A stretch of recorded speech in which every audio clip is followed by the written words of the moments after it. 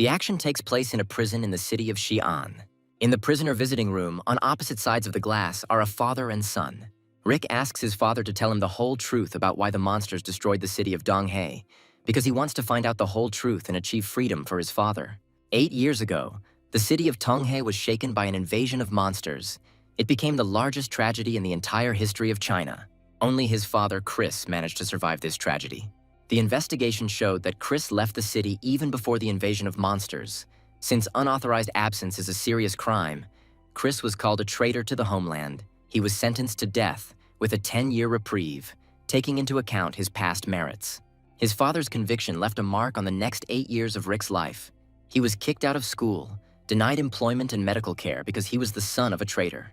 But Rick believed that someday he would be able to clear his father's name from this stigma.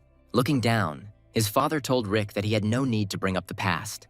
After which, he looked into Rick's eyes and with despair in his voice invited him to leave the city and abandon his father, because the burden of being the son of a traitor to the motherland is very heavy. Hearing this, Rick jumped up and hit the table with his fist because his father is not the person everyone takes him for. Having finished talking with his father, Rick left the room. 2 police officers were waiting for him at the exit. Calling Rick the son of a traitor, they informed him that now he would have to pay 3 times more for visiting his father than before. With a mockery on their faces, they tell Rick that it is already a big indulgence that he is visiting him because his father betrayed his homeland. Rick is furious. He does not understand how his father, a man who risked his life for his country, could be accused of treason. After leaving the station, Rick makes a promise to himself that he will definitely reveal the whole truth and free his father from prison. He also understands that the only one who can tell it is his father, but in order to see him again, he needs to pay 9,000, which is simply a huge amount for him. All this time, Rick received money by working and risking his life as a mercenary of the reserve team of Meteorite Fighters, a special organization dedicated to fighting monsters. Each citizen has a special watch on his wrist that shows his main characteristics, such as health, strength, agility, intelligence. For an ordinary person, all indicators are equal to 1. But for an official Meteorite fighter, they are no less than 10. Rick is thinking about how he can get more money because working as a small mercenary in this organization brings him a maximum of 3,000. He even thinks about selling his only expensive item, a pendant given by his mother for his birthday. According to her, this pendant is made from a fragment of a star that fell at night, so this gift is very valuable and has a high value on the market. Slapping himself on the cheek, Rick drives away thoughts of selling the pendant. Because this is the last thing that remains from his mother, he understands that the only option is to find a high-class mission in the Union. To do this, he comes to an organization for mercenaries, where mostly newcomers like him live. Some of them are looking for the glory of a fighter, and some come here only for material benefits. Seeing Rick, the mercenaries throw ridicule at him. They don't understand why he came here again, because he is the weakest in the reserve team.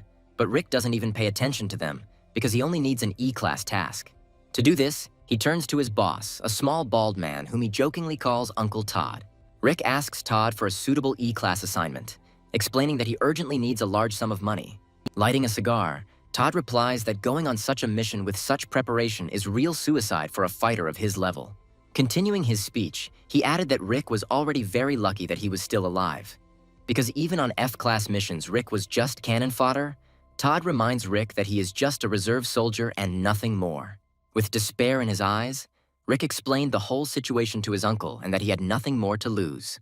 After lighting another cigarette and considering Rick's position, Todd finally fulfilled his request.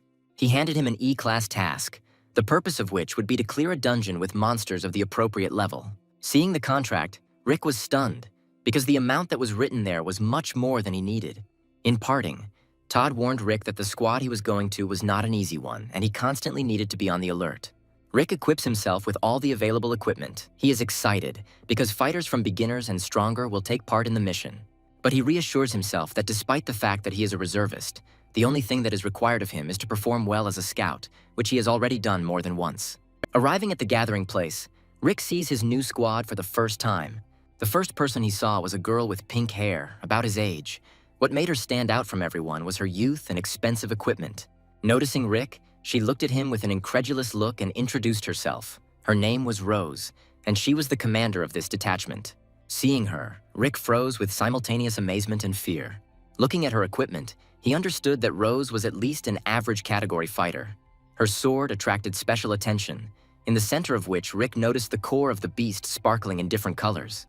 The core of the beast is an extremely unique thing, because it can only originate in 1 out of 1,000 monsters.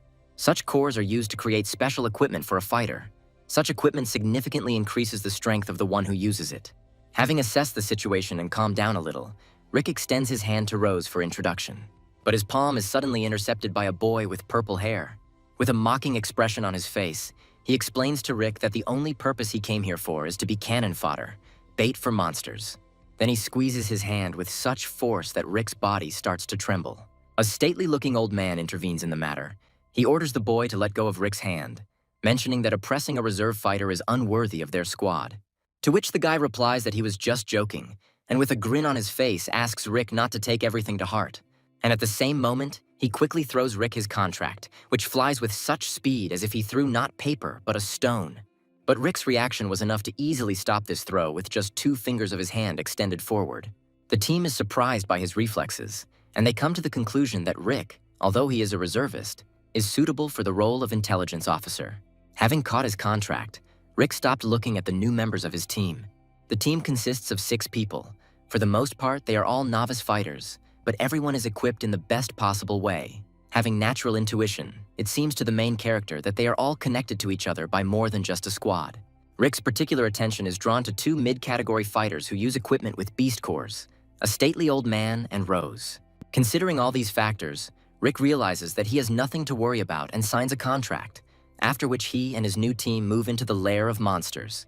After the world was shaken by huge changes, monsters began to dominate in deserted places. Such places were called forbidden zones. Firearms were no match for these monsters and even enhanced some of the specimens, causing them to mutate by absorbing poisonous gas.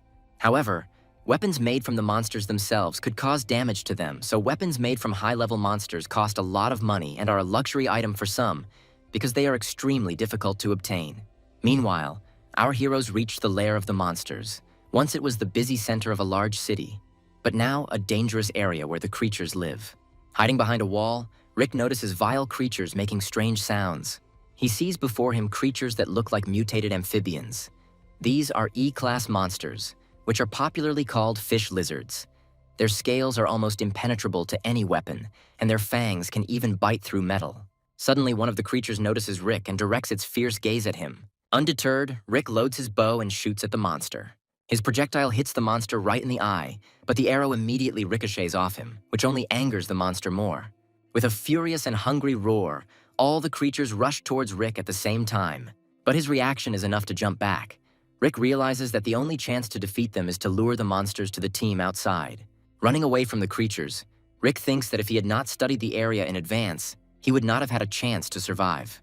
These creatures are incredibly fast and strong. Their scales are impervious to any weapon in his arsenal, and their claws can cut through sheet metal.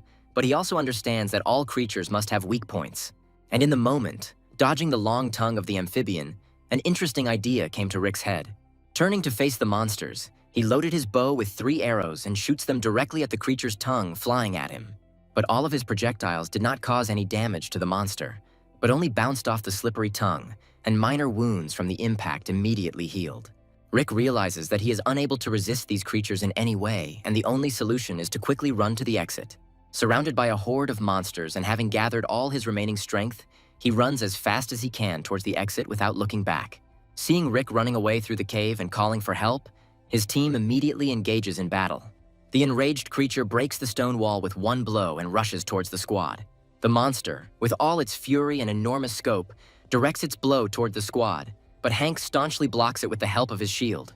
Hank is an old man with a powerful physique. A mustache flaunts on his face, allowing one to think that he is from noble blood, and he is also a mid-category meteorite fighter, wielding a shield with a beast core.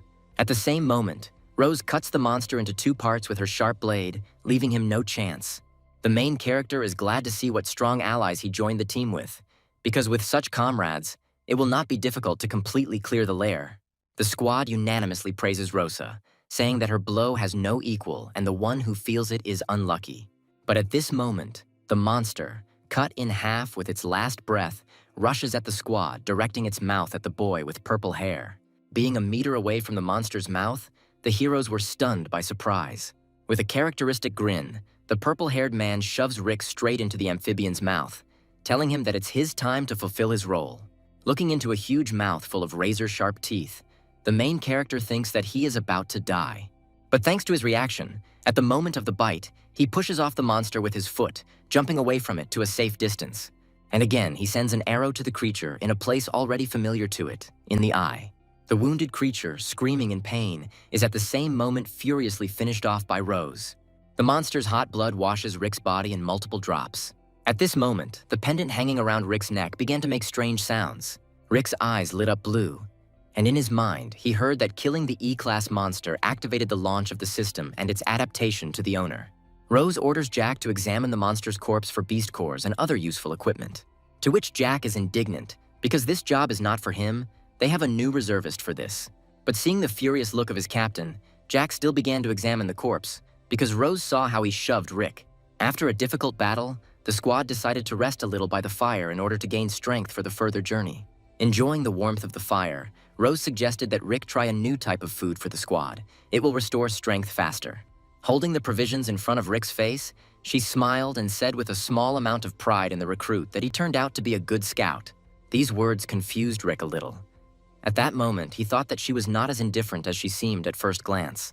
Looking at them, Jack noted that Rick coped well with the role of bait, after which he added that it suits him very well to be a whipping boy. In response to this joke, the squad burst into loud laughter. It seemed that the sound of laughter reached the center of the city. Old Man Hank, slapping Rick on the shoulder, told him not to be offended, because these were just harmless jokes.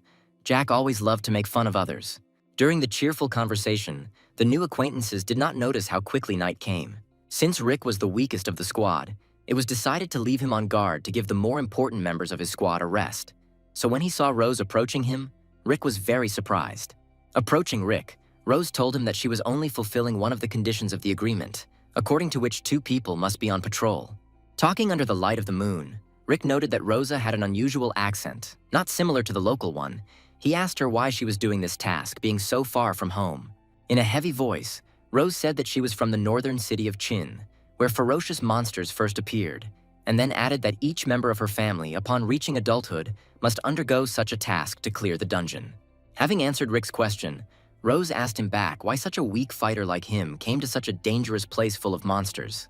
The main character wanted to tell how much he wanted to bring his father back and find out the whole truth about the fall of the city of Donghae, when he suddenly felt a strange rustling at his feet. Looking down, the heroes were horrified by what they saw. In the place where they were standing, a huge abyss suddenly formed, leading straight into the subway, and our heroes quickly began to fall down. Rick tried to grab onto any nearby fragment, but his attempts were unsuccessful, and they fell into the abyss at great speed. The last thing they saw was the mysterious silhouette of a man standing on the edge of a cliff. Having woken up, the heroes saw an underground path in front of them. Strange rustling noises were coming from the distance of the tunnel, as if someone was scraping their claws on the stones. Having recovered a little, Rick put on his night vision goggles to better understand the situation and surroundings. Having looked around, Rick thinks about what caused the ground to collapse from under their feet. He also notices that the nearest exit from this subway is blocked with huge stones. The heroes try to figure out what happened and come to the conclusion that most likely it's all about the soil of the surface on which they stood. Placing his palms on the boulder and looking up, Rick noted that the depth here was at least 20 meters.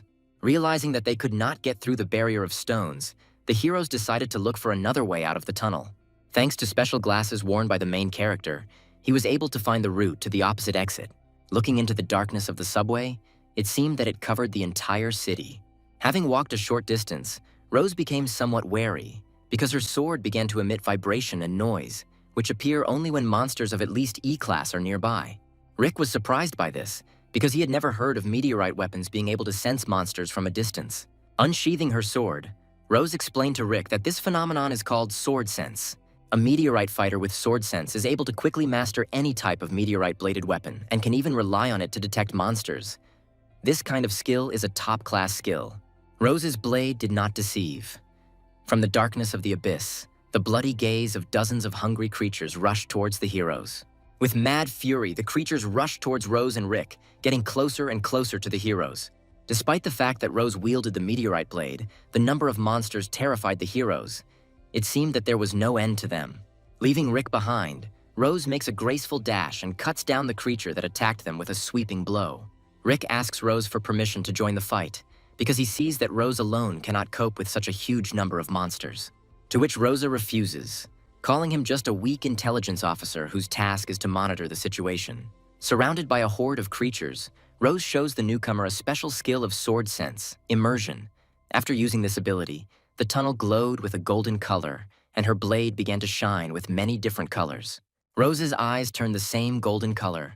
Her speed and strength seemed to increase tenfold. Standing behind Rose and watching her disembowel the monsters one by one, Rick is surprised at such enormous strength. Its capabilities seem to him higher than those of a simple average fighter. Despite the strength of the monsters' scales, Rose cuts off their heads one by one, leaving mountains of corpses in her wake. Another severed mouth flew towards Rick, and in its death throes, it grabbed his hand with a fierce grip. Rick was not taken aback and hit as hard as he could on the already dying mouth of the monster, thereby finishing him off. After killing the monster, its eyes glowed blue again, and a notification appeared in front of its face that the system's adaptation speed had been increased. Rick is perplexed. He does not understand what this message means and why it appeared in front of his face again, but decides to look into it later because now there is a battle. Having finished the fierce battle, Rose's sword turned crimson with the blood of amphibians. It seemed that she had killed every single creature in this subway. Shaking off the blood from her sword, Rose ordered Rick to continue looking for a way out, because they were already delayed here. Having reached the opposite exit, the heroes are surprised by what they see, because their path was again blocked by a shaft of huge stones. Finding himself locked on all sides, Rick peers into the passage. It seems to him that he is locked from the outside. Without having time to think about the situation, Rose sullenly brings her golden blade to Rick's throat. Looking at Rose with a surprised look, Rick asks her why she put her sword to his throat, because he also doesn't understand what's happening here. But Rose only continues to hold the blade at his neck, enveloping Rick with her cold gaze. Rick is outraged by Rose's behavior. He tells her that they are allies and must stick together, the only way they can get out of here. Recent associates look intently into each other's eyes. Seeing sincerity in Rick's gaze, Rose understands that he is not lying. After that, she sheathes her blade and explains her action by saying that she was checking up on Rick because too many strange coincidences have happened lately. Looking at Rose with a surprised look, Rick suddenly realizes that someone deliberately caused this collapse, wanting to lock them here. Rose apologizes to Rick for her actions and adds that everything that happens here most likely concerns only her, and he is just a pawn in the hands of those who forced them to get here. After what had been said, Rick thoughtfully lowered his gaze. He realized that most likely the whole point was that there was an internal struggle for power in Rose's family. Since the advent of the meteorite fighters, there have been families from which a huge percentage of the Union members came. Such families were nicknamed the meteorite families. Their iron law repeats the words of the inhuman dogma that only the strongest survive, and only death awaits the weak. If one of the family wants to distinguish himself, he will have to complete a special task of hunting in the lair of monsters, and also survive in battle against his relative competitor. After thinking about this, Rick realizes that they need to get out of this place as soon as possible. Rick is completely concentrated on finding at least some way out. Thanks to his intelligence inclinations, dozens of subway points intersect in his head at the same time, and mentally he tries to get into any crevice of this place. Suddenly, a brilliant idea came to Rick's head. In a hurry, afraid of losing his mind, he shouted to Rose to follow him, because he remembered that on the way here, he saw one place with wide cracks through which they would probably be able to get out.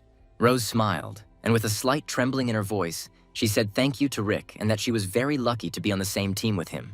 Hearing this, Rick replied with slight embarrassment that there was something he had been wanting to tell her for a long time. Rose looked at him with a surprised look from her blue eyes.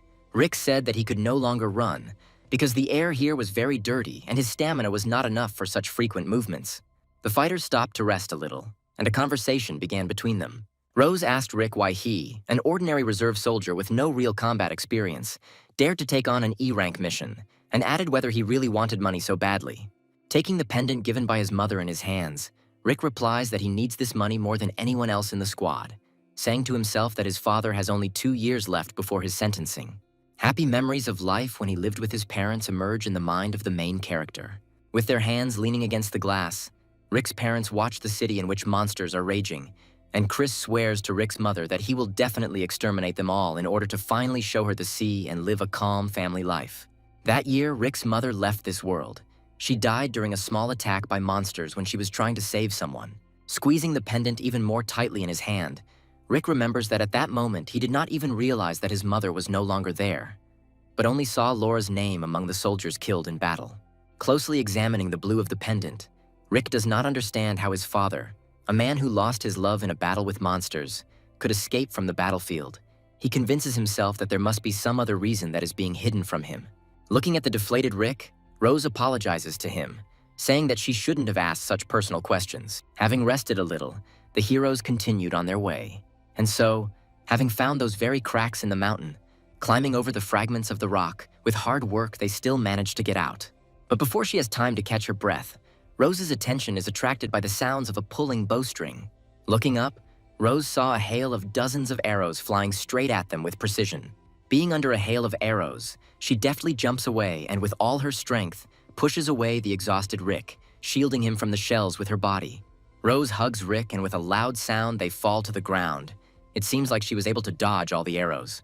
However, Rose suddenly feels a bright flash of pain in her shoulder blade, spreading throughout her body, causing her to scream. Quickly throwing off Rose's body, Rick sees an arrow sticking out of her back. Looking at its tip, Rick realizes that this projectile is poisoned. In order to avoid the rapid action of the poison, the main character quickly pulls the arrow out of Rose's body and immediately remembers that he took the antidote with him on the mission. After which, he rests her body against the stone barrier that protects them from arrows and holds out his hand with the antidote, telling her to drink it quickly. Weakened by the effects of the poison and severe pain, Rose, barely focusing her tired gaze with a heaviness in her chest, looks up. Seeing the silhouettes of people on the mountain, the main characters froze in surprise, because they did not expect to see these people here. On the mountainside, with a proud look, stood Hank and the rest of their meteorite squad. Hank, with a grin on his face, calls Rose his niece.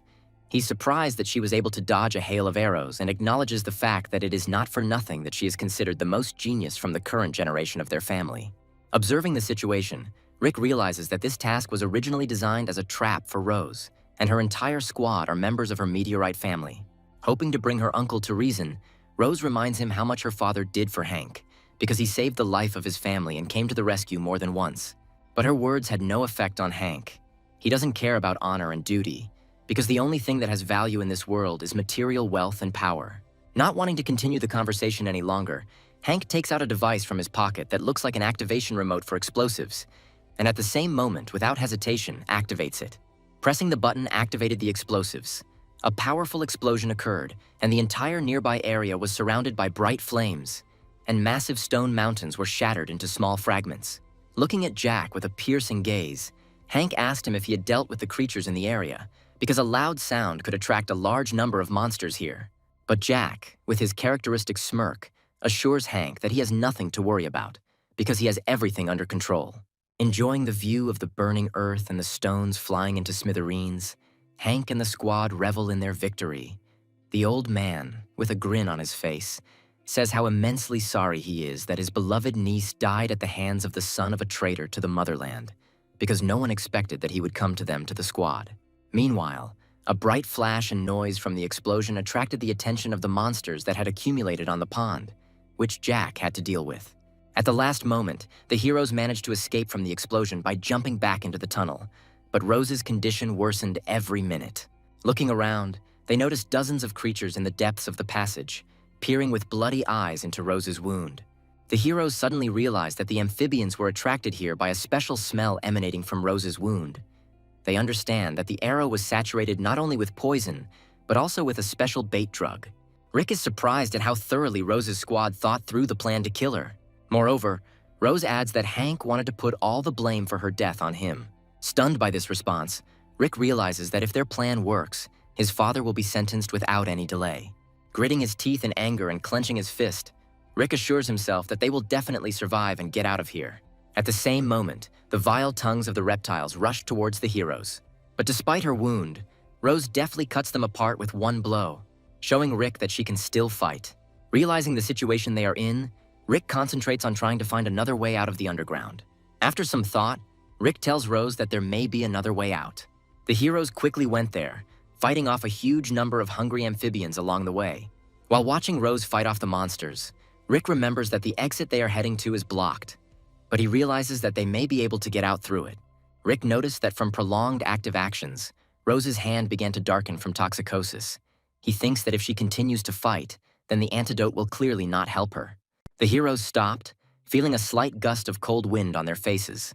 Rick joyfully points his finger up, pointing to the crevice, because now they have another chance to get out of here. However, at that very second, Rick's joy turned to horror. After all, the smell emanating from Rose's wound attracted even more scaly monsters here. Leaving Rick behind again, Rose orders him to run away, because he should not die here for her sake. And at the same moment, he makes a graceful dash towards the creatures, cutting their bodies one after another with quick blows. Realizing that they have no other choice, Rick begins to clear the passage. Barely noticeable glimmers of moonlight begin to break through the pile of stones. Finally, he managed to clear the way out. Realizing that they cannot cope with all the monsters, Rick sets a special trap for them, after which he shouts to Rosa to quickly run to him. Gathering her last strength, Rose, running away from a flock of creatures, deftly slips under Rick's trap. A crowd of amphibians deprived of intelligence continues to rush forward, but they run into an obstacle that they cannot overcome. Having got out, the heroes watch as the passage through which they just made their way collapses. Rose praises Rick for his ingenuity in fighting the fish lizards, and also adds that if not for his trap, they most likely would have died. But before she can rejoice, she feels a special noise made by the handle of her blade. Looking around, the heroes see in front of them many monsters who were attracted here by the loud sound of the explosion. Realizing that a battle cannot be avoided, Rose tries to join the fight, but her strength is hardly enough to hold her sword. Feeling a sharp weakness, Rose falls from powerlessness, and with her last breath, she tells Rick to run for his life. Rick picks up Rose with one hand, and with the other, he picks up the meteorite blade that has fallen to the ground. Looking into the eyes of monsters, Rick shows with all his appearance that he is ready to fight to the death. Smelling the sweet smell emanating from Rose's wound, the furious creature attacks the main character at breakneck speed. However, thanks to his reflexes, Riku manages to blow off her head with one strong blow from the meteorite blade. But this was not enough to kill a monster of this level. From the severed mouth of the monster, a knife-sharp amphibian tongue rushes towards Rick's body. Not having time to dodge the blow, Rick suddenly feels a sharp pain in the chest area. Lowering his head down, he sees that his body has been pierced right through. Realizing that he will not survive from such a wound, Rick mentally asks for forgiveness from his father for not being able to save him. After which, Rick's lifeless body falls to the ground, showing no signs of life. While on the verge of death, Rick's pendant suddenly floated above his body, and its color changed to gold. His body is fighting for life in agony, and Rick himself again sees a strange notification in front of him. It says that he killed 3 fish lizards. The accumulation of energy is complete. The God of War system has been activated. After activating the God of War system, the characteristics on Rick's bracelet began to increase rapidly. Rick does not understand what is happening to his body. It seems to him as if he is sleeping and floating in a stream of infinite power and wisdom. He again sees a notification in front of him that the distribution of the main attributes has been completed. After which Rick came to his senses. His heart was beating in his chest so that it seemed like it was about to jump out, and his whole body seemed to be on fire. Looking down, Rick saw that the wound on his chest had completely healed, not even leaving a scar on the skin. Having come to his senses a little, the main character sees that the monster's gaze is directed towards Rosa. Without missing a beat, Rick immediately grabs his sword, thereby attracting the attention of nearby creatures. The monsters furiously attack Rick, destroying everything in their path, but he easily fends off their attack, noticing their every move. At this moment, Rick realizes that his agility has increased significantly, and his reflexes have become much faster. Moreover, holding the meteorite blade in his hands, Rick feels how enormous power permeates his body. Rose's sword was inlaid with a high-quality E-class beast core, which was why she was able to cut through fish lizards so easily. Surprised by the new power, Rick looks at the monsters without a drop of fear. The enraged creatures try to pierce Rick with their tongues again, but the main character easily parries the attack, after which he quickly pulls out from behind his back his knife with a fishing line attached to it and accurately throws it towards the monsters. With the strength of one hand, Rick knocks the creatures down by just pulling the fishing line slightly to the side, and at the same moment he instantly appears before their vile jaws. With cold calculation, he simultaneously cuts off the heads of 2 fish lizards, washing himself with their icy blood. It seems that even creatures incapable of experiencing emotions have animal fear in their eyes. Confident, Rick calls on the creatures to continue attacking him in order to avenge his relatives. Hearing this, the creatures rush in a crowd towards the main character. Their ominous roar permeates the entire battlefield. Several of the creatures manage to grab onto Rick's body, tightly squeezing his flesh with their sharp teeth. But despite this, the main character cuts the bodies of amphibians in half with just one sweeping blow. Thanks to his excellent reflexes, Rick easily sees all the blows aimed in his direction. The agility and speed of his movements leaves no chance for the creatures to inflict any damage on him. And the striking power of his sword has increased so much that he can easily cut through the durable scales of fish lizards. Having defeated his opponents, Rick realizes what enormous power he now possesses. The main character promises himself that he will never hide behind Rose's back again. Opening his wrist, Rick decided to check how much his characteristics had changed and saw that all indicators had increased at least 4 times. Delighted with his new abilities, Rick remembers that he has more important things to do. Since the sound of the tunnel collapse caused many fish lizards to gather outside, Rick decides that it would be safest to hide Rose's body inside. Rick sees that Rose's condition is worsening. Her pulse is beating slower, and her body begins to break out in cold sweat. Having laid Rose's body in front of him, Rick realizes that he needs to treat her wounds. With embarrassment on his face, he apologizes to Rose for what he is about to do. By removing the white collar from Rose's collarbone, Rick exposes her wound. Seeing her, Rick thinks that bandaging and treating the wound will not be difficult for him, but the smell may attract unfriendly guests to her. A bait drug for fish lizards is a liquid with a specific odor that can cause them to go crazy. Such drugs are made in special laboratories from mutated plants. To kill the smell of this drug, Rick takes out a yellowish flask with a strong, pungent odor. This medicine is made from the excrement of a skunk monster. Most monsters try to avoid the source of this smell. After apologizing to Rose, Rick treats her wounds with this medicine and also bandages them. Having finished treating his wounds, Rick decides to rest a little in order to understand in more detail the events that happened to him. Resting his hand on his chest, Rick notices that the pendant around his neck has disappeared. It turned out that the pendant with the meteorite fragment became a full-fledged system for controlling the characteristics of the meteorite fighter, the so-called God of War system. A table with his main characteristics opened in front of the main character. Rick is surprised at how quickly he managed to develop to the rank of rookie, because not long ago he was just a reservist. Moreover, at the bottom of the table, he notices points available for distribution. Not understanding how it all works, Rick asks the system to explain to him how it works. But in response, he heard only a slight rustle. Angry, Rick starts poking at all visible places, hoping to figure out the functionality. Thinking that he wanted to add these points to the strength, the addition icons lit up on the screen, Rick realized that the God of War system works from thought. After adding just 3 points to his strength, Rick felt how much easier it became for him to hold his sword. Deciding to test his new powers, Rick sets a trap for the fish lizard. He places Rose's collar, soaked in arrow poison, on the dead rat, which immediately attracts the creature's attention. Instantly finding himself behind her, Rick quickly points his blade toward the monster.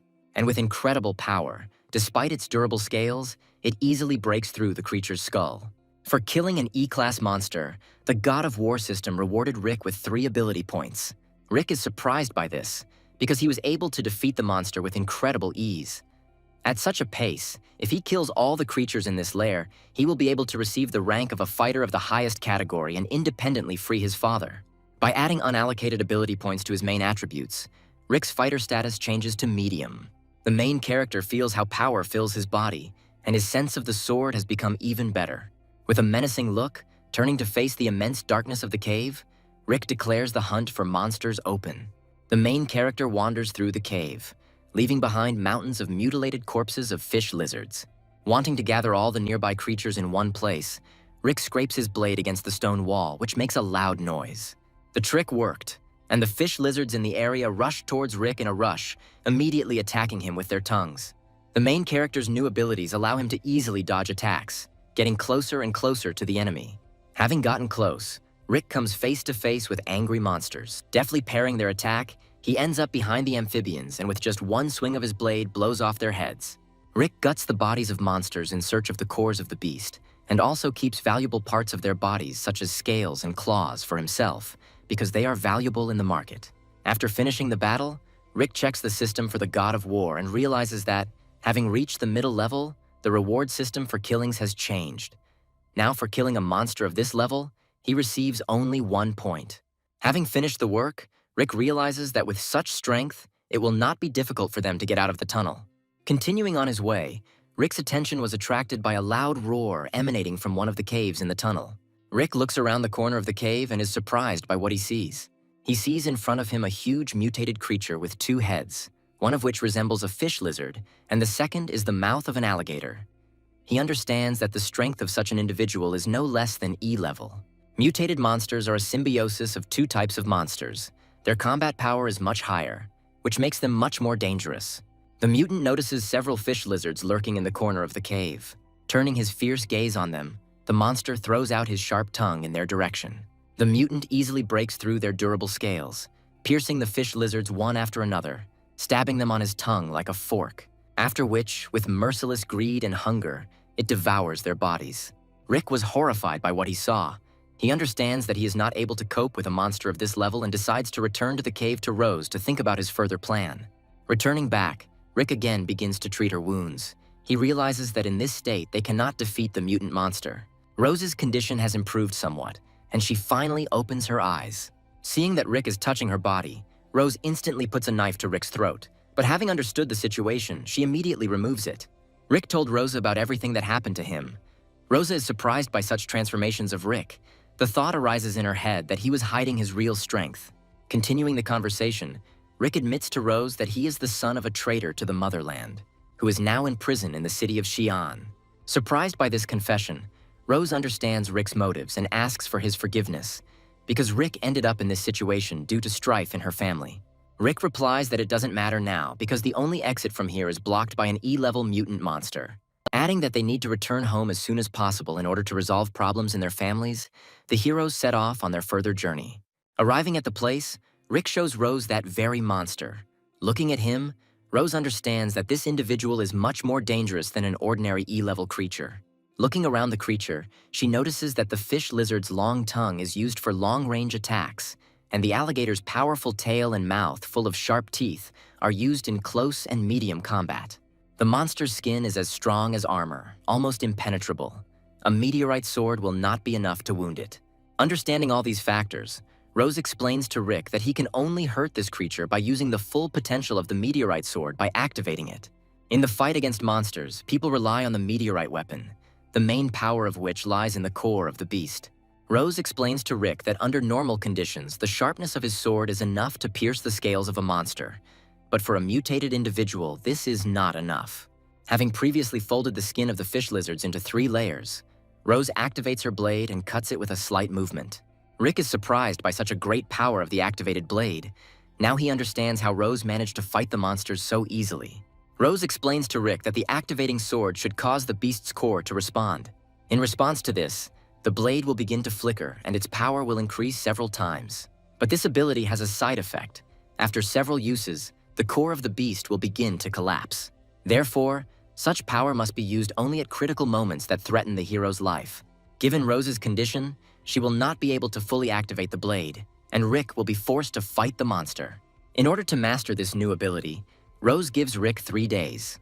In order for the core of the beast and the weapon to respond, you need to spend a long time in battles with monsters, coming to understand it. A gifted fighter will cope with this in 6 months, but for the vast majority, life will not be enough. But looking at how fiercely Rick fights, Rose believes that he will succeed. After spending half a day fighting, Rick still does not feel a response from his sword. Rose is not surprised by this, because even she, with the innate gift of feeling the sword, took 2 whole days to feel the response. But she also adds that their time here is limited, because if they don't make it, Hank will take part in her family's inheritance ceremony. After spending a few more hours fighting monsters, Rick decides to test his war god system. He sees a notification in front of him that the beast core in his blade is not activated. In order to activate it, you need to spend 10 points, and also be a fighter of the average category. Having completed all these points, Rick activates his blade. The meteorite sword has a new property. It is increased sharpness, and the sword itself shone with bright colors, illuminating the entire darkness of the cave. Rose is surprised by Rick's amazing talent, as it only took him half a day to activate the blade. After using his first meteor blade activation, Rick collapses to the ground from exhaustion. Rose gives Rick the medicine, explaining that in addition to the bonuses, the core greatly overloads the user, absorbing his life energy. Having rested a little, the heroes went to the cave to the monster. Arriving at its location, Rick, without even a second's hesitation, quickly rushes towards the monster's mouth. Seeing Rick, the enraged creature emits a powerful roar, after which it points its tongue towards the main character. Rick deftly parries the mutant's attacks, step by step approaching the mutant's mouth. Approaching the attack radius, Rick decides to first cut off the fish lizard's head in order to weaken the mutant. After hesitating a little, Rick sees a huge mutant tail quickly flying in front of him. Rick tries to block the blow with his blade. countering the weight of the monster's tail with incredible difficulty. But the force of the blow is so great that from the pressure, Rick begins to bleed from his mouth, and he feels wild pain in his muscles. With a slashing blow, the mutant throws Rick straight into the wall with a loud sound. The force of the collision is so great that it shatters into small stones. Shocked by the blow, Rick heavily rises from his knees, using his blade for support. The horror of what is happening is visible in his eyes. Seeing that the main character is still alive, the creature emits a loud roar, the echo of which spreads throughout the cave. After which, the creature quickly attacks the main character, trying to bite the alligator with its powerful mouth. But at the last moment, Rick managed to dodge the bite by jumping up. Without allowing Rick to catch his breath, the creature immediately attacks him with its long tongue, directing him to vital points.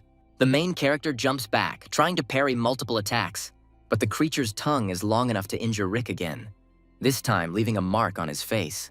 Hiding behind the wall, the main character reflects that he cannot cope with such a strong mutant because he cannot find his weak side. Mutant monsters have weaknesses and strengths, which mainly depend on the type of mutation. But this mutant can attack from any distance, plus he has thick scales that protect him from any type of attack. The main character understands that he has no right to lose. Memories from childhood begin to emerge in his head. The action moves to the moment of the funeral of Laura, Rick's mother, when he and his father Chris stand at her grave. When the city was attacked by monsters, his mother helped with the evacuation, after which she went missing. But little Rick, wiping tears from his face, does not believe in Laura's death, because her body was never found. With a sullen expression, Chris swears on Laura's grave that he will exterminate every single creature and give their son the opportunity to live a normal life. The action flashes back to the moment of the battle. The hungry creature looks towards Rick, after which he attacks him again with his powerful tail, destroying the wall behind which he stood with a blow. Small stones scatter throughout the area. But Rick reacts to the attack and manages to dodge it, jumping in the other direction. Clenching his sword tightly with both palms, Rick shows the creature that he is ready for a mortal fight. Rick's blade lit up with a bright light, the colors of which illuminated the entire cave. A new notification appeared in the God of War system, showing that Rick's innate perception skill had activated. Now the main character is able to sense all changes within a radius of 10 meters. With the new ability, Rick's vision increased to 360 degrees, and his reflex speed doubled with the ability activated. The monster's movements have slowed down significantly for him, and now he easily notices every rustle made by the monster. Parrying the next attack, Rick activates his sword and points it straight towards the monster's neck. After which, without much difficulty, with a powerful sweeping blow, he chops off 2 heads at the same time. The monster's vile jaws fall to the ground. Rose looks at Rick with a stunned look. She is surprised that he managed to defeat a monster of such a level. Standing over the corpse of the creature, Rick with a sullen look tells her that it is time for them to go, because they are waiting at home. After searching the mutant's corpse, Rick discovers 2 E-level beast cores. The main character places them in his luggage. Having finished examining the corpse, the heroes set off. With Rose on his back, Rick runs along the monster-ravaged streets, feeling some peace for the first time in days. Holding Rose by the hips, the main character feels the warmth of her body, which causes him embarrassment. With trepidation in her voice, Rose thanks Rick for her latest rescue, adding that if it weren't for him, she would probably have died. To which Rick replies that she has nothing to thank him for. They walked this path together, helping each other in difficult situations. The heroes enjoy the carefree atmosphere. A smile appears on their faces for the first time in a long time, and the wounds from long battles seem to hurt a little less. But their pleasure is interrupted by a hail of arrows flying straight at them. Having dodged the arrows, Rick and Rose see Jack coming to meet them along with his new subordinates. Jack calls Rick a whipping boy and wonders how he managed to survive, because he is a complete weakling. Still holding Rose on his back, Rick looks angrily in their direction. Jack adds that Hank sent him here to make sure Rose didn't survive, to which Rose replies, as soon as she returns home, they will all be tried as rebels, and Hank will answer personally to her father. After hearing this, Jack grins and calls Rose a naive fool, and also adds that he has been eyeing her for a long time and was waiting for an opportunity. Jack orders his subordinates to attack, adding that whoever kills Rick first will let him have fun with Rose. Jack's henchmen rush towards the heroes with a malicious laugh and lust in their eyes. But Rick defeats each of the bandits in an instant, leaving them no chance. Jack is stunned by Rick's strength, as he remembers him as a weak reservist who served as cannon fodder. Having let Rose off his back, the main character invites Jack to settle scores for old matters. Jack is furious at Rick's self-confidence. He doesn't understand where he gets his strength. Deciding that it's all about his blade, Jack orders his subordinates to use firearms so that he does not get closer to them. Without moving, Rick activates his new perception ability, sensing every bullet flying at them. After which, with a quick movement, he cuts all the projectiles aimed at him. In the blink of an eye, Rick finds himself face to face with his enemies. None of them can even notice Rick's movements. He quickly destroys them one by one, leaving them not a single chance to win. Having defeated all the henchmen, Rick just as quickly finds himself in Jack's face, telling him that now it's his turn. From what he saw, Jack turned to stone. His body was bathed in cold sweat, and his mind was taken over by bestial fear. Realizing that he has no other chance, Jack tries to escape by pushing Rick aside, to which Rick says that he doesn't mind playing cat and mouse with him if he amuses him for at least a couple of minutes. Rick's movements are so fast that to Jack they seem like flashes of black lightning spreading around the entire perimeter. At some point, it seemed to Jack that he had managed to move away to a safe distance when he suddenly felt a sharp pain in the area of his right arm. Seeing that she was no longer there, Jack roared in great pain. After which, exhausted and mutilated, he falls to his knees in front of Rick, begging him for mercy. To which Rick replied that if he apologized to Rose and also promised that they would not see him again, he would let him go. Unable to accept defeat, Jack grabs the tip of one of the nearby arrows and tries to attack Rick. But this attempt was doomed to failure. Without any regret, the main character counterattacks Jack with a strong blow. Inflicting fatal damage, Jack's lifeless body falls to the ground. Having finished the fight, Rick again puts Rosa on his back. She once again thanks him for her salvation, and also adds that a detachment from her family should soon come for them. Rose didn't lie. After resting a little, they heard the sound of a roaring engine approaching them, after which they saw several cars heading in their direction. People belonging to Rose's family came out of green jeeps. The first of them was a gray-haired man, loudly rejoicing that they had finally found her. This gray-haired man was Mr. Henri. In appearance, he was somewhat reminiscent of Hank. Only an idiotic beard distinguished Henri from him. This man served as a butler in Rose's house. Realizing that it is time for them to part, Rose hands Rick a piece of paper with her address, making him promise to hang her up as soon as he is in the city of Chin. Watching the conversation of the young people, Henry notices that his mistress gave her sword to Rick. This greatly worried him, because he is the son of a traitor. Saying goodbye, Rose once again reminds Rick to be sure to find her, because she still wants to tell him so much, and the main character calmly follows her with his eyes. Sitting behind the wheel, Henry makes a remark to Rosa, because a person of her blood and status cannot be with a person like Rick. He explains to her that he is the son of a traitor, and if people find out, this will greatly affect her reputation. To which Rose, with her eyes downcast from embarrassment, timidly replies that they are just teammates, and together they risked their lives to get out of here. Henry believes that his mistress is simple-minded, and Rick himself is trying to fool her, after which he mentally apologizes to her for his subsequent discourtesy towards Rick. Meanwhile, Hank's squad reached a battlefield strewn with corpses after a fierce battle. Hank looks at Jack's mutilated body with tears in his eyes. He cannot believe his eyes. Melancholy and anger permeate his heart.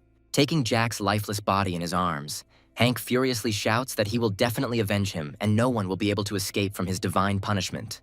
Meanwhile, the action moves to the prison where Rick's father is being held, and we are shown a helicopter approaching the landing pad. This is a special officer helicopter designed for people of special rank, as well as for transporting especially dangerous criminals. A man in an officer's uniform and hair as blue as the sky comes out of the helicopter. Next to him is a woman with yellow glasses and the same hair color. Looking around, they notice that the prisoners here are in fairly comfortable conditions. Officers working in this prison report to the commander that individual rights are emphasized here and all criminals are treated appropriately. Looking at the officer with an enraged gaze, the commander asks him about the conditions of detention of the traitor, to which he receives the answer that his conditions of detention are the worst in the entire prison. Indeed, life in Chris's cell could hardly be called comfortable, because apart from dirty walls, a bed, and bars, there was practically nothing else there. But Chris steadfastly served his sentence. This day was no exception. Chris, as always, was peering blankly into one of the cracks on the wall of the cell when he suddenly heard the sound of voices already familiar to him. Introducing himself as old acquaintances, Commander Lewis, with an ominous grin on his face, asks Chris for permission to take him to a new, more suitable place of detention. Meanwhile, a taxi arrives at the prison. Rick gets out of the car. After long battles, he was able to accumulate the amount necessary for the meeting, and he is glad that he can finally meet his father, because he wants to tell him so much. Anticipating a conversation, Rick suddenly hears a loud engine noise coming straight from the heavens. Raising his head up, Rick sees a huge installation floating in the air. the size of which is comparable to a large building, and powerful turbines allow it to fly while emitting a powerful roar. This installation is called an air prison. Air prison is the harshest place to serve a sentence. Not a single prisoner has ever left it alive. Only the most inveterate maniacs are kept there, and recently traitors to the homeland have also been sent there. Realizing that this giant is here for his father's soul, Rick quickly moves forward to help him. Meanwhile, the helicopter needed to transport Chris to this prison has already arrived on the roof, and he himself is being slowly walked straight towards him. Hearing the hum of the turntable, Rick hurries to the aid of his father as best he can, deftly making his way through the obstacle of police officers. Finally reaching the helipad, Rick, surrounded by a squad of police officers with rage in his voice, loudly shouts the name of his father. Hearing this, Chris stopped with horror in his face. Commander Lewis and his assistant carefully examine the unexpected guest who has suddenly arrived. They are surprised that he is here. The police, seeing a stranger on the roof, try to detain Rick, but the first of them falls to the ground from a powerful blow to the face with his fist. Looking at this, Lewis tells Chris that he has a very interesting son, worthy of his traitor father. Knocking out the police officers trying to detain him one after another, Rick gets closer and closer to his father.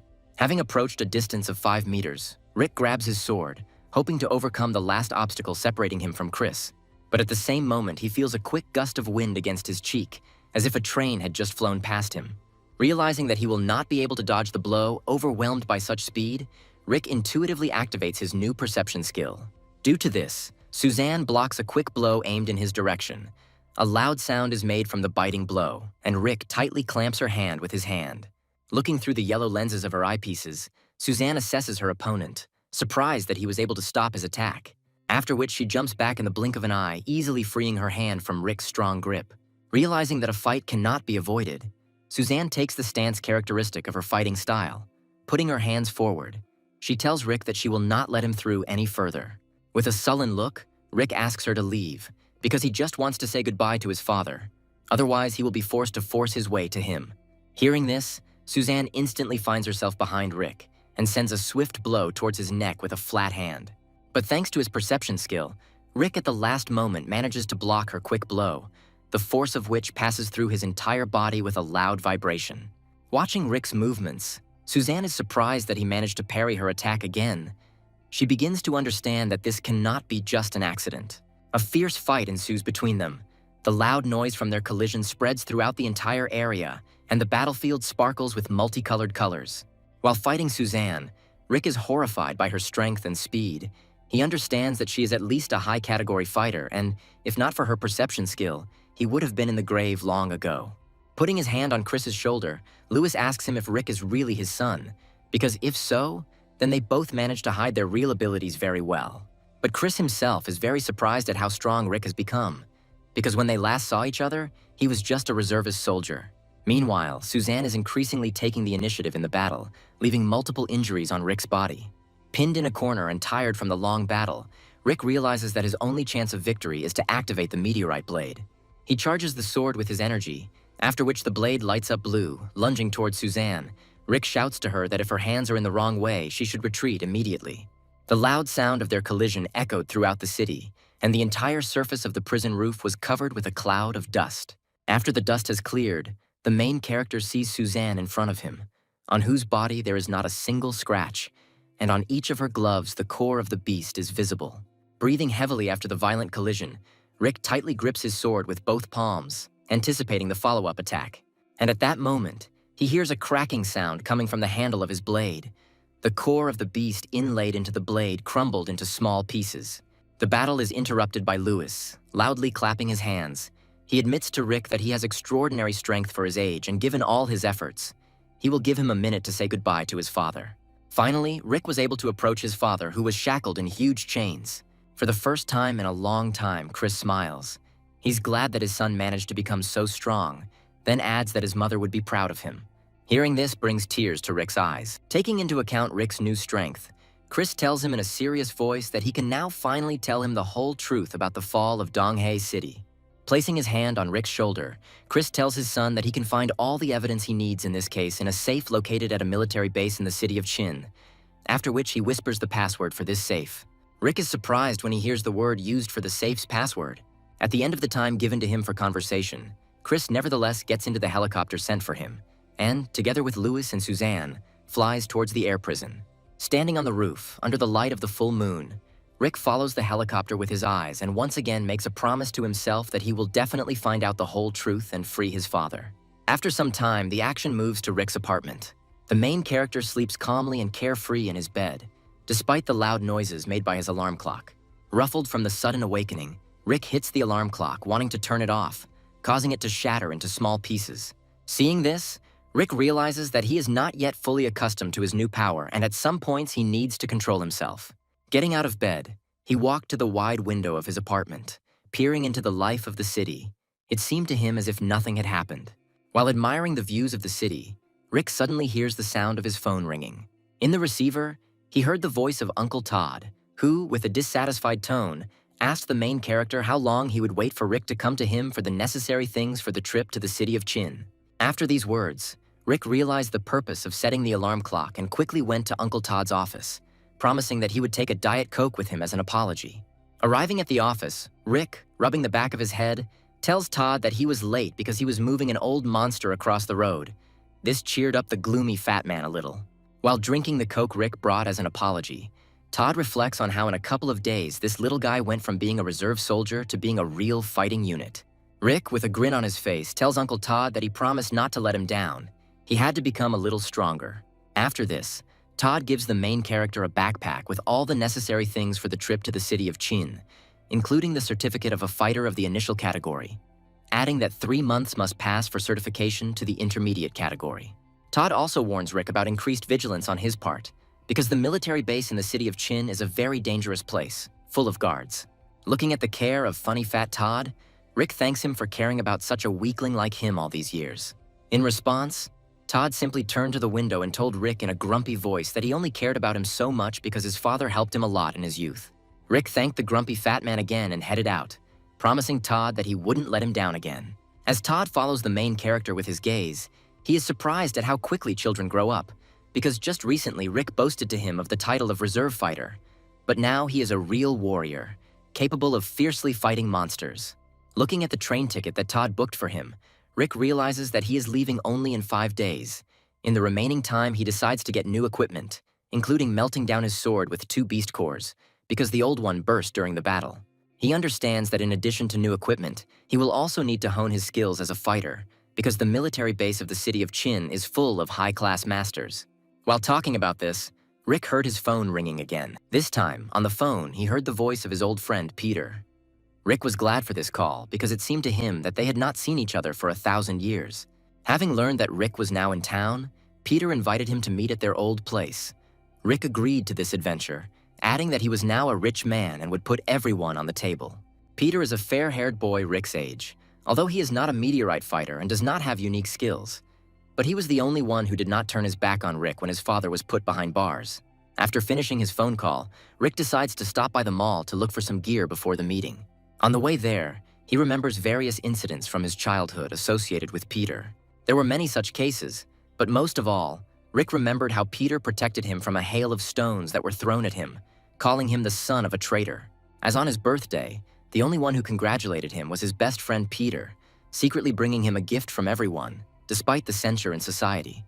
And even the apartment in which Rick now lives was rented by Peter because everyone refused him, citing whose son he was. Remembering this, Rick didn't even notice how quickly he got to the place he needed. On a warm summer evening, the shopping center was filled with many people. Having passed by passers-by, Rick feels that 2 fighters of the initial category are standing next to him. Rick realizes that his new perception ability can determine the strength of an opponent near him.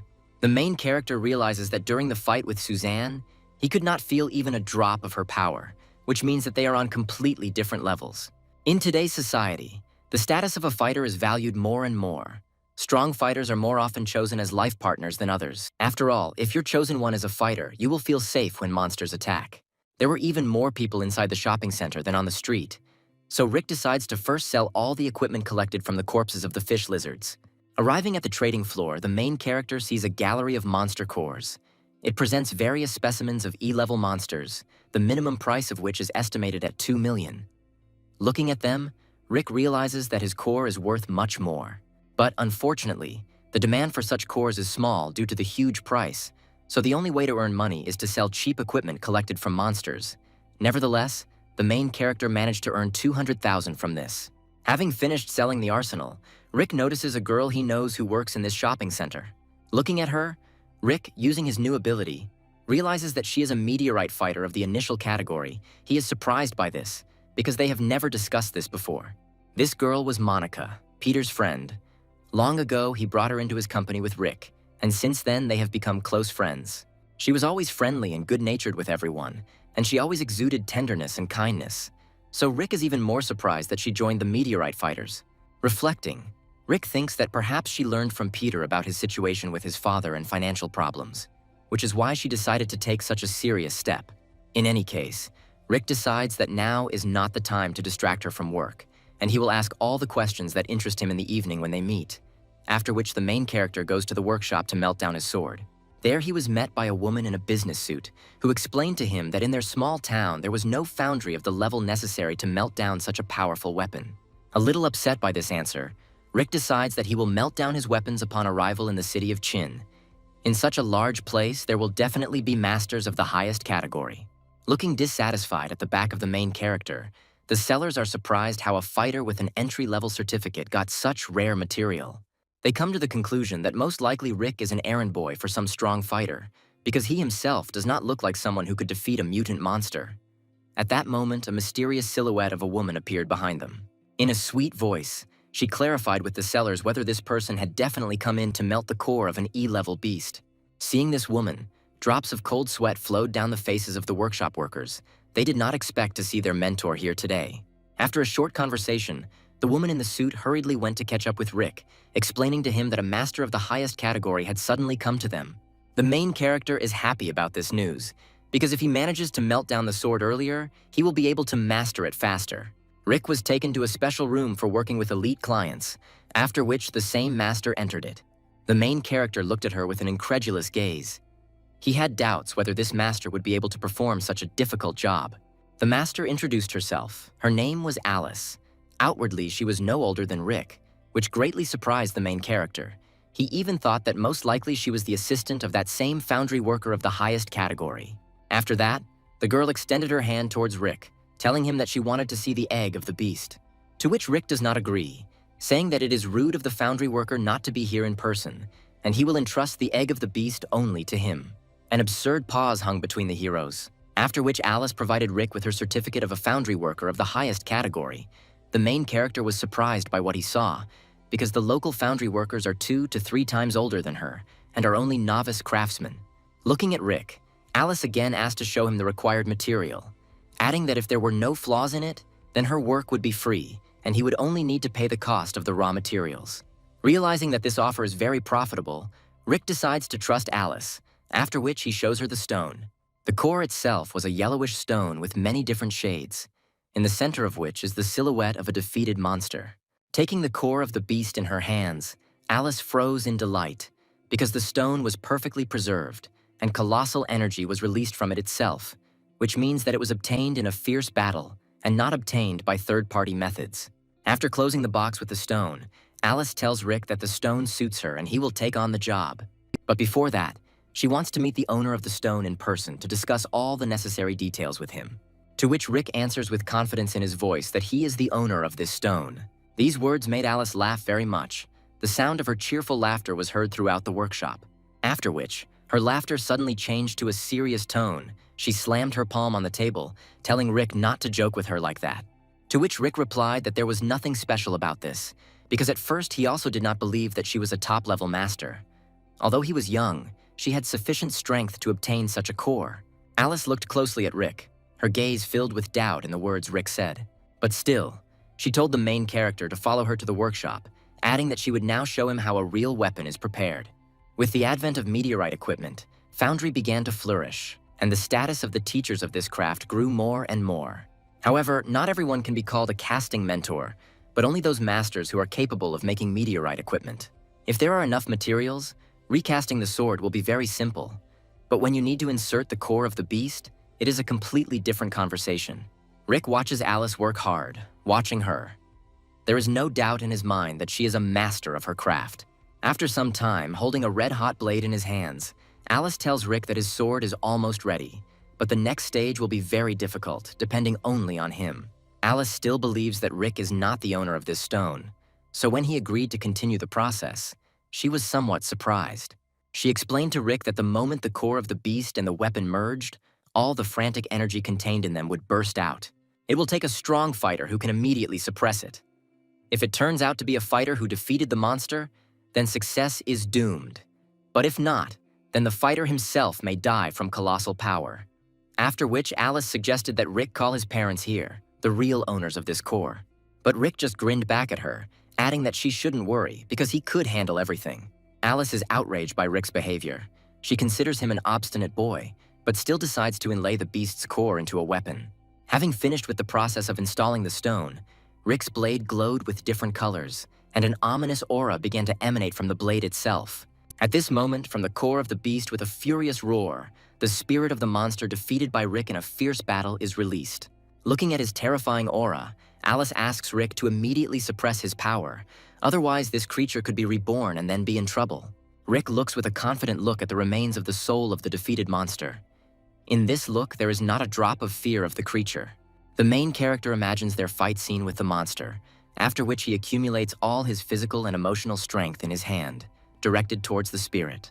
It only took a couple of seconds for Rick to fully concentrate his energy in his fist, and he easily seals the beast. Seeing how quickly Rick sealed the monster, Alice realizes that he is indeed the one who defeated it in battle.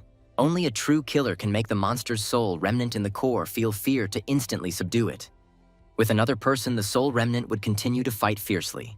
Looking at Rick, Alice wonders whether it is even possible to become such a strong fighter at such a young age, because she has never met such amazing people before.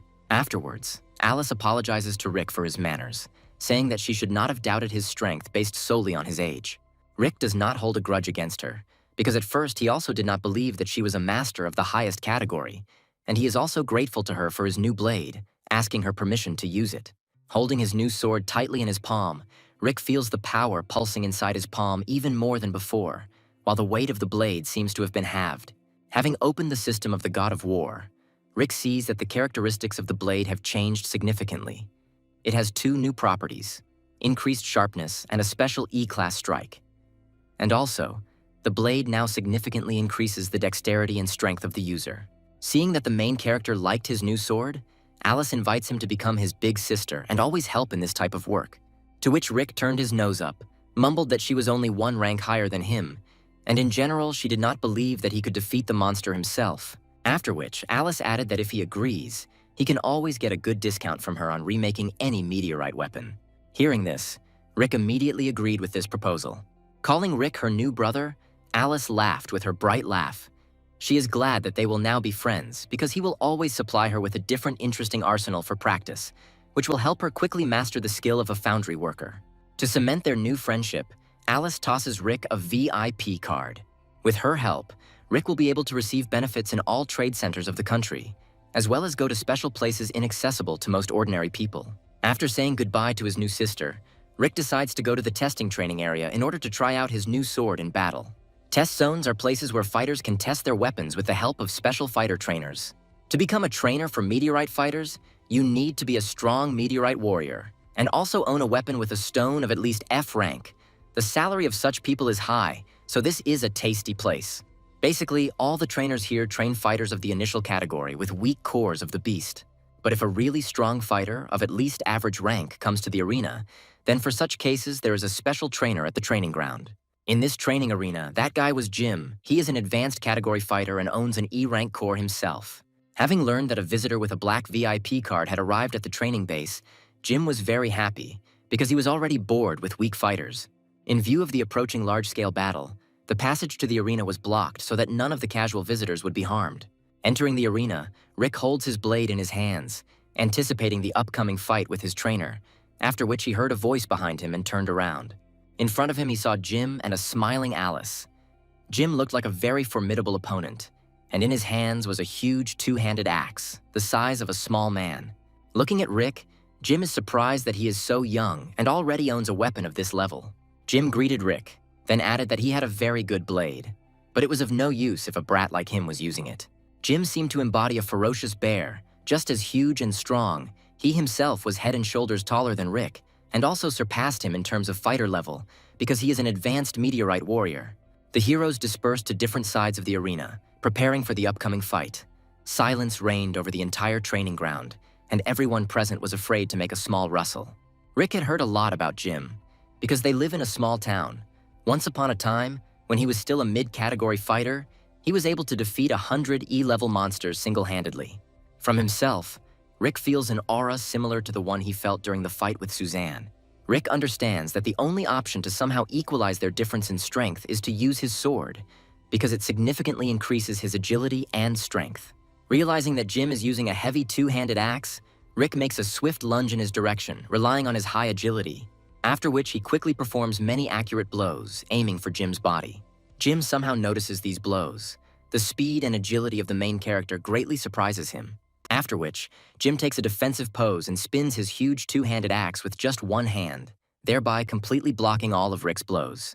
The moment he blocks the blow, Rick sees an opportunity to attack again before Jim regains his balance and activates his perception ability. And at the same second, he tries to attack again, directing his blade towards Jim's body. But Jim, calling Rick a naive boy, makes a powerful attack with his second palm, throwing the main character several meters back. From the strong blow, Rick can barely stand on his feet. He's surprised at how much power his axe gives him. If he didn't have a sword that increases strength and agility, Rick might not have gotten up at all from this blow. Looking at their battle, Alice doubts that Rick will be able to defeat Jim, but still she does not lose hope in him, wanting him to give his best. Jim reminds Rick that they are in the arena for testing weapons, not sparring, so he should show off the full power of his activated blade, after which he activates his axe, forming a vortex of a powerful red-gold aura around him. Activating his axe, Jim says that now it's Rick's turn to show the true power of his sword. Rick accepts Jim's offer and also activates his blade, after which he assumes an attack stance and fully concentrates on his weapon. In a split second, Rick covers the distance between opponents with a quick dash, after which Jim attacks, but he also attacks him in response. After the collision of the blade and the battle axe, a loud noise was made that echoed throughout the area, and the bright light of the activated weapon colored the entire arena. Rick barely holds back the full weight of Jim's axe, realizing that he won't be able to hold it for long. But at this moment, the main character remembers the new ability of his blade. Continuing to hold off Jim's onslaught, Rick activates the God of War system and uses his new move called Penetration, after which his blade deftly slipped past Jim's axe and passed tangentially near his face, thereby leaving a wound on his right cheek.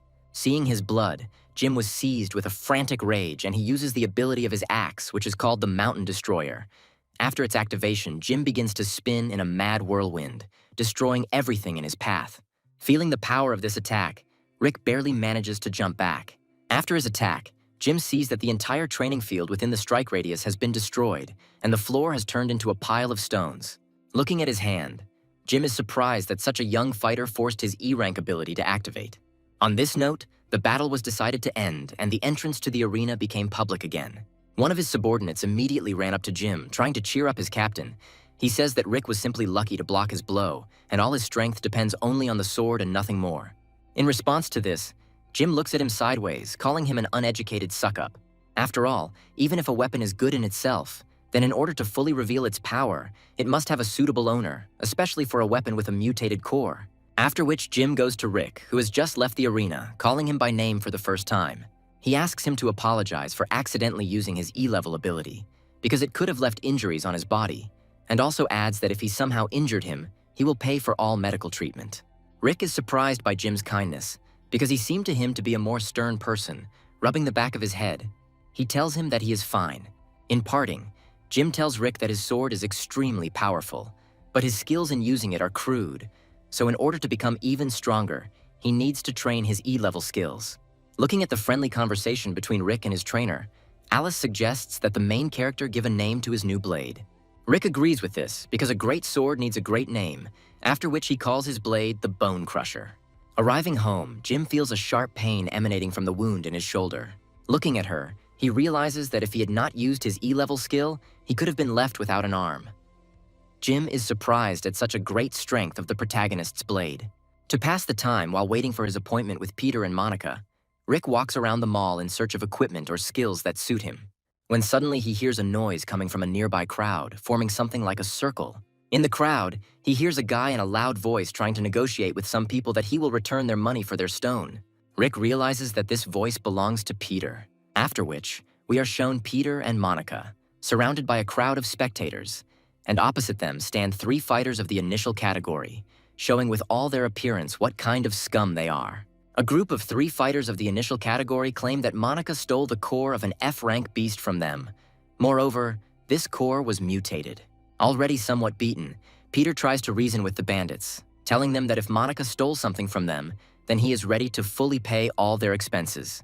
The friends look disdainfully at Peter, telling him that apparently he doesn't understand who he's dealing with, because they are meteorite fighters and they obviously don't need money. After which, one of the bandits points his finger in Monica's direction, saying that this beauty stole the stone from them and now she herself must pay for it. To which Monica refuses, because she did not take any stone from them, and they are just ordinary bandits. Hearing this, one of the members of this group says that she doesn't need to pay money because they will simply search her with their own hands, and if they don't find anything, they will immediately leave. Peter covers Monica's body, calling them bastards. He says that the first person to touch her will regret it greatly.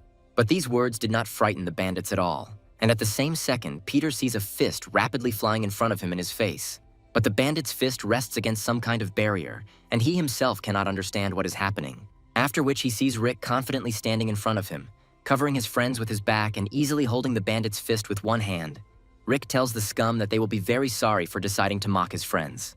And at the same moment, with one light blow of his hand, he knocks out one of the bandits. Looking at this strength, Peter and Monica are perplexed, because the last time they saw each other, Rick was no stronger than an ordinary person. Rick looks demonically at the bastards who attacked his friends, telling them to attack and show him the very power with which they obtained the core of the beast. Seeing that Rick knocked out their brother, the remaining fighters of the group rub their fists, discussing that now he will pay for this blow. After which they attack Rick with a scream, telling him that first they will deal with him and then they will have fun with the girl behind him. But Rick doesn't even try to dodge their attack, but immediately counterattacks them with quick blows all over his body. Then he throws their bodies to the side like a basketball. Having come to their senses a little, the bandits try to attract attention to themselves, saying that a thief appeared in the shopping center, who stole the core of the beast from them and then beat them. But suddenly they felt a strong aura behind them, from which goosebumps ran throughout their entire body. This made them fall silent. Behind them stood Jim, who seemed to have grown even larger since their last meeting. The spectators watching the fight were surprised that Jim was here, because he was now supposed to go to his new guild. But Jim did not pay attention to the onlookers, but only asked Rick if he needed any help. After which he wrote down the names of the fighters from the group in his notebook, assuring them that they would spend the next 2 years in a not very pleasant place. After which, he turned to Rick, telling him that usually such incidents do not happen in such a calm place. But when he learned that Jim was going to the guild, the hooligans were blown away. Looking at Rick, Peter and Monica cannot believe their eyes, because he talks to Jim in a calm tone, as if he were an equal fighter. Having said goodbye to Jim, the friends got into Peter's car. Finally, Jim asked Rick not to get lost, and if he was in trouble, he would always help.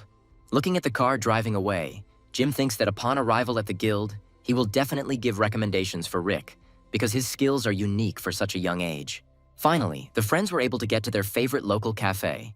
The aroma of the local dishes aroused the appetite of even the most real gourmets. As promised, Rick orders his friends a full table of food and drinks, after which Peter raises his glass and offers to toast old friendships.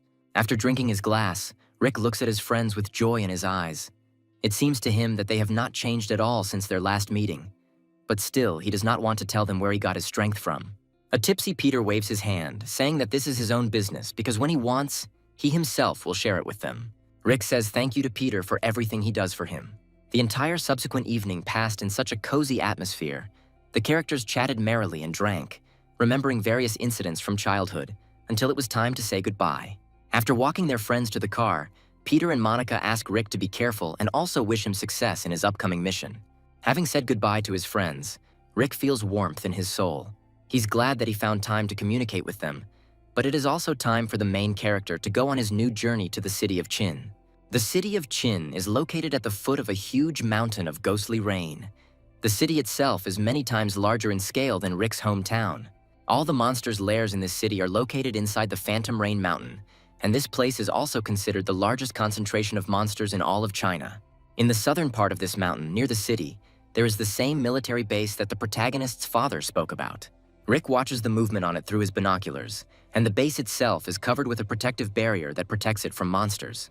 While observing the facility, Rick sees many guards patrolling all the entrances and exits of this base. Understanding that with his current strength, there is no way for him to get there, because he will be arrested before he even gets to the gate. In addition, this is a restricted area. If an outsider appears there, it will cause a big reaction from the authorities. Rick has been in this city for 10 days. During his stay, he realized that due to the large concentration of monsters on the mountain, Chin City has become the most powerful city in the south.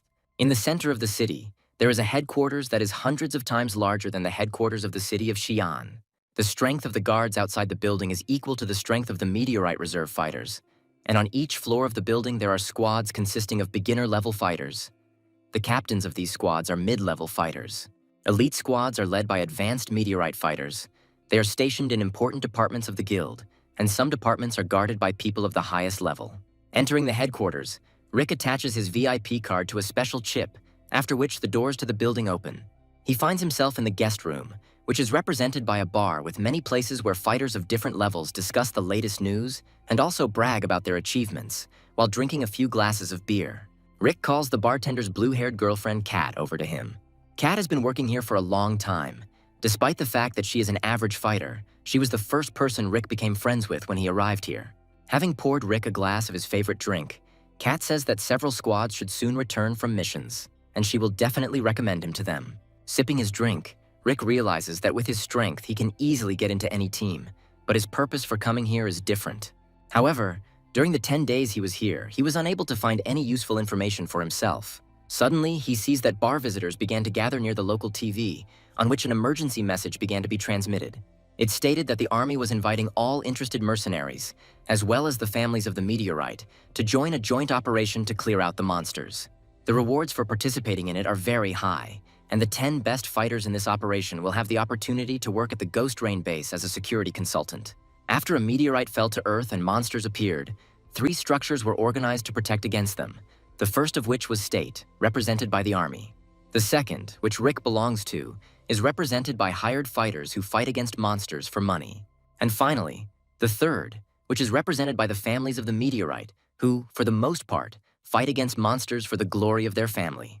Every year, the number of mutations increases, which means an increase in the population of monsters, so all 3 of these structures regularly carry out joint hunts for them. In this game, the rewards for joint hunting are much higher than in previous ones, and the top 10 will have the opportunity to learn special D-class skills based on Ghost Rain. Rick understands that with his strength, it will be difficult to get into the top 10 fighters. But he is serious, because if he succeeds, access to the safe his father told him about will be open to him. At this moment, a voice from the loudspeaker rang throughout the room. All participants in the joint operation must go up to the room for registration. Arriving there, Rick sees a lot of people wanting to take part in clearing out monsters, because this year you can get very valuable rewards for this.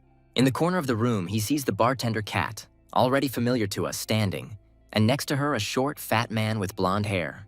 Kat is surprised by Rick's appearance here, because according to the documents he is a fighter of the initial category. This mission is too dangerous for him. After which, she turns her head to the blonde boy and asks him to look after Rick on the battlefield. This boy's name is Morty. He belongs to the Pew meteorite family. Although he is only 15 years old, Morty is already an average fighter, and he also has the talent of innate divine power, and his father, Hughes, is the president of the Mercenary Association. Morty is upset by Kat's request. He believes that she fell in love with Rick, although she promised to be with him when he grows up, to which Kat replied that she would introduce him to her younger sister, who was even more beautiful than her. After this statement, Morty agrees to look after Rick if her sister is truly as beautiful as she says. Kat thanks Morty for his helpfulness, but in reality she is alone in the family. After which a train arrives for the new detachment, which should take them to the gathering place of the fighters, where they will be shown their further goals. After the meteorite fell, all transport systems were destroyed, only the railway was restored. Nowadays, train ticket prices are exorbitant. The reason for this is the danger of deserts outside cities. And the wilderness between Chin City and Ghost Rain Mountain is even 100 times more dangerous, due to the powerful monsters that fill it. One of these, a D-rank monster eagle-eyed fox, is watching the train on which the squad is traveling. But the minds of these creatures are well developed enough to understand when not to attack, so the train calmly continues on its way. Finally, after some time, the train arrives at the Ghost Rain camp. After leaving the train, the fighters chaotically formed 3 groups. The most noticeable of all the fighters were the 2 standing in front of the first and second groups. At the front of the first column was a fighter named Gray. He is an advanced level fighter and also a member of the Lee meteorite family. In front of the second column stood the boy Morty, already known to us, eating another chicken leg with great appetite. From the window of the Ghostly Rain headquarters, the main organizers of this cleanup observed the arriving detachment. One of them was Brooke. He is the chief instructor at the Phantom Rain military base and is also the supervisor of this operation. Next to him, on a luxurious sofa and with a cigar in his hands, sits Hughes, Morty's father and the president of the Mercenary Association. He slowly smokes his cigar, saying that his son will definitely get into the top 10. The only one who can stop him is Gray from the Lee family. In the room with them, there is also an old man named One. He is the patriarch of the Lee family. With his whole appearance, he looks like a cunning elderly fox and tries to sweeten up Hyusa at every opportunity. Looking at how they flatter each other, Brooke believes that they both look more like clowns than cunning manipulators. The action moves to the operation area, which is the outer area of the mountain. It consists of many mixed layers of monsters, the strongest of which are D rank. Rewards in the competition are graded depending on the level of the monster layer cleared by the fighter. 1 point for F-level monsters, 10 points for E-level monsters, and 100 points for D-level monsters. 3 days are allocated for the entire operation. Last year, the worst of the best scored 500 points. Rick realizes that if he wants to get into the top 10, he needs to score at least 600 points. He finally reaches his destination. Around him, there were only destroyed buildings and suspicious silence. And on the way here, he did not come across a single monster. Suddenly, with the help of his perception skill, Rick senses many solid objects flying towards him. He manages to jump back, deftly parrying all attacks directed towards him. After which, he sees in front of him many vile arthropod monsters, covered with a hard, rocky shell. They are called stone spiders. Stone spiders are F-rank monsters common to the outer area of Ghost Rain Mountain. Their web and fangs are poisonous, and the worst thing is that they live in flocks. In one nest, there can be 100 or even 1,000 individuals. Looking at the arthropod monsters, Rick understands that this abandoned city is nothing more than a lair of stone spiders. But this did not frighten the main character at all, because this is an excellent opportunity to earn the necessary points. At this moment, a swarm of arthropod stone creatures attack Rick in their entire huge flock, pointing their poisonous fangs in his direction. But the main character immediately counterattacks the spiders. With a swift gust, like lightning, he rushes through them, cutting everyone in his path. From a whole family of poisonous stone spiders, all that remained were small stone corpses covered with green mucus. Rick realizes that with his current strength, F-rank monsters pose no threat to him. However, spiders have a herd and territorial instinct. As soon as they gather, they will begin to capture all organisms within the radius of their zone. That is why, on the way here, Rick never met a single monster, which greatly spoils his original plan, which consisted of killing E-class monsters as much as possible, because for them he can get more points, as well as improve his characteristics, thanks to the God of War system. Looking into it, Rick sees that he gets practically nothing for killing such low-level monsters. At this moment, he notices that another family of stone spiders begins to crawl out of another abandoned room in this city. Rick decides this is the perfect opportunity to try out his new maneuvering ability that he recently learned. After which, Rick creates a powerful stream and pushes his foot off the ground with such force that the stones beneath it are destroyed into smithereens. After using the ability, Rick's body begins to move at tremendous speed, changing its trajectory in a split second, allowing him to quickly move between multiple opponents with ease. Even though the technique was only entry-level, the spiders could not even touch Rick's body. Now the hero already has several unique abilities in his arsenal, but constant practice and training are required to strengthen them. Having dealt with all the monsters in this location, Rick sets out on his further journey. The action moves to a forest located on the side of a mountain. We are shown a huge crowd of fighters trying to furiously catch someone. Their target was Morty. He managed to break away from them and climb a tree. Seeing that the fighters ran past him, a stone fell from Morty's soul, because if they had caught him, most likely he would not have been able to survive.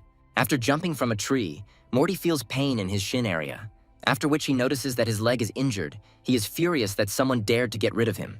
Coming out of the forest, Morty walks along a road unknown to him, focusing on the nearest visible buildings. After which, he comes to an abandoned city and notices that there is not a single soul here, and there is complete silence around. Suddenly, from the darkness of one of the buildings, he notices many hungry glances directed in his direction. Seeing a lot of stone spiders in front of him, Morty realizes that he has fallen into their nest. His body is taken over by bestial fear. Out of fear, Morty cannot move.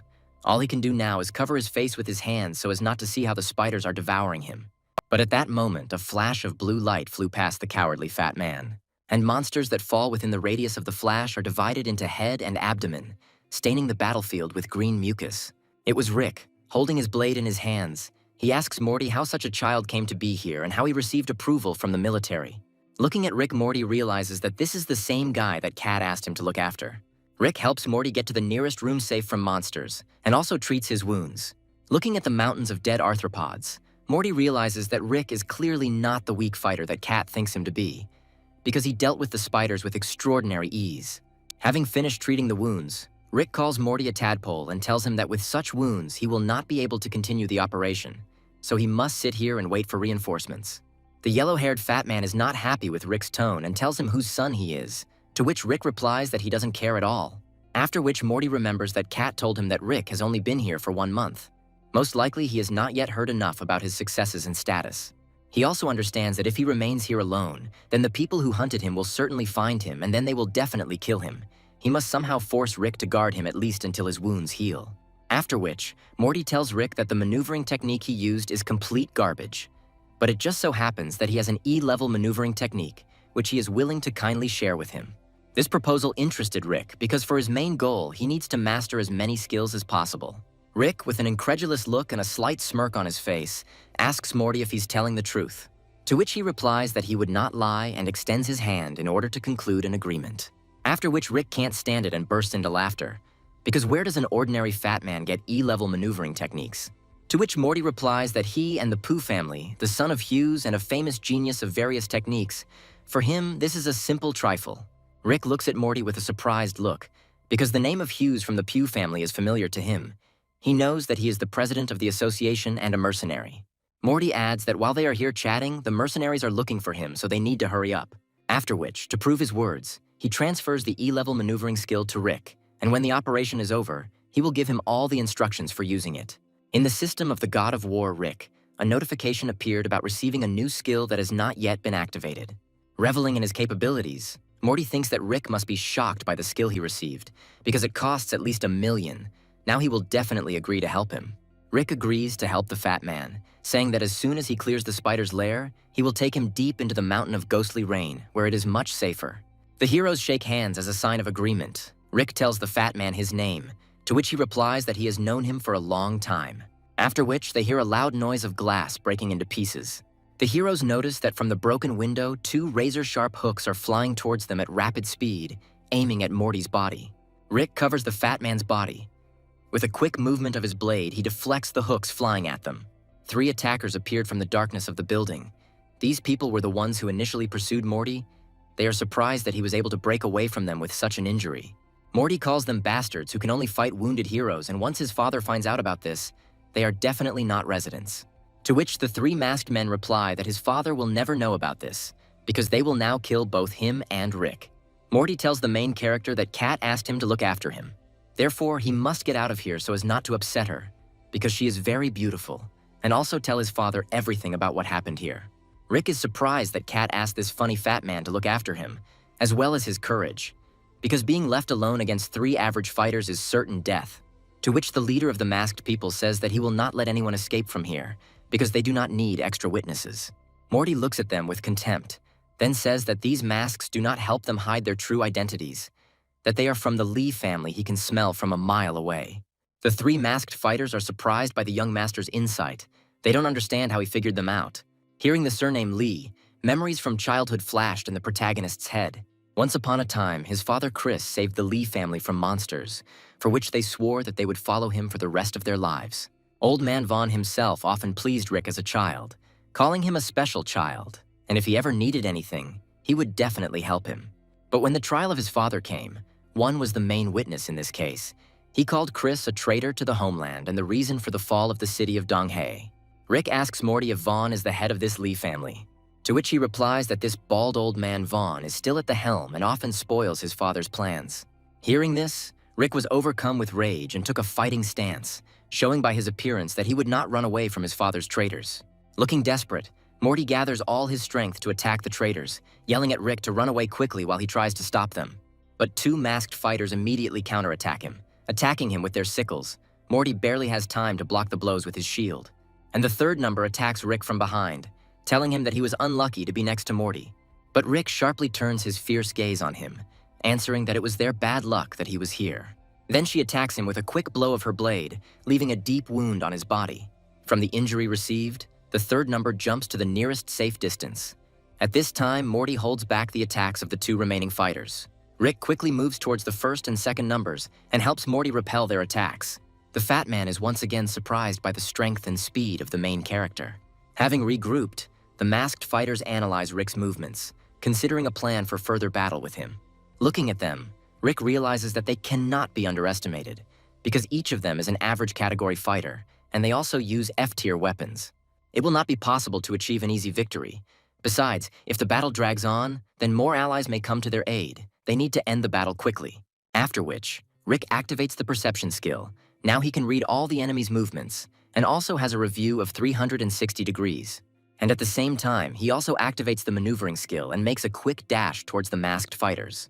Understanding that the main character will now attack, the first number orders the others to hit him with a joint attack, and in the meantime, he activates his sword. After this, the second and third numbers simultaneously attack Rick with their hooks, directing them straight towards his body.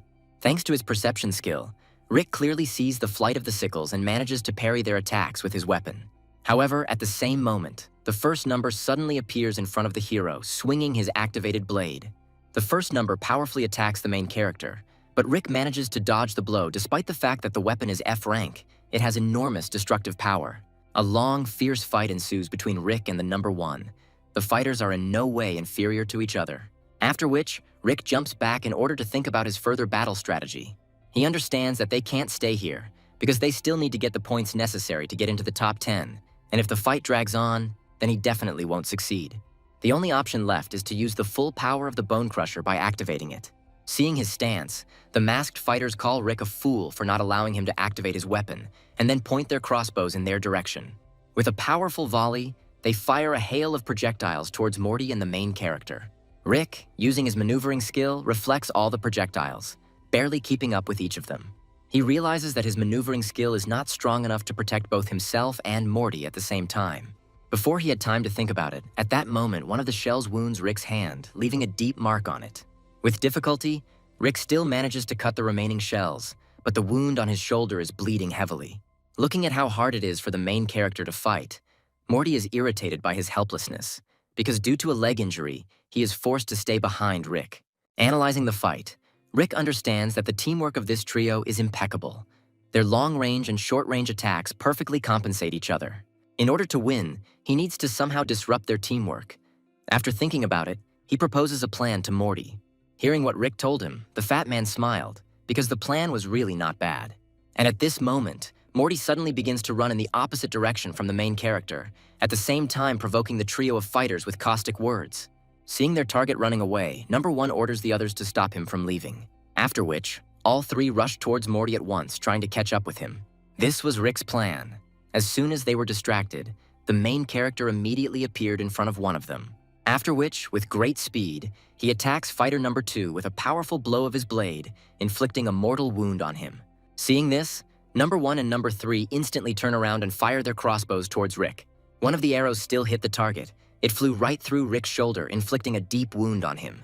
Feeling intense pain in his shoulder, Rick jumps back to catch his breath before the next attack. Thinking over a new plan, Rick realizes that even if they are left alone, these fighters are still dangerous, especially the number 1. Seeing that Rick is wounded, his opponents immediately attack him, wanting to avenge the death of their brother. At this moment, Morty shouts to the main character to save himself. He has already done a lot for him and should not die here because Cat is waiting for him. Suddenly, the God of War's system, having detected his critical condition, offers the main character to activate the E-level maneuvering ability gifted to Morty, spending 10 points on it. Tilting his body down, Rick barely dodges the attack from the number 1 blade. After which, gritting his teeth with rage, he says that he agrees to spend the earned points on a new ability. The God of War system activated a new skill, after which Rick's gaze changed, showing complete confidence in his victory. The main character feels that his legs have become much lighter and his whole body is filled with enormous energy, after which he pushes off strongly from the ground, performing a rapid dash towards the third number, leaving behind only a cloud of turquoise wind. Having just been in front of the fighters, Rick literally disappears from their field of vision, which led one of them to bewilderment. Looking at their fight, Morty realizes that the main character has just activated the E-level ability given to him without any instructions, the first person in his memory to succeed in this. At that same second, Rick instantly appears in front of the third number and just as quickly cuts off his hand with a glancing blow. The fighter roared in severe pain. Realizing that the main character would now finish him off, he begs his brother to help him. At this moment, number 1 immediately appears behind Rick, trying to strike him with a sneaky blow. But thanks to the wide view from the perception skill, the main character easily notices this attack. The first number put all his strength into his blow, but he failed to hit Rick, and he himself disappeared from his sight, leaving the same turquoise cloud behind him. Rick, with all his speed and the strength of the activated weapon, attacks the third number. A powerful blow leaves him no chance of survival, and part of the room that falls into the attack area is destroyed to smithereens, raising a high cloud of dust. From the shockwave, all the glass in the room shattered like crystal, and multiple cracks formed on the walls of the room. Being in a cloud of dust, the first number cannot see what is happening. He tries to shout out to his brother, in the hope that he is still alive. But behind him, Rick appears from a cloud of dust, pointing his blade at his neck. He says that all 3 of them will soon meet in hell. Then, with a merciless sweeping blow of the Bone Crusher, he inflicts a fatal attack on him. The lifeless body of number 1 fell to the ground, and Rick, with a cold gaze, shook his sword from the blood of the traitors. There was nothing left of the room in which the battle took place. It seemed that a little more, and it was about to collapse. Despite this, the main character searches the corpses of this trio, obtaining good equipment, and also appropriates all the points they earned for himself. Seeing the terrifying strength of the main character, Morty tells him that he can easily take first place. The only one who can stop him is Gray from the Lee family, who sent thugs after him. The action takes place on the other side of the mountain of ghostly rain. We are shown how a huge 2-headed snake, drenched in its blood, tries to carry out an attack with its last breath. But from just one swing of Gray's blade, he falls to the ground like a dead weight. Having sheathed one of his blades, Gray learns that contact with the squad hunting Morty has been lost. One of his people reports to him that although they have lost contact with that squad, he has reliable information that Morty is seriously wounded. This information made Gray happy, because the wounded fat man would definitely not be able to get into the top 10. Moreover, thanks to the actions of 2 allied teams, Gray managed to earn 300 points in just one day. Reveling in his victories, Gray's laughter spreads throughout the area, because now no one will stop him from setting a record for the operation and becoming the number 1 genius. Meanwhile, the main character carries Morty on his back through the mountain forest. Due to severe pain, Morty cannot yet move on his own. Rick suddenly stopped, because the environment around him seemed suspicious. Rick's instincts were right. At that moment, a 2-headed snake monster attacks them, aiming its sharp fangs at the heroes' bodies. It was a great python, an E-rank monster with impressive size and deadly poisonous fangs. The monster tries to attack the heroes, but Rick rushes past its mouth like the wind, leaving behind only a cloud of turquoise dust. After which, the main character chops the snake into small pieces like cabbage, with multiple quick attacks. After searching the corpse, Rick leaves behind valuable materials for his arsenal, such as poison glands, which are a powerful medicine, as well as fangs, as proof of victory over the monster. After the battle with the monster, Rick does not feel any fatigue. He understands that now E-rank monsters are not a hindrance for him. Morty is glad that he has such a friend, because even with such an injury, they can still take first place.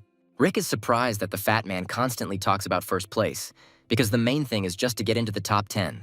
To which Morty replies that there is a secret special reward for first place, which his father told him about. After which, he asks Rick if he has ever heard of the so-called alien artifacts. Rick is surprised by this question, because he has never heard of their existence before.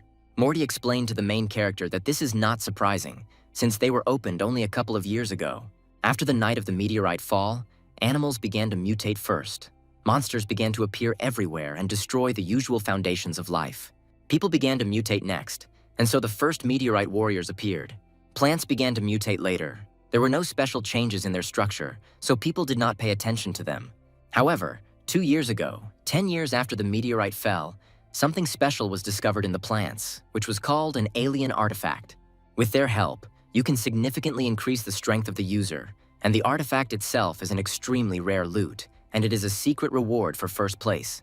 Rick realizes that if they want to take first place, they need to get at least 1,000 points, and for this, they need a whole bunch of monsters. To which Morty replied that this was not a problem, because they had almost reached the place to which he had been leading him all this time. A beautiful landscape with a view of the mountain slopes and the rivers washing them opened before the heroes. While at the foot of the mountain, Rick's attention is drawn to the strong smell of blood. Looking down, he notices there are many E-level monsters, which are wolves with a sharp horn in the forehead. Rick understands that there are at least 100 of them here, and if he kills them all, he will receive at least 1,000 points, and with the help of his unique system, he will reach an advanced level. Morty brags to the main character that this location is a secret place discovered by his association. Rick is pleased with such a sudden discovery. Grabbing his sword, he declares a hunt for a wild animal. Since the fat man cannot move quickly, he offers to be Rick's shield while he destroys the monsters. Rick agrees with this proposal and follows Morty into battle. The main character easily disembowels wolf-like creatures one after another, earning more and more points. Since wolves are herd animals, when they hear the howl of their relatives whining in pain, they come running towards it more and more. It seems that all the creatures from this location have gathered on the mountain slopes to take revenge on Rick, surrounding the heroes in a semicircle. The battle with a huge pack of wolves lasted until the evening. Despite their number, the creatures did not even manage to wound the heroes. Meanwhile, the action moves to the other side of the mountain of ghostly rain, where Gray is resting under one of the trees after the battle. He is informed that in total, the two teams managed to earn more than 900 points. At this rate, they will be able to break all the records of previous years. Gray is happy about this news, because he really wants to see Morty's face when he finds out that he took first place and also broke last year's record. Night came. After a long battle, the heroes decided to stop and rest a little before moving on. During the entire battle, they managed to earn more than 1,000 points. Having sat down under the mountainside, they lit a fire there, on which Morty cooks food from the monsters he had just killed. Greedily eating a wolf's leg, Morty tells the main character that they have already broken last year's record and first place is already in their pocket. While discussing this, Rick notes that Gray uses two teams to earn points, so the points they receive may not be enough for them. Morty tells him that he doubts it, because if the military finds out, the Lee family will receive serious punishment. Continuing to sit by the fire, Rick suddenly feels that they are being watched. However, turning back, he sees only stone cliffs and a starry night sky in front of him. Rick understands that the ability of perception was activated for a reason, so he became a little wary. Meanwhile, Morty has already prepared another leg and, drooling at his mouth, invites Rick to try his dish. The juicy, tender meat saturates Rick's taste buds, and he notes that Morty's cooking is out of this world. Looking at Morty's huge appetite, the main character is not surprised that he is so fat, to which the fat man replies that his main dream throughout his life is to taste what every type of monster on the planet tastes like. Hearing this, Rick realizes that all he can think about is food. Suddenly, the heroes heard a powerful roar of the beast, echoing throughout the entire area. In front of them, they saw a huge wolf with eyes red from rage and a golden fiery mane, standing over the corpses of his relatives. Looking at him, Morty tells the main character that in front of them is a D-rank royal beast that has evolved from an ordinary wolf. And judging by his golden mane, he is still evolving. This wolf is the king of D-rank monsters. The king of monsters is a monster that has risen to the top of its rank and is preparing to break through to the next level. Morty tells the main character that they cannot cope with such a creature, because not even all commanders-in-chief can overcome D-level monster kings. And judging by the wolf, he is not in a good mood right now. Rick replies that this is natural, because they exterminated all his children, and he won't just let them go from here. The Wolf King furiously leaps at the heroes, destroying the fire that Morty so carefully built. After dodging the blow, Rick tells the fat guy to forget about the damn meat because he was the one who jinxed them when he said he wanted to taste a D-tier monster. The ferocious wolf does not lag behind the heroes. It is at least twice as fast as ordinary wolves, and its size allows you to quickly close the distance. Having gotten closer to the heroes, the wolf again tries to attack Rick, directing its ferocious mouth at him, but thanks to his maneuvering skill, the main character manages to dodge. After which, he attacks him with a bone crusher, accurately hitting his body. But the blow from his blade did not leave even a small scratch on the body of the Monster King. Rick realizes how strong this creature is, because even the activated weapon could not inflict damage on it. Having hesitated a little after the attack, Rick sees a huge horn in front of him, which is trying to pierce his body at breakneck speed.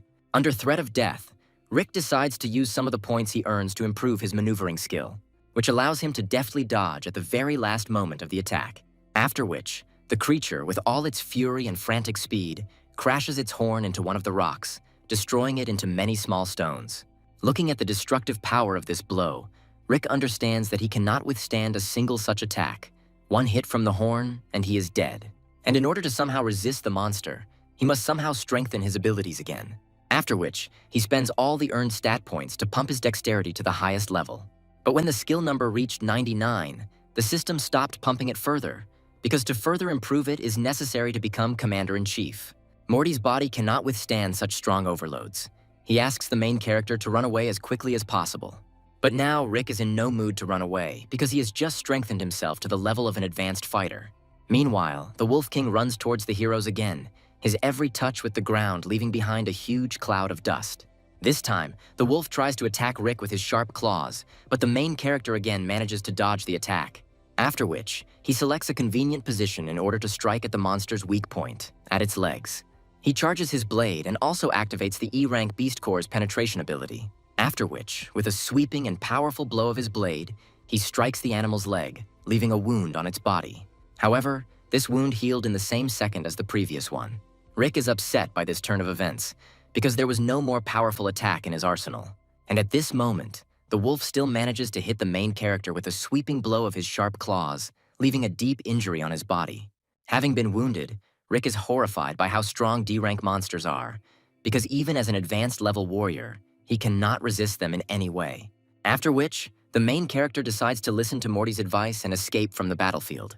Thanks to his high agility and maneuvering skills, Rick manages to break away from the monster. Once at a fairly safe distance, Morty takes out a piece of meat left over from dinner and offers the main character a snack. Rick is outraged by the fat man's behavior, because the smell of wolf meat can attract the creature here again. While sorting things out, the heroes suddenly see in front of them a group of 5 bandits who look in their direction with hostility. The gang leader notes that the heroes are wounded, and most likely there are extra items lying around in their arsenal. Looking at Morty, the main character notices that this fat man is a real magnet for trouble. The group begins to come closer and closer to the heroes, surrounding them in a semicircle. Using his perception skill, Rick analyzes the fighters. He understands that in front of him are 2 advanced level fighters and 3 intermediate level fighters. Taking out his knife, the leader of the group invites the heroes to give all the equipment to them. Otherwise, they themselves will take it by force. The rest of the gang members mock the heroes, suggesting that the leader should not stand on ceremony with them, but kill them right away. Fatty and Rick did not like the tone in which the gang members spoke to them, and a displeased grimace appeared on their faces. Seeing that the heroes are in no hurry to give them their equipment, the gang leader takes an attacking stance, telling them that they wasted their chance. After which, the entire group of bandits simultaneously attacks the heroes, pointing the entire arsenal of their weapons in their direction. However, having activated the ability to maneuver, Rick parries all attacks in the blink of an eye and immediately counterattacks his opponents. Those fighters who managed to stay on their feet were surprised by such enormous strength, and horror was visible in their eyes. They see before them a ruthless, ferocious warrior that even 3 squads like theirs cannot cope with. Morty puts an end to this battle by delivering a powerful blow with his shield to the leader, petrified from horror. The sound of Morty's furious punch echoed throughout the area. They shouldn't have called him fat. All gang members knelt before the heroes, asking each of them for mercy. However, our heroes are not the most compassionate people, and vindictive Morty will not forget the words about his excess weight for a long time. After which, they again beat the unfortunate gang of bandits, despite their requests for mercy. After finishing the battle, they completely undress the gang and appropriate all their equipment and earned points for themselves. After examining the bodies of the enemies they defeated, the heroes realize that this group managed to collect only 150 points. They are surprised by this, because among them there are advanced level fighters. The main character asks Morty if it's normal that such strong fighters have earned so few points, because there's not much left until the end. Morty replies that this is a common practice, because if you don't know the area, finding monsters will not be an easy task, so some groups organize secret teams. Secret teams are engaged in collecting points from other teams. Although this is prohibited by the organizers, the current reward is worth it. Continuing on his way, Rick suddenly sees many silhouettes lying on the ground. In front of them, the heroes saw a bloody battlefield, littered with many corpses of soldiers who died in a fierce battle. Rick begins to search the corpses, hoping to find something valuable, but he realizes that their entire arsenal has already been emptied by someone before them. At this moment, Morty notices someone, after which he shouts to Rick that it is a trap. Two green and purple shockwaves almost injured the heroes, but they managed to parry these attacks.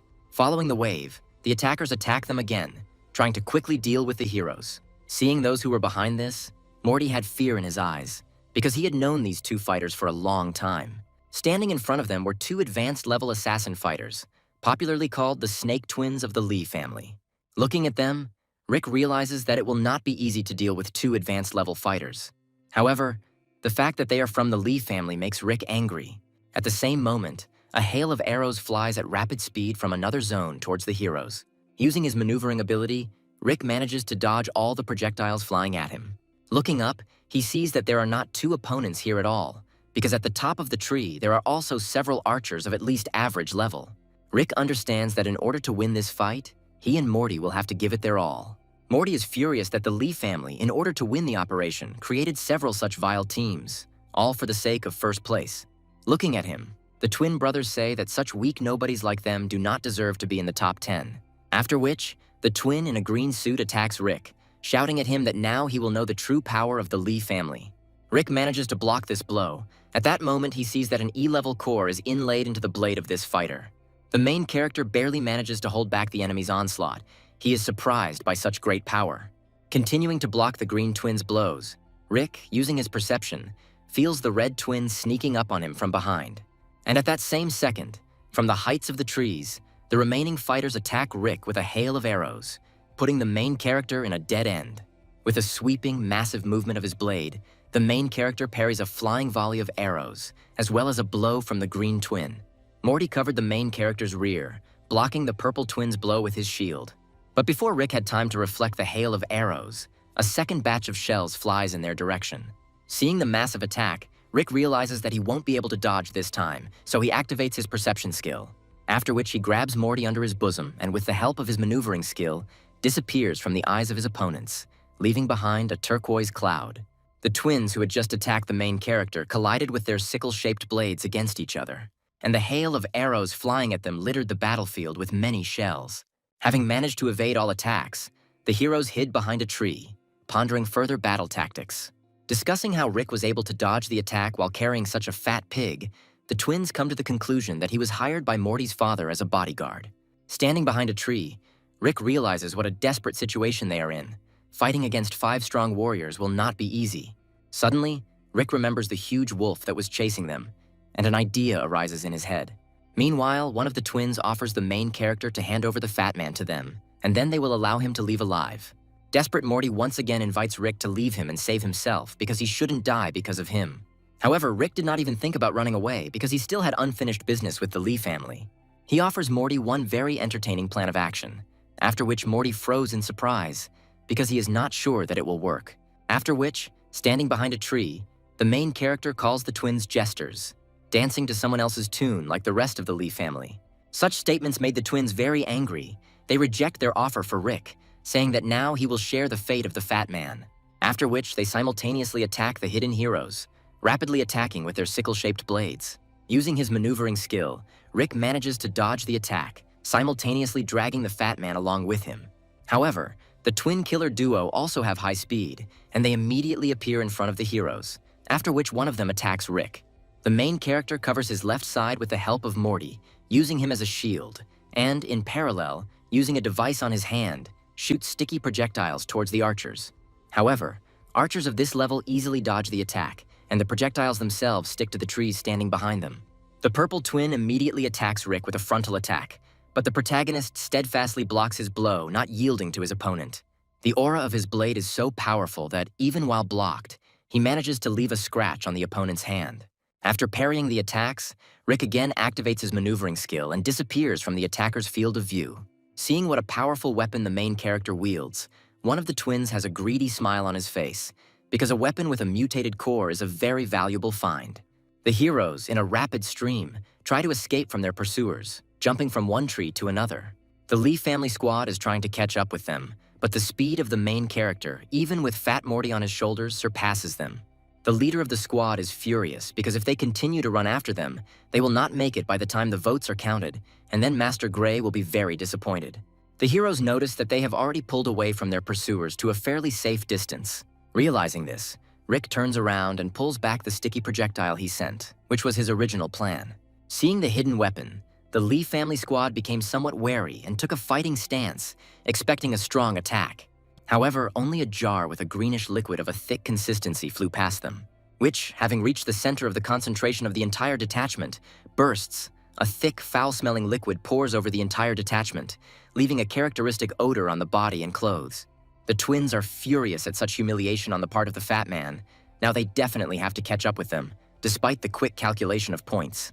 The Lee family squad is furious as they try to catch up with the heroes, the strength of the foul odor apparently giving them greater strength and speed of maneuver. Looking at Morty, the main character asks what kind of liquid he used, but he replies that this liquid is nothing more than bait for a wild animal. The heroes continue to rapidly run forward, rising closer and closer to the cleft of the mountain.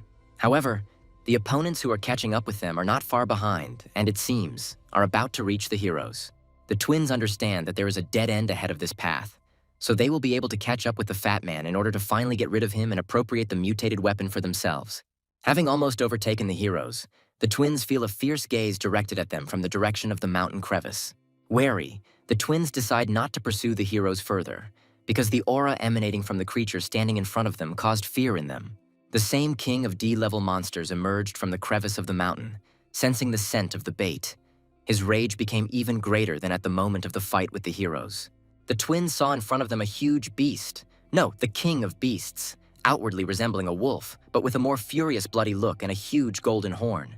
They were wary because the aura of this monster revealed that he was the king of D-level monsters, and the heroes lured them here into a trap. After which, the wolf furiously jumps towards Lee's squad. The positions of the pursuer and the victim suddenly changed in the mirror direction. A huge, furious creature drives a squad of twins to a dead end, blocking the only exit from this place with its massive body. After which he immediately attacks the brothers with his sharp claws. However, with their joint efforts they manage to block this attack. The green twin feels that they are not able to withstand such an onslaught for a long time. To win, they need to think about a battle strategy. He orders the archers standing nearby to aim at the monster's eyes, as he believes that this is its weak point. However, a hail of arrows fired at the creature only bounce off the monster's thick skin without causing it any damage. After which, the wolf, with a strong blow from his golden horn, throws the twins upward, causing them to soar in the air. Upon landing, the twins are surprised by the monster's enormous strength, but they realize that it is blocking the only way they can get to the first team, so they will have to fight. The purple twin, who is also the leader of the squad, orders everyone to get into formation, thus forming a powerful system designed for long-range and short-range attacks. The main character and his new friend are watching the entire fight from under the tent, lying on the mountainside. Rick notes the team's excellent teamwork, and in an instant they were able to completely come up with battle tactics, as expected of advanced-level fighters. Morty tells the main character that the twins of the Lee family are known for their tactical thinking. However, this creature is not an ordinary monster and will definitely delay them for some time. Taking an attacking position, the ferocious beast emits a powerful howl that echoes throughout the area, after which he again attacks the squad with his huge horn, striving with great speed to tear the brothers' bodies into small pieces. However, they again manage to block it while simultaneously using their weapons, the force of the collision turning the entire battlefield into a pile of stones. From a strong push, the twins fly away from the monster at a distance of several meters, thereby exposing the archers to attack. Seeing them, the Wolf King immediately quickly runs towards them, causing them to tremble in fear. One of the archers tries to attack the creature, but his attempts are unsuccessful and the creature attacks him with all its might with a powerful blow of its large paw, after which it furiously devours his body, washing its mouth and mountains with the crimson blood of the young soldier. Looking at the huge creature, the twins realize that it is intelligent because it first dealt with the archers, so the purple twin suggests using a special weapon, after which he takes out an elongated golden rope, similar to a whip. At the moment when the wolf tries to attack the next archer, the purple twin spins the rope with great speed, forming a whirlwind that cuts through the air, after which, with a quick movement, he throws the rope towards the wild animal. The whip hits the target, wrapping itself around the Wolf King's huge paw, forcing him to stop. After which, the purple twin, with the help of a sharp whipping movement, throws the huge creature like a pet dog. The Wolf King falls to the ground, making a deafening noise and raising a tall column of rocky dust. Looking at this, Morty is surprised that this team had such a rare, unique item like rope to hold the monsters all this time. The rope for holding monsters is made from the fusion of the core of a D-tier beast, as well as its burnt tendons. The process of making such a weapon is incredibly labor-intensive, so such a weapon is a very rare specimen. With the help of this item, the process of holding monsters is greatly facilitated. It is used only in cases where fighters are dealing with high-rank monsters.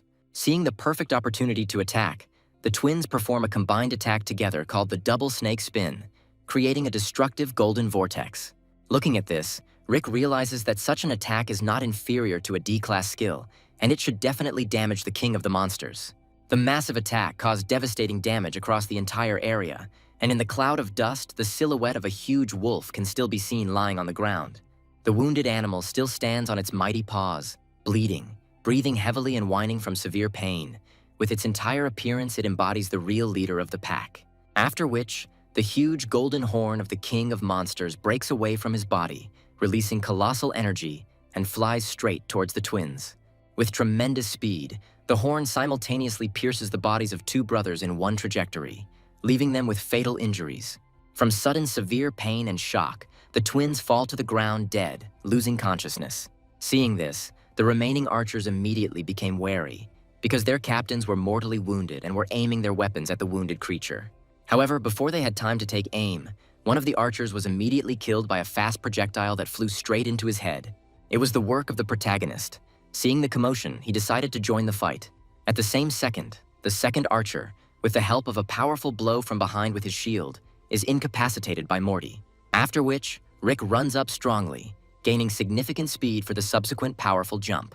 Having gained the necessary speed, he jumps from the mountainside straight into the mouth of the wounded Wolf King, concentrating all the power of his blade. After which, activating the meteorite core, he attacks the monster directly in the eye with all his strength, this time causing him enormous damage. The Wolf King roared from the intense bursting pain that rang throughout his body. Looking at the wounded wolf, Morty understands that even if the main character had not attacked him, he would still have died, because he had disconnected his horn from the body, which is the main organ. The heroes suddenly heard a rustling behind them, and looking back, they saw that the twins were still alive. However, before they had time to pull off their next trick, powerful projectiles pierced their bodies, leaving a mortal wound on their bodies.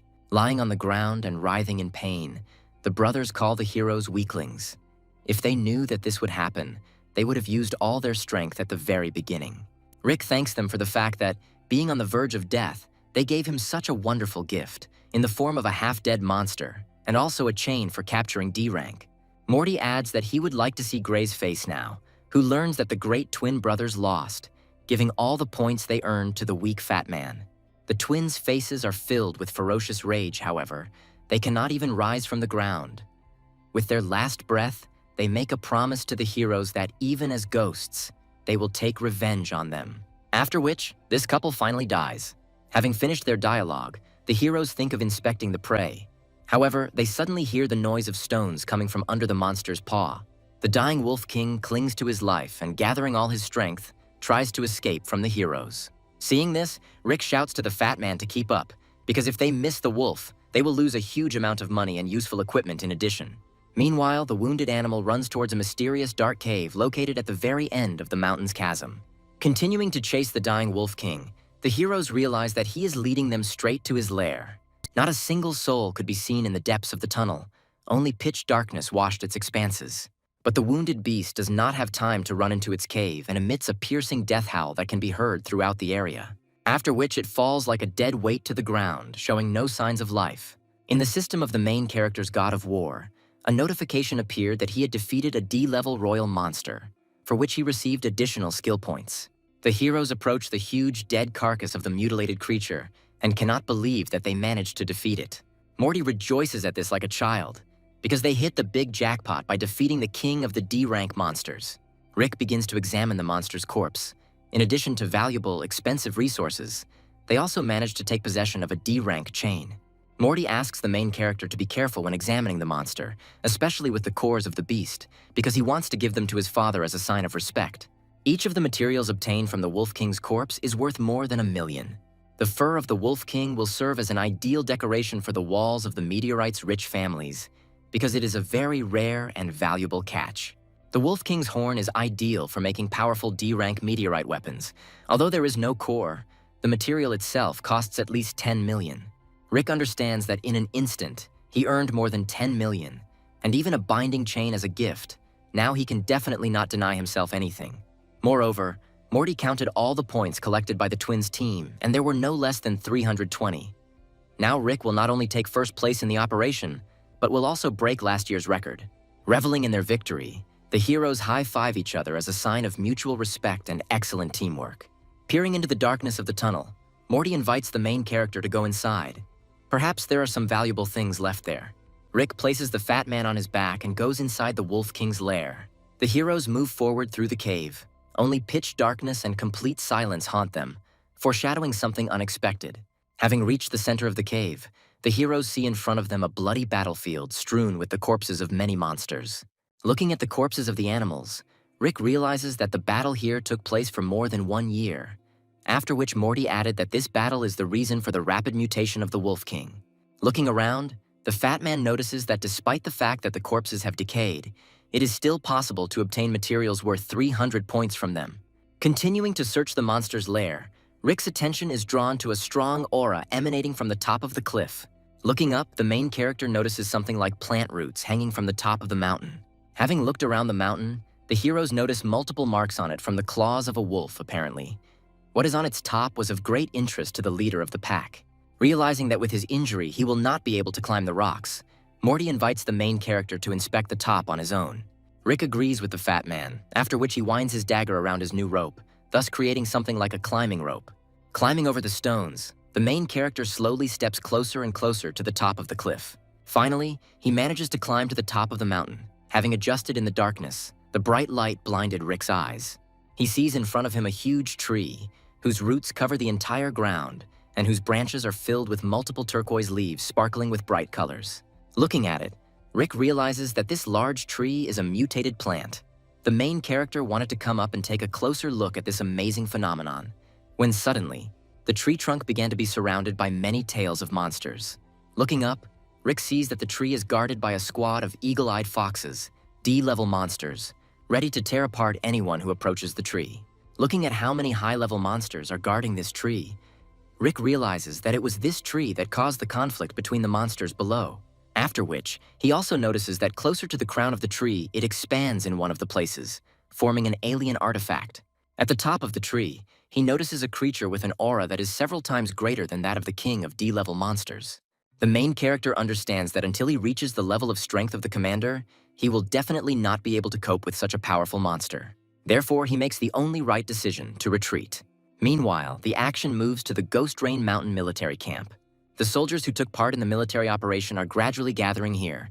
Because the 72-hour countdown has ended and the operation is officially completed, it's time to take stock. So far, of all the fighters present, only one was able to score more than 500 points while occupying the first line of the list. Actions are transferred to the main headquarters of the organizers of this military operation. It seemed that nothing had changed inside him. Hughes was smoking another cigarette in the same way, and old Vaughn was watching the arriving fighters, waiting to hear the name of the winner. Using his cane as a support, Vaughn says with a mysterious look that this year the most worthy warrior will win, because the opponents were very strong. Looking at him, Brooke once again notices what a cunning fox this old grandfather from the Lee family is. Meanwhile, more and more fighters begin to arrive at the camp, gradually changing the leaderboard. One of these fighters was Ron. He is a member of the military in his city, and is also an advanced level fighter despite his young age. Following him, Gray from the Lee clan, who is also an advanced meteorite fighter and one of the contenders for victory in the operation, returned to the base of the military camp. Looking at them, the crowd begins to whisper among themselves that one of them will definitely take first place, because they simply have no rivals here. However, our heroes also return to the base, eating a ruddy piece of wolf meat. Morty says that he lost a little weight during the operation and hopes that they will have excellent food at the military base.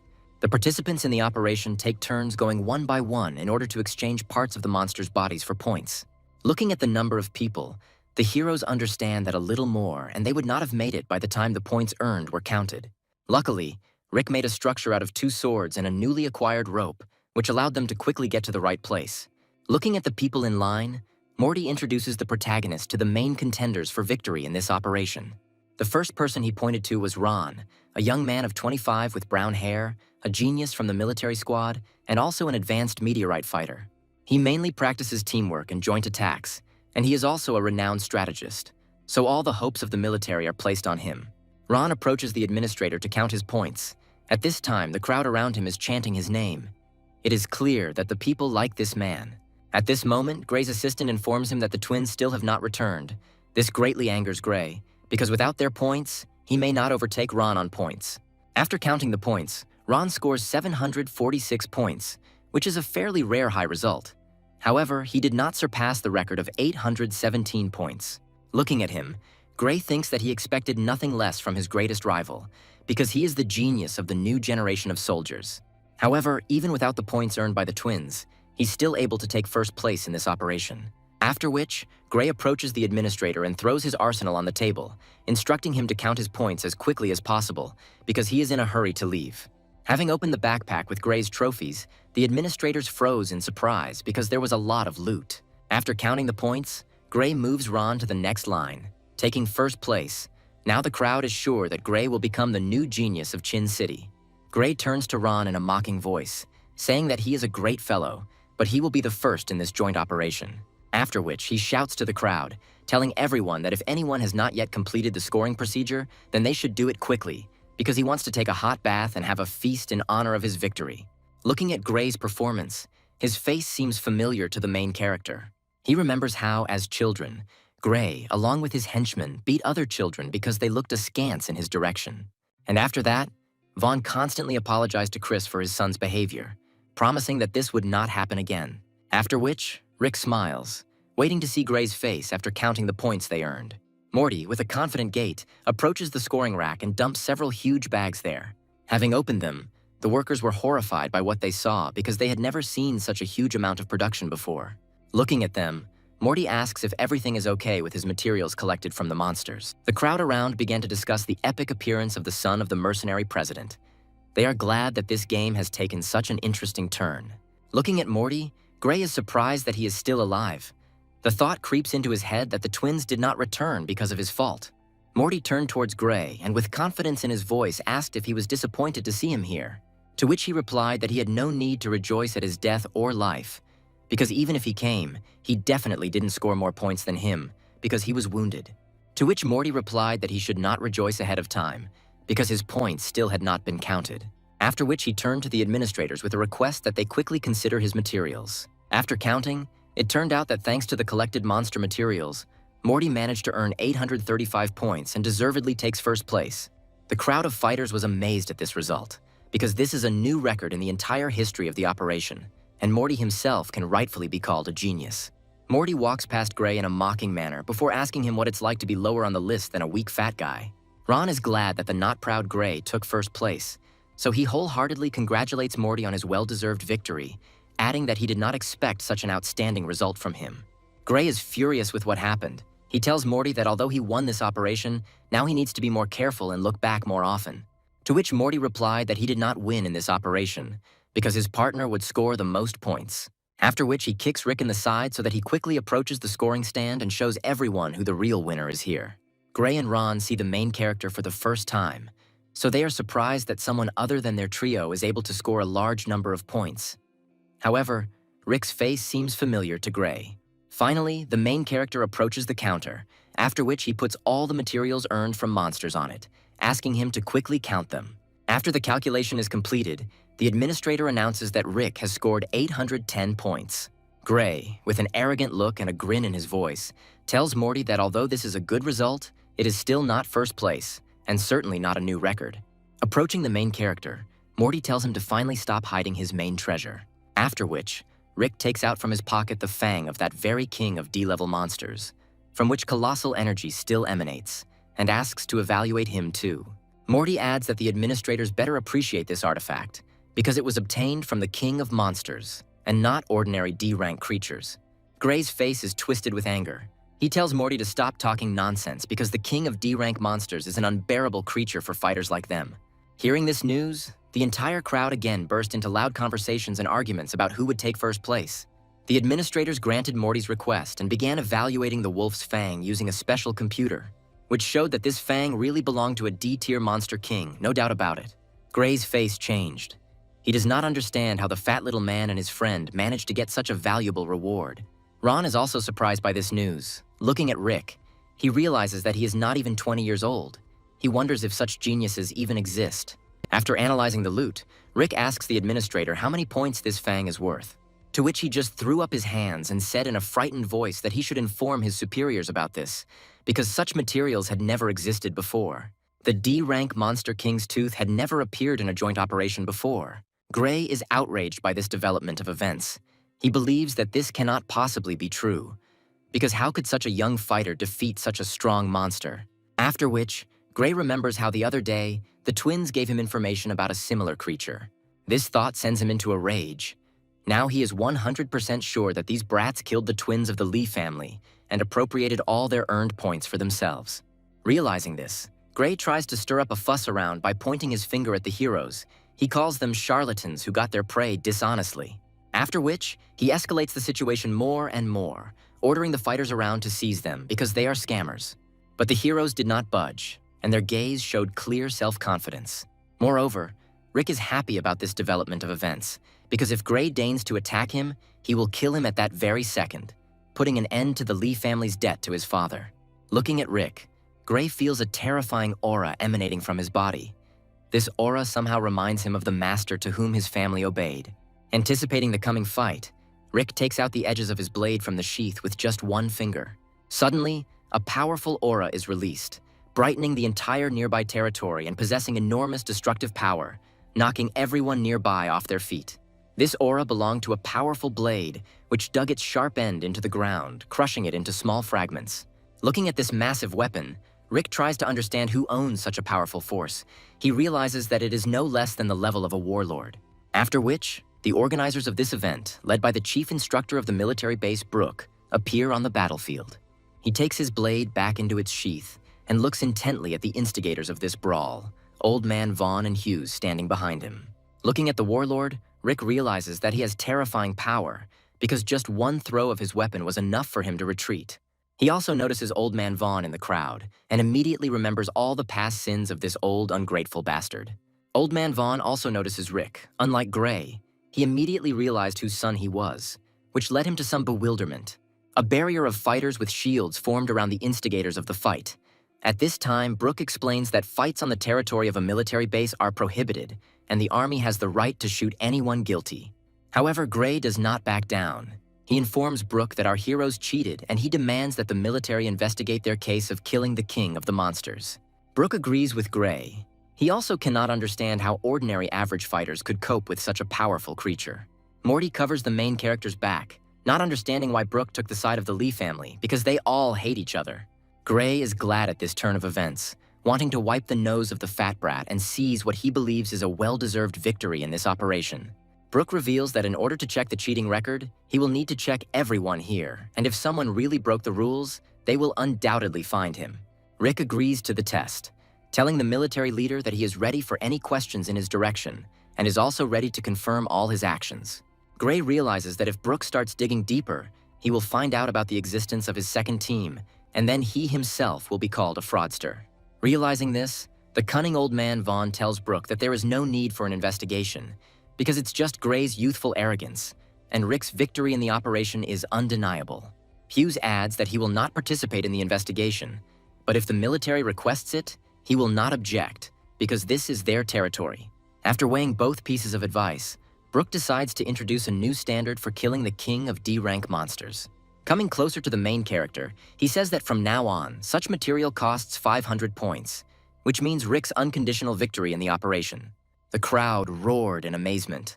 Such scores had never been seen in an operation. Moreover, people were sure that no one would be able to beat such a high bar even in the future. Brooke gives the protagonist a friendly pat on the shoulder, congratulating him on his victory in the operation, and also adds that he has a very bright future if he continues to work in this spirit. Rick just smiles a little, telling the warlord that he cheated a little in the fight with the monster. In a one-on-one battle, he would definitely lose. Brooke extends his hand to the main character, inviting him to join the military, adding that if he agrees, he will guarantee him the rank of colonel and a place in the elite squad. Only 1 in 100 of the entire population of China gets a place in the elite military detachment. Such an opportunity occurs very rarely, but at this moment, Hughes intervenes. Smoking his cigarette, he suggests to Brooke not to rush the horses, because Rick is still a mercenary fighter. He calls the main character a genius and says that the Mercenary Association does not simply refuse such an excellent fighter. Looking at the many words of praise towards Rick, Old Man Vaughn seems to again feel in the shadow of his father. After which, he also joins in congratulating the winner, telling Hughes that the mercenaries were very lucky to get such a valuable fighter. And as an apology for their son, his family will hold a gala dinner in honor of the end of the military operation, and everyone involved will be invited to it. After this, he asks permission to leave, taking with him all the remnants of his squad. Gray complains to the old man that the heroes killed the twins. Taking their points for themselves, they cannot let them get away with it, because he should have been the winner. To which the enraged old man replies that he should shut up, because even with 3 groups, they could not kill the fat man, and they also lost in the operation. After which, he thinks that Rick is really Chris's son, and he should not allow him to return alive from their territory. Ron also joined in the congratulations of the main character. It turned out that he was a very friendly guy. After which Morty suggested going to the military base to finally receive his rewards. Rick is glad that he won, because he will now be able to legally stay on the military base, which will allow him to find the treasured safe. Finally, the heroes arrive at the ghostly Rain military base. Up close, it seemed even more huge, and its defenses were absolutely impregnable. Selected fighters are delivered to the base by special transport designed to move around this territory. Despite the exciting moment of the award, Morty sleeps soundly, which surprises the other people in the car with him. Rick realizes that the defensive power of this territory is even greater than he imagined. Watching it through binoculars, it's good that he did not dare to sneak here earlier, because it would have been certain death. Finally, the heroes are disembarked from a special car, taken to the entrance to the main building. Getting out of the transport, the heroes see a large crowd of people standing in line to receive their rewards for the operation. Ron explains that the line is so long this year because all of the first 100 fighters received valuable awards. Morty also added that in addition to the awards presented by the military, fighters also have the right to keep all the materials they earn, which can then be sold and earn a lot of money. At this time, an officer approaches the heroes and shows them the way to the room where the 10 best fighters are being collected, adding that Commander Brooke is already waiting for them. Entering the room, the officer bows his head in front of the military leader, while Brooke calmly looks out the panoramic window, admiring the view of the fabulous mountain. The heroes greet Chief Instructor Brooke, saying they are glad to be here. The military leader orders his subordinate to bring out special awards intended for the best fighters. Handing out a special box to everyone, Brooke explains that it contains identification cards for military base employees, as well as a check for an impressive amount of money. Upon opening his reward, the first thing Rick notices is the pass, wondering if it will be enough to get into the secret part of the base. But before he had time to think about his options, he was deafened by the joyful cry of Morty, who was able to earn as much as $3 million for the operation. Ron also checked his awards. For 4th place, he was awarded $2 million. He was happy with this money because he needed exactly that much for a new meteorite weapon. Having learned their fee for the operation, curious friends looked at the receipt of the main character. After which, Morty's face changed with envy, because Rick was paid as much as $8 million for the operation, and yet he still had other valuable rewards. Looking at them, Brooke says that for a person who set a new record and also defeated the King of Monsters, such a large sum is not a pity. Moreover, if Rick agrees to join the military, he will double this amount. Morty looks at Brooke with an incredulous look, condemning him for trying to win Rick over to his side even though he is a member of the mercenary squad. But the main character rejects the military leader's offer, telling him that he is still happy with his position in the Mercenary Association. Hearing this, Morty reminds Brooke not to forget about the main reward for 1st place, namely the alien artifact. Brooke calls Morty a very petty person, after which, with a calm face, she takes out another box intended for the winner. He hands it to Rick, telling him that this is the very treasured alien artifact. Having opened the box, the main character feels a powerful aura emanating from this item. The stone itself, located inside, was incredibly beautiful. It shone in many different colors, and also had a perfect round shape. The aura from this artifact illuminated the entire room in which the heroes were located with golden flames. Brooke explained to Rick that each alien artifact has its own individual effect, so he must accept it while they observe his changes. In case something suddenly goes wrong, there will be medical workers in the room who will immediately provide emergency assistance. Rick is somewhat confused by the fact that the alien artifact may be a toxic product, to which Brooke replies that it was found not so long ago, so it's hard to say whether it contains any poison. But their conversation is interrupted by a girl in a white coat, assuring the main character that the artifact is harmless to health because they checked it carefully. Rick trusts the medical professional's words and then lifts the stone to his mouth, and with a characteristic sound, he swallows it. Putting his hand to his stomach, Rick realizes that he does not feel any changes after accepting the alien artifact. Drooling, Morty tries to find out from the main character what this rare gift from God tastes like. More like meat, or more like sweets, or candy. Brooke interrupts the ever-hungry Morty, saying that this is a unique thing and not a source of nutrition. Morty rubs his head and replies that he's tried some of these fruits before, but they were low-level fruits, so they didn't have much flavor. Rick tells the arrogant fat man that he just swallowed it and didn't even try to taste it, after which he finally notices a change in his power, opening the system to the god of war. Thanks to the alien artifact, he gains an additional 20 points of strength, as well as an increase in his regeneration rate by 10%.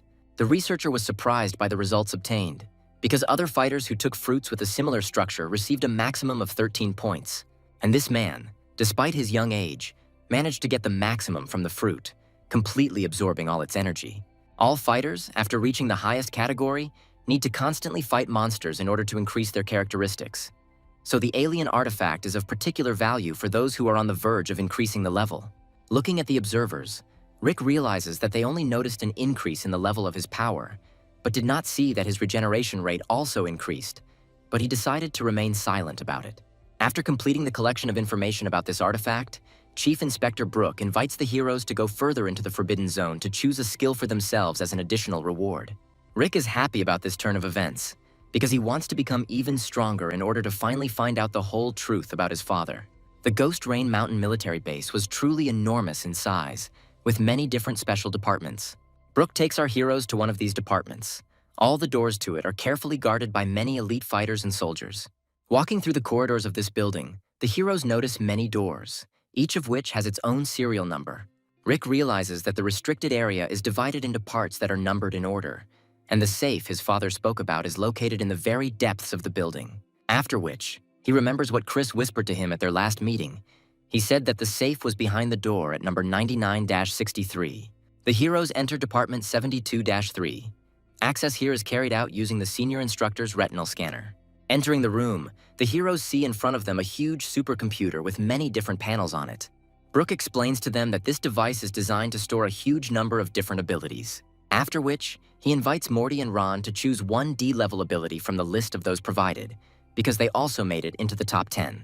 Morty is happy about this news, because with his new ability, he can easily compete with Gray. Since the War Department is a government agency, many of the rarest abilities are stored here, and those provided to them are the best of the D-class.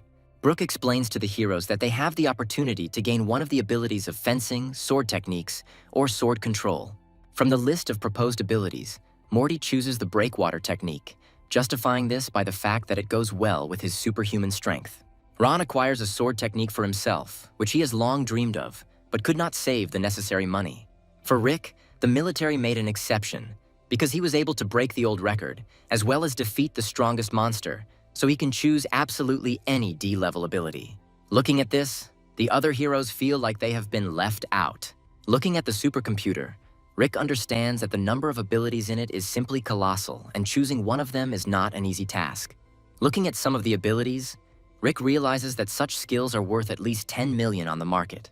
Flipping through the many panels of the supercomputer, he sees skills he is already familiar with, such as Jim's Wind Axe Crusher, as well as improved versions of them.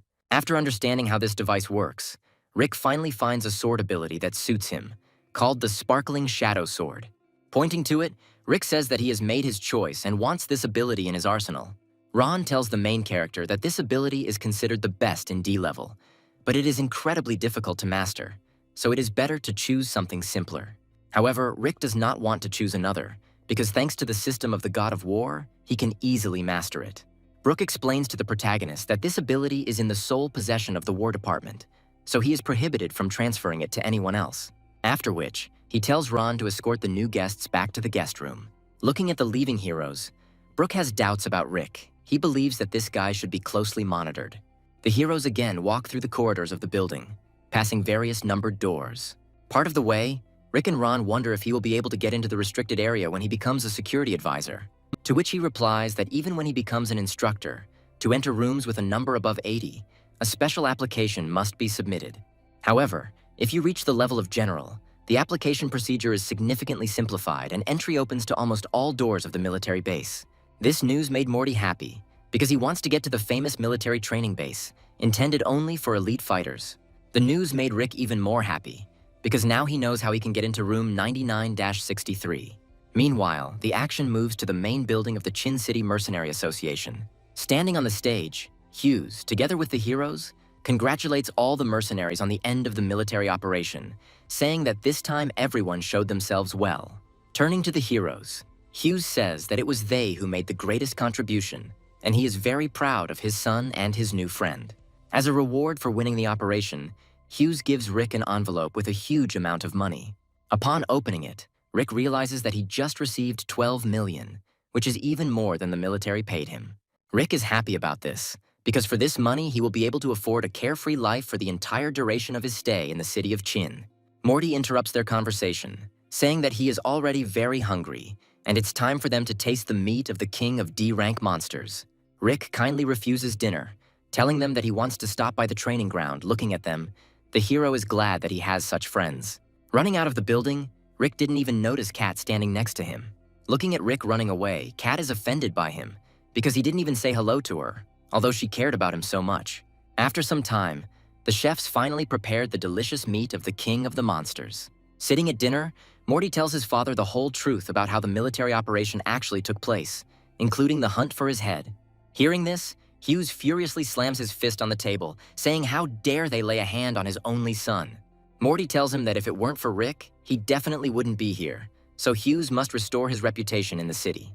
But Hughes doesn't need to explain this, because in his cold gaze it is already clear that he will not spare the bastard of the cunning old man Vaughn. At this time, the main character comes to the training site in order to test his new ability.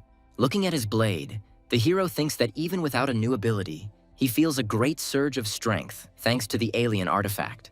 Having discovered the God of War system, he realizes that he has 33 unspent stat points, which he decides to spend on activating the ability, after which he weighs all the pros and cons and still clicks on the activation checkbox. After reading the description of the ability, Rick learns that it slightly increases the strength and agility of the user and also hides the sound from cutting the air and has a 5% chance of a double attack. Looking at the training ground, Rick decides to put his new ability to the test. With sweeping, quick strikes, he delivers multiple attacks on the training bag. During the strikes, the main character notices that the strength has increased by about 20%, although the ability has only been studied at a basic level, and the sound of the thread has decreased significantly, which will be very useful in the fight against some opponents who rely on air vibrations. After 20 attacks on the pair, the main character gets a double lightning strike. He realizes that the description of the ability did not lie, and the chance is really 5%. As expected from a D-tier sword skill, even at a basic level of learning, it gives its wielder a significant advantage in combat. The main character also notices that thanks to the eaten alien artifact, his stamina and regeneration rate have increased. Having tried out his new ability, Rick decides to take a walk through the trading shops, hoping to exchange the collected arsenal for new abilities or equipment. Leaving the training base, he unexpectedly meets Kat and Fat Morty, who are waiting for him at the entrance. Kat, in an indignant voice, tells Rick that he is just a boor, because after returning he disappeared without a trace and did not even stop by to say hello. To which Rick, rubbing the back of his head, replies that he wanted to see her right now and even prepared a small gift for this occasion. Hearing about the gift, a joyful smile appears on Kat's face. Greedily devouring the fried chicken, Morty wonders how Rick had time to prepare a gift, because immediately after returning, he went to the training base. It turned out that while on a mission, Rick accidentally found a shiny object in one of the reservoirs and put it in his pocket in case it was expensive. Rick gives this stone to Kat, saying that he bought it from very rich merchants. Kat is delighted to receive such a wonderful gift and clutches it to her chest, telling Rick that she has now forgiven him. Looking at their relationship, Morty is jealous of the main character, thinking that he needs to learn his skills in communicating with girls. After which, Kat grabs Rick's hand, saying that it's time for them to show him what they came here for. The heroes take Rick to the most elite and safe district of Chin City, the Wu District. It is located in the center of the city and is surrounded by a barrier that can easily protect against a small wave of monster attacks. Walking through the alleys of this area, Rick says that he has heard about it as the safest and most expensive area of the city. Morty replies that in addition to the barrier, the security of this area is ensured by the fact that 70% of the apartments and houses in it belong to fighters from the Mercenary Association. And also, there are elite training arenas for meteorite warriors, excellent service, and a lot of different entertainment. After the night of the meteorite fall, residential areas with defense capabilities have become the most sought-after areas, because in this difficult time, there is nothing more valuable than one's own life.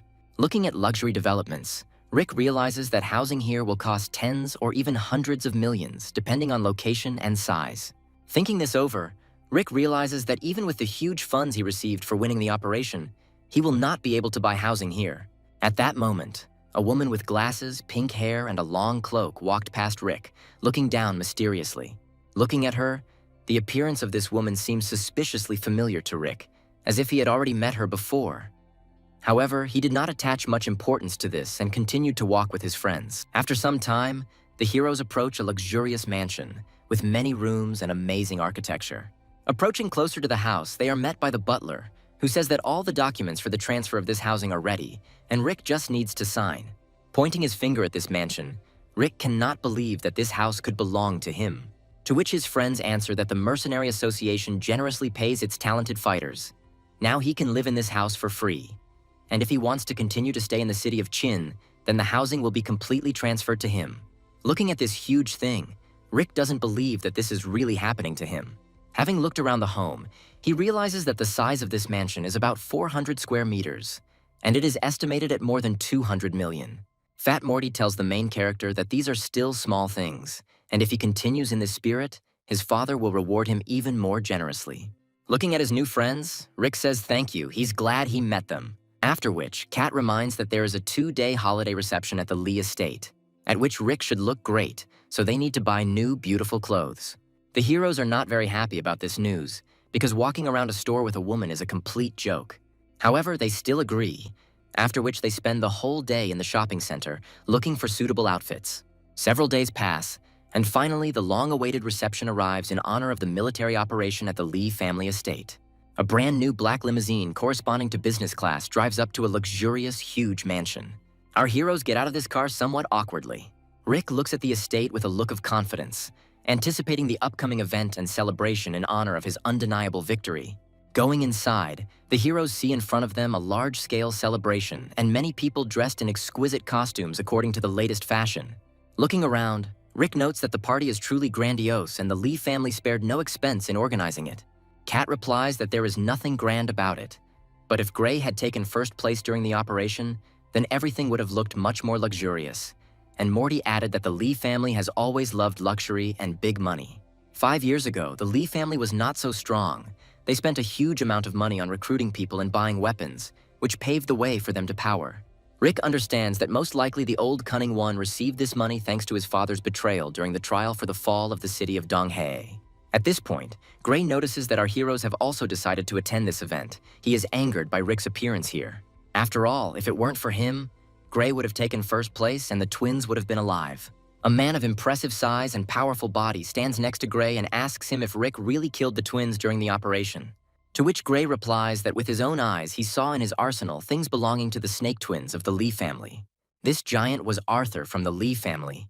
He looks at the main character with a fierce look, because it was he who raised and taught the twin brothers everything, so he wants to take full revenge on him for their death.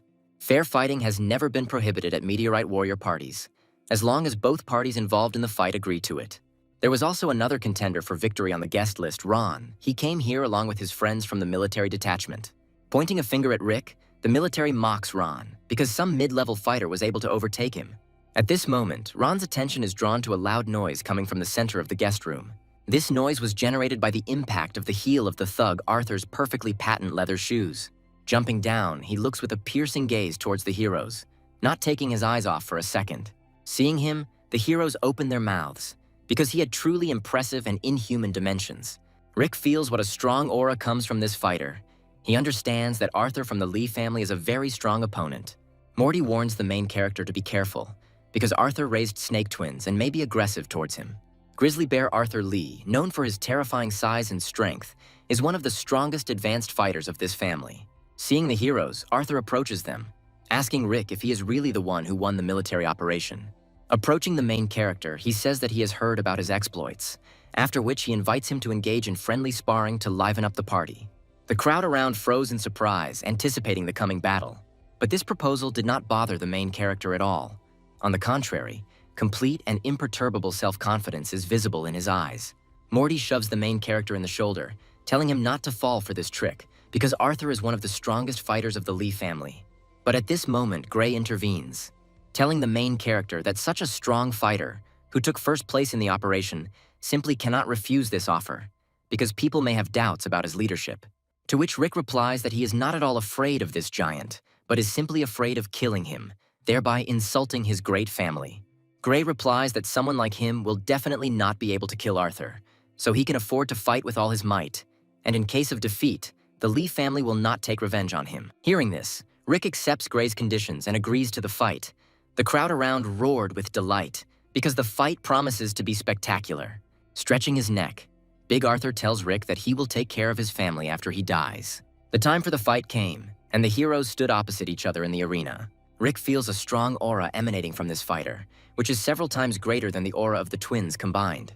Before he had time to think about battle tactics, a loud sound of scraping patent leather shoes was heard in the hall. Rick understands that the big guy will attack now. Arthur performs a quick jump before attempting to hit Rick with his massive two-handed mace, which has an E-tier beast core built into it. The impact from it destroys the entire area within the attack radius into smithereens, causing the stone floor to shatter into small stones.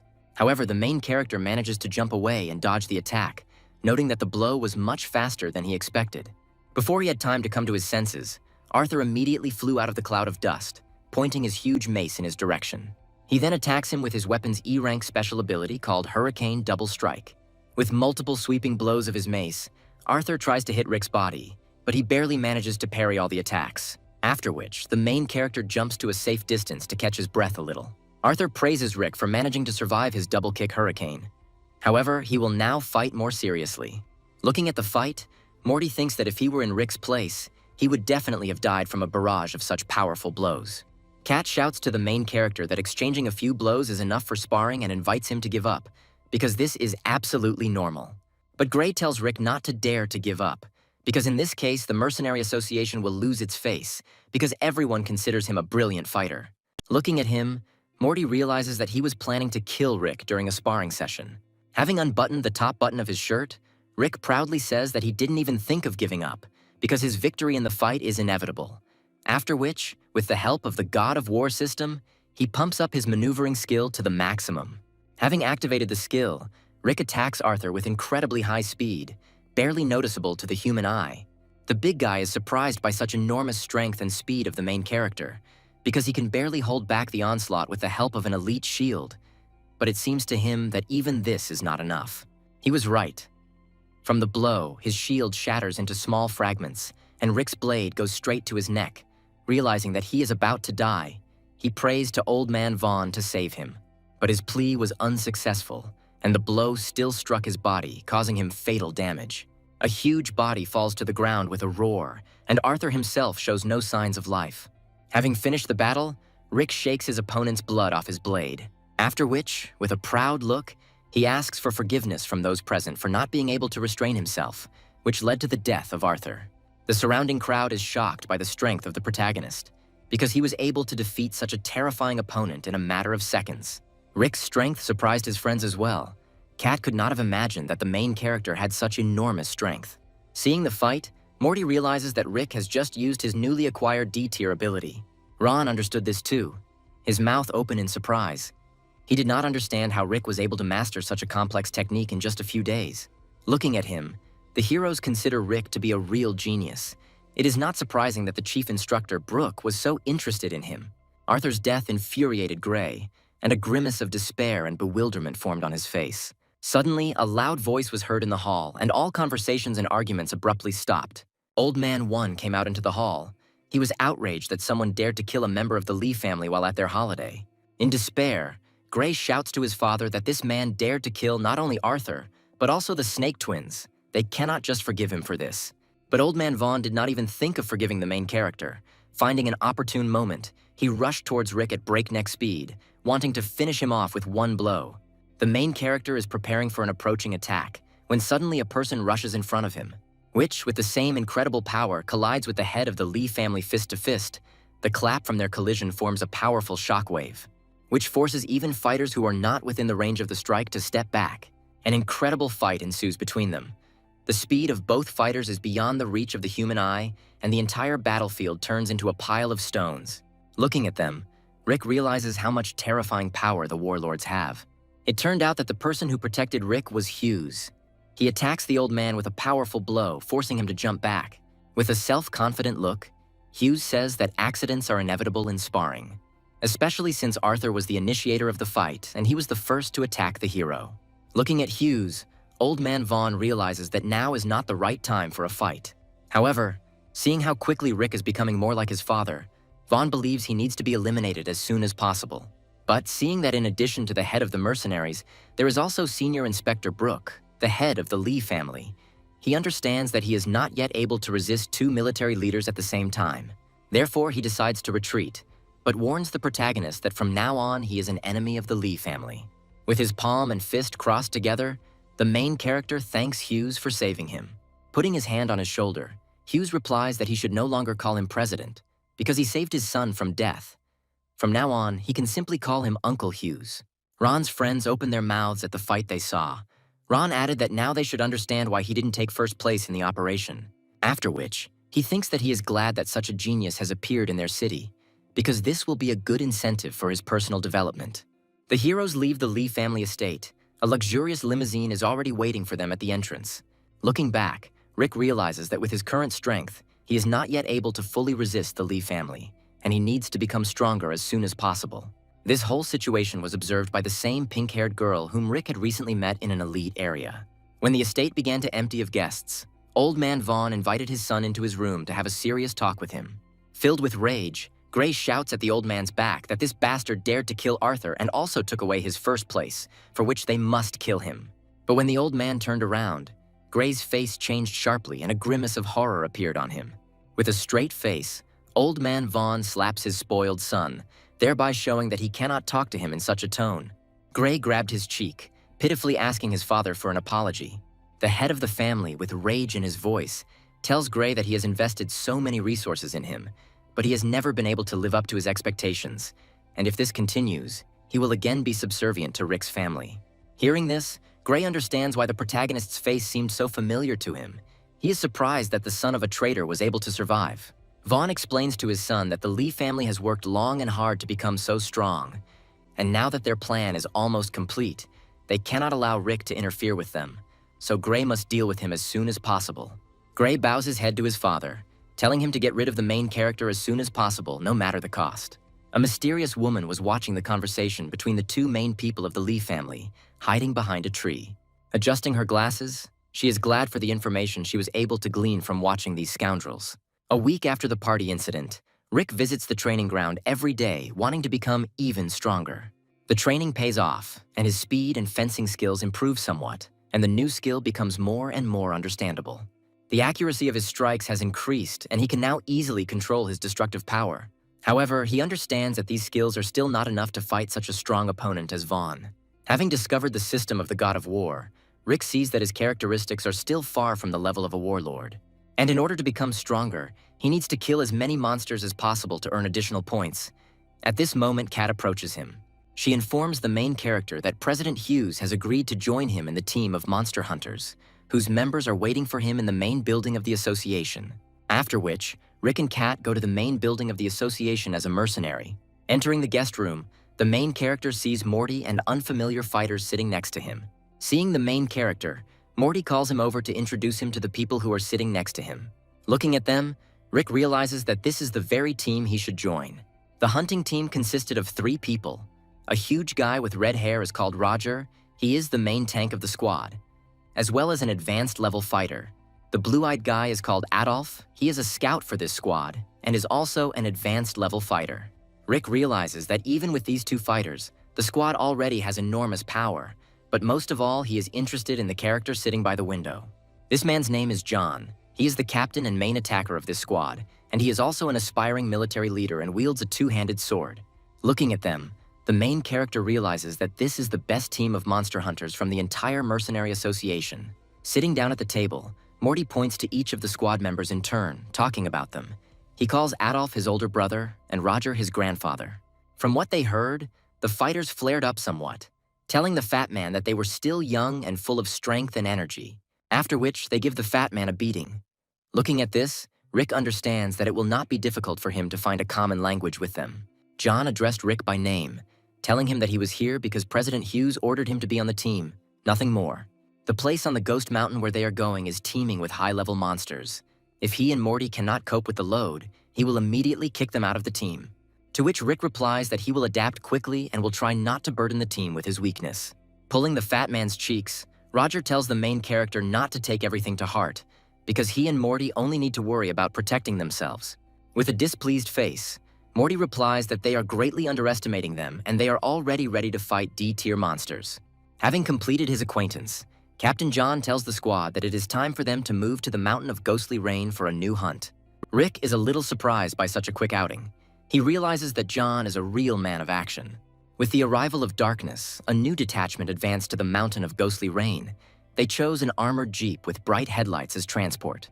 The large size and bright headlights of this car can attract a lot of attention from many monsters who are hunting in the dark. But Adolf says that this is precisely why they chose this transport, because searching for traces of monsters is a waste of time. Hearing a noise coming from behind the car, the heroes stopped. At this moment, someone attacks the squad with many fast needle-like projectiles flying straight into the body of the jeep. However, Rick reacts to the attack and immediately jumps out of the cabin, after which he repels all attacks aimed at them.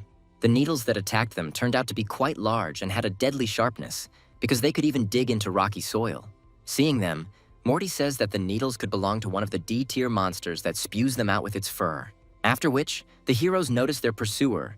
This is a D-rank monster, a hunting fox. It has high speed and mobility, and can also simultaneously release many sharp needles. Seeing the heroes get out of the car, the monster let out a ferocious roar, signaling the start of the fight. Hearing the roar, John tells Morty to come out and help his friend, because these monsters are the weakest they will face, and this battle will be a kind of test for them. Realizing that this was an entrance test, the heroes changed their faces somewhat because they had no room for error. While smoking his cigarette, Roger asks the captain if it's too cruel to send two youngsters to fight a D-tier monster. Adolf also joins his words, saying that, apparently, the captain did not intend to accept them into the detachment, which is why he arranged this test. However, John says that if these guys cannot cope with such a monster, then they will only be a burden in future battles. Meanwhile, our heroes have already taken a fighting stance. They are very determined and are not in the mood to retreat. Looking at them, the hunting fox emits a terrifying howl, indicating a quick attack. After which, waving her special tail, she attacks the heroes with many needles, randomly scattering them around the entire perimeter. Dodging attacks and gradually approaching the monster, Morty says that he wants to deal with it himself in order to try out his new power. Rick accepts the fat man's offer, telling him that if anything happens, he will be there and will definitely help him. Morty assumes a fighting stance, blocking the sharp spikes with his shield, after which he activates his innate skill, Heavenly Divine Power. Upon activating this skill, a powerful aura begins to surround Morty's body, which breaks the spikes apart, forming a strong barrier around his body. After which, Morty pushes off the ground with such force that the stones under him crack, and in a quick rush, he heads straight towards the monster's body. Seeing this, the creature takes a defensive stance. The fox throws its tail over its head and prepares to strike the enemy. Looking at the battle, Rick is surprised by such a strong aura emanating from Morty. He did not expect that his innate skill could be so strong. Meanwhile, the fat man finally gets to the hunting fox, attacking him with all the might of divine power. From a strong blow, the monster flies to the side like a soccer ball and cannot do anything to oppose Morty. The shockwave created by the monster hitting the ground raised a high column of dust, and the monster let out a loud, pitiful howl, begging for mercy. However, Morty is relentless and tells him not to even think about running away and immediately attacks the monster again. After finishing the fight, Morty tells the main character that if not for the wound, he would have been in the top 10 in the military operation even without his help. Rick tells him that he never doubted him, because he just has great genes, and his innate ability is simply terrifying. Rubbing the back of his head, Morty tells the main character that he is very flattered by him, because he still has a long way to go.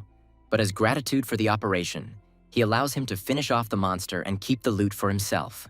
Rick opens his blade and then finishes off the half-dead creature with a sweeping blow. Killing D-level monsters gives Riku 3 stat points. The hero understands that if he participates in a protracted battle, he can strengthen himself well.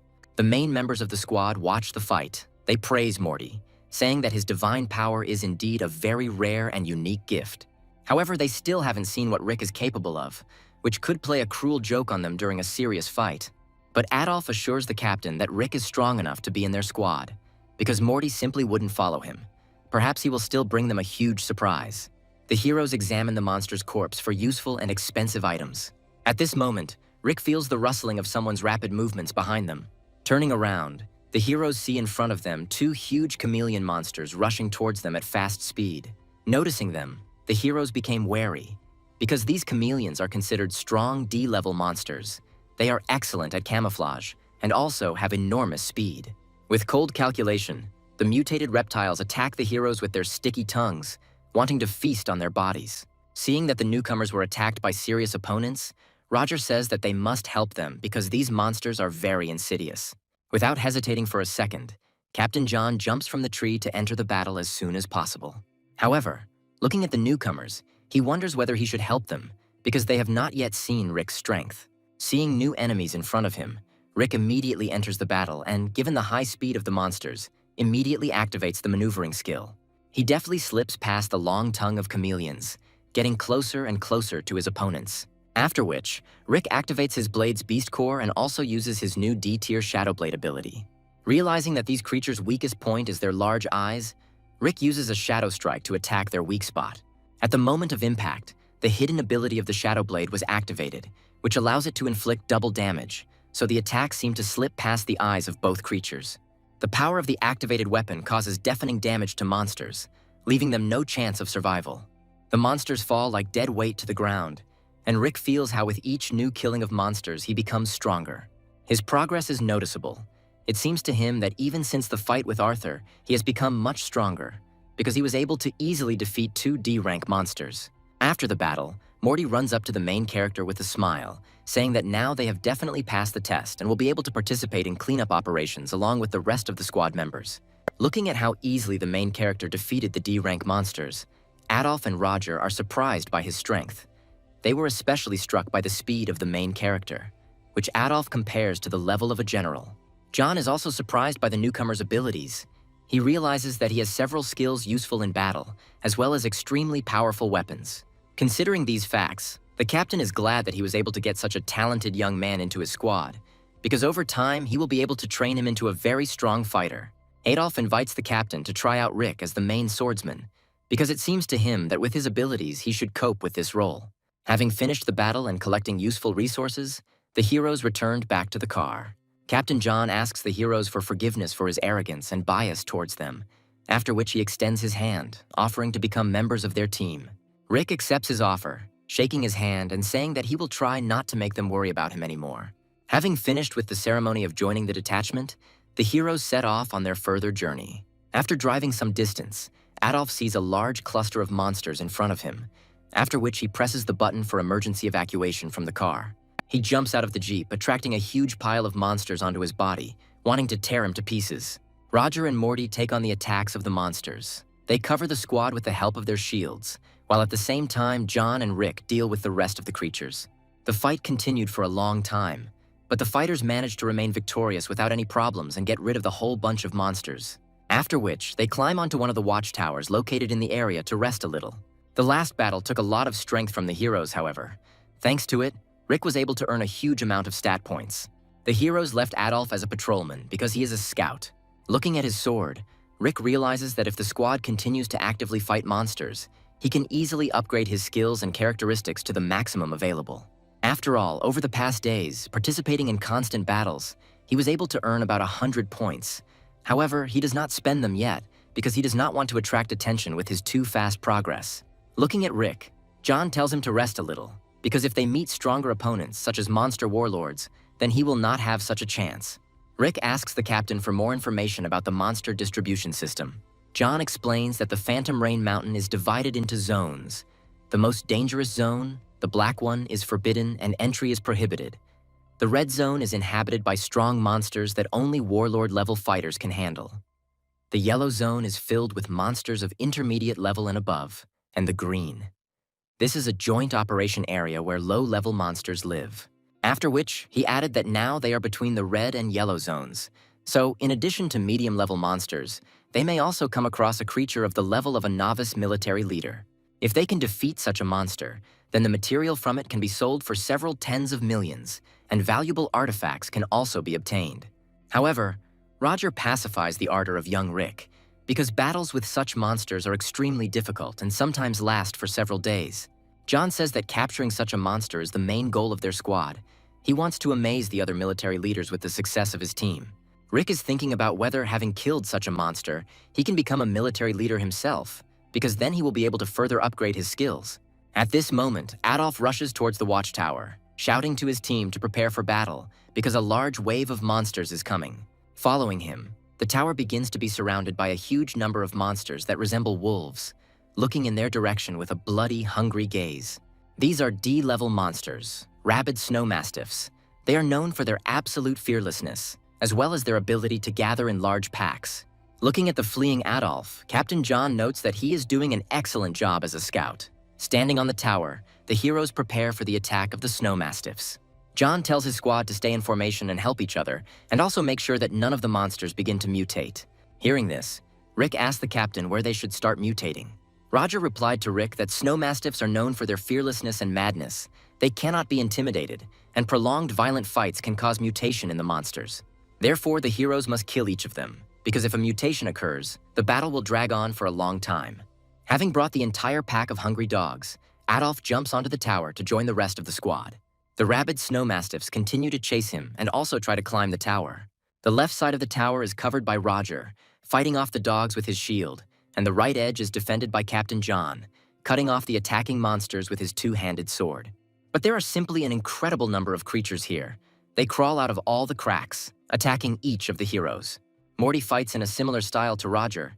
He blocks the bites of rabid mastiffs with his shield, buying time for the attacking heroes. Mad mastiffs are different from other monsters. As soon as they see their prey, they immediately become enraged. They are like mad dogs whose self-preservation instinct is turned off. Rick does not lag behind the other heroes and fights just as fiercely with the dogs, cutting them down one by one. The main character understands that the team works as a single mechanism, so they have an excellent chance of winning this fight. But if it weren't for the team, even warlord-level heroes would have fled from the battlefield, because there is no end to these creatures. Killing one monster after another, Rick feels his stats increase. For every kill of a snow mastiff, he receives 3 additional stat points. Adolf mysteriously watches Rick's fight. It is clear from his eyes that he is planning something. Seeing that Rick is very passionate about fighting monsters, Adolf realizes that this is his chance that he cannot miss, after which he takes out his knife. However, Adolf's plan failed to come true, because at the same moment a huge, rabid, hungry creature attacked him. Adolf did not expect this attack. Seeing the furious monster, he was confused and could not move. Rick notices that Adolf is terrified, and if he is not helped, he faces death. Realizing this, Rick shields himself from the monsters with his hand, allowing him to bite it, and with his other hand, he kills the monster that attacked Adolf, saving his life. Looking at this, Adolf understands how fast the protagonist's reaction is. It's good that he didn't act rashly then. Looking at the frightened Adolf, Rick tells him that he should stay close to the rest of the team. John notices how fiercely Rick fights. Once again, he emphasizes to himself what a good decision it was to accept him into his team. The battle had been going on for more than 3 hours. More and more corpses of monsters fell to the ground, turning it bloody. But their number has not decreased, and the heroes continue to fight them fiercely. Suddenly, a loud explosion occurs that covers the entire area around the tower with bright flames, surrounding the heroes with a fiery trap. The corpses of monsters from which it was still possible to collect an arsenal are burned to the ground in a powerful flame. Looking at the high pillar of fire, the heroes do not understand what is happening here and where this explosion came from. Seeing the flames, John tells the team that someone ambushed them, as explosive weapons can easily cause monsters to mutate. It turned out that this was the work of Gray. Looking at how brightly the flame was burning, he shouted that Rick had made enemies in the Lee family in vain. Now he would have to die here, and he would feed his corpse to the dogs. The heroes stood in a circle, covering each other's backs. Morty says that if they manage to escape, Gray may not ask for his mercy. At this moment, the wounded, half-dead snow mastiff begins to emit a mysterious aura that has enormous power. He opens his wild eyes, filled with endless rage and power, after which, the mad dog rushes towards the squad with great speed, wanting to tear their bodies into small pieces. The furious creature heads straight towards Roger's body. Due to the fact that Roger is large, his speed is not enough to raise his shield in time. But Rick saves him from the blow. He hugs Roger and falls to the ground with him, which helped them dodge the monster's attack. Looking at the rabid creature, the heroes realize that the rabid mastiff is mutating, and now its strength and speed cannot be compared with that of other monsters. A monster's mutation is like a transition in life. Its combat power is greatly enhanced, and intense battle, mortal wounds, and explosives only speed up the process. Looking at the fight, Gray tells the main character that heaven itself wants him to die today, because it's not every day you see how strong monsters mutate. At this point, Captain John attacks the mutated creature with his greatsword, telling the rest of the crew to stay away. He realizes that once this wolf completes his mutation, he will not be able to continue fighting him alone, so he must defeat him as soon as possible. The opponents are in no way inferior to each other. However, in a battle in which both sides have the same rank, the monster usually has the advantage. As John attacks one after another, he feels a transformation in his body. Seeing the captain's strength, Roger informs him that he is going to increase his level and receive the rank of military leader. Rick also notices a change in John's strength, as his aura has become much more powerful, but still does not reach the level of a warlord.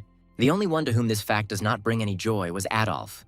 He secretly watches the battle, choosing the right moment. Roger says that John is a brilliant fighter. If in one of the battles he had not been injured while defending him, he would have been a military leader long ago. That is why, for many years, he continued to fight against strong monsters, wanting to make a breakthrough as soon as possible. And now, finally, this moment is close. However, just as John was about to move on to the next level, he is sneakily stabbed in the back. Turning around, he sees that this is the work of Adolf. He cannot believe his eyes, because he saved him from death so many times. Adolf replies that he is very sorry, because this is what the Lee family wanted, and he can blame Rick for his death, who greatly angered this powerful family. Sensing the smell of human blood, the ferocious creature attacks Captain John with a sweeping attack of its powerful paw. The blow severely wounds John, leaving a deep cut on his body and causing great damage. Seeing that the captain was wounded, Roger covers the team with his shield, telling Morty to quickly give John first aid. Meanwhile, Adolf runs further and further away from the squad. Seeing this, Gray jokingly tells him that he is just a heartless creature. It turned out that Adolf is a secret agent of the Lee family. They did not want to reveal his identity in advance, but a joint operation with Rick forced them to take this step. After which, Gray orders the rest of his squad to launch an air attack with arrows on the battle-weary heroes. The Lee family's fighters laid siege to the tower with a hail of arrows. The shells were so powerful that when they hit a tree, they left a deep mark on it. At this moment, one of the shells hits the target, wounding Roger in the chest area. Severe pain sharply pierced his body. And at the same moment, the mutating monster attacks Roger, who has lost his vigilance, inflicting another deep wound on him. Barely standing on his feet, Roger uses his last strength to cover himself with his shield and tells the heroes to grab the captain and run away from here. To which Morty replies that they will not run away, but will make their way out of here together. Roger tells him to shut up, because at such moments the newcomers must listen to the elders. Even if they manage to break away, he is still seriously injured. Barely holding back the onslaught of monsters, Roger asks the heroes to tell the captain that he has now returned the favor for his past salvation and they are now even. Roger realizes that he is no longer able to hold off the monsters, and a huge crowd of creatures led by a mutant attack him. However, at that moment, Rick appears behind Roger and knocks him out with a powerful blow to the neck. After which, Rick uses all the stat points earned during the battle to pump all his stats to the highest possible level. Seeing this, Morty is surprised by the next strengthening of the main character. Rick tells him to grab the captain and Roger and quickly run away from here, and he will catch up with them later as soon as he sorts things out here. Morty looks at Rick with a trusting gaze, because he has never let him down yet. After which, he grabs the wounded bodies of John and Roger and rushes away from the tower, leaving Rick alone with death. The horde of hungry snow mastiffs seem to become even more ferocious after seeing their prey run away. However, Rick does not allow any of the mad dogs to get to the heroes, fighting them ferociously as if this is his last fight. With each monster killed, Rick feels his body filled with more and more power, and the points of the God of War system become more and more. Finding himself surrounded by creatures, the hero understands that he needs to break through them right now. After which, he activates the maneuvering skill and flies past the hungry creatures, who did not even notice his movement. However, a mutated rabid mastiff sees Rick's movements and immediately sets off in pursuit of his prey. Realizing that the mutated monster's speed is very high, Rick decides to use the remaining stat points to upgrade his maneuvering skill to the next level. After leveling up his maneuvering ability, Rick feels significant changes in his speed. The rabid creature realizes that it will not be able to keep up with the hero, so it makes a loud roar, ordering all the other creatures in the area to pursue Rick. Novice warlord rank monsters, like bosses, have the ability to dominate weaker rank monsters. Making his way through the thorny forests, Rick realizes that finding his allies will not be easy, and monsters are watching the hero from the depths of the trees. Seeing this, Gray rejoices at what is happening, because such a huge squad of monsters will definitely deal with Rick. Morty was still able to distance himself from the monsters, while saving his two new friends. However, he realizes that he has reached a dead end, and the further road is blocked by a huge mountain, which he is not able to climb over with two people on his shoulders. At this moment, Roger comes to his senses. He tells Morty to grab the captain and climb the mountain, and he will catch up with them later. But at this moment, the heroes are attacked by many needles flying in their direction. Roger and Morty barely have time to react and cover themselves with their shields. There were many hunting foxes sitting at the top of the trees, which would not allow the heroes to just climb the mountain. The only chance to get out of here is to defeat the monsters. Morty tells Roger not to worry, because he will definitely cope. After which, with complete confidence in his voice and determination in his eyes, he tells Roger to hide behind his body. Morty puts his shield forward, deflecting the needles aimed at him, trying to get as close as possible to the foxes in order to attack. However, he understands that he won't be able to avoid all the arrows, and most likely he won't be able to get to the monsters, so he needs to at least delay time. But at this moment, a blue flash flies past Morty, cutting off all the projectiles aimed at him. After which, a blue flash flies past all the trees in the area, reaching every monster attacking the heroes. It was Rick. With great speed, he moves between monsters by maneuvering, killing them one by one. Seeing this, the heroes cannot believe their eyes, because Rick has become much stronger since their last meeting. Rick looks at his opponents with a confident gaze, a powerful blue aura surrounding his body. Snow mastiffs from the watchtower gradually begin to come running to the battle site, accumulating into a large flock. Rick understands that the heroes are in this situation because of him, so he must help them get out of here alive. Having reached the place, the mad dogs attack the main character again. Absolute madness and boundless rage are visible in their eyes. Ever since Rick reached the threshold of meteorite advanced level agility and strength, fighting monsters of that level has become a piece of cake for him.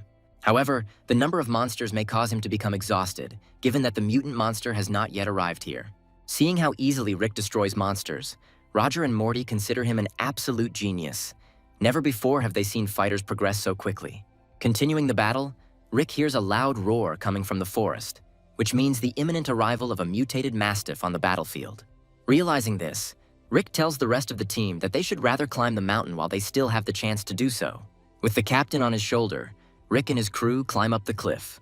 Given their physiology, mad dogs cannot climb up the mountain, so they can only growl furiously after the heroes. Having laid John on the ground, Rick realizes that his wounds are not fatal, because they were able to provide him with first aid in time. However, Rick still blames himself for what happened and swears that when he gets out of here, he will destroy the Lee family. Looking at this, Roger tells the main character not to torment himself, because the Mercenary Association and the Lee family have never gotten along with each other. But Morty also agrees with Rick and believes that as soon as they return to the city, they will immediately pay a sad visit to the Lee family. With his hand on Morty's head, Roger asks Rick why he was hiding his true strength, since he couldn't have become that much stronger in a matter of hours. Morty added that he now understands how Rick constantly managed to defeat his opponents so cleverly, because in fact, he was hiding his strength. In response to this, Rick just grinned, telling the heroes that in fact he just had a talent for quickly learning abilities. Hearing this, the heroes froze with envy, because improving and studying talents is a much more difficult task than pumping up characteristics.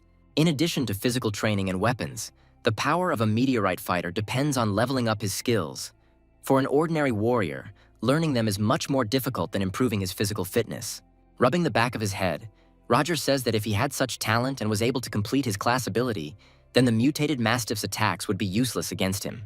Hearing this, Morty laughed, because Roger once thought of Rick as a newcomer, and he, it turns out, will be stronger than him. At this moment, a multicolored aura began to radiate from Captain John's body, possessing enormous power and colossal strength. Seeing this, Roger became happy, telling the others that the captain was going to evolve to the rank of warlord. The rest of the heroes are also happy about this, because if this happens, they can easily take revenge on Gray. When a meteorite warrior gains the rank of warlord, his combat power is greatly improved. In any city, warlords are always top-notch warriors. When John was young, he was injured while protecting Roger during a fight with monsters, the consequences of which reduced his chances of promotion to the rank of warlord. After this, John created his own squad of monster hunters and constantly fought on the front lines to hone his skills and increase his rank. Seeing that the captain is evolving, Roger cries, because it was because of him that John was once injured, and now he will finally achieve his desired goal. After which, he looks at Rick and tells him that most likely he too will someday become a military leader, because he has enormous talent. In a cozy atmosphere, Morty laughs cheerfully, saying that they will soon become an invincible team, because they will have 2 first-class fighters on their roster. Rick asks Roger if fierce battles are the only way to rank up, to which he replies that this method is the most popular and frequently used, but it is not the only one. First, he needs to understand that when people make their way to the rank of warlord, it is similar to how monsters mutate. After the night of the meteorite fall, every living organism mutated, including people. When some strong stimulus occurs, monsters mutate. The same goes for people. This world is still changing, so there must be other ways to become a warlord. Hearing this, Rick ponders his words. The thought comes to his mind that perhaps the God of War system itself will give him a hint at the right time. After long battles, the heroes fell asleep and a new day dawned. But they did not manage to get enough sleep, because they were awakened by the rustle of wings emitted by eagle-eyed foxes hovering above their heads.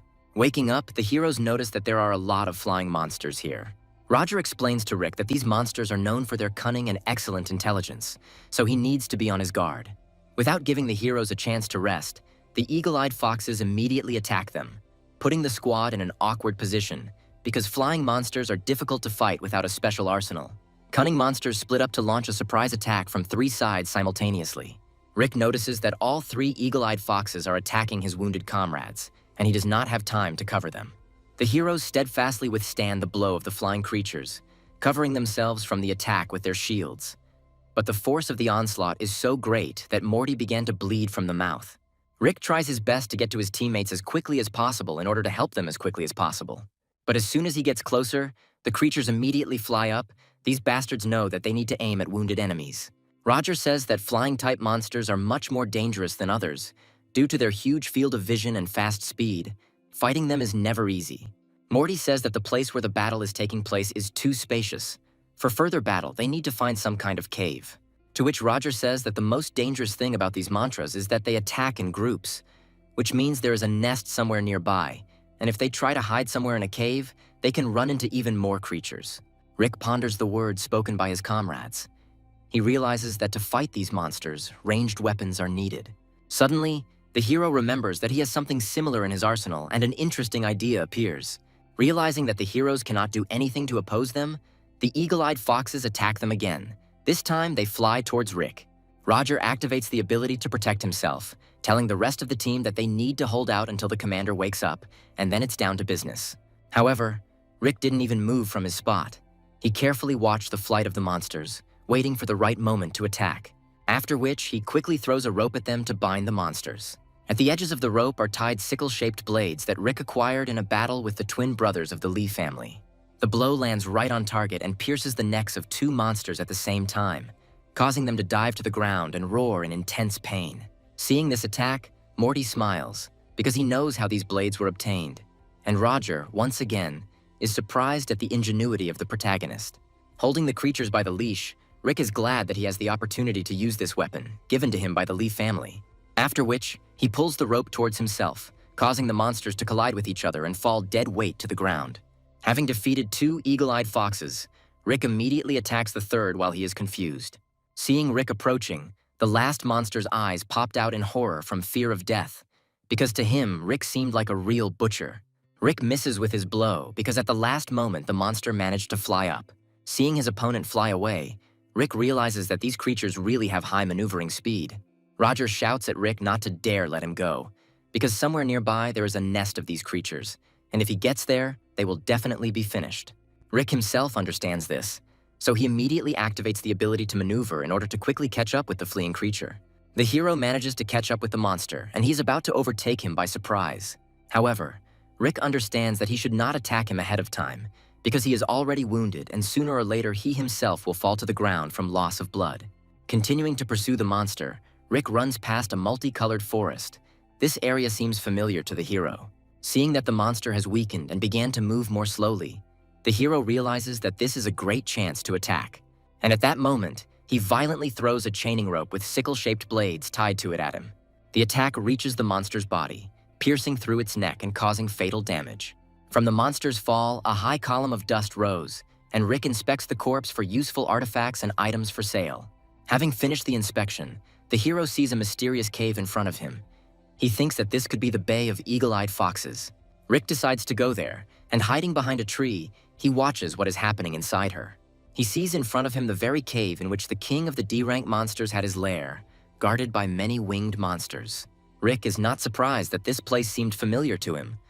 Moreover, he remembers the tree located in the center of the cave and having a huge aura. But now, for some reason, he does not feel that enormous power from him.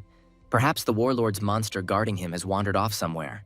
On the crown of a tree, he notices an alien artifact shining in emerald color. It seems that this tree has undergone mutation and produced an alien artifact, which is why so many monsters have been lured here. Looking at the artifact, the hero realizes that it must be C-tier. With his current strength, he is able to at least get closer to the artifact to make sure of this and perhaps take advantage of the power of this stone. After which, he throws the feathers of the monsters he has struck in order to distract other creatures from his person. The trick worked, and the monster's attention focused on these feathers, allowing the hero to sneak past them unnoticed. Activating the ability of the Shadow Blade, Rick silently gets rid of the two monsters, opening his way to the crown of the tree. Looking at her, he realizes that there is an abyss between the section of the rock on which he is located and the crown of the tree. However, an entertaining idea came into his head.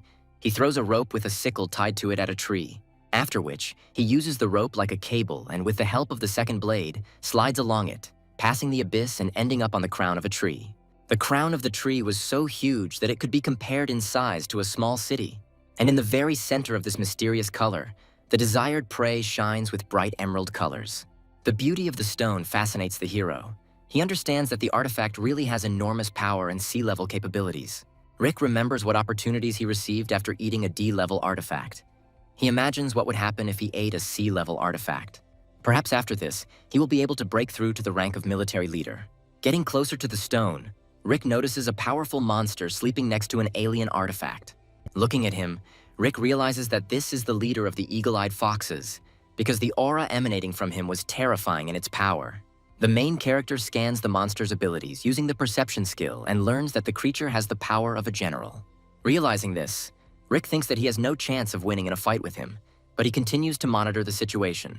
The C level is much stronger than the mutated Mastiff. Even if Rick uses all his stat points, he will not be able to do anything against the monster. While thinking about this, Rick sees a small hair monster crawl out of the tree crown, attracted by the smell of the stone and trying to drag him away. But before he could approach the stone, an eagle-eyed fox flew out from around the corner and tore the rabbit apart with one blow of his claws. Seeing this, Rick thinks about why the hare was killed by an ordinary guard and not a general, because with his instincts, he definitely heard the hare. A thought arises in the protagonist's head, and he activates the perception skill to confirm his theory. He understands that the entire perimeter of the tree crown is guarded by many monsters, but their leader does not show any activity.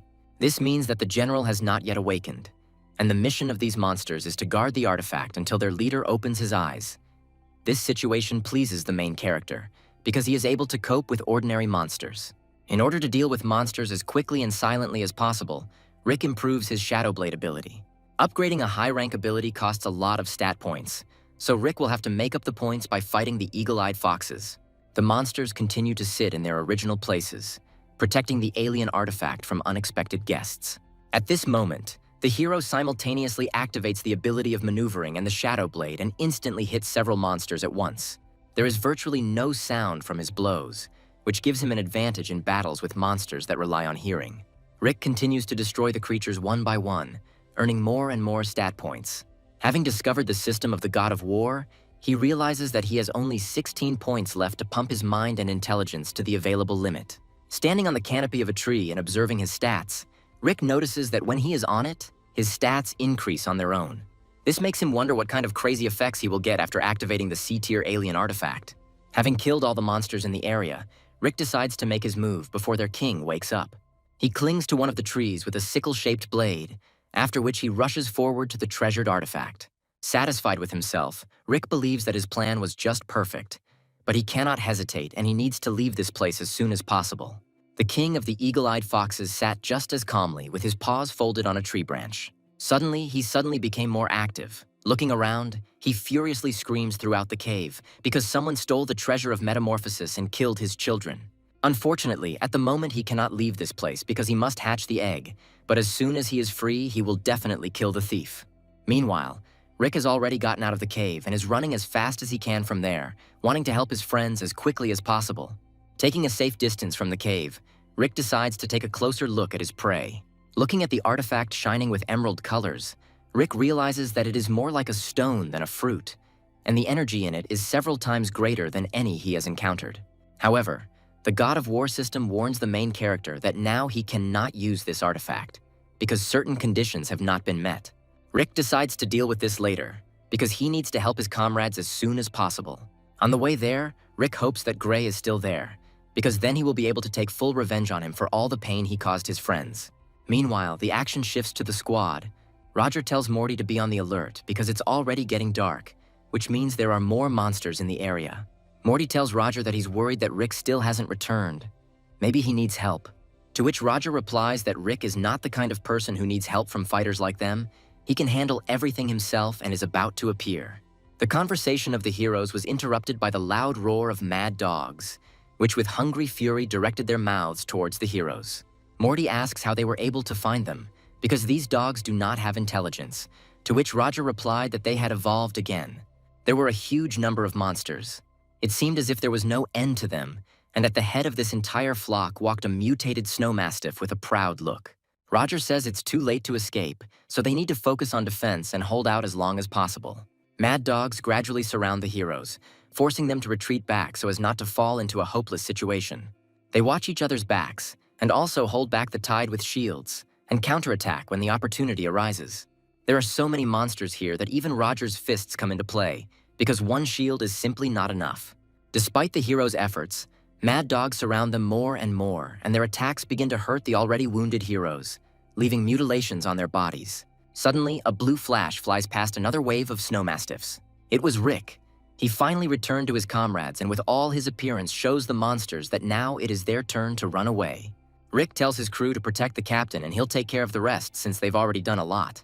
To which Morty replies that he will not run away, because he alone cannot cope with such a huge crowd of monsters. But Roger blocks his way with his hand, telling him that they must rely on Rick. Roger believes that he has become even stronger since their last meeting. Rick thrusts his blade forward, challenging the aspiring Mastiff warlord. From this monster, Rick feels an aura similar to that of the captain. The monster accepts the challenge to fight, after which it emits a powerful roar that seems to be about to demolish the heroes. However, Rick understands that compared to last time, for him the aura of this monster feels weaker, because now he himself has become much stronger. Without even a second's delay, the main character activates the Shadow Blade's ability and attacks the squad of monsters with a frontal attack. He easily destroys several D-tier monsters who cannot even notice his movements. Seeing how easily Rick destroys monsters, the heroes think that he was actually hiding his true power all this time. Meanwhile, Rick continues to rampage on the battlefield, destroying more and more monsters and thereby gaining more and more stat points. Having killed the main pack of monsters guarding the leader, the hero swings at the main monster to check the progress of his forces. He reactivates all of his blade's abilities to deal devastating damage to the monster. However, the monster does not sleep and also attacks Rick at the same moment with a sweeping blow of its powerful paw. Opponents collide with each other. Powerful blows created a blue flash, the light from which reached the city itself. Having received a strong rebuff, Rick jumps back as he realizes that the monster's punching power exceeds his 99 points. But the monster does not give the main character a chance to rest and immediately attacks him, directing its mouth towards his body, which is about to catch Rick. To avoid the bite, Rick uses the maneuvering skill and jumps away from the monster to a safe distance, causing it to hesitate a little. A bloody fight ensues between the mad dog and the main character. The opponents are in no way inferior to each other and take turns taking the initiative. Looking at the fight, the heroes are once again surprised by Rick's abilities. They don't understand when he managed to become so strong. And even more so, considering his age, this makes him the envy of many fighters. It is not surprising that such attention is focused on him. At this moment, the rabid mastiff attacks Rick with a powerful sweeping blow of his huge paw, forcing the protagonist to retreat. As expected, the monster is superior to an advanced level meteorite fighter in every way, however. Thanks to his improved skills, Rick can fight with him on par. At the moment of the next attack, a plan comes to Rick's mind for further battle. Waiting for an opportune moment, the hero spends the skills he earns to improve his Shadow Blade skill, thereby increasing the chance of delivering a double attack. And at the moment when the monster reaches him, Rick dodges the attack by jumping up, after which he takes out a rope to bind the monsters. The rope hits the target, and he manages to immobilize the creature for a while. Realizing that he will not have another chance, Rick uses the Shadow Blade skill and attacks the leader of the Snow Mastiffs with all his strength. Many blows fall into the Mad Dog's mouth, causing him enormous damage. And with the last attack, Rick attacks his eye, piercing it through and causing fatal damage to the monster. The hero finally managed to defeat the strong monster. The bright scarlet blood of a ferocious monster stained the entire earth, and the Mad Dog fell to the ground with a death rattle. Seeing this, the heroes cannot believe their eyes that Riku managed to defeat such a strong monster alone. Realizing that the rest of the creatures may go berserk after the death of their leader, the main character stands in front of the corpse, showing the others who is in charge. But the rest of the wolves did not attack. Seeing that their leader was dead, they ran away with their tails between their legs. For killing a monster close to the level of a warlord, Rick receives 10 points. He understands that even with his existing characteristics, he is superior to any advanced level fighter, and his potential is higher than that of any warrior, lower in rank than a military leader, which makes him a serious opponent for any fighter. Rick realizes that now it's time for him to start thinking about the rank of military leader in order to quickly complete his mission and get into the secret room with the safe. A joyful Morty jumps on Rick, causing his injured body to cry out in pain. He tells him that he never doubted that he would be the one to defeat such a strong monster because he is truly special. In response to this, Rick simply pulls the fat man's cheeks, and at that moment Roger tells him that he has truly amazing strength.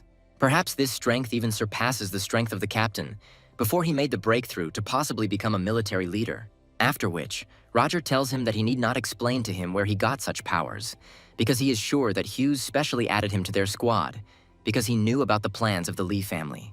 Morty says that this is really like his father and he could predict their next move in advance. Perhaps he saw such potential in Rick. Rubbing his chin, Rick tells his friends that they have incredible intuition, but he doesn't want to talk about the God of War system yet. Instead, he turns his attention to the corpse of the mutated monster, telling the heroes that it is time to see what they have been fighting for so long. Rick's eyes lit up at the thought of how many expensive materials were in the creature's corpse, and Morty salivated at the thought of how juicy the meat from this monster would be. The heroes began to gut the monster's carcass, taking all the useful artifacts for themselves. One of these are Mastiff eyes, which are valued at tens of millions on the market, because they are a very exclusive product. From what he heard, Rick choked, because he pierced one of his eyes with his blade. Roger tells him that he shouldn't be such a cheapskate, because there are plenty of other valuable materials here. For example, claws, fangs, bones cost more than $1 million apiece, and fur costs more than $5 million, because it can be used to make armor or capes for fighters. Throwing the entire arsenal into bags, Morty remembers that they still have not searched the corpses of ordinary monsters, because there are a huge number of them there. He immediately sets off to deal with this matter and offers the rest of the heroes a little rest, because they suffered greatly in a long battle. After which, Morty regrets his offer because there was a really huge amount of materials, and he had to unload them all alone. However, Morty has a reason to be happy, because during the search, he found something extremely entertaining. After which, he takes out 2 D-tier beast cores from his pocket, which are perfectly preserved and still emit a strong aura. The heroes are happy about this find, because the core of the beast is an extremely rare reward. Usually only one comes across 100 monsters, but here there are as many as 2. Imagining how much money they will earn after selling all the goods, the heroes laugh merrily, despite the difficult path they had to go through. Roger is glad that everything ended well, and in the end, they managed to achieve the desired result and even get a good arsenal. But the captain still hasn't woken up, so they can't linger here any longer and need to return to the base as quickly as possible to put him in a clinic. Morty says that as soon as Captain John wakes up and becomes a military leader, they will definitely destroy the Lee family for such a vile act. Rick agrees with his words. He thinks to himself that he will never forgive the Lee family for what they did, and Gray will regret that he was even born. Meanwhile, the action moves to the scene of the battle between the heroes and monsters on the watchtower. There, the pawns of the Lee family are trying to find the corpses of the heroes because Mr. Gray ordered their bodies to be found, alive or dead, and dragged to him. But Adolf has a bad feeling. He can't believe that his comrades died so easily in battle, and deep down he repents for his action. Having reached the mountainside, the heroes see that same watchtower. Rick sees that the bastards from the Lee family are still patrolling this territory. He's glad about this, because now he can take full revenge on them for all the hardships that they had to endure. Roger tells Rick that he can do whatever his heart desires. They will take care of the captain in the meantime. Hearing the team's approval, Rick clings to a tree on the opposite side of the mountain with his sickle, after which, with a deft movement, he glides over the mountain slope, quickly covering a long distance. Thanks to their secrecy, the Lee family soldiers do not even suspect that an unexpected guest has appeared here and continue to calmly talk. Activating his Shadow Blade skill, Rick silently kills them without making a single sound and dealing with them with one blow. Rick realizes that by leveling up this skill, the chance of a double strike has increased significantly. And combined with the perception skill, this makes him the ideal silent killer. He kills the Lee family's henchmen with great speed, and even the rest of the squad members do not notice him and calmly go about their business. But at one point, the two warriors still managed to utter a few words before dying, which caused a little noise in the area. Hearing this, the rest of the squad members raised the alarm, putting the squad on alert. Now Rick has stopped. He looks with bloodthirsty rage at the remnants of the Lee family detachment and does not even try to hide from them. He calls these people rats, and also asks where their rat boss has gone, because he too must repay for his action. The pawns of the Lee family understand that this is an average fighter in front of them, and a fight with him should not bring big problems, so they are glad that he himself came out to them. After which, surrounding him in a circle, the fighters simultaneously attack him, using the entire arsenal of their attacks. But Adolf's anxiety does not go away. He understands that something is wrong here, because an incredibly strong aura emanates from Rick. His aura reminds him of a power similar to that of an entry-level warlord monster, which confuses Adolf. She is literally imbued with bloodthirstiness and a furious desire for death to her enemies. Looking at the main character, Adolf breaks out in a sweat, because from Rick he feels enormous strength, which he had not noticed before being next to him. Adolf's ability to sense danger is much better than other people, which is why he joined a team of monster hunters as a scout. Adolf tries to warn his allies that attacking Rick is dangerous and they should retreat. However, they do not listen to the scout, after which they quickly die one after another, leaving Adolf completely alone on the battlefield. Seeing that Adolf was left alone, Rick tells him that he did not think that they would meet so quickly, but fate put everything in its place. Realizing that he cannot cope with such force, Adolf tries to escape from the battlefield, using all his skills to maneuver. But Rick quickly catches up with him and asks where he is in such a hurry, because they haven't seen him for so long, and the team probably missed him. Hearing this, Adolf realizes that the entire team managed to survive, and Rick hid his real strength from everyone. After performing the Shadow Blade attack, Rick tells Adolf that he wants to see how long he can outrun it. The blow hits the target and causes minor damage to Adolf. In response, he tells the hero not to force him, because he put his life on the line in this battle. The heroes come together in battle, using the strongest abilities from their arsenal and striking their blades against each other. When using the ability, Rick activates a double lightning strike, and it deals serious damage to Adolf. Crouching in wild pain, Adolf asks the hero when he became so strong that he could calmly fight with an advanced level fighter, to which Rick replies that he has always been stronger than him and suggests that he give up so that he does not have to suffer anymore. Adolf tells him to shut up. He hates him for hiding his power, because if he knew, he would be a spy for the rest of his life. After which, he grabs his blade and with his last strength tries to attack the main character. Seeing this attack, Rick thinks that he will first immobilize his opponent, and only then deliver him to his team so that they themselves can pass judgment on him. However, this was not destined to happen. After all, Adolf deliberately runs into Rick's blade, forcing him to pierce his heart, inflicting a wound incompatible with life. He says that he cannot be defeated, but lastly, he would like to see his team because dying this way is not so bad. Memories of the old days arise in his head, when he was just accepted as a scout in Captain John's squad.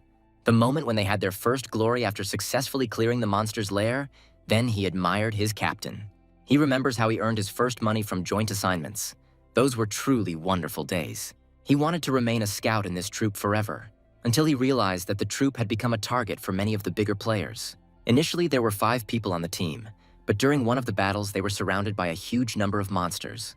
Although they were able to escape then, 2 of their comrades died in that operation. After that incident, Adolf became afraid of monsters. He became addicted to gambling and received a huge debt. When there was nowhere else to go, Lee's team found him and offered him to become a spy in the Mercenary Association. For this, they did not promise to cover all his debts. Now he understands that everything was arranged in advance, and he simply fell into a trap and he no longer had any choice. He does not ask Rick to forgive him, but since he turned out to be so strong, he asks him to protect the Mercenary Association, since the Lee family is up to something. And also, he asks him that if he ever meets his parents and they ask how their son died, then let them think that monsters killed him, how he became a traitor, because this will be a strong blow for them. After this request, Adolf dies. Rick looks at this unfortunate man with sadness in his eyes, because he was never able to find the right path in his life. At this moment, the main character hears the sounds of a walkie-talkie, from which comes a voice from the fighters of the Lee family, who ask to report on the situation. Hearing this, Rick uses his maneuvering ability to estimate the radio wave flow and find out the location of these people. The call came from Gray's squad. When the signal was cut off, they warn the young master that something must have happened.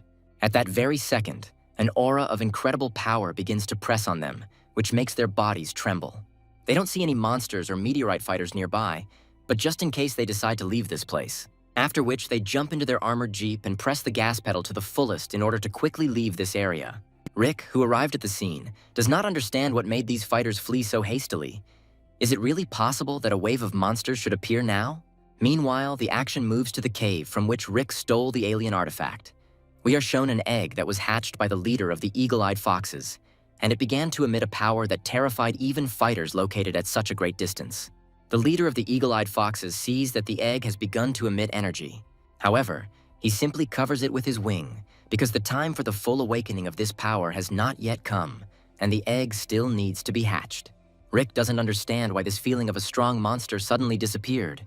However, he is glad that he will not have to fight another wave of monsters. Watching the departing jeep leave, Rick says that Gray had better live until their next meeting because they must meet him.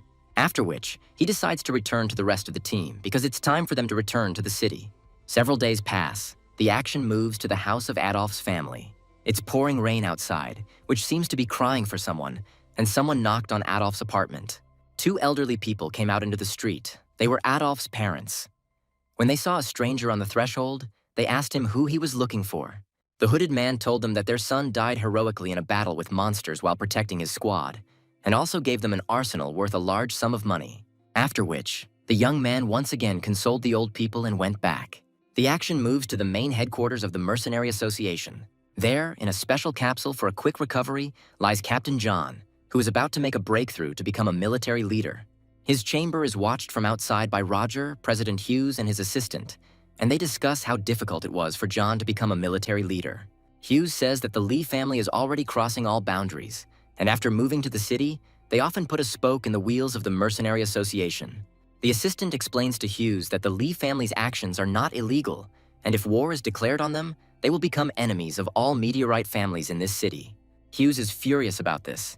He believes that they simply cannot allow the Lee family to do whatever they want, because then the mercenaries will be mocked.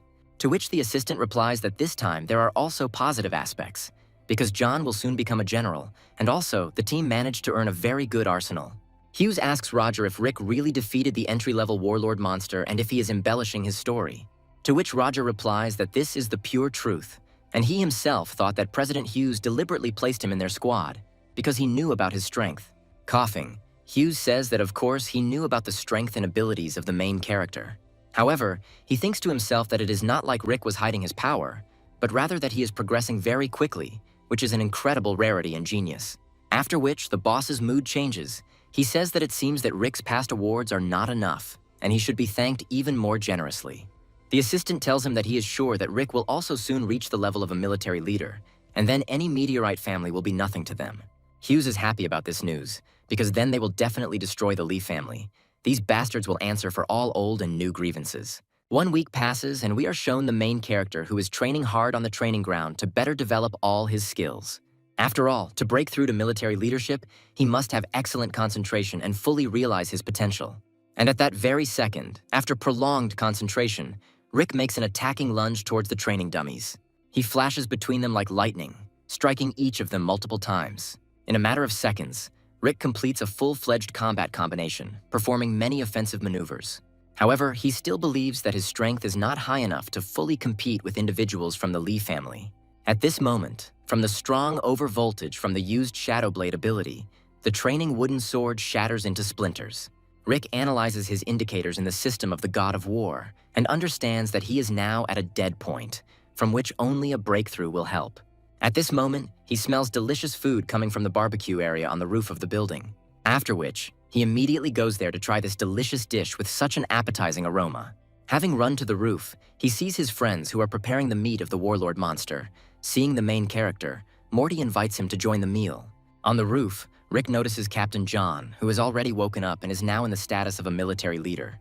John thanks the main character for saving his squad in this difficult mission, because if it weren't for him, most likely they would not be dining here now. In response to this, Rick simply rubs his cheek because he just did what he had to do. Analyzing the captain's abilities, Rick notices how different his aura has become, wondering how big the gap between their powers is. John tells Rick that after they grab a bite to eat, they need to stop by the mall because President Hughes wanted to thank him there. This surprised Rick, since he had only recently won big awards. After some time, the heroes find themselves in the same shopping center. The heroes are sitting in a luxurious recreation room. John says that the entire arsenal from the operation, except for the cores of the D-level beast, was sold, after which he hands Rick a card with 70 million on it. Rick says it's too much money and he can't accept it because he's the reason they got into this mess. But John replies that this cannot be questioned, because this is a presidential decree, and he also takes out another card with 30 million and says that this reward is from him personally. Rick can't believe his eyes that he became so rich overnight. Friends remind Rick that since he is now so rich, he should not forget to treat them to some luxurious restaurant that serves only the meat of elite monsters. Rick promises them that he will definitely fulfill their request, because he ended up here only thanks to the Mercenary Association. But John interrupts his friend's excitement about the delicious dinner, telling Rick that he should spend this money wisely. When the time comes, it may not be enough. Rick didn't quite understand John's words, so he asks again what he might not have enough of 100 million for. John replies that after their operation, the situation with the Lee family only got worse because they lost a lot of people, so a very serious conflict is brewing. War could break out in Chin City at any moment, and Rick will be one of the main targets for the Lee family because he is the cause of the war. Advanced meteorite fighters are the average of a family's strength. Many fighters died during the operation, and families suffered losses. The Mercenary Association and the Lee family have been fighting in the shadows for a long time, and a war between them could break out at any moment. John has successfully become a military leader, and if Rick tries hard, he can also reach this level, and then the strength of the mercenaries will be enough to subjugate any family. But Rick is now in a dangerous position. Even if you look at his weapon, you can understand that in a battle with a serious opponent, he will be of no use. Looking at his blade, Rick does not understand the insults towards his blade, because it is made from a mutated E-level core, the strongest in its style. Hearing this, a grimace of bewilderment appeared on John's face, because fighters of the rank of Warlord had weapons that at least contained a D-tier core. If so, Rick agrees that maybe he should replace his weapon. John explains that an auction is about to begin, and a lot of high-end equipment will be up for grabs. The auction is about to start any minute, so they need to hurry to get there. John tells Rick that he should buy himself a new weapon at the auction in order to quickly increase his strength. After which, the heroes are nominated for auction. Entering the shopping center, the heroes encounter the Lee family, with Gray in the front row. They also came here to purchase new equipment. Standing opposite each other, tension loomed between the two teams following the events that had recently transpired. Looking at Rick, Gray becomes furious that he managed to survive again. He also understands that the multiple losses of his squad are connected specifically with Rick. Seeing the Lee family, John could not contain his emotions and asks Gray how this brat dared to catch his eye. Captain John's aura was extremely powerful to the rest of those present. It seemed like a huge, angry, fiery tiger. The Lee family squad understands that John managed to break through to the level of a warlord, and due to the strength of his aura, they cannot budge. John can barely contain himself, waiting for Lee's squad to make their move first. Gray tells his charges not to stand still, but to do something before John himself attacks them. At this moment, a military patrol, which is located at the base of the shopping center, intervened in the case. Since this is a shopping center, any battles are prohibited here, and those who break the rules will face immediate death at the hands of the military. Shopping centers limit fighting. This is agreed with all powerful groups. Anyone who breaks the rules will be killed. Passing by Lee's squad, Rick tells Gray to wait a little, and then he will definitely get to him, and he will fully answer for all his sins. Gray laughs at Rick's words. He says that with his strength, he will deal with him on his own at the first opportunity. The man in the hat warns the young master that the mercenaries are now stronger than ever, and they need to be careful not to ruin their plan. Gray tells him that everything is going swimmingly and the Mercenary Association will not be able to change anything. The masked man asks Gray who the young man was standing behind John. Gray replies that he is an ordinary brat and asks him what he could do to attract his attention. The masked man reflects that Rick is not who Gray thinks he is, because his strength is close to the level of a warlord, which means he could become a threat to their plan. Gray doesn't understand what the special envoy saw in Rick, and it greatly irritates him. After some time, John invites Rick to cool down a little because he still has time to take revenge on the Lee family. Now, the most important thing is the auction they came to. John puts a special card on the chip and the door opens in front of them. Upon entering, the heroes see many fighters sitting in front of special devices that display the entire arsenal up for auction. And in front of these people, there are special exhibits, the prices of which start at 50 million. John explains to Rick how this thing works and how to use it. Inside it, he will find almost any weapon strong enough. Rick leafs through the auction catalog for a long time. He notices many valuable items here, but one blade attracts special attention. The blade has an elegant appearance, and at first glance, a powerful beast core. As it turned out, the appearance attracted the attention of the main character, and he decides to get acquainted with this weapon in more detail. After reading the characteristics, Rick opened his mouth in amazement, because this blade has a D-level Monster King beast core built into it, and the price starts at 50 million. The squad praises Rick's choice because the blade is truly unique. But in order to buy it, John suggests that Rick sell something from his arsenal because there may not be enough money. Rick doesn't understand how he can't afford a blade that costs 50 million. John tells him that he is still too young and does not understand what the core of a D-tier Monster King is. When the bidding begins, the price of this blade will skyrocket.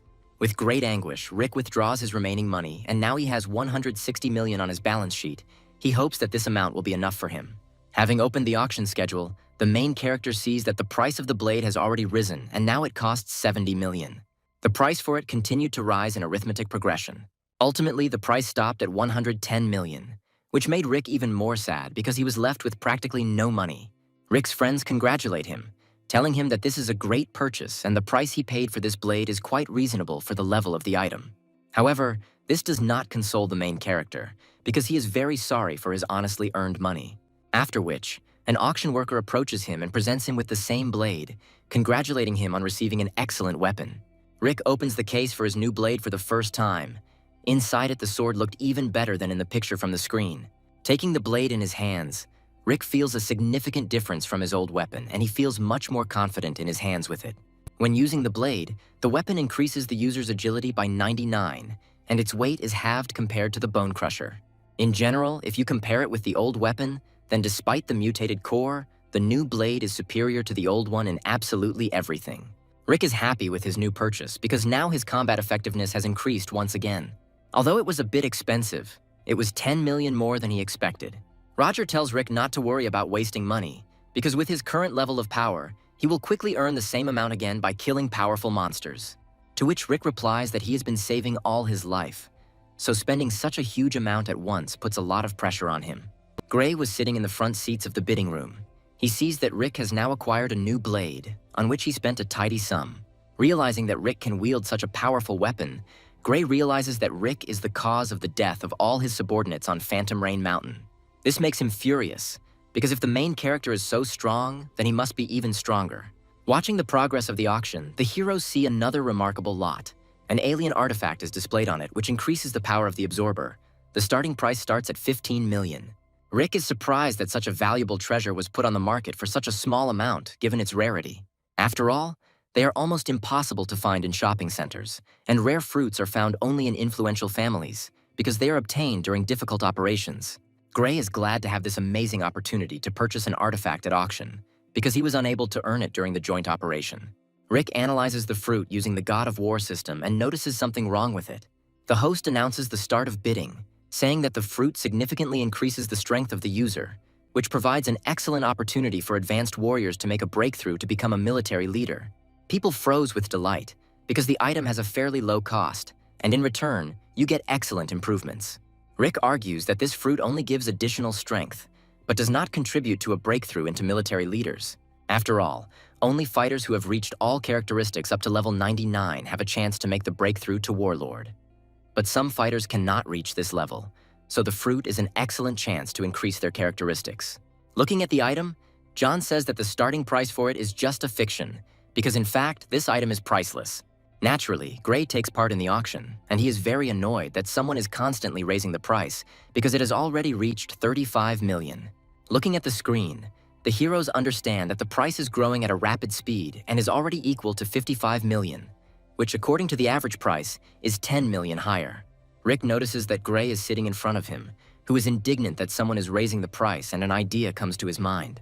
The heroes discuss that low strength has always been Gray's weakness, which is why he needs this artifact to get closer to the level of a warlord. Therefore, Rick decides to play a game with the scion of the Lee family. Gray sees that the price of the artifact has increased again, but he believes that this thing is worth fighting for. Every time Gray bids, someone outbids him, making the price of the artifact higher and higher, which infuriates Gray. The price set for the artifact was set at 90 million, which is twice the market price. The crowd thinks that most likely some warrior who wants to make a breakthrough is fighting for it. However, the price increase has not stopped, and someone continues to fight with Gray for the artifact, setting a price of 98 million. But Gray does not give up and makes a bet of 100 million. But this is his last bet, because he did not take any more money with him. The auctioneer begins the countdown, at the end of which Gray wins this lot. The auctioneer congratulates the Lee family on acquiring an alien artifact for a modest 100 million, sarcastically calling the purchase a very successful one. The huge amount spent on the item makes Gray break out in a sweat, because this is all the money he had for personal use. Turning around, he sees a group of mercenary associations mockingly laughing at him, calling the Lee family the richest since they are willing to spend 100 million on a D-rank artifact. Anger chills Gray to the bone. He promises himself that at the right moment he will definitely kill Rick, and the power of the artifact gives him even greater strength. Friends tell Rick that a D-tier artifact grants the owner great power, so there is a possibility that Gray will be able to break through to the rank of general. Rick replies that the next time he meets him, he will be on his guard. But in fact, he realizes that the artifact that Gray just acquired is damaged because he assessed it using the God of War system. The effect of such a fruit provides only 40% of its full power, which is even inferior to an E-level artifact. Rick would like to see Gray's face when he finds out that the fruit is defective and he spent such a huge amount on it. As Rick continues to scroll through the auction items, he notices another interesting thing. This is a D-level movement ability called Soaring Step. The initial cost is estimated at 30 million. Rick is surprised by the high price, since D-rank abilities usually cost around 10 million. The party tells Rick that this ability has a high price due to its very unusual origin. 3 years ago, one of the famous gods of war died during a large-scale battle with monsters. This skill is his unique movement skill. Rick is surprised by this answer, because such a low-level skill does not correspond to the god of war. 3 years ago, an elite warfighter died in a battle with monsters. He fought with the creatures for 3 days and 3 nights, and was able to fight for so long thanks to his unique movement skill. Floating Step is a war god-level ability, but due to the death of its only owner, the ability was lost. This version of the skill was most likely found at the death site of the god of war, so it does not have its full power. The starting price for a D-tier skill fragment is too high, so no one will try to purchase it. By analyzing the skill using the God of War system, Rick learns that this ability is C-tier. This makes him delighted, because for a C-level skill, this price is very reasonable. Therefore, he places his bet on this ability. Seeing this, the heroes do not understand Rick's actions, because it seems to them that this ability is a pig in a poke, to which Rick replies that this is the ability of the God of War, and if he fails to master it, then it is good for collecting. John tells the hero that their guild is full of D-rank movement skills and does not understand why Rick spends so much money on him. Rubbing his cheek, Rick says with a grin that he wants to try to master this skill.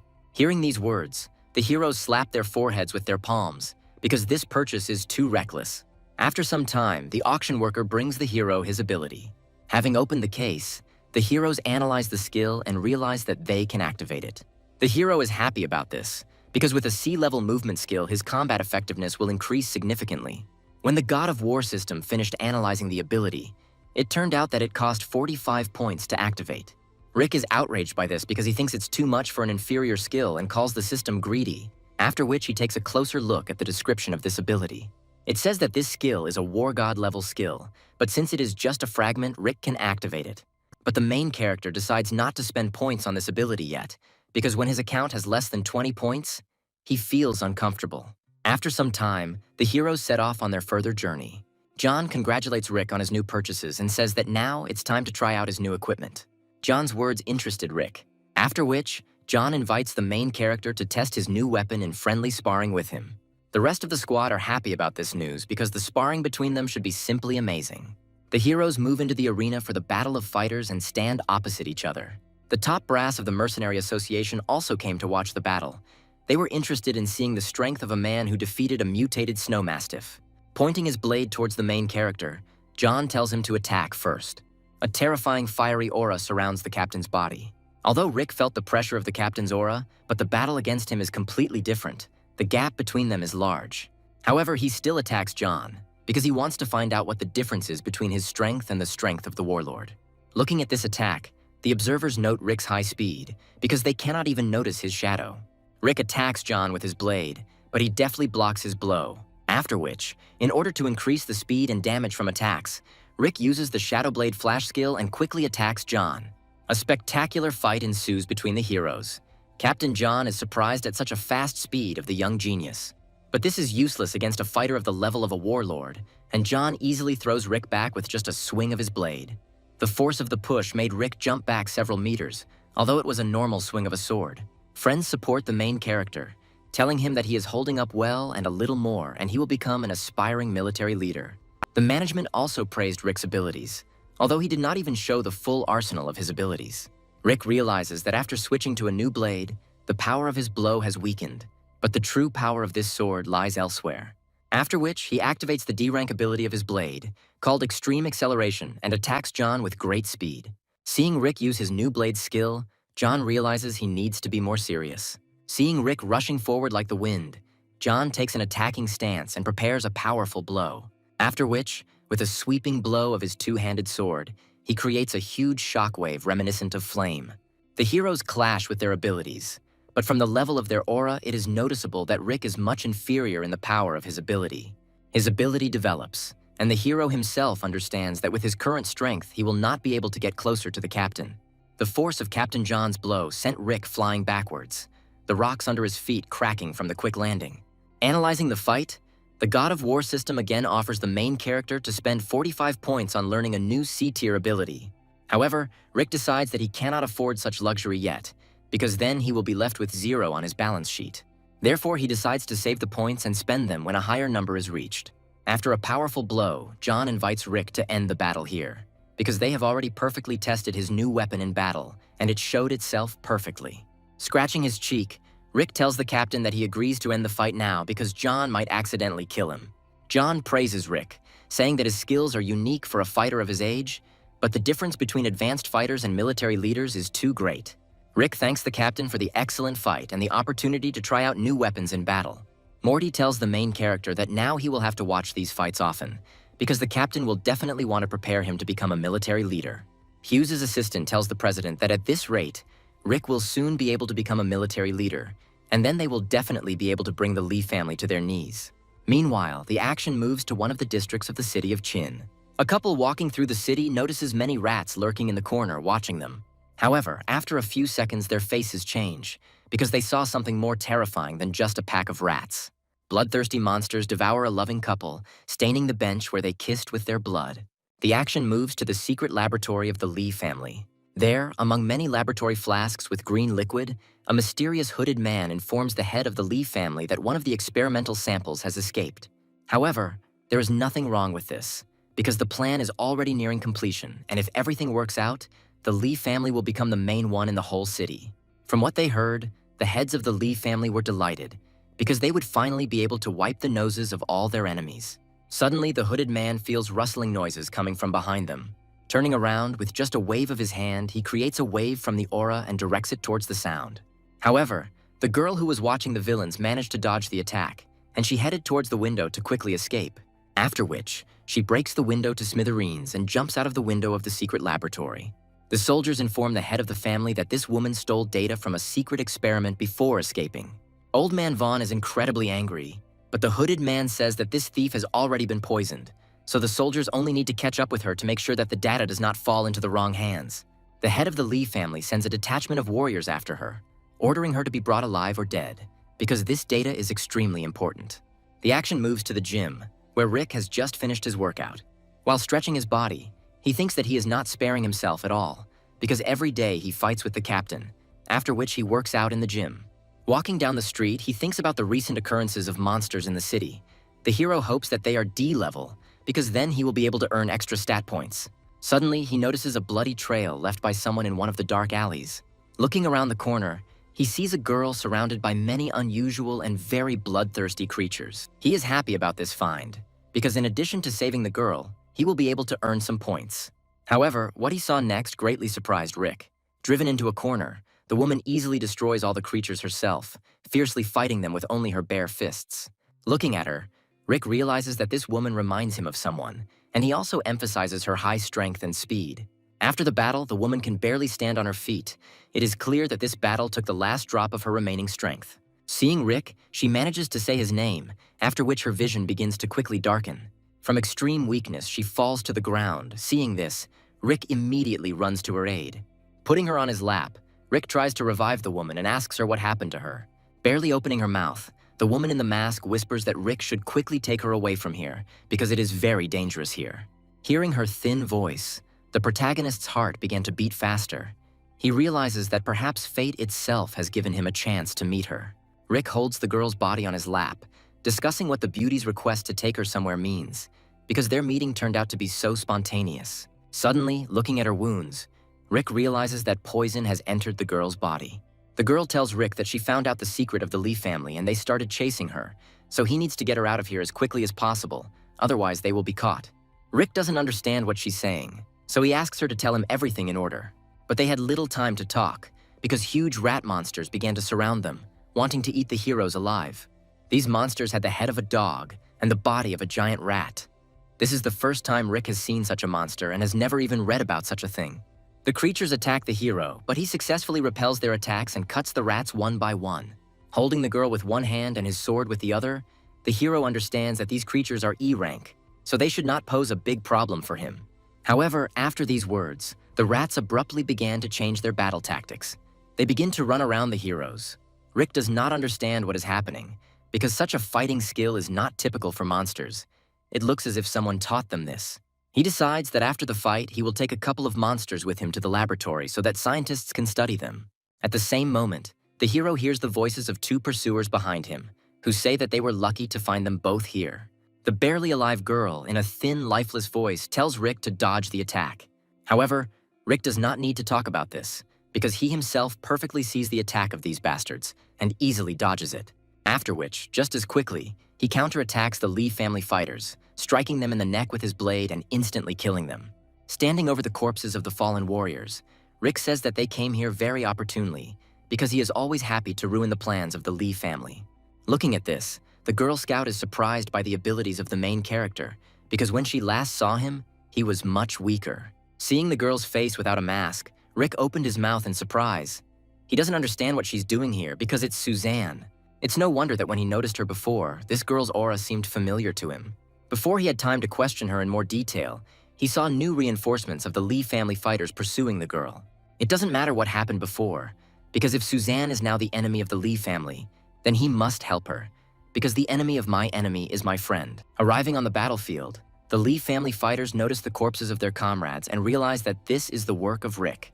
Having reached the base of the Mercenary Association, Rick quickly takes the girl to the clinic where she is placed in a recovery capsule. Looking at her, Morty is angry that the scum from the Lee family decided to get rid of such an amazing beauty. They will definitely answer for this. The assistant reports that they were able to establish the identity of this girl. This is Second Lieutenant Suzanne, and he also adds that she will only be able to wake up in 72 hours. Holding the information stolen by Suzanne in his hands, Hughes understands that most likely it's all about the contents of this object, but it cannot be opened by force, otherwise the insides may be damaged. Rick asks him what about the monsters he brought, if he managed to find out anything more about them. Hughes replies that such monsters have never lived in this area before. This is a completely new type of mutants that at one point completely populated the city. John wonders if these monsters could be raised and trained by someone, just like Rick said. Be that as it may, everything in this story leaves many questions for everyone in this room. The discussion is interrupted by an assistant who tells Hughes that the head of the Lee family has requested a conversation with him. Hughes grinned, thinking that this old brat must be very angry now because he had lost something very valuable to him. Opening his computer, Hughes answers a call from Old Man Vaughn, who apologizes for calling so late. Vaughn reports that a member of their squad, Rick, invaded the Lee family estate, stole valuable material, and then fled the scene of the crime. He asks the Mercenary Association to hand over the criminal to them so that they can fairly judge him. Hughes tells the old man that his ability to talk nonsense is at the highest level, because he does not and cannot have evidence of Rick's crime. Vaughn says that they are asking the Mercenary Association to hand over Rick to them in an amicable way. Otherwise, they may have problems in the city, because they are covering for a criminal and they will have evidence of his guilt. Hughes, furious, replies that he will not fall for the tricks of the brats from the Lee family, and if they want, then let them try to take Rick by force. Then they will have a more entertaining conversation. Slamming his fist on the table, Hughes is furious that the Lee family dared to start a war with the Mercenary Association. The assistant tells Hughes that he has fallen into the trap of a cunning old man. Now he knows for sure that they have the secret data. Vaughn calls the hooded man master and says that the data is indeed in the hands of the Mercenary Association. The hooded man replies that this data is probably in the password box, so they have 3 more days until Suzanne wakes up. Vaughn says that since this happened, they need to finish what they started as quickly as possible and at the same time deal with the annoying Rick. Smiling, the hooded man is surprised that Rick is actually with Chris's son. He reasons that their family is definitely unlucky. The action moves to Suzanne's room, where Rick asks the doctor to speed up the process of her recovery because the information she has is very valuable. The entire Mercenary Association is wondering what Suzanne stole that made the Lee family act so quickly. Suddenly, the loud sound of a red siren was heard throughout the city. The face of Old Man Vaughn appeared on all the monitors in the city. The warriors were surprised at such an emergency alarm, which only happens when dangerous monsters attack. The head of the Lee family reported that a person from the Mercenary Association killed his family members and stole valuable treasures, so he is a dangerous criminal.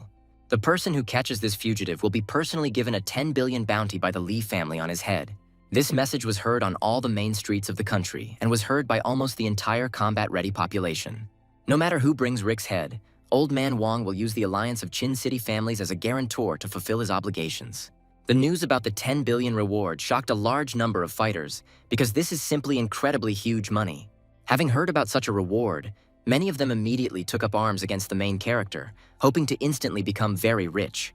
The news was discussed by absolutely everyone, even the military of the Phantom Rain Mountain. Ron tells General Brooke that such news could throw the city into chaos, and perhaps they should intervene in this matter, because the situation could lead to large-scale bloodshed. To which Brooke replies that he should blockade the base and not allow any of the military to escape from it. Otherwise, they will want to try their luck in capturing Rick. Looking at the raging city, Ron hopes that Rick will survive, because he is a good guy and does not deserve such bad fame. The news about Rick's capture infuriated the mercenary president. He furiously slams his fist on the table, saying that Old Man Vaughn has simply gone crazy. At this moment, his phone received a call from the president of the Chin City Meteorite Families Union. Incredulous, Hughes answers the phone and begins a conversation with the man in a respectful tone. The president of the Meteorite Families informs Hughes that according to the old rules, Warlord-level fighters should not participate in this brawl. He had already discussed everything at headquarters with all the influential families of the Meteorite, and they all agreed to this condition, after which the conversation ended.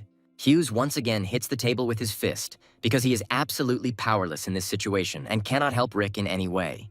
At this moment, his son Morty runs into his office and reports that Rick has left the building.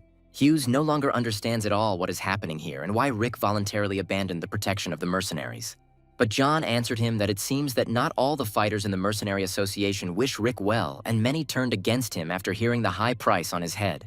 Rick was worried that staying here might lead to internal conflict, so he left the place himself. Hughes orders the squad to tell the doctors to quickly revive Lieutenant Suzanne, and also to assemble an elite squad of fighters to fight the Lee family. With their heads down, the soldiers went to carry out his orders. A torrential downpour plays into the hands of the main character, because it helps him move silently across the rooftops of the city's houses. But he makes a promise to himself that any person who wants to make money from him is his enemy, and the price his enemies will pay for his head will be their lives. At this moment, one of the Lee family units was able to find the main character and quickly attacked him with the entire unit. However, Rick activates the flash of the Shadow Blade and instantly destroys this small squad, leaving them no chance. Looking at this, the rest of the squad stood in a stupor, because they did not expect to see such enormous power. Rick warns them that if they don't want to die here, then they should quickly run away from here because he is not as weak as they thought. However, these scum did not even think about running away, but only delayed time to create a barrier from which Rick could not escape. Smirking, the fighters already feel the weight of money in their pockets, which they will receive after killing the main character. Rick was naive, giving these scumbags a chance to escape, but he won't waste such opportunities anymore. Since they dared to attack him, then let them try to earn this money. Maybe luck will smile on them. After which, he activates the Shadow Blade skill and makes a swift attack towards the barrier and the fighters in it. With just one blow, he manages to destroy this huge barrier, causing its fragments to scatter throughout the area. The fighters are horrified by the strength of the protagonist, and this time they ask him for mercy, saying that they did not know that he had such strength. But Rick did not give them a second chance and calmly destroys all the fighters. For killing each of them, he receives 1 point in the characteristic system, after which he continued on his way, hoping to go to a more secluded place. In the rain, on the roof of the Lee family's headquarters, Gray stands with his new elite squad of fighters from the family. He is informed over the radio that the main target has just destroyed more than 30 advanced meteorite warriors and is now moving east. Gray tells them to shut up, because these fighters were just trash that only boosted the protagonist's morale. But still, Rick really turned out to be stronger than Gray expected. However, he has already come up with a plan for this case, and this night he will make Rick repay all the ridicule in his direction and finally finish him off. The Lee family is constantly informed of Rick's whereabouts, and his every move is tracked by a separate squad. Every step on the water and splashing drops is listened to by special scouts. The action moves to a room where the elite of the city of Chin are meeting. They are discussing the situation in the city and possible ways to resolve the conflict. The president of the meteorite family states that despite the complexity of the situation, the family union decided not to interfere in this situation. To which his subordinates respond that if nothing is done, then a civil war will begin in the city, because there are already so many losses. Although he feels sorry for such a young fighter, he cannot stop the Lee family from achieving their goal, and they can only watch from here. Running along one of the alleys, Rick stumbles upon another squad of fighters. Seeing the main target, the fighters immediately begin to attack the main character with the whole crowd, hoping to hit the big jackpot. However, for Rick, these fighters are like ants, and they can't keep him here. Moreover, for killing each fighter, he receives 1 point in the God of War system, which can allow him to activate some of the abilities. Fortunately, the effect of the D-rank fruit obtained as a reward for the operation gives him a passive recovery effect. Thanks to this effect, Rick can fight for a long time with fighters of this level, which cannot be said about fighters stronger than the advanced level. Before he has time to think about it, he sees an attack flying in his direction with 2 pink boomerangs. Rick deftly tilts his body back, thereby dodging the enemy's dangerous attack. However, as is typical for all boomerangs, they immediately return, putting the main character in an awkward position to dodge. Rick uses the Willow Flash skill to get out of this position and dodge the attack. Jumping back, the main character realizes that such an attack is almost at the level of a general, and the fighter using it is approximately equal to him in strength. He sees in front of him the already familiar Gray, who with a grin on his face asks if Rick expected to see him here. Rick replies that he didn't expect to see such garbage here, also accompanied by his friends, behind whose skirts he constantly hides. Gray is furious at Rick's words and tells him that he will show him why he shouldn't be so rude to members of the Lee family. 2 of Gray's squad, advanced warriors of the Lee family close to the level of a general, tell the young master that he shouldn't get his hands dirty and they will sort it out themselves. Gray tells them to be careful with his body, because before his death he wants to mock him properly, after which he will finish him off himself. Gray's mad dogs immediately attack the main character with a combined attack, attacking him from close and long distances. To block blows, Rick uses Shadow Blade Flash, the most powerful ability in his arsenal. The attack is parried, but the shockwave forces the protagonist to retreat back. He understands that fighting 2 such warriors will be very difficult. The Lee family fighters are surprised that Rick was able to repel their attack. They realize that he could become a big problem for the Lee family in the future. The weaker fighters begin to whisper behind the young master's back that it is now clear why the other squads could not cope with Rick. Furious, Gray orders them to shut up, because he is already tired of everyone's constant admiration for the main character. He thinks to himself why Rick is so strong. Where does he get so much energy from? Can he be stronger than Gray himself? No, he adds. If Rick dies now, then Gray will be the strongest, after which he orders the squad to shoot at the main character. Gray's squad attacks the hero with another combined attack, only this time it also includes crossbows. Rick understands that now is the time to retreat, because Gray is only dreaming of how to use the next rat trick. Gray orders his squad to pursue Rick and under no circumstances let him escape from here. He must die that night. At this moment, a farewell surprise from the main character arrives at the squad in the form of an explosive grenade. It immediately explodes, giving Riku some time to escape from the battlefield. Having made his way to the nearest warehouse, Rick sits down to rest a little to regain his strength after long battles. During this time, the main character has already killed more than 50 people. He never thought that his hands would be stained with blood, but now he has enough points to activate the soaring step. Gray's squad manages to find the location of the main character. Realizing that with his current strength, he is unable to fight the elite squad, Rick activates his hover step ability. The sensations from this ability are indescribable. It seems to the main character that his legs are about to break from an excess of strength. His legs are filled with power, as if a heavy hammer is now creating them anew.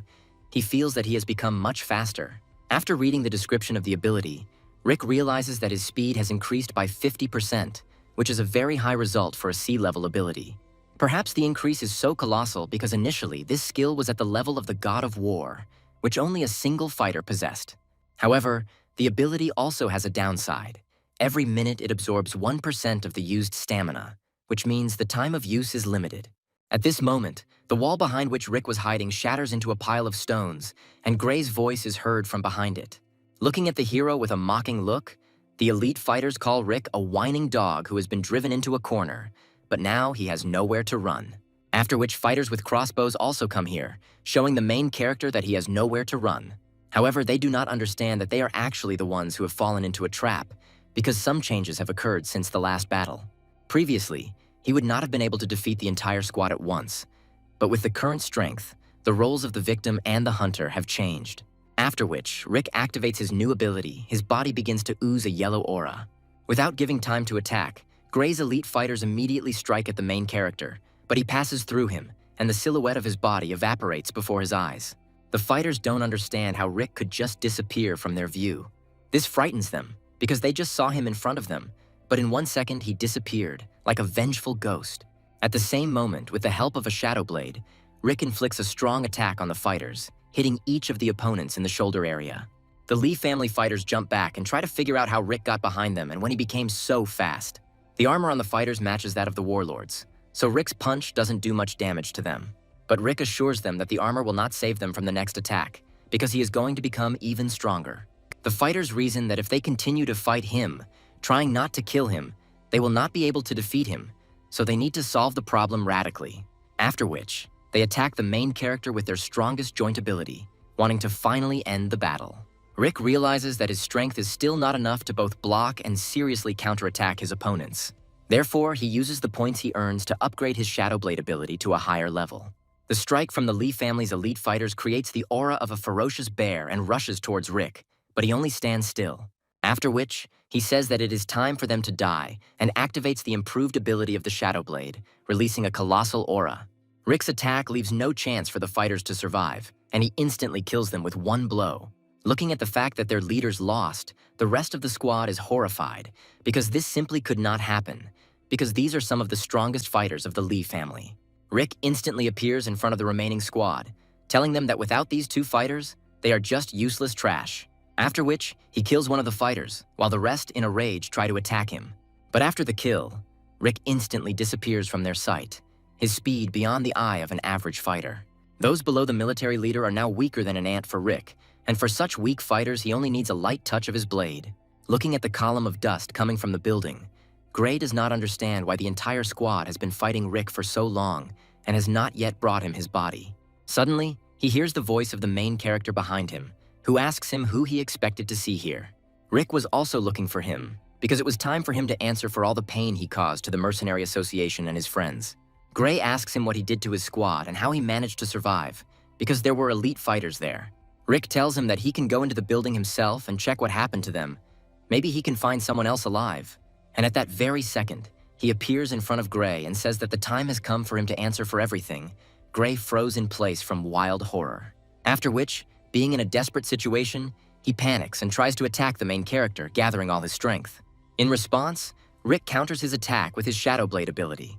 Helpless, Gray flies away from just one collision. He does not understand why Rick is so strong and why he has never managed to achieve anything in life. Ambushes, betrayals, hidden attacks are all that Gray is capable of. Rick calls him trash and is going to finish him off with one blow. Hearing this, Gray bowed his head to Rick, calling him master. He says that if he spares him, he will tell him about all the plans of the Lee family. When Rick heard a member of the Lee family call him master, memories from his childhood appeared in his mind. He recalls that when he was a child, not only Old Man Vaughn was constantly near his father, but also another person, whose face he cannot remember. He was also one of those whom Chris saved during the battle with monsters, and often called Rick a young master who had great prospects for the future. But when Rick tries to remember his face, No pictures arise in his memory, and the next thing he remembers is his father's trial, where old Vaughn, Gray, and the silhouette of a third unknown person can be seen. Who he is and how he is related to the Lee family and his father is a question that Rick wishes he knew the answer to. Therefore, he understands that Gray's death needs to be postponed a little in order to properly question him about everything. Putting his blade to Gray's throat, Rick orders him to tell him everything about the mastermind of the incident with his father. At this moment, Rick's words are interrupted by the ringing of the phone in Gray's pocket. On the other side was Old Man Vaughn.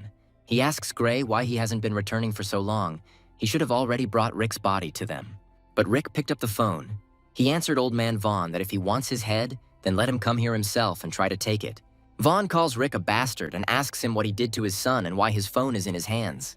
Rick brings the device to Gray's ear. He pitifully asks his father to help him and do everything that Rick tells him, because then he will spare him. Taking the devices into his own hands again, Rick tells the old man that if he tells him about the organizer of the incident with his father, he will let Gray go home. The word organizer caused Vaughn to have a fit of horror, because his name cannot be spoken out loud, much less told about him to other people. At this moment, we are shown another mysterious character, from whom a dark aura emanates. He, with a grin on his face, presses some button, which causes the activation of the device, which breaks the glass at lightning speed and flies towards Gray. The device achieves its target, hitting Gray square in the neck and causing his entire body to shake with horrific pain spreading throughout his body. Toxic stains begin to appear on his body, and the veins on his face bulge from overexertion. His pupils roll back and his gaze looks more like a rabid animal. Rick did not immediately notice Gray's changes, because he was distracted by the sound of glass cracking, from which the device flew out. But Gray immediately gets up and with furious, wild eyes tries to attack the main character. However, Rick manages to react to the attack and immobilizes him by piercing his arm with his blade, forcing him to let go of his weapon. After receiving the injury, Gray's appearance immediately began to change, and the toxins from the device began to devour his body alive, bringing him ever closer to death. In his death rattle, he curses Rick and asks his father to avenge his death, after which he collapses, lifeless. Seeing that Gray died, Rick realizes that he did not inflict a fatal attack on him, so most likely it was all about the device with poison that got into Gray's body. Therefore, he immediately jumps to the place where the shot occurred, in the hope of meeting the culprit there. Continuing to hold the phone in his hands, Vaughn says that he will tell Rick everything if he spares his son, because this is the only thing he has. However, on the reverse side, he does not hear any words. After which, someone finally picked up the device and answered the old man that young Master Gray was dead, and Rick had mercilessly killed him. From what he heard, Old Man Vaughn squeezes the telephone receiver so hard that it shatters into pieces. His rage knows no bounds. He hates Rick and promises him that he will kill him. He does not care about the agreement of the meteorite families, not the non-intervention of the military leaders. He will take revenge on him for his son. Who cares what the rest of the families agreed on? Rick killed his son and now he's going to tear him to pieces. After which, he flies out of the Lee family building, heading in search of the main character. A silhouette of a man in a cloak appeared in front of the man who killed Gray, who was standing behind Vaughn. He tells him to run away from Rick and not allow him to reveal his identity. The second person replied that he was worried that after the completion of their plan, the authorities would value the Lee family more. But thanks to Rick, this problem was solved. Rick tries to keep up with the mysterious man, but his speed is very high, and even with the activated hovering step, he can barely keep up with him. This man is an elite meteorite military leader. So far, this is all the information that is known about him. When Rick almost catches up with him, he suddenly disappears from his sight, as if evaporating before his eyes. Rick realizes that he is no longer able to continue chasing him, because the time for using the hover step is limited, and he is already at his limit. At this moment, a signal light appears above Rick's location, showing the fighters his location, who immediately headed there. From all sides, Rick begins to be attacked by many different troops from the Lee family and other families of the meteorite. But this does not frighten the main character. He tells everyone that if they still do not understand the difference between them, they will die until they stop hunting for him. During a long, exhausting battle, Rick leaves behind a mountain of corpses of fallen soldiers. Drenched in the blood of fallen warriors, Rick earns a huge amount of points from their deaths, which has already amounted to over 100. One of the warriors, with his last breath, says that someone will still be able to defeat Rick because his strength will soon dry up, and 10 billion is worth trying his chance. These words made Rick think for a second. However, he replies that after the meteorite fell to the ground, a single rule was established here that only the strongest survive. He still has many unfulfilled deeds and promises. Therefore, anyone who dares to harm him or his friends will be defeated by him in battle. This night will go down in history as one of the most bloodthirsty in the entire period of the existence of this city. Even puppies hide behind walls when they see a fierce warrior like Rick. He quickly moves between opponents based on body heat and pulse, so he automatically moved to this dog. Looking at her, Rick realizes what a monster he has become. That even puppies are afraid of his presence, however. He did not want this. After this, Rick again feels the presence of the mysterious hooded man behind him. Turning around, he headlong sets off in pursuit of him, saying that now he definitely won't be able to escape from him. The difference in speed between the fighters has narrowed after Rick learned a new movement ability. However, he still cannot catch up with the hooded man. Therefore, he decides that the only way to get closer is to increase the skill of this ability to a higher level. He uses the points he earns over a long battle and upgrades his ability, which allows him to get closer to the mysterious enemy. However, Rick's speed is not enough, after which he literally disappears from the hands of the main character, leaving behind only a green shadow. Rick is upset by this. He believes that he didn't waste all the points to upgrade the ability to perfection. Then he would have had enough speed to catch it. Before he has time to think about it, the light from the signal flare lights up again above him, which shows his location. This noise and light was noticed by all the fighters in the area, which is especially important.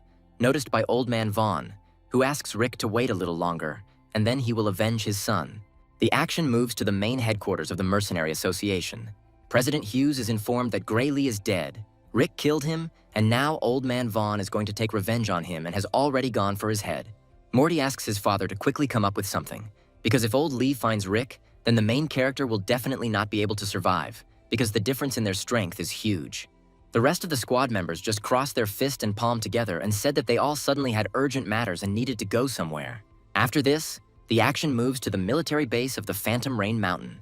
Commander Brooke also sends several strong fighters from his base to quickly find Rick and help him in the battle against the Lee family. Ron asks the commander's permission to join this detachment, and the commander-in-chief grants his request. At the headquarters of the Meteorite families, they are concerned about the current situation. Old Man Vaughn broke the agreement and is going to kill Rick, and if the Army and the Mercenary Association decide to unite against the Meteorite families, it will put them in an unfortunate position. To which the head replies that they will no longer be able to change anything, and the only thing they can do is wait, because the death of this young man is already inevitable. At this moment, Old Man Vaughn still finds the main character and attacks him with great speed, wanting to cut off his head. When attacked, he furiously screams at him that he will destroy Rick and make him suffer the same way his son suffered. To which Rick replies that the Lee family has no honor, because the old man broke all the promises between the families in Chin City since he came here. After which, he uses a hovering step and dodges the old man's attack, causing him to hit the ground. Seeing Old Man Lee here, many spectators begin to gather on the roofs of houses to watch this spectacular fight. Rising after a strong blow, the old man tells the main character that he was unlucky to anger the Lee family so much. Now only death awaits him. Rick replies that these are just the words of a frail old man, after which he takes out his blade and takes a fighting stance. The old man does not give Rick time to prepare and immediately attacks him, sending a fiery fist in his direction. He uses the D-level skill Magma Cannon Fist and sends a huge blow towards Rick. Rick tries to dodge and block the attack at the same time, but its power is so great that the slightest touch makes Rick jump several meters back, destroying everything behind it. Blood begins to ooze from the limb in which the hero held his blade. Rick realizes that the old man's strength and speed are much greater than he thought. Rick doesn't understand why he couldn't dodge the attack, because his speed, combined with his blade and abilities, is at an incredibly high level. The old man really seems to him to be a terrifying monster who is capable of defeating him with one blow. Wiping the blood from his cheek, Rick remembers that he still has some aces up his sleeve. Looking at Rick, the old man is surprised that he was able to take the blow of the magma cannon and stay alive. It is not surprising that he managed to defeat Gray in battle. However, after the next attack, the end will come for him, and he will be fully responsible for Gray's death and go straight to his hell. Rick replies that the old man talks too much, and if he wants his head, then let him attack right now. Before he can finish his sentence, Vaughn is right in his face and is preparing to deliver a stunning attack. Rick notices the attack and manages to use his hovering step ability to dodge it a second before the strike and end up in a different place. The magma cannon causes incredible destruction. The entire battlefield within the attack radius turns into a mess of stones and sand. Looking at this attack, viewers believe that Rick most likely died from it, since this skill has reached perfection for D rank. However, stronger warriors notice that the main character is still alive. Moreover, his speed has become even higher during the battle. Rick upgrades his hover step ability again and uses it to get behind the old man, preparing to deliver a fatal attack. He activates the beast core of his blade to increase the speed and power of his strike for the most powerful attack on the old man. However, the old man of the Lee family sees everything perfectly, and a second before the strike, he simply moves his head a little back, thereby dodging the attack. The old man calls the main character an idiot, since he believes that he can defeat the warlord with speed alone, after which he inflicts many crushing blows on the main character, each of which reaches the target and inflicts significant damage on the hero. These blows are much stronger than they were before. The main character understands that all this time the old man was hiding his true strength from everyone. Seeing that Rick is already running out, the old man tries to inflict a control attack on him to end the fight. At the moment of the attack, Rick once again uses a hovering step and dodges the blow. He realizes that he is now unable to defeat the old man, so he decides to retreat for a while until he becomes stronger, after which he uses a hovering step and runs away from the battlefield at full speed. Fortunately, the ability has already been studied to an almost perfect level. If Rick had not had such speed, he would have died long ago from the old man. Just as he thought about this, the main character hears rustling movements behind his back. Vaughn is not going to let the hero go just like that, and in a split second he closes the distance, directing his fierce gaze toward the main character.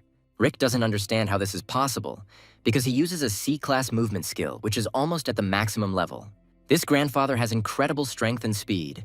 Most likely he is at the peak of stage 1 of the warlord level. This fact horrifies Rick, because in this situation he will not be able to either escape or fight him, and these thoughts make the protagonist's forehead sweat. The old man likes to look at the desperate face of the main character. He tells him that it finally dawned on him that the difference between them is simply huge, after which he adds that he will play cat and mouse with him as long as he wants, but in the end he will kill him and revenge for his son will be achieved. He attacks the main character over and over again. The hero manages to dodge some attacks. Some hit the target and cause him damage. The God of War system marked the owner's critical condition. If he continued like this, he would no longer be able to use the soaring step and would die. Continuing to run away, the old man shouts after him that Rick is just a small rat and he will gladly continue chasing him, because he wonders how much longer he can hold out. Seeing that Rick is already running low and about to fall to the floor, the other fighters decide that this is their chance to kill him and earn 10 billion. Even if the hero is wounded and exhausted, there must be some kind of reward for killing him, so they decide to attack him. After which, they appear in front of the fleeing Rick and block his path with their bodies, preparing to launch a joint attack. Seeing this, Old Man Vaughn tells them to bring Riku as much suffering as possible, after which he himself will finish him off.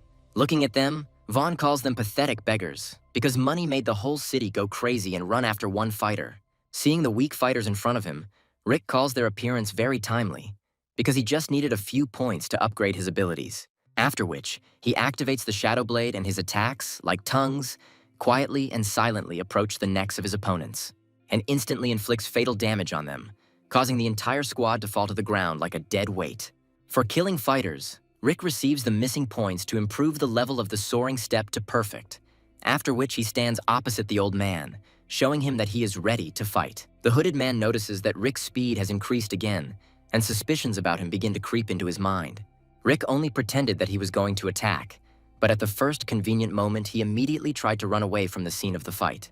Catching up with him, the old man tells him that he can run as much as he likes, but in the end he will reach him and realize his revenge, after which he concentrates his strength in his legs to make a powerful push and catch up with the main character. However, this is not enough to overtake him. The old man does not understand why Rick has become even faster again, because earlier he used this technique to catch up with him. The perfect level soaring step ability grants the user plus 200% speed, which helps Riku break away from the old man. The old man's technique is D level and also at a perfect level, so he cannot explain how Rick can break away from him. In addition, the old man is at the level of a military leader, which means his characteristics are much higher. After thinking about it, he understands that Rick is a real genius and needs to get rid of him immediately, otherwise problems may arise in the future.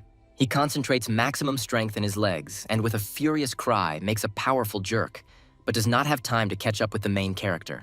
Finally, Rick was able to get a safe distance away from the old man and is able to regain some of his strength. He drinks a healing potion, which helps him restore his health faster. Thanks to the passive recovery effect, the hero's health is regenerated faster than that of an ordinary person. Rick feels himself regaining strength and stamina and is now ready to continue the battle. He didn't have to wait long, As soon as he thought about it, someone immediately attacked him, destroying the rocky wall into small pieces with one blow.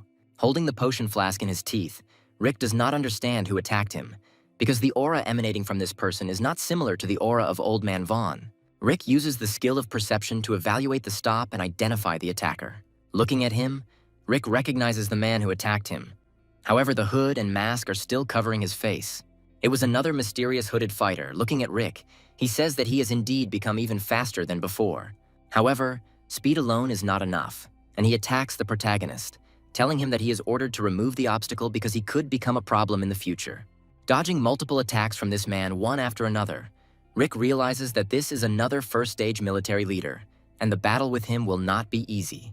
Hiding behind the wall, Rick discusses why the man who killed Gray so easily ran away from him if he has so much power. Rick comes to the conclusion that all this was done in order to shift the blame for Gray's death onto him and start a war between the main organizations of the city. He understands that he needs to get out of here as soon as possible, because if the two military leaders catch up with him, it will be certain death. However, before he had time to think about it, a metal spike with a steel chain tied to it flies towards him at great speed. The spike flies around the main character and creates a powerful whirlwind. This ability is called a spiral cage. She does not allow Rick to leave the area of effect of this cage, and the main character falls into the trap of a man in a hood. Having trapped Rick, the hooded man fires a flare to attract as many fighters as possible. The light from the flare is noticed by the old man of the Lee family, who immediately goes to the location of the signal. The old man instantly appears on the pain field. Looking at the spiral grid, he realizes that this technique belongs to his master. Rick is confused. Now his affairs have become much worse than they were before. After all, fighting two military leaders at the same time in a limited area, while being an advanced level fighter yourself, is certain death. At this moment, an idea comes to Rick's head. He remembers the sea-level alien artifact he stole from the cave, and realizes that this is the only chance to correct the situation. A C-class treasure truly has terrifying power, and it is unknown what changes it can cause to the body of the user. Looking out the window, the head of the meteorite families realizes that this is the end for Rick. No matter how talented he is, he regrets that such a fighter was not a member of any of the meteorite families. Not only opponents, but also allies came running to hear the signal flare. Captain John and the crew were about to be there. A plane with elite army soldiers and Ron will also soon be in place and ready to defend Rick to the last. Seeing his allies approaching, the hooded man whistles into a special device that causes an annoying sound throughout the area. From this sound, mutant rats began to run towards the battlefield, and with all their ferocity, they began to attack the protagonist's allies. The Mercenary Association squad forcefully makes its way through the horde of creatures, but there are an incredibly large number of them here, which takes up a lot of their time. After punching Rick in the face, the old man tells him to run. He wants to see how fast he can run. Before falling, the main character reads the description of the fruit, which says that for a fighter of his level, the use of this item is prohibited, because with a 70% chance, the hero can die. With tremendous speed, Rick crashes into the nearest rock, after which he practically loses consciousness and is at the limit of his capabilities. With a furious cry, Old Man Vaughn rushes towards the main character, wanting to finish him off with one powerful blow. Rick understands that if the old man gets hit, he will most likely die, so he has no other choice and will have to take the risk of absorbing the artifact. After which, he begins to greedily devour it, absorbing the alien artifact entirely, without leaving a single piece behind. After absorbing the artifact, Rick feels a surge of severe pain that spreads throughout his body. It seems to him that his muscles are about to burst, after which, a colossal flow of energy begins to ooze from all the holes of the main character, which is accompanied by a strong scream. Vaughn finally delivers his blow, hitting Riku right in the stomach with a powerful attack, forcing him to stop screaming. The force of the blow makes Rick fly a long distance, but the old man doesn't even think about giving him a break. He immediately catches up with him and begins to beat him mercilessly, delivering precise blows one after another. The main character does not have the strength to dodge the blows. Now he looks like a whipping bag that flies in different directions from the constant attacks of Old Man Vaughn. Looking at this beating, the protagonist's friends try to help Rick. However, they are unable to get through the barrier. Observing the progress of the battle, the man in the iron mask concludes that Riku's young talent has come to an end, and nothing will save him. Vaughn of the Lee family continues to beat him and prepares a powerful magma strike to put an end to this battle. However, at this moment, Rick opens his eyes. New strength and self-confidence are visible in his gaze. After opening his eyes, the hero begins to be surrounded by a very strong blue aura, which forces the old man to step back. The old man does not understand how Riku managed to repel the magma cannon, because for a warrior of this level, this is impossible. The effect of the eaten fruit worked. The hero made his way to the warlord stage, plus all his characteristics increased by 20 points. Rick feels incredible power flowing from his head to his fingertips. He feels more powerful than ever. Looking at him, the old man says that he doesn't care what happened to his body. Now Rick will know the difference between their strength. After which, he performs a powerful jerk and rushes towards Rick, wanting to deliver a powerful blow. In response to the old man's magma cannon, Rick uses his Shadow Blade skill to deflect his attack. Jumping back, the old man is again surprised by the abilities of the protagonist, because he twice managed to repel his attack. Rick looks at Vaughn with a confident look. He understands that with new strength, he is able to fight with him almost on an equal footing. The old man does not understand what happened to Rick. This makes him furious, because he has once again become stronger before his eyes. Making a graceful dash towards Vaughn, Rick tries to strike him with a Shadow Blade, telling him to try and deflect it. The blow comes with great speed, and the old man realizes that he will not have time to dodge this attack. And so it happened. The blow hits the target and inflicts a superficial wound on the old man's shoulder. Jumping back, Vaughn realizes that this is a completely different person in front of him, and he should be more serious in battle. Right now, Rick has the strength of an initial stage warlord, which is only slightly less than the old man himself. Looking at him with a confident look, Rick tells the old man to attack so that he will now know the difference between their powers. Vaughn is angered by the impudent boy's tone, and he succumbs to Rick's provocation, after which he attacks him. As he approaches the attack range, he concentrates the energy in his body, preparing to launch a powerful attack, after which he forms a powerful stream of magmatic aura in the area of his fists and fiercely attacks the main character. In response to this, Rick uses his strongest attack ability again and counterattacks the old man. A bloody fight ensues between them. The heroes take turns wounding each other, washing the battlefield with their blood. The aura created in the barrier has colossal power. It is felt by every person in the area of this city. Beams of this aura burst from the barrier, as well as the blood of heroes fighting fiercely among themselves. Eventually, the strength of these two fighters causes the barrier to collapse, which raises a huge pillar of dust in the area. Looking at this, the masked man realizes that Rick's power has increased again and is now a real threat. Seeing that the barrier has fallen, Rick's friends rush to help the main character, hoping that he managed to survive. But they still don't know that Rick not only managed to survive, but also broke through to the level of a warlord, becoming the youngest warlord in Chinese history. When the dust settles, the heroes see that Rick is safe and sound. Moreover, John immediately understands that Rick has broken through to the rank of military leader, and he is once again surprised by the genius of this man. Looking at Rick, old man Vaughn senses his father's strength more and more in him, and he realizes that the main character is becoming a real problem. If you don't defeat him now, it may be too late later, so he attacks the hero again, but this time a little differently.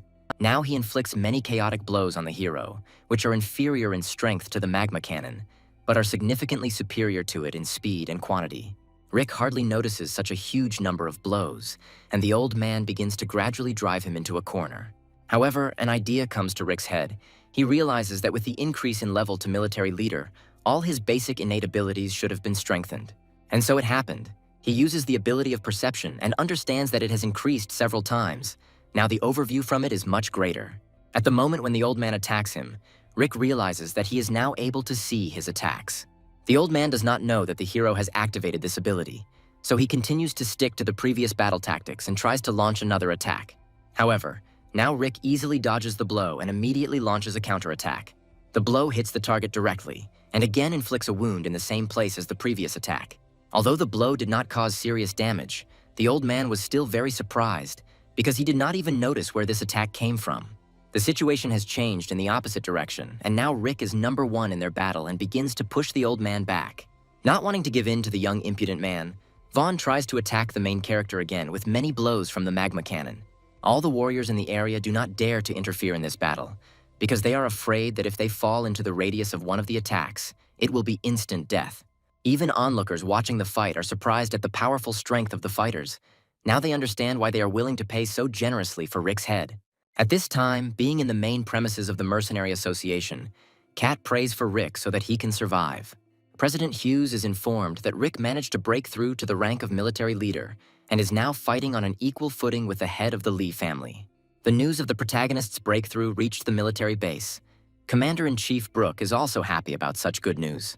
When this is reported to the head of the meteorite families, the situation here is a little different. After all, this man made a bet on the Lee family and did not want to interfere with the capture of the main character. However, now everything has changed dramatically, and Rick can become the person who will make everyone doubt the strength of the meteorite families. They must prevent Rick's victory, because they simply cannot fall on their faces in front of ordinary people. It is unknown whether there is any connection between him and the masked man. However, after these words, the masked man decides to act. He plans his attack to strike at the most opportune moment. Having blocked another blow from Rick's blade, the old man decides to use a sneaky attack. A sharp blade grows from his glove. And when he is about to counterattack, it turns out that this blade is used for long-range attacks. However, the main character's perception ability works properly. He notices the old man's sneaky attack, and he manages to dodge it by tilting his body back a little. After which, the old man is immediately about to launch another attack on the somewhat distracted Rick. At the same time, the main character is attacked by a mysterious man in a mask, stabbing him in the back. However, Rick sees all these blows and uses a floating step to dodge the attack of the masked man, leaving only his shadow. The masked man is surprised by the hero's enormous speed, because he expected to hit the target with his spear. Rick jumps back and spots his attacker, now preparing to fight him. However, Old Man Vaughn has not gone away, and appearing behind the protagonist, he shouts to him that his main opponent is him. Rick tells him that he never let his guard down, because he perfectly sees his sneaky attack. He doesn't even need to use any unique techniques to evade, because he completely read the old man's movements. Rick uses multiple attacks from his shadow blade, forcing the old man to block. But the main character doesn't need a blade to destroy the vile old man, because it's a pity to ruin a good weapon on him, and he's going to defeat him with his bare fists. After which, he delivers a crushing blow to the old man's face, which is accompanied by the characteristic sound of a jaw crunch. From a strong blow, the old man dives down with stunning speed and breaks a pile of stones with his back. Gritting his teeth in pain and rage, the head of the Lee family somehow manages to get down on one knee after this blow. Looking at Rick now, he sees him not as a young warrior, but as his father, Commander-in-Chief Chris. This sight frightens him, because he possessed strength that the old man could not achieve even in his entire long life. Rick believes that one punch is not enough for the old man, and he plans to beat him to death with his bare fists. Drops of blood scatter throughout the battlefield while Rick's friends watch all this. Having dealt the old man many strong blows, Rick is interrupted because the old man asks him to stop beating him. Bowing his head before him, he calls Rick a young commander and asks him for mercy. He promises him that if he spares him, he will never try to harm him again and will tell him everything he wants to know. Hearing this, Rick immediately asks him the only question of interest: who was behind his father's betrayal? This question brought panic to the old man, because he understands that answering this question means certain death. Suddenly, rat monsters appear on the battlefield wearing explosive collars. Approaching closer to the heroes, the detonators on the collars are triggered and a large explosion is formed, which covers the entire battlefield with tongues of flame. Taking advantage of the moment, the masked man grabs the old man by the collar and carries him away from Rick. Looking at the fleeing villains, the main character realizes that there is no more strength left to catch them, and if he uses the soaring step one more time, he will not be able to continue the further battle. Therefore, he can only watch as his long-awaited goal eludes him again. The memory of this night will forever remain in the hearts of people and will go down in history as the Chin City Massacre. And also, this day will be remembered by many as the formation of the youngest general in Chinese history. Looking at his hand, with which Rick took more than 100 lives, he still cannot believe that he managed to survive in this situation. He looks up and sees that onlookers are still standing on the roofs and watching him. Feeling the gaze of a ferocious warrior on themselves, the spectators immediately became wary, because after what they saw, they had no desire to fight him. Rick tells them to come to him and try to get their reward, to which they respond that they are ordinary onlookers and have nothing against the young master, after which they suddenly left this place. Once the dust from the battle has settled, the friends can finally get closer to Rick. Rick is glad to see them all here, because in these long few days, these are the first people who do not want to kill him. Morty jumps on the main character and hugs him tightly. He is happy that Rick managed to survive and even become a military leader. Looking at his friends, Rick realizes that he has found excellent teammates. However, Fat Morty hugs him so tightly that Rick almost loses consciousness. He asks his friend to get off him. Seeing this, the rest of the squad laughs cheerfully, saying that it is time for them to return to base because President Hughes is already waiting for them. And also, Ron tells Rick that Instructor Brooke is also waiting for him at the military base and wants to tell him something important. Rick is happy about this news because becoming a military leader gives him access to secret materials from the military base. Looking at his comrades, Ron realizes how far Rick is ahead of him. Only 6 months have passed since the joint military operation, and Rick has already reached the level of military leader. The memory of this day will forever remain in the hearts of the people of China, and very soon Rick will become the most talked about person. At this moment, Ron received a call from Instructor Brooke, who told him that rumors about this case must not be allowed to spread. Ron tells him that this is not fair. Did Instructor Brooke really enter into an agreement with the government of Chin City? To which Brooke replies that he would never do such a thing, and he will have a different conversation with the city commanders. After finishing the conversation, Ron realizes that the instructor has some kind of special relationship with Rick, as if something connects the two of them. All major forces in the city had received notice that the reward had been revoked, and it seemed that everyone had come to a tacit agreement not to talk about today's incident. This rainy night when one man carved his name on the stone of history will not be forgotten for many years to come. A 10 billion bounty that ended in the bloodshed of countless warriors and the rise of a man dubbed China's youngest warlord. The heroes return to the Mercenary Association building, where they are met by President Hughes and his assistant. Looking at the main character, they discuss that they never could have imagined that such a young military leader would appear in their organization.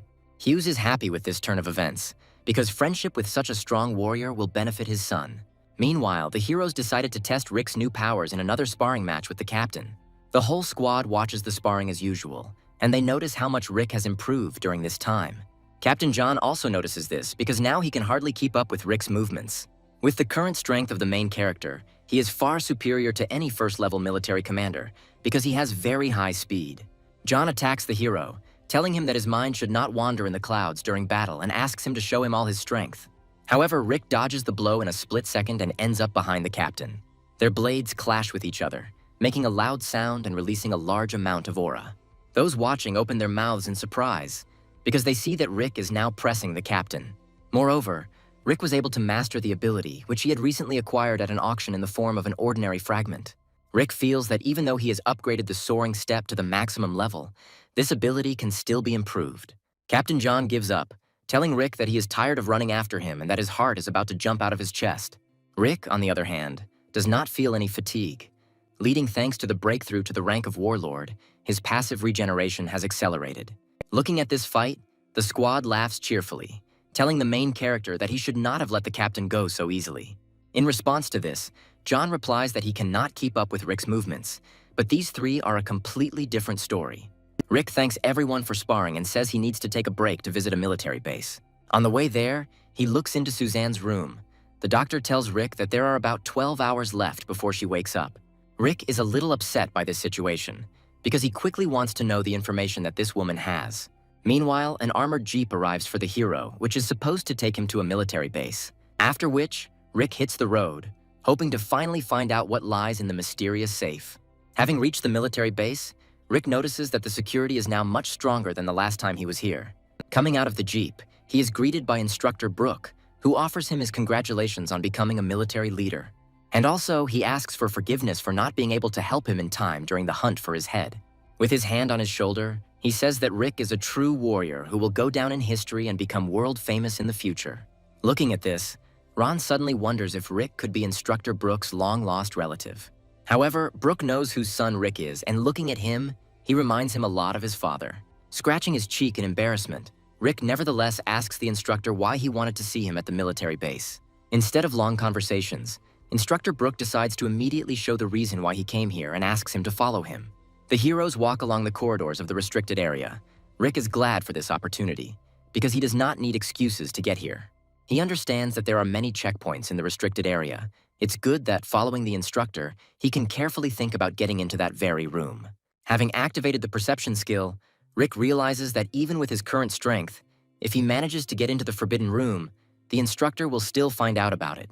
Analyzing his abilities, Rick learns that he is a second-level military commander. He could not discover this before, and only after becoming a military leader did Rick feel the enormous power that Instructor Brooke had. Finally, the heroes reached their destination, and what they saw there greatly surprised the main character. A luxurious garden opened before them, surrounded by a powerful protective aura from outsiders. In the back of the room, Rick notices the very safe his father told him about. He immediately takes notice of it and comes up with a plan for how he will hack it later. Having walked deeper into the room through the protective aura, The heroes enjoy the view. Ron tells Rick that such a place is not intended for him yet, so he will train elsewhere and leave the hero here alone. Admiring the stunning tree, Rick thinks how wonderful this place is, something you can only see on the night of a starfall. He feels a feeling similar to the one he had when he was on the crown of the tree from which he stole the C-rank artifact. Sitting down, he realizes that while he is here, his characteristics begin to increase, just like last time. Rick understands that this place is the same, and if he stays here for a long time, it will greatly improve his overall performance. Every 10 to 15 minutes, the hero receives one characteristic point, which is added to a random attribute. Staying here longer and longer, the hero feels that he is becoming a little stronger than before. He realizes that it's all about this mysterious tree. The source of these alien artifacts comes from different plants, so the stat points will be added randomly. This arrangement of events greatly lengthens the time the hero spends here, because pumping up all the attributes at the same time is a very long task. But the hero is glad of this opportunity, because now he can only become stronger by defeating strong monsters, and the extra stat points certainly won't harm him. So he decides to just sit and wait until his stat points reach the required level to become a mid-level general. The hero thinks that in this way he will be able to reach the next level only after a few months, but there is no other way out. Analyzing the God of War's system, Rick notices that he can now upgrade his hover step ability to B rank. However, such an improvement requires as many as 100 distribution points, which Rick does not yet possess. Meanwhile, the action moves to the office of Hughes, who asks his assistant if he has found the location of Old Man Vaughn. The assistant replies that the president need not worry about him, because the best intelligence officers of the Mercenary Association are looking for him. Recently, what is happening in the city has been haunting the president. He is very worried about two mysterious people in cloaks, as well as a sudden attack by monsters. To which the assistant replies that they have enough fighters to cope with everything except an attack by a huge wave of monsters, so he need not worry. At this moment, a call comes to Hughes's phone, from which the scouts report that they have discovered something shocking. Hughes asked them in an interested voice if they had found the whereabouts of Vaughn of the Lee family. The scouts replied that they had found something more interesting, and they had already sent a photo of this device to his phone. After looking at the photo, Hughes realizes that this is a trap for monsters that should not be in the city. This is a special device with a built-in core for monsters, used to lure them. During a monster uprising, it is used to drive them to one place. Hughes realizes that the situation will become tense if people find out that a monster bait has been installed in the city. At this moment, a voice from the device reports that another trap has been found, only in the eastern part of the city. Hughes realizes that everything turned out to be worse than he expected, and they urgently need to come up with some kind of response. At this moment, Kat bursts into the president's office and reports to him that Lieutenant Suzanne has woken up. They immediately go to her room, where Suzanne shows them the materials that she managed to collect in the process of spying on the Lee family. The guy in the armor is the guard of the Hooded Man. They are both warlord-level fighters, and the Lee family are just pawns in their plan. It seems that they deliberately placed traps within the city to create a wave of monsters and distract all the fighters from their main goal. Looking at the rainy weather with lightning, silence reigned in the ward for a moment, indicating an imminent bloody battle. Hughes orders his assistant to notify the entire Mercenary Association of the approaching battle and take all precautions. Looking at her visitors, Suzanne asks them where her savior went. Having heard about Rick, John suddenly realizes that if traps are set in the city, then most likely the main goal of these people will be a military base. The action moves to a military base where your patrols are discussing how inclement the weather is today. I would like to drink something hot and quickly finish my shift. The second patrolman replies that after his shift, he would like to go to a bar and drink a whole lot of cold beer there. Talking to each other, the patrolmen do not even notice the bloodthirsty rat monsters behind their backs, which are about to devour them. They dig their sharp fangs into their bodies, but the patrolmen still press the red button and tell about the wave of advancing monsters. An alarm siren sounded throughout the military base, signaling an attack by a wave of monsters. A quick response to the attack was made, and the soldiers quickly began to guard the military base. Looking at the Phantom Rain Mountain, they see a huge number of strange creatures there that are not like the monsters from the mountain. This crowd is led by Old Man Vaughn, who sits on a huge sea-level monster and is surrounded by a huge number of D-level rat monsters. His face no longer resembles a human one. Now he looks more like a monster than a man. A horde of monsters has appeared in the vicinity. All these creatures came from the Mountain of Ghostly Rain and are heading towards the military base in a huge crowd. Standing at the helicopter, President Hughes orders his subordinates to inform every resident of the city about the invasion of monsters. He adds that it is necessary to gather all the fighters and prepare for battle. The battle promises to be difficult. The fighters from the Mercenary Association bow their heads and begin to carry out this order. Captain John is worried about Rick, because he will be the first to take the blow of the wave of monsters. He hopes that he will be strong enough to withstand the pressure of the creatures. Standing on the roof, Suzanne wishes Rick good luck and hopes that he will definitely survive this difficult battle. Meanwhile, the main character continues to meditate in the garden, improving all his characteristics every minute. Rick realizes that if he can continue to stay in the Garden of Alien Artifacts, he will break through to the second stage of the Warlord very quickly. Suddenly, he hears the sounds of an alarm siren indicating an attack by monsters. Ron immediately runs up to him and tells him that the military base was attacked and they need to leave this place as soon as possible. Many fighters are sent to help in the battle against monsters. One of them tells the heroes that the base is surrounded by a horde of monsters, and there are rumors that they were lured here by the missing old man Vaughn. What they heard put the heroes in a stupor. They do not understand how he managed to bring the monsters here. The main character is going to deal with this issue himself and goes after the others. On the way there, he realizes that he must take advantage of the commotion and break into the safe, and then go to the aid of the others. He makes his way to the cells and enters the password for the safe that his father told him. Finally, he opens it, expecting to see there something that can justify his father in the eyes of all the people of China. However, the safe turned out to be empty. Rick does not understand how this can be because his father never lied to him. At this moment, behind him, he notices the presence of Lieutenant Suzanne. Being in confused emotions, Rick seems to be glad that she woke up, but the fact that she saw him here does not make him happy. Suzanne replies that they don't have time for useless conversations and asks the hero where the Garden of Alien Artifacts is located. Rick is surprised by this question, because the Garden of Alien Artifacts is a secret place of a military base, which only a few dozen people know about. Suzanne orders Rick to take her there because the Garden of Alien Artifacts is the main reason for the monster attack on the military base. Rick tells her that she and her stupid boss took his father away from him, so he won't show her the way to the Garden of Alien Artifacts. Suzanne replies that a child like him cannot see the whole picture, because with this action they saved his father from danger. Rick doesn't understand what these words could mean, but for some reason they inspire confidence in him. After which, he notices a small monster similar to a lizard, which makes its way here through the ventilation shaft. A few minutes later, this entire room was filled with D-rank gecko monsters. Seeing a huge number of monsters, Suzanne tells Rick to run and she will hold them here. But at the first attempt to attack them, she receives powerful rebuff and flies back, straight into the arms of the main character, who protects her from colliding with the wall. Holding her by the waist, Rick tells Suzanne to leave those monsters to him, after which he begins to destroy the creatures one by one. Looking at this, Suzanne is surprised at the strength of the protagonist. After finishing the battle, Suzanne asks the main character if he now trusts her. Rick replies that he still has doubts, but now he is ready to show her the Garden of Alien Artifacts. On the way there, Suzanne tells Rick that the Lee family was preparing monsters for this attack and their main goal is this garden. There are people who will do anything for personal gain, and this is not the first time this has happened. Having reached the Garden of Alien Artifacts, Rick places his palm on the scanning sensor. Opening the door, the heroes see in front of them a terrifying number of gecko monsters who are trying to break through the protective barrier. There are at least 100 monsters here, and there are more and more every minute. Ron is in charge of the defense of the garden. He orders the soldiers to hold formation and not allow anyone to get inside.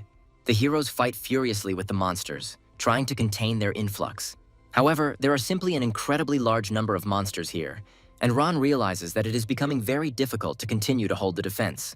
The time has come for them to fulfill their duty to their homeland, and Ron orders them to continue to hold the line, even at the cost of their lives. At this moment, a C-class gecko monster appears on the battlefield, causing the heroes to stand in a stupor. Ron understands that most likely none of the squad will be able to survive the battle with this huge monster. Despair is visible on the faces of the fighters. Suddenly, a quick flash of blue flies past him. This was Rick. Using the ability of the Shadow Blade, he rushes into the battle, delivering a strong attack to the C-class monster. With just one blow, the powerful gecko monster dies. Rick stands in front of the squad and blocks the path for the monsters with his body. He immediately takes on the role of leader and distributes responsibilities between the fighters, after which, he attacks the horde of monsters with a frontal attack, as if he had no sense of fear at all. Looking at him, Suzanne understands that Rick just gave her an order, although she is a person from the army and he is not. But for some reason she wants to carry out this order. There is simply no limit to his self-confidence. The hero rushes towards the monsters and cuts them down one by one without a drop of regret or fear. The rest of the fighters are surprised by the capabilities of the main character, because he chops monsters like vegetables. leaving them not a single chance of survival. Ron also calmed down a little because having such a powerful ally, they would definitely be able to hold the defense, and losses in the squad would be minimal. Suzanne asks Ron how the main character managed to become so strong in such a short period of time. Perhaps during that time he met with someone suspicious. To which Ron replied that 1 hour would not be enough for him to tell the whole story about Rick. But she should know that he managed to defeat Old Man Vaughn. Suzanne is surprised by this answer because the old man from the Lee family is one of the strongest aspiring military leaders in the city. Seeing how fiercely Rick fights, Suzanne compares him to Chris, adding that the apple doesn't fall far from the tree.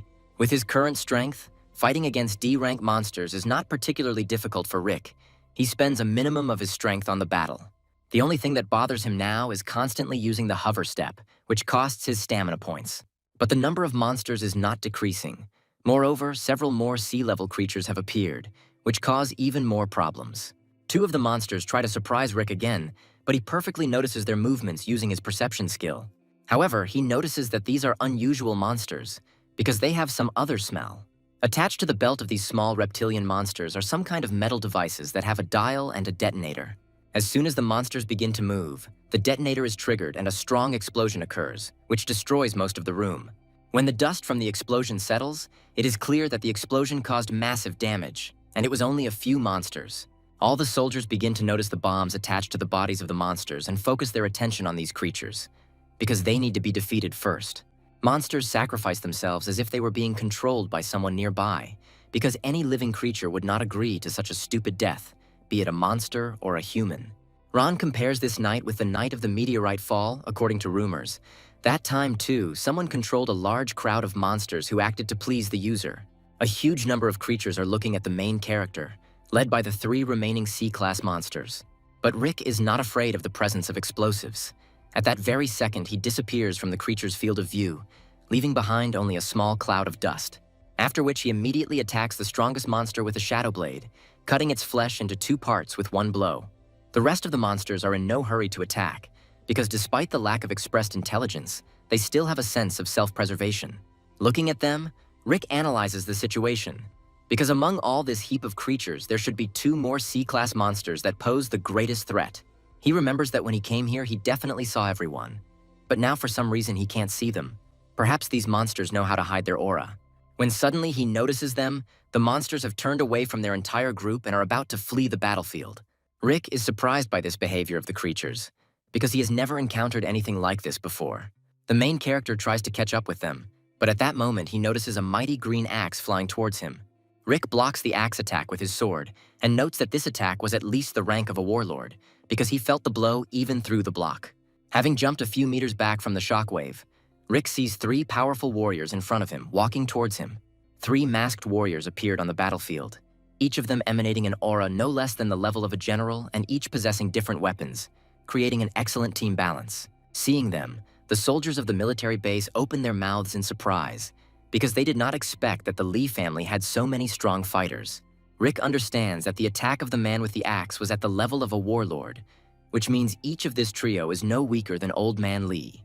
He needs to be more careful with these fighters, because any mistake on his part can lead to tragedy. Another fighter joins the battle. His weapon is a flute, with which he controls the monsters. He says that there is no reason to delay the battle for a long time and it needs to be finished as soon as possible. After which he uses his flute, causing the monsters to violently attack the heroes in their entire horde. Seeing this, Rick realizes that things are bad because he cannot fight the warlords and protect his friends at the same time. At this moment, a fighter with an axe immediately attacks him, telling him to be less distracted by strangers because his opponent is in front of him. First of all, let him help himself. With these words, the masked man attacks the hero with his massive axe. However, Rick activates the hover step and dodges the attack because the lives of his friends are more important and he needs to help them first. Thanks to the ability of a soaring step, the hero is able to break away even from such a powerful warrior who is at the same level in strength. But at this moment, he hears the voice of another masked enemy who appears behind him. His voice seems familiar to Rick. This warrior attacks the main character and the blow hits the target and causes damage to Riku. The blood of the main character scatters across the battlefield. But the blade took most of the damage, so the damage from this attack was not fatal, but only left a small scratch. However, the force with which the attack was delivered created pressure that caused bleeding from the protagonist's mouth. Rick can barely withstand a single blow, Although this fighter is an average military leader, the person who just made this attack takes off his mask and reveals his face. He asks the main character what his name is because he looks like the man who killed Jack from the Moo family. This man has similar traits to Hank, the same character who, at the beginning of the protagonist's journey, betrayed their squad and launched a sneak attack. Looking at him, he doesn't understand what a person like Hank can do in such a place. After which, he begins to take a closer look at his facial features and analyzes his abilities using the perception skill. Memories of long ago events begin to pop up in his head, and he remembers what a greedy person Hank was. However, he never possessed such enormous power. Most likely, he is the brother of that bastard and the father of Jack, whom Rick killed. The man replies that Rick is a quick thinker and he really is not who he first thought he was. His name is Henry. He, like Hank, Rose, Jack, belongs to one of the most powerful family of the Moo meteorite and is a mid-level military leader. Rick tells him that he and his brother are very similar, and one and the other are just incredible scoundrels who cannot achieve anything on their own. These words enrage Henry, and he asks Rick if he killed his son Jack or if it was his girlfriend Rose. To which Rick replies that Rose has nothing to do with it. It was he who killed him. With just one blow, he cut his throat, although he begged for mercy on his knees. These words angered Henry even more. Now he is ready to tear the little brat into pieces and tells him that he will not allow him to leave here alive. While fighting off the monsters, Ron overhears a conversation between Rick and Henry and is surprised that Rick knows these scoundrels. Seeing a master from the Moo family here, Suzanne realizes that things are bad, because not only the Lee family is involved in this operation, but also much more powerful organizations. Henry's teammate tells him that the boy is simply wasting time by chatting with him, so he needs to end this battle quickly. Meanwhile, Ron tells Rick that holding back the tide of monsters is no longer possible and they need to retreat. At the same moment, Henry attacks the main character with a menacing look, wanting to end the battle with one powerful blow. The second member of the team also joins the attack. Using his flute, he directs even more monsters towards the heroes. Rick repels Henry's attack. At this time, Ron shouts to the main character that the squad is no longer able to fight and they need to come up with something. Rick sees that Ron is fighting with all his strength against a huge number of monsters, so he comes up with an escape plan. He takes out from his pocket what looks like a small hand bomb with greenish contents, after which he throws it on the floor. The explosion from this bomb creates a thick fog of toxic green liquid that spreads throughout the entire area of the room. Rick himself at this moment puts a gas mask on his face and shouts to all his comrades to do the same. Ron orders the entire squad to put on gas masks and retreat. They need to get into the garden of alien artifacts and hide from the enemy there. Shielding himself from the poisonous gas with his elbow, Henry shouts after the main character that he is just a cowardly clown who uses cheap tricks to escape. Suzanne also covers her airway with her elbow, but already feels weak because she does not have a gas mask to protect herself from the toxins. But at that moment, Rick appears in front of her, who hands her a gas mask and pulls her by the hand to quickly hide in the garden of alien artifacts. At this moment, Suzanne feels embarrassed by Rick's touches. Now he seems more and more masculine to her. Although with difficulty, the party still manages to break through the barrier of the garden, and they finally get inside, and for a while they are safe. If Instructor Brooke had not organized protective measures in this way, then most likely they would all have died in this battle. The defense of the treasure garden is the strongest in the entire Ghost Rain military base, because this place is a huge source of power. However, this function can only be used in emergency cases, because the creator of this barrier has died, and in which case it will be impossible to restore it. Looking at the main character, Suzanne admires his leadership and human qualities. She calls him a worthy son of her father.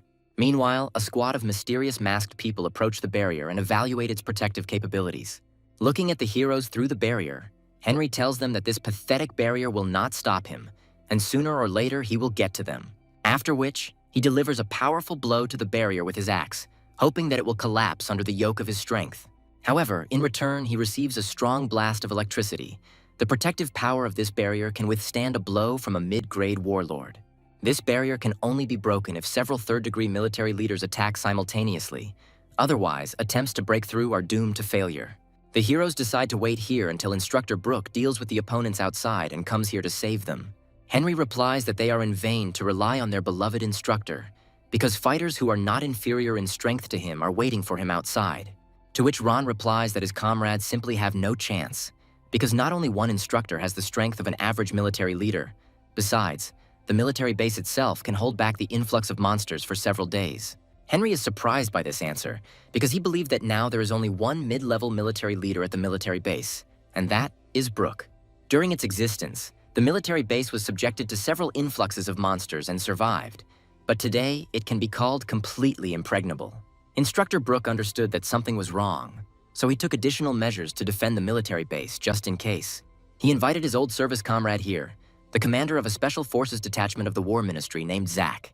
Zack calls his friend a liar, because when he invited him here, he did not tell him that he would have to risk his life here. In response to this, Brook replies that plans have changed dramatically. The warriors outside admire the strategic capabilities of Instructor Brook, who prepared in advance for their attack. Brook replies that they don't seem to understand that they are dealing with the War Department, the most powerful agency in the city, and there is no way he will just leave this place. The masked man replies that although Brook has a good mind, he and his comrade were not lucky enough to get into their organization's plan because they have no chance of survival.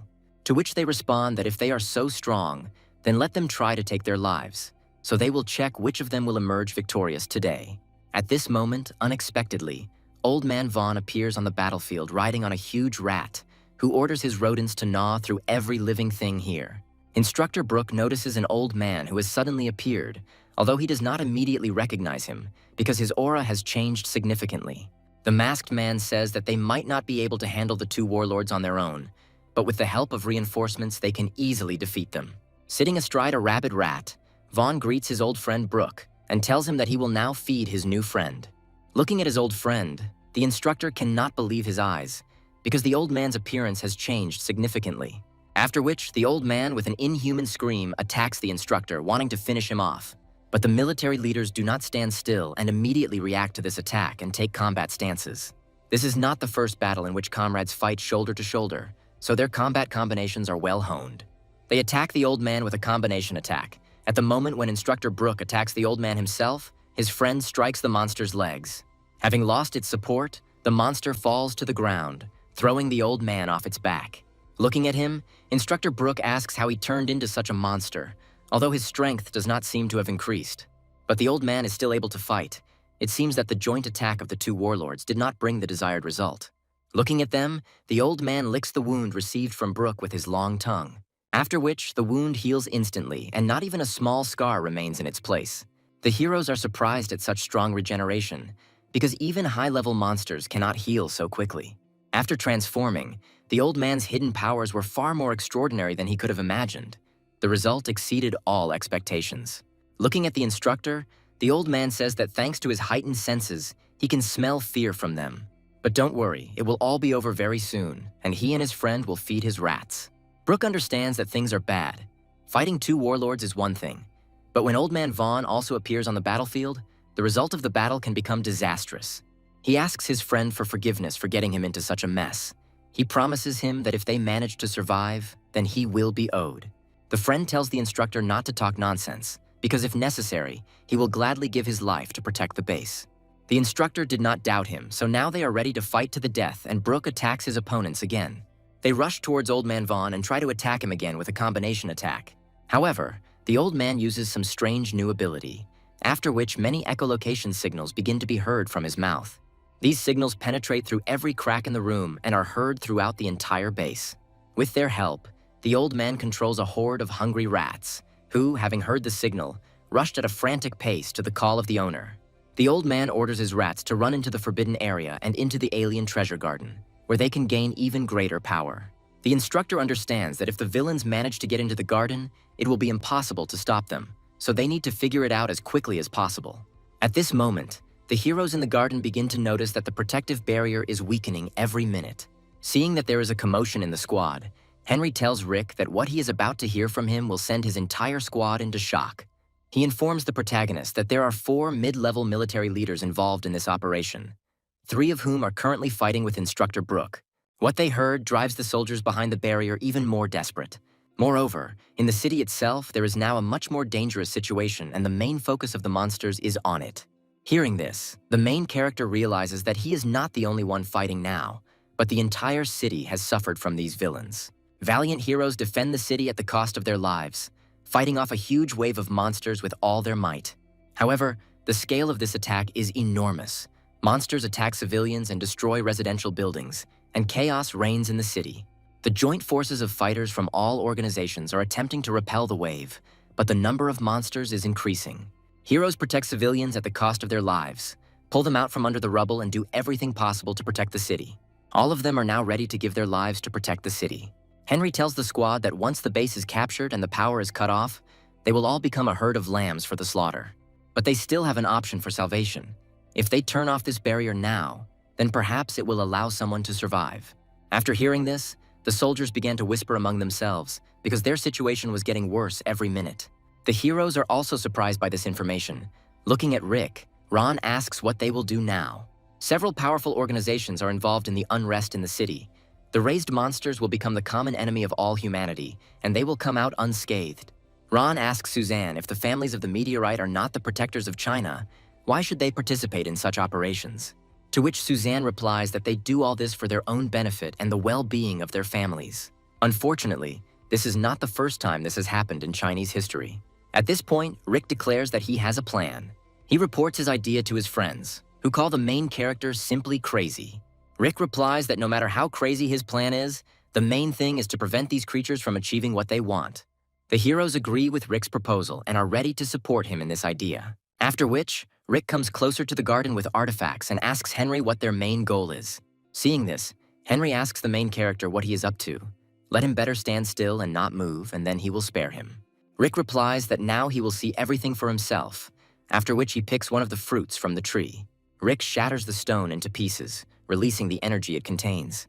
Holding it in his palm, the hero understands that these are D-class fruits that cannot harm him, after which he deliciously eats it in front of Henry in order to anger him even more.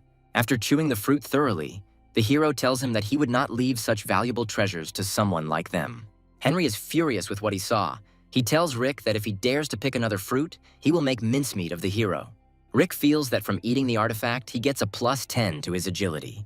Last time, after eating a D-level artifact, he did not feel any taste, but this one has a light fruity aroma.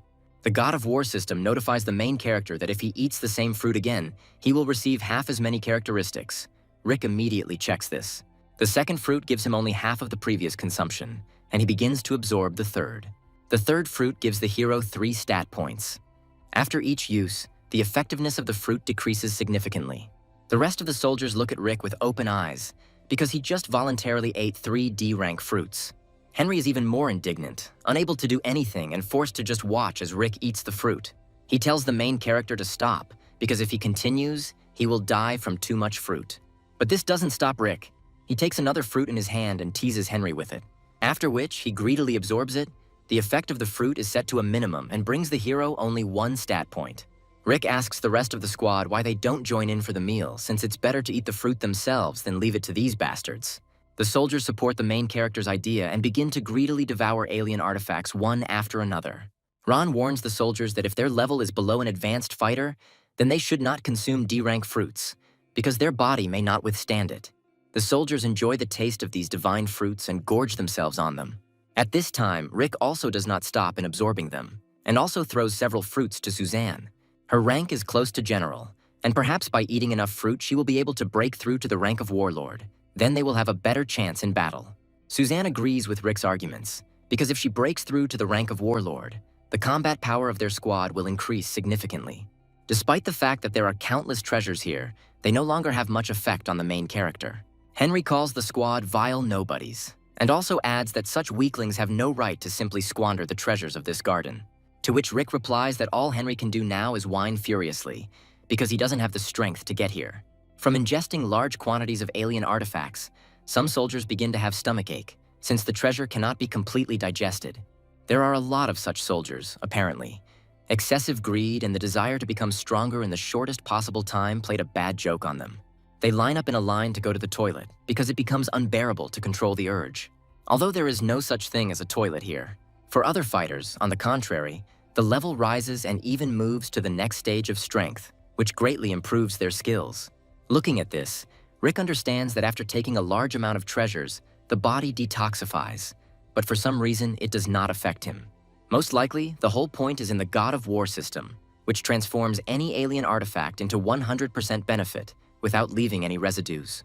Rick tries to play a joke on Suzanne, telling her that if she needs to step away too, he will gladly cover for her. These words caused Suzanne embarrassment. She answers the main character that she is fine with the assimilation of treasures, unlike these weaklings. Rick is happy to hear this because it means Suzanne will be able to break through to the rank of warlord. She replies that she feels strength overflowing her body. Apparently, she only needs to take a few more fruits and the transition to a new level will occur. Rick presents her with these treasures, telling her that there are a lot of artifacts here. Let her eat everything that her tummy can carry. Many fighters improve their skills, rise in rank, and become much stronger than before. Others do not feel any effect on themselves and stopped eating fruits because they only worsen their health. Rick approaches them and tells them not to despair and to try eating the fruit over and over again until they achieve results. To which he receives the answer that it all depends on digestibility. They have it at a low level, so there is no sense in it. The same cannot be said about Rick, who is able to eat these fruits like seeds. Perhaps if he continues to eat them, he will be promoted to a mid-level military leader. Looking at the alien artifacts, Rick thinks about these words, after which he begins to greedily devour them, leaving behind only shells and dust, devouring one fruit after another. What happens behind the barrier makes Henry furious. Because it completely spoils their original plan, he swears that when he gets to them, the first thing he will do is chop off Rick's head. To which Rick shows him his middle finger and says that when he breaks through here, then we'll talk. But for now, he's just a whining dog on a chain. Another fighter also supported Rick and answered Henry that if they need treasures, then let them look for them in the toilet after him. In general, the situation in the squad has calmed down somewhat because Henry cannot reach them, and they themselves are becoming stronger every second. After eating another piece of fruit, Rick notices that his attributes stopped increasing. He reached his limit and all his characteristics stopped at 300. At the same time, Suzanne feels that strength is beginning to overwhelm her body, after which she successfully breaks through to the rank of military leader. Now there is one more strong fighter in their squad. This greatly inspired the soldiers of the squad. If Ron also becomes a military leader, then they will not need a barrier at all, because they will be able to cope with their enemies on their own. Observing the course of events, Henry's squad realizes that these impudent people have spent almost all the treasures, which puts their plan at a dead end. Seeing that Suzanne has increased her power, Rick realizes that even if the barrier falls, they will have a chance of winning the battle with Henry. As soon as he thought about this, the protective properties of the barrier began to weaken, after which the heroes feel a strong vibration, as if many small stones simultaneously crashed into the barrier. It was Old Man Vaughn. He attacked the barrier from above with his entire squad of rat monsters and orders them to gnaw out all living things. Seeing him, Henry yells at Vaughn to turn off the power first so his squad has a chance to finally engage. The heroes also notice an old man from the Lee family, who has brought a huge pile of monsters with him, and realize that the odds are again not on their side. While riding his huge C-class monster rat, Old Man Vaughn spots Rick behind the barrier, which infuriates him. Looking at him, the heroes are surprised by his appearance because the last time they saw him in an ordinary human form, and now he himself looks more like a monster. Suzanne says that he most likely injected himself with a monster serum, which significantly increased his strength, and now he is not inferior in strength to an average warlord. Rick understands that things are bad. Against Henry alone, they still had a chance, but fighting two mid-level military leaders at once would be problematic. Henry orders the old man to destroy the barrier as quickly as possible before the soldiers eat all the fruit in this garden. The old man tells Henry that it doesn't matter at all that the soldiers ate all the fruit, because there is still essence left in their bodies. And the rats devoured him with the greatest appetite of all, after which they rushed en masse towards the barrier. The heroes understand that everything will continue like this, and very soon the old man will break through the barrier. We urgently need to come up with something. We can't just stand humbly and wait for death. Suddenly, the base's defense system reports that the power plant has been damaged and the garden's self-destruction program has been activated. All heroes need to immediately leave the treasure garden through the emergency exit, and they try to find it. One of the soldiers managed to do this, and he calls all the other soldiers here. However, the emergency exit is tightly sealed and no one is strong enough to open this door. Ron also tried to do this, after which he reports that only Instructor Brooke can open this door. The soldiers begin to panic, because if they do not leave this place as soon as possible, the self-destruction system will bury them here alive. Rick tells Suzanne that after her breakthrough to the warlord stage, her strength has increased several times. Perhaps if they join forces, they will be able to open the door. Suzanne agrees with his proposal, because at the moment they have no other option. Moving closer to the door, Rick concentrates all his strength, preparing to perform a strong blow. However, the strike was not necessary, and after absorbing the protagonist's aura, the door opens. The heroes are perplexed as to why the sensor worked on Rick. Did Instructor Brooke really set it up that way? However, Rick replies that Brooke never told him about this, and if he had known that there was an emergency exit here, he would have left through it a long time ago. Under the onslaught of a wave of monsters, the garden's self-destruction system is activated and the countdown begins. And just at this moment, the huge paw of the ferocious monster on which Old Man Vaughn is sitting creates a gap in the barrier. The weaker fighters run to the exit first. Ron leads the entire evacuation process. The emergency exit itself is a long slide with a steep descent and turns, so it must quickly deliver the fighters to the other side. Due to the constant sharp turns, Ron feels that he is starting to get motion sickness because the fruit in his stomach has not yet been digested. Finally, the old man manages to completely destroy the barrier and rush inside. However, not a single person remained inside. Moreover, the countdown of the garden's self-liquidation system had ended. There was a loud explosion that shattered the entire room into small stones and tore out the tree with the treasure at the very root. All fighters from this detachment managed to evacuate successfully. They find themselves not far from the base, in a mountain forest, one of the safest places. Suzanne says that they have finally managed to break away from their enemies, and at the moment they are completely safe. Rick is glad to hear this, after which he turns towards Ron and asks how far they are from the base. But Ron is unable to answer his question. The long journey on the steep hills made him seasick, and all the undigested fruit came out. After what they saw, the soldiers make fun of him, saying that after this, his brilliant image of a strong warrior crumbled before their eyes. Ron replies that he has had a movement disorder since birth, so all maneuvering skills are given to him with great difficulty. Rick repeats his question and asks Ron where the military base is. Ron somehow manages to get to his feet, and with a half-drunk gait, he tries to show the main character the way. However, he immediately comes to his senses when he sees what awaits them ahead. An incredibly huge wave of monsters is heading from the mountain of ghostly rain towards the military base. The soldiers do not understand what made the monsters pour from the mountain of ghostly rain straight into the city and the military base. The soldiers are informed by radio that all the roads near the base are blocked by monsters, and new waves are constantly attacking the city, so there is no need to wait for reinforcements. After which, the main points of concentration of monsters were shown to them on the radio so that they would not stumble upon them. Hearing this, Ron becomes furious, because the scoundrels from the Lee family are crossing all boundaries. They cannot let this happen. If everything continues like this, the city will suffer the fate of Donghae. The name of the city of Donghae gives Rick unpleasant memories, because it was because of the fall of this city that his father was put behind bars. The heroes see many monsters heading towards the city, many of them reaching sea level and even more. Seeing such strong monsters, Ron says that the city will not be able to withstand a wave of such strong monsters. If this huge crowd breaks into the city, then a catastrophe will happen like in a nightmare. Moreover, the situation at the military base is extremely dangerous. If things continue like this will be the end. This disaster promises to be the worst in the city's history. In the face of such a danger, people are weak. The city does not have enough people and the strength of military leaders to withstand such pressure. They can only be saved by the appearance of a hero with the power of the god of war. Rick ponders what they can do in this situation, wondering what his father would have done. His father was nicknamed the god of monster slaying, and many times his brilliant tactics yielded great results. Throughout his childhood, he told Rick that no matter how strong the monsters are, their main disadvantage is the lack of developed intelligence, so they can be controlled. Remembering the words spoken by his father, an idea appears in the main character's head. He talks about his plan to his friends, who, in their usual manner, call him crazy. But Rick tells them that no matter how crazy the plan is, the main thing is that they can save many lives of the city's residents. Ron agrees with Rick and is ready to carry out his plan, after which, he turns to face his soldiers and tells them about the essence of their new plan. He says that he believes in each of them, and only together they will be able to hold back the defense of the city. Each warrior must give his all. After which, the heroes go to the military base warehouse located next to them. Walking through it, they are equipped with many useful things that they will need to complete the plan. Ron says he never thought he would use these things in peacetime against an influx of monsters orchestrated by the hand of man. After which, he says goodbye to the main character, wishing him good luck and be sure to come back alive. Rick also wishes them luck, because not only he plays a key role in this plan, but also ordinary soldiers.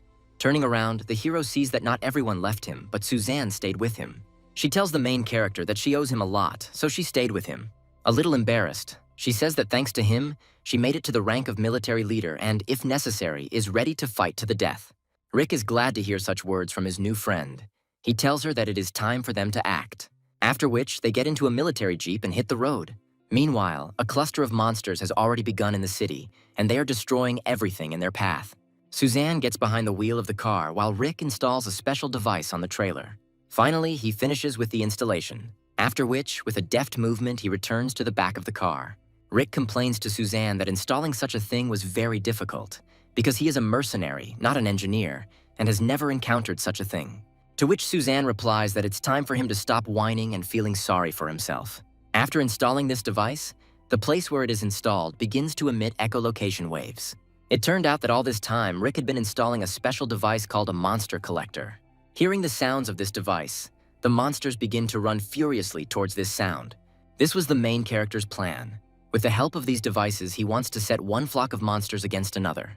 Looking at the fact that the device is working successfully, the heroes understand that the first part of the plan went well. But it's too early to rejoice. Complete success is still far away, because flocks of monsters alone are not enough. In the past, when people did something like this, it only caused commotion, but nothing drastic happened. Rick says that to complete the plan, the king of the B-tier monsters must enter the battle to turn the tide of the battle. Suzanne looks at the main character with surprised eyes, because the king of B-level monsters is an extremely rare individual for this area. But Rick replies that he knows where he can find one, after which he tells her about the place where he received the C-level artifact.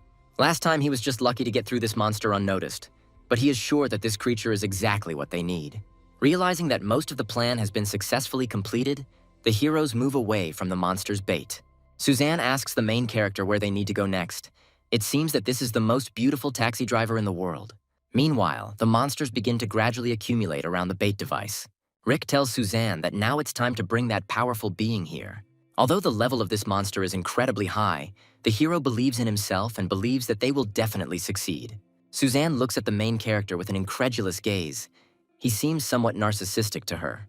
Rick shows Suzanne the way to that very cave, after which they look inside.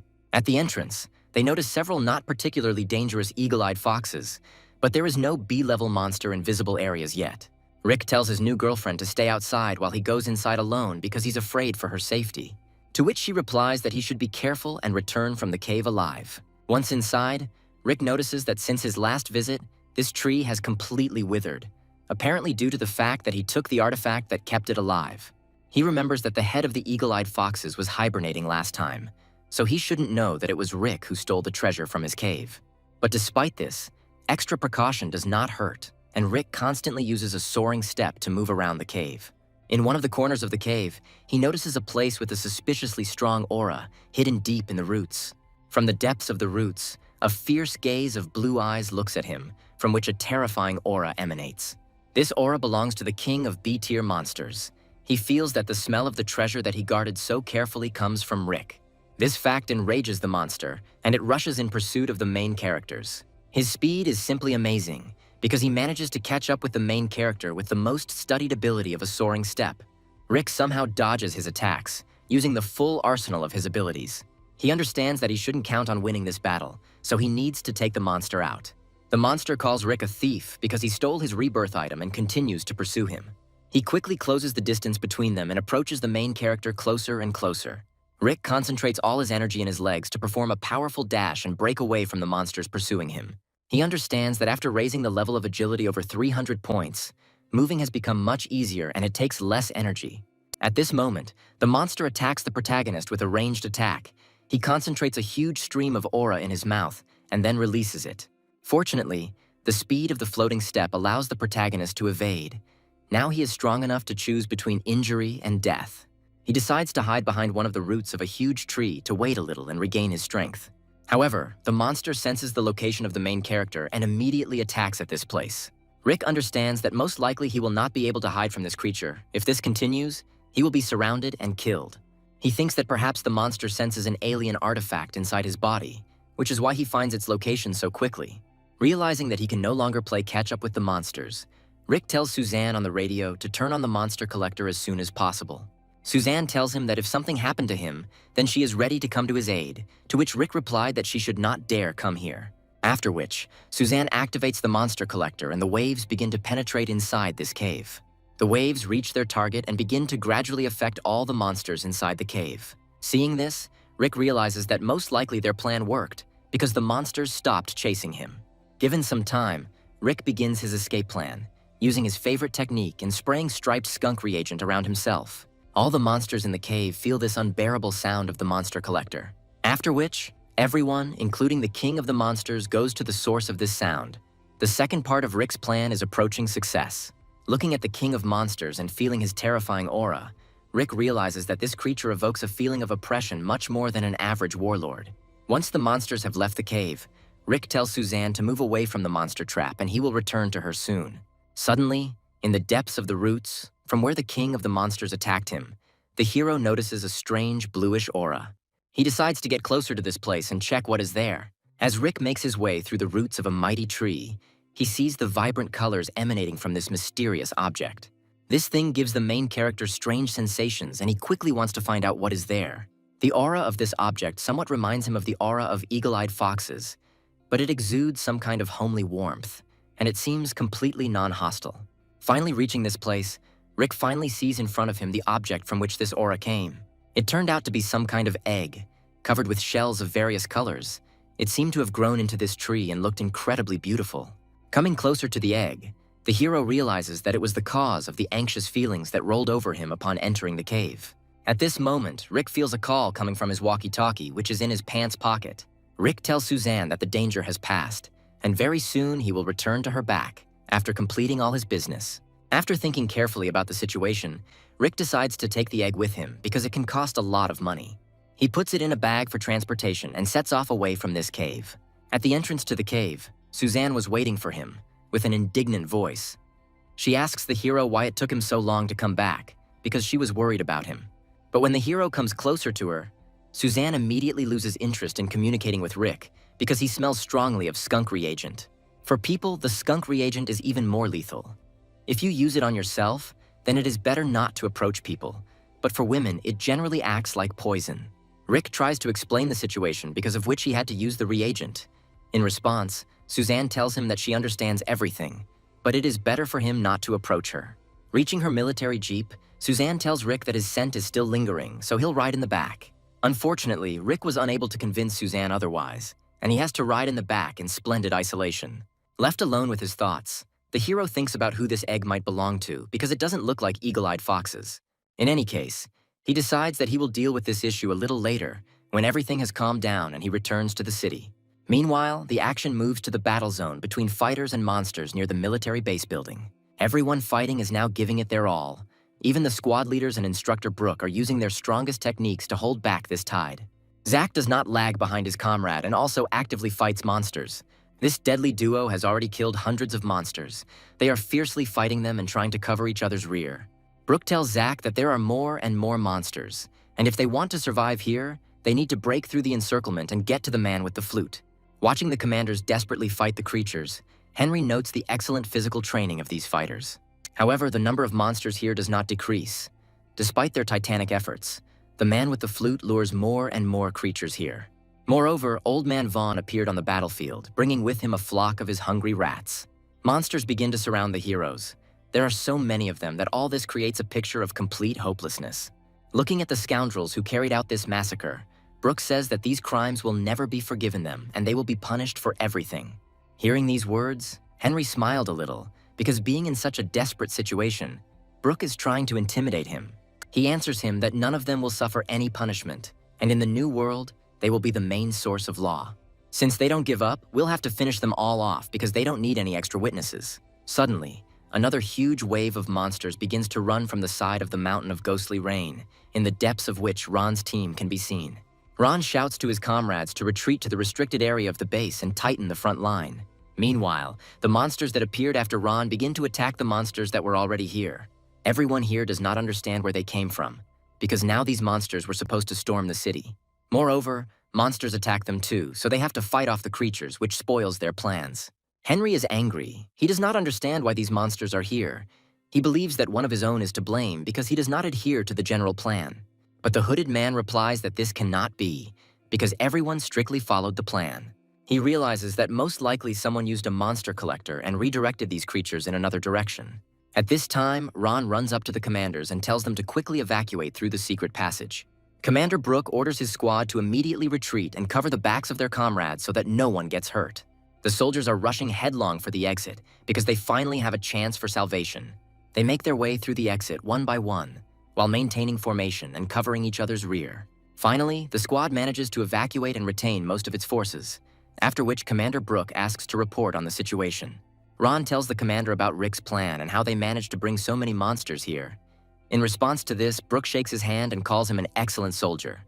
Ron replies that the whole idea belonged to Rick, and in this regard, he is just a simple soldier and nothing more. In response to this, Brooke puts her hand on Ron's shoulder and says that such a brilliant achievement cannot be the merit of one person. So they all did a great job. A memory of his old comrade Chris pops up in front of the instructor's face. He says to himself that he raised an excellent son. Zach asks in an interested voice what kind of genius came up with this plan. He would like to talk to him and offer him a job in his squad. Meanwhile, the main character realizes that his plan has been successfully completed, and now it's time to deal with Henry and his people. Henry and his squad are trying to hold back the flow of monsters that have rushed towards them. They understand that they need to get out of here. Watching them, Rick looks at them like helpless lambs, because they had no idea that they themselves would turn into prey. Meanwhile, Lieutenant Suzanne installs a long-range rifle. It is not particularly useful against monsters, but it is still deadly for people. Looking at this, Rick once again emphasizes to himself the uniqueness of this woman, who can fight in both close and long-range combat. However, he tells her not to use the weapon yet, as there is no need for it right now. Suzanne is surprised by this and asks Rick why he forbade her to use the rifle. To which Rick replies that the main combat-ready unit is about to arrive, and there is no point in getting involved in the battle. He didn't lie. Squads of eagle-eyed foxes begin to appear on the battlefield, and ahead of all the troops, their leader, the king of B-level monsters, flies, in whose eyes pure hatred is red. Finally, Henry's squad manages to break through the monsters surrounding them, and they gradually break away from them. The hooded man says that they need to find a place to hide, wait until the monsters take over the base, and then continue with their plan. Henry agrees with this idea. The only thing that worries him is the life of the instructor. He believes that he cannot be left alive, because he has seen a lot. And Old Man Vaughn is more interested in Rick, because he can also bring a lot of trouble to their squad. He has already felt this the hard way. Suddenly, the old man's attention is caught by something more interesting than revenge. This creature was noticed by the entire squad of traitors. Looking at it, they do not understand what is happening. These creatures must live deep in the mountains of ghostly rain, so they do not understand what brought them here. Not even a couple of minutes have passed before the leader of the eagle-eyed foxes attacks the squad with a powerful volley of his energy, which destroys the mountain into small fragments. At the last moment, they manage to jump back, thereby dodging this strong attack. Looking at the monster, Henry realizes that this is most likely their leader and he is the king of B-level monsters. The frightened member of the squad does not believe Henry's words, because it seems to him that such strong monsters have never been found on the mountain of ghostly rain. The king of the monsters isn't going to give the humans any time to rest and attacks them again, this time with his razor-sharp feathers. This time, the attack hits the target and injures some of the soldiers from Henry's squad. Feeling the force of this monster's blow, the hooded man still agrees with Henry that this creature is the king of B-level monsters. Moreover, due to the fact that he can fly, the battle with him becomes a special problem, because the speed of his maneuvers and the force of his blow are much stronger than those of earthly monsters. The creature again attacks the squad with a stream of energy. Henry substitutes his shield to parry the attack and orders the squad to defend themselves at all costs. Even though the attack is very strong, Henry's shield is strong enough to withstand its power. He tells the squad that if they continue to just stand there, they won't succeed, so they need to attack him with the whole squad. The soldiers heard Henry's order and begin to attack the monster from all sides, using a full arsenal of different attacks. Looking at this, Rick says that this fight was given to Henry's squad by fate. Let them experience the fear that an ordinary person feels in front of the monsters they lured into the city.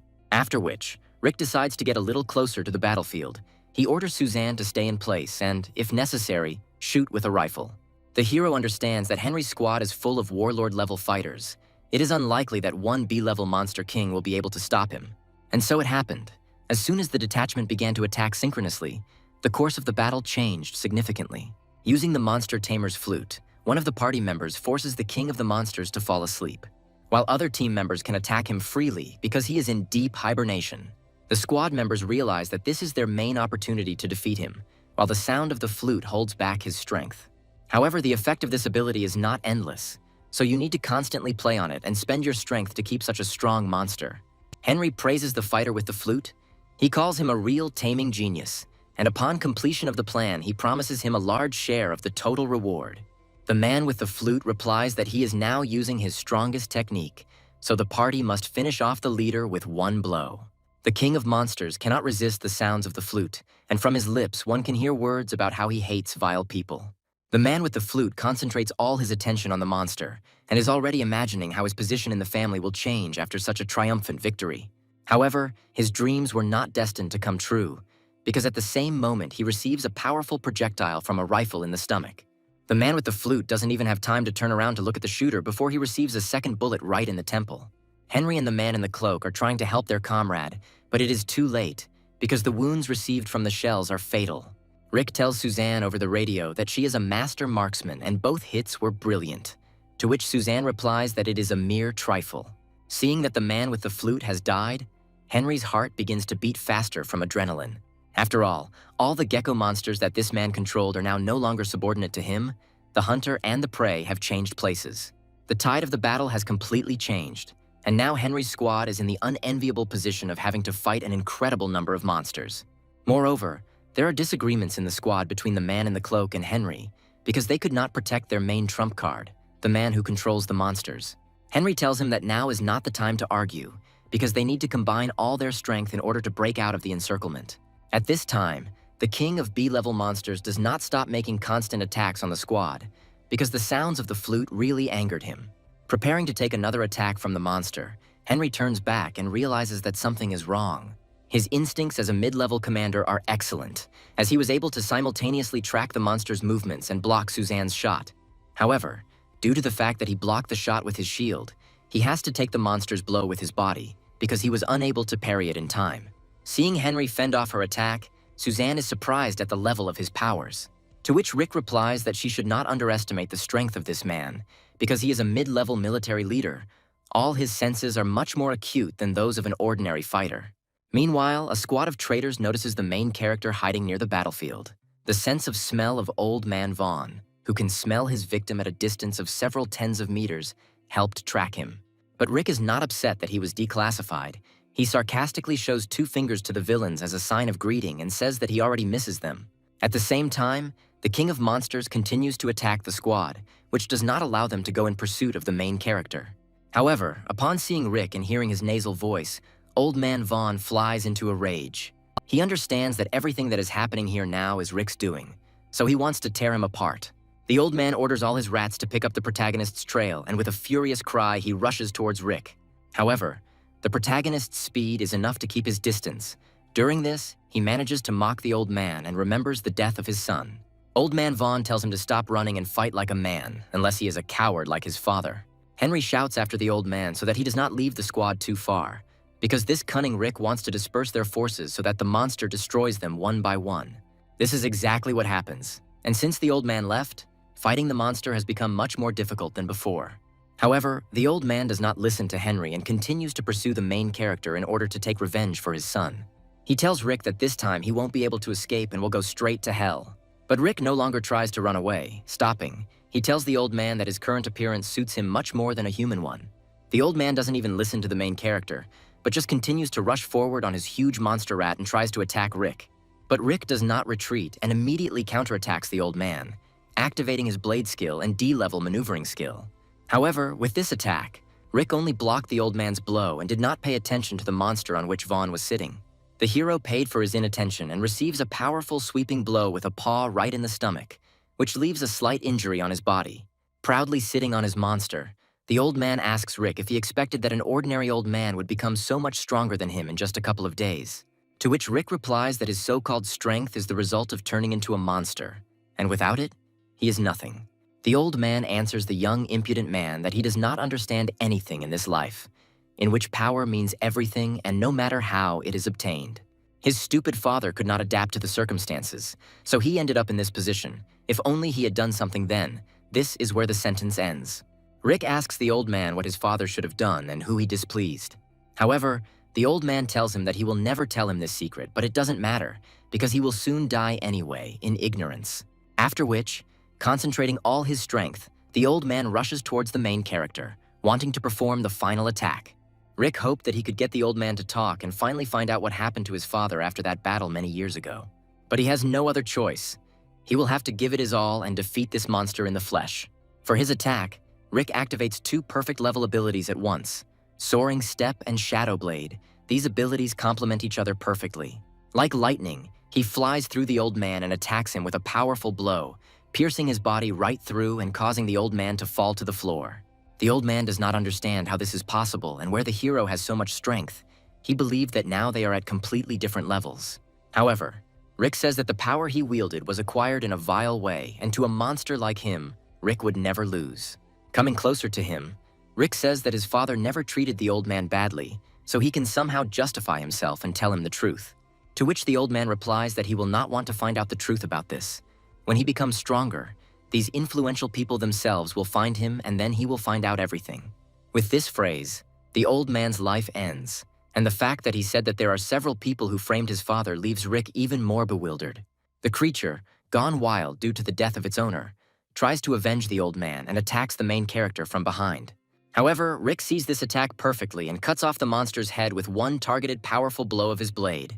After a protracted battle, Suzanne approaches him and asks the main character if everything is okay and if he needs any help. To which Rick just looks away and replies that he's fine. Suzanne asks him where he gets his strength from because he only recently became a warlord and was already able to defeat a mid-level warlord, to which Rick replied that now he is much faster than many such warlords, so he has an advantage over them. After which, he adds that now it's time to deal with a much more dangerous opponent, namely Henry from the Mu family. Finally, the story with the traitor old man One from the Lee family has ended, and he finally and irrevocably dies. Having lost their owner, the rat monsters have completely gone crazy, because no one controls them anymore. They began to attack everyone indiscriminately, including their creators, which creates even greater problems for the traitor squad. The hooded man reports that Rick was able to defeat the old man, so their tame rats went wild, and Henry was horrified by what he heard, because the old man was very strong. The hooded man says that they should not continue fighting the monsters, but should break through as quickly as possible and run away from the battlefield. A detachment from a military base is observing the progress of the battle. Zack notices that the rats are beginning to attack their own owners. The heroes are somewhat confused, because this course of events surprised them very much. They understand that now all the cards are against the traitors, so this is a great chance to end them. They cannot be allowed to escape. Zack agrees with this. He says it's time for them to be the striker. The soldiers get on special ATVs, which they borrowed from a military base warehouse, and go in pursuit of the traitors. Brooke gives a motivational speech. He shouts to his soldiers that now it is time to retake their military base. The soldiers launch a full-fledged counterattack against the enemy. Now, in addition to monsters, a squad of criminals is also attacking many soldiers of the military base, using attacks of various ranges. Henry manages to block these attacks, however. He understands that if things continue like this, they will not last long. But he is not going to give up. After all, he is a mid-level military leader, so he is capable of taking the lives of hundreds of soldiers to the grave. From the military base, Zack grabbed something else very interesting. This is a unique high-class crossbow that shoots very strong projectiles. Brooke tells Zack to be careful with this weapon and that he should never lose the arrow from her, because it costs a lot of money. But Zack has already made the shot, and now asks his friend to help him find the arrow or he will lose his annual salary. The people in cloaks realize that their plan has completely failed and they need to retreat as soon as possible. To retreat, one of them uses explosives and throws them behind his path, which also blocks the path of his allies. Many soldiers from the 1st and 2nd detachments die from the powerful explosion of this explosive. Looking at this, Brooke calls him a bastard because he sacrificed the lives of dozens of his people to save his pathetic skin. The fire somewhat blocked the hero's view, so Brooke orders everyone to follow the king of the monsters because he is pursuing the traitors. Hearing the order, the soldiers quickly get on their vehicles and go in pursuit. A powerful explosion attracted the attention not only of those nearby, but also of the main character, who was evacuating the wounded. Even Henry was hurt by the explosion. He calls the hooded man a damn brat who betrayed them all at the last moment and ran away. However, he blames the main character most of all, because of him, all the plans of his squad went awry. Before the old man had time to remember about the main character, he immediately appears right before his eyes. Henry looks at him with a fierce look, because he considers him the main problem and the reason for the failure of their brilliant operation. Rick tells Henry that he will not allow him to escape from here, because he brought a lot of trouble to this earth and harmed his good comrades. To which Henry replies that he has nowhere else to run, so he is ready to fight him, since there is such a great chance to take revenge on him. Rick takes a fighting stance and asks the old man how much strength he has left after a long battle and this powerful explosion. But without waiting for an answer from him, she immediately attacks, wanting to take him by surprise and end the battle with one quick blow. The old man seemed to be expecting this, and a mysterious grin appeared on his face. He jumps back and throws several shells with powerful explosives towards the main character at once, while calling Rick a naive fool. Looking at the powerful explosion, Henry says that Rick is too young and too brave, because it is obvious that he would not fight him in this state, so he had to use a trick. However, when the flame disappeared, a grimace of great surprise appeared on Henry's face. After all, the body of the main character was not within the range of his shells. Henry is confused. He does not understand where he went. Focusing his attention on the explosion, the old man does not notice how he receives a blow to his leg, which the hero inflicted on him from under the rubble. Realizing that Rick is somewhere nearby, Henry tries to jump back to dodge another of his attacks. Rick jumps out from the rubble after the explosion and asks the old man how he could believe that he would not be able to dodge some pathetic trick. He tells the old man that he can't even imagine how dishonest his accomplices are, since they were able to leave such a vile old man alone. From the wound he received, Henry is finding it harder to stand on his feet every minute, because he has spent more than 1 hour in battle. Rick mocks the old man and tells him that it seems like playing sneaky tricks out of their own helplessness runs in the family. He tells Henry that he initially realized that he would resort to this meanness, so he thought out a plan of his actions in advance. At the moment when the old man stood still and was happy that he managed to defeat Rick, the main character pulled off an interesting move. The resulting explosion created a gap leading to a secret tunnel in which the main character hid and then suddenly attacked. Hearing this, Henry realizes how strong and insightful his opponent is. The battle will not be easy. Holding his blade forward, Rick tells the old man that it's time to end this. Down on one knee due to severe pain and fatigue, Henry asks the main character to wait because he wants to offer him something. He invites him to join his family because he has excellent qualities and is suitable for this role, especially since he is friends with his niece Rose. Hearing about Rose, Rick was overcome with the warm feelings he had for her, and he thought about his proposal for a second. Henry continues to convince the main character. He says that if he remains a mercenary and, moreover, the son of a traitor, then a girl like Rose will never be allowed to communicate with such a person. However, Rick remembers the pain his brother Hank caused them then, and then asks Henry who he takes him for, making such an offer. The Move family, she and he are on opposite sides of the barricades and do not intersect with each other, and he and his brother are ordinary traitors. Therefore, even if the old man doesn't even try to buy more time, Rick will still finish him off in this battle. Henry realized what a perceptive kid Rick was, but this time allowed him to recover a little. And now he is able to fight back against the main character even if he is wounded, but he will never allow such a brat to defeat him. Henry tries to attack the protagonist with his blade, but he instantly disappears from his view and appears behind him. Rick tells him that to fight such a decrepit old man, all he needs is speed so he won't lose. Having said this, Rick immediately attacks Henry with a powerful Shadow Blade attack, sending multiple Shadow Double Strikes towards him.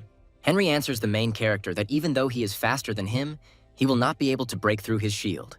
The old man's protective aura is truly amazing, and he manages to block most of the attacks aimed at him. Rick understands that he cannot let his guard down, because even though Henry is wounded, he is still a mid-level military leader.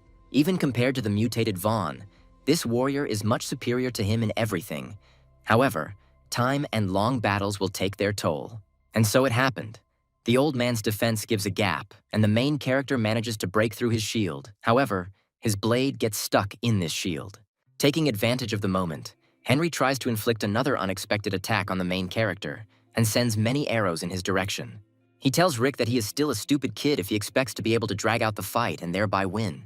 However, these were not all the trump cards that the main character still used, and he takes out a rope for shackling monsters and hooks it on the old man's leg. Henry notices that his leg can't move and realizes it's the rope. At the same moment, the hero pulls the rope, pulling the old man closer to him and activates the core of the beast, preparing to perform a powerful attack. He attacks the old man with the most powerful attack from his arsenal and inflicts a deep wound on him in the torso area. Moreover, one of his allies' arrows flies into his body, which is poisoned. Old man Henry falls to the ground, the force of his massive torso falling causing the ground to shake. Finally, using his entire arsenal of techniques and some cunning tricks, the main character manages to defeat Old Man Henry. From the received arrow, Henry begins to quickly lose consciousness. He asks the main character to help him and says that the antidote is in his pocket. However, Rick replies that he will never help such vile people like him, because his squad brought a lot of suffering to this city. Henry replies that his family will not spare the main character, because he does not understand what powerful people he has become involved with. To which Rick replies that every enemy of his said something like this before they died. Can't they say something good or just repent? But Rick did not hear the answer to his question, because old Henry suddenly died from the effects of the poison. At this moment, the main character's attention is attracted by the sounds coming from above him.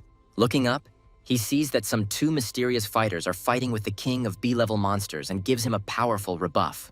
The enraged creature tells its opponents that they are worthy opponents and attacks them with a powerful stream of blue aura from its mouth.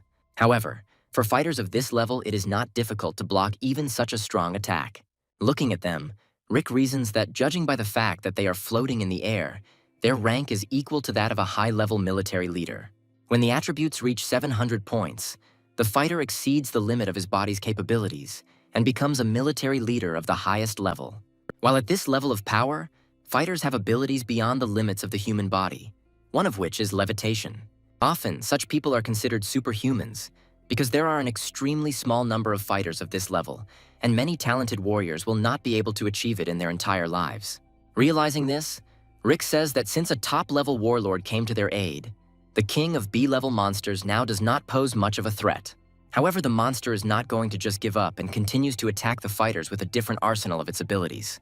But thanks to the ability to fly in the air, fighters can easily dodge all of his ranged attacks. However, the levitation ability is not infinite, and fighters must descend into nearby trees to replenish their stamina level. Seeing this, Rick realizes that these people are not top-level military leaders, although each of them is very close to a breakthrough. One of the fighters invites the other to carry out a joint attack and finally put an end to this creature. After which, standing in convenient positions, they throw their weapons, saturated with their aura, towards the monster. The attack hits the target, namely the wings of the King of Monsters, which causes him enormous damage and makes him roar in pain. The King of the Monsters is intelligent enough to realize that he cannot cope with these two fighters, so he hastily leaves the battlefield. Everyone watching was very happy about this. Moreover, now both allies and enemies were watching the progress of this battle together. But after the creature flies away, the instructor's attention immediately turns to the traitors they have driven into a dead end, and he tells them to surrender. To which he receives the answer that such a pathetic person like him has no power to give them orders, because they are the masters of their squad. But behind them appears the silhouette of one of the fighters who fought with the king of the monsters, and he invites the hooded man to surrender in an amicable way. Otherwise, he will force him. The mysterious people feel that this fighter has terrifying power that they cannot control, but they cannot reveal their plans. The second person who fought the monster turned to the first by name and invited him to let these people go.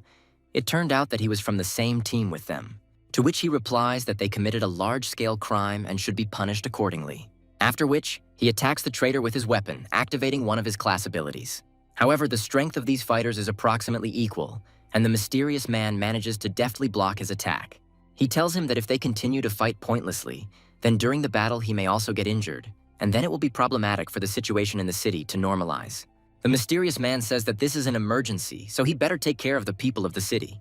Inspector Brooks shouts that it is all the fault of these people, they cannot be left unpunished. The mysterious man replies that they did not come up with this plan, but only carried it out, and if they let them go, he promises that they will immediately leave the city. To which he replies that these traitors get out, and if they ever notice them in the city, then let them be sure that they will immediately go to jail. After which, the mysterious squad runs away from the battlefield. Everyone watches their escape, especially Rick, who tries to remember their facial features despite the darkness of the night. Running past the main character, the mysterious man cast his mysterious gaze at him, in which pure hatred towards him is read. Just looking at this man makes Riku feel uneasy, because he feels that colossal power emanates from this fighter. Suzanne tells him to be careful, because most likely he has become involved with some serious organization that will sooner or later want to get rid of him. Therefore, he should stay close to strong people, such as Commander-in-Chief Ding, so as not to fall into a hopeless situation. Rick replies that he understands this, and now he needs to become even stronger as quickly as possible. The man who fought the B-level monster asks the main character to come closer to him. Hearing these words, Rick comes closer to him and feels the same power from him that he felt in the gaze of that mysterious man. It turned out that the person fighting the monster was the Commander-in-Chief of the military forces of Chin City, General Ding. He carefully examines Rick's face, as if trying to compare him with someone. After which, he orders the entire detachment to get on their vehicles and go to the city for reinforcements. Rick understands that the situation in the city is tense now, but he is even more interested in how things are going with his friends from the Mercenary Association. He tries to find out information through his walkie-talkie, but in response, he hears that communication with the squad of his friends has been lost and cannot be restored. The car with the heroes heads toward the city in time to help the residents and their comrades in the fight against the monsters. Meanwhile, Rick has not received an answer about the location of his comrades, so he asks Suzanne to drive faster. To which Suzanne replies that Commander John is a strong fighter, one of the strongest mercenaries in the association, and he will definitely not harm his squad. And if they are in a hurry and start driving faster, they may get into confusion because the number of monsters in the city is very large. There really were a lot of monsters in the city. They continue to attack people and destroy everything that catches their eye. Rick realizes that the city's defenses are too weak to withstand such a powerful influx of monsters. The current situation of the city greatly depresses the main character. He understands that he urgently needs to come up with something, otherwise the city will fall. Monsters destroy many residential buildings, even those located in supposedly safe areas. The defenses of these structures simply cannot contain the onslaught of such enormous power that these creatures possess. The soldiers and mercenaries who protect these structures are now on the front lines, and additional means of communication are now in extreme short supply. All that now remains for ordinary residents to do is sit quietly and wait for the help of one of the very strong fighters. However, Kat is not going to give up. She shows by her example that you shouldn't give up and you need to fight to the last. In this troubled time for them, one should not swear. If they have energy for useless conversations, then it is better to spend it on fighting monsters. Morty marvels at the wisdom and strength of this frail girl, telling her that she is the true pride of the Mercenary Association. To which Kat replies that during an attack by monsters, you need to constantly control yourself. Otherwise, you risk losing your mind. Kat is trying her best here for a reason, because in addition to other people, she also needs to protect her little sister. She constantly reassures her and says that everything will be fine with them, because help should arrive here any minute. The younger sister is entrusted to Kat and continues to humbly wait for help. At this moment, one of the encirclements of this area is broken through by a huge crowd of monsters, among which there are high-level monsters. Seeing this, the heroes who guarded the buildings from the inside understand that they cannot be allowed closer to residential areas. Otherwise, the worst scenario may happen. John orders Roger to cover the people and retreat through the emergency exit, while he himself remains here and takes the blow of this wave of monsters upon himself. However, Roger refuses to carry out his order and says that if they are destined to die fighting monsters, then it will be a great death. Having gathered all their strength, the heroes stand in a semicircle, forming a wall protecting civilians from monsters. As soon as the creatures begin to attack, the residents of the area immediately flee, because they believe that 3 mercenaries are unable to hold back such a wave. And so it happens. From the side that Morty was supposed to cover, monsters begin to break through, one of which directed its mouth towards Kat. However, the creature does not have time to reach the sisters, because at the same moment the monster receives 3 powerful shots from a crossbow straight to the neck. Seeing this, Kat is very surprised whether help from the Mercenary Association has finally arrived. Looking at these arrows and how quickly they killed a strong monster, Morty realizes that the Association simply does not have such weapons. The shots were so strong that they pinned the monster's head to the stone wall. Kat asks Morty if this is not help from the Association, then who came to their aid? To which Morty replies that such weapons can only be used by the Ministry of Defense, and in order to master them, you need to be at the level of a military commander. The rest of the heroes are just as glad that someone has finally come to their aid, because now it will be easier to restrain the monsters. As expected, the one who killed this monster with a crossbow was Rick, who took this weapon with him from the ammunition depot. Suzanne tells the main character that he once again surprised her, because not every entry-level military leader can handle this crossbow, and he hit with accurate shots right in the head the first time. To which Rick replies that as a child he often went hunting with his father, so shooting with a crossbow comes easily to him, after which he invites her to go to the aid of his friends. Suzanne agrees with the main character, and they jump from the roof of one of the buildings to quickly come to the aid of their comrades. They rush forward, regardless of the attention of the crowds of monsters, for which one strong blow from the main character is enough. Approaching his squad, Rick tells Commander John that he has arrived and is ready to defend the city with them. Commander John and Roger are very happy to see the main character here. They ask him if he shot from this powerful crossbow. The other members of the squad are also surprised to see Rick here, since quite a long time has passed since their last meeting. But they are unable to find out more about his adventure, because monsters continue to attack the city and it is necessary to contain their influx. Rick understands that the influx of monsters has just begun, but the city is already almost destroyed. It is necessary to evacuate people to a safe place as quickly as possible. Throughout the city, bright flames shine from multiple explosions and destruction, and ordinary residents flee and try to get away from the battles. But the city finally has a chance to be liberated. because at the entrance to the city, there is already a huge amount of military equipment to clear out the monsters. The appearance of the army in the city forced people to flee towards the military columns, because it seemed to them that it was safest there. Some of the people's phones finally have a connection and are able to send an emergency signal to rescuers. Rescuers try to quickly evacuate all people from whom they receive emergency calls and messages. To do this, they use special helicopters because when monsters attack, the safest transport is by air. Special soldiers fly up to pick up the people, fly up to them in military airplanes, and then carry them to the side of the helicopter. Other soldiers went to reinforce the mercenaries and engaged in battle with the monsters. One of these evacuation helicopters arrives at the place that Rick and his squad are now defending. Little sister Kat can finally be saved. She's glad that her older sister did not deceive her when she promised that help would soon arrive. Kat asks the rescuers to put her sister on board as quickly as possible because a child has no place on the battlefield. After which, she goes to her squad to help them in the battle. Morty is glad that help has arrived at them because he thought that he would become food for these creatures. John is surprised that the War Ministry was sent to help them. He expected to see reinforcements from the Mercenary Association here. At this moment, a man with the rank of colonel appears behind the main character, who salutes Rick and says that his order has been successfully completed.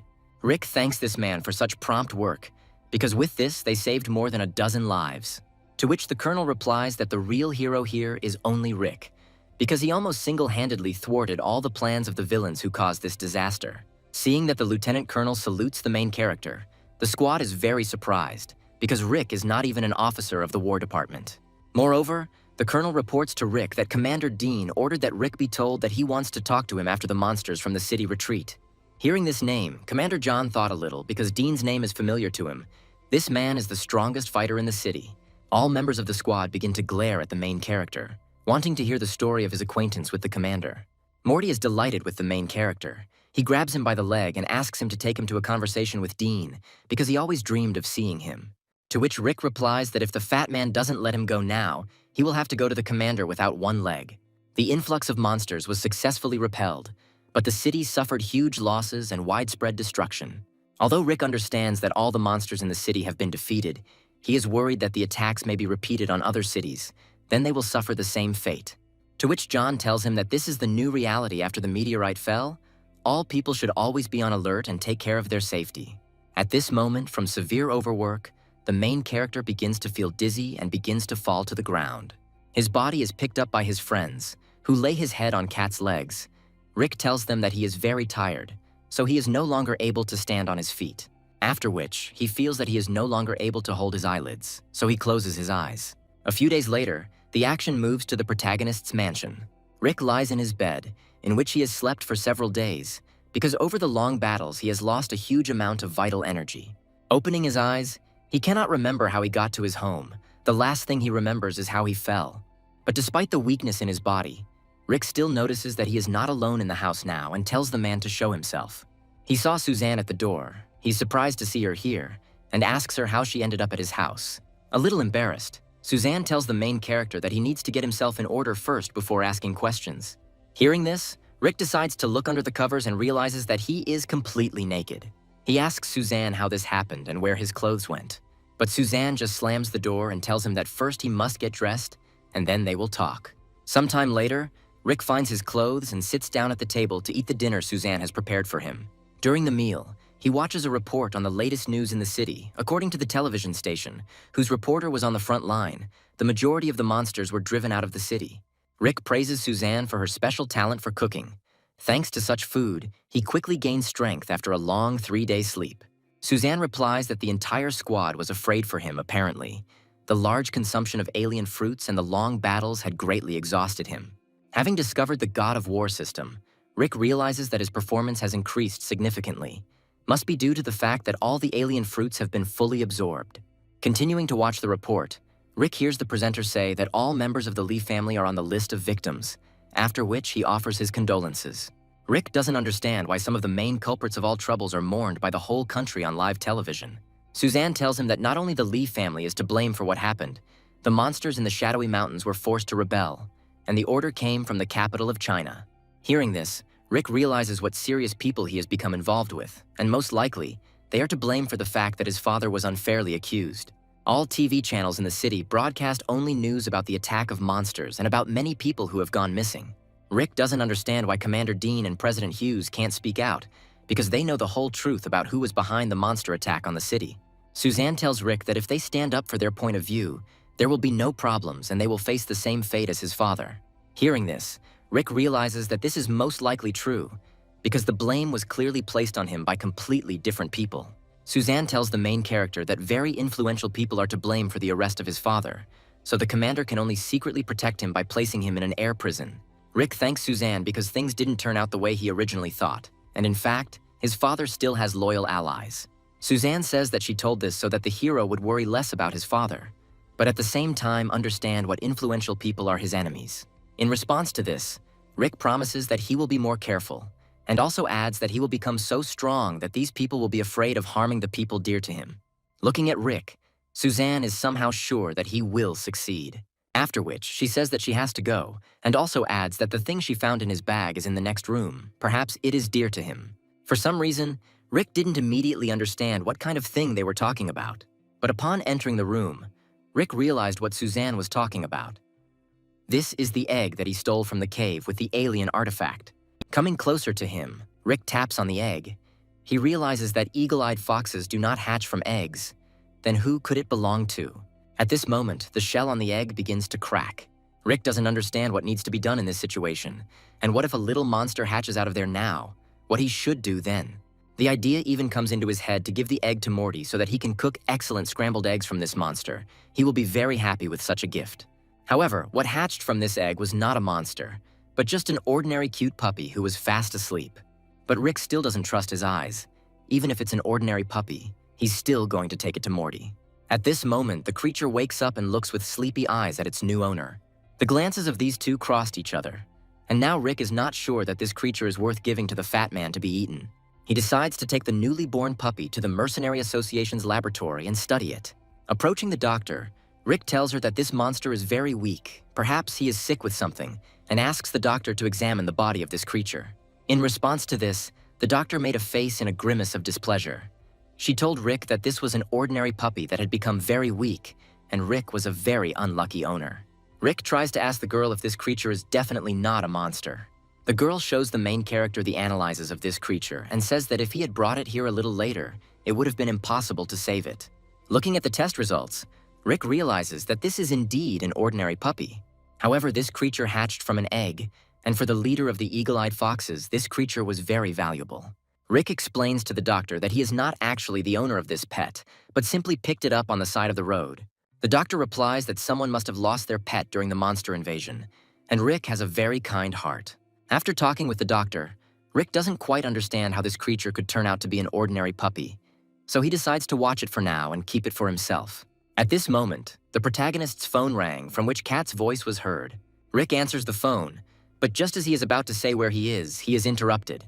Kat bursts into the doctor's office and immediately runs towards the puppy, saying that he is just incredibly cute. Rick tells the girl that he found this puppy on the road and decided to keep the association building for a while.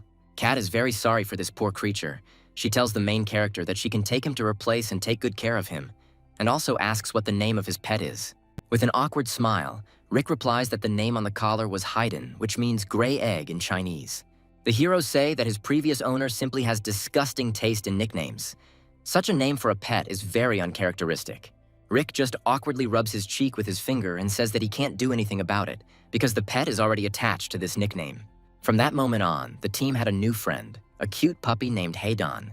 But Rick still has the feeling that this puppy is not as simple as it seems at first glance. He realizes that it is better to keep an eye on him, and tells his friends that since the puppy's condition is stable, he would like to take it for himself. After which, they all go out into the street together, where the rest of the squad and a yellow car parked by the road were waiting for them. Rick asks the commander why they tried so hard to find him, to which John replied that Commander Dean ordered him to be brought to him. Rick is confused. He does not understand why such an important person as the commander-in-chief of the War Department needed him. The heroes arrive at the main military headquarters of the city of Qin. At the entrance to the military headquarters, they meet their old friend, Instructor Brooke, who got a lot of trouble for this battle with monsters. The heroes look at the instructor with some pity, because apparently, he was seriously wounded and now he will have to gain strength for a long time. However, Brooke replies that it's nothing serious. All his injuries are mere trifles, and he will soon recover. At the same moment, Zack sneaks up behind him. He grabs Brooke by the shoulders and tells him that since nothing serious happened to him, then why is he screaming in pain? Looking at these two, the heroes notice that this couple are real best friends and will always come to each other's aid. At this moment, a man with the shoulder straps of a lieutenant colonel approaches the main character and says that the commander-in-chief would like to talk to him personally in private. Morty was upset by this statement because he had dreamed of talking and meeting with the most powerful man in the city since his childhood. His friends support him, saying that someday he will become so strong that Dean will invite him to his place. A year ago, he became a mid-level military leader, and now he is almost a top-level military leader. Even President Hughes and Instructor Brooke will not be able to cope with such strength. It is precisely because Ding took command of the Ministry of War that it can control other forces, since Qin surpasses other cities in power. The fact that the commander invited Rick is quite unusual, however. The main character made a great contribution during the influx of monsters. At this moment, Instructor Brooke approaches John and tells him that he should not worry, because Dean has his own reasons for meeting with Rick. Finally, the Lieutenant Colonel takes the protagonist to Commander Dean's office. Seeing Rick, Dean says that he is glad to see them, because he has been waiting for him in this office for a long time. Rick is trying to find out from the Commander-in-Chief why he called him on an official visit, what he did to deserve such an honor. To which Dean replied that Rick did not deserve such an honor. Just someone from above put pressure on him and ordered him to eliminate him. Hearing this answer, Rick immediately became wary. He does not yet understand what situation he is in and how he should react to such words. He asks the Commander-in-Chief if he is really at one with these traitors from the capital, who are responsible for the destruction of the city. But Dean is not going to answer this question, because he is not used to talking to the dead, which Rick will soon become. However, although the main character is weaker than Dean, he is still able to fend off his attack. From the blow he received, Rick was thrown heavily to the side. The power of this attack was very great, although Dean did not use any ability.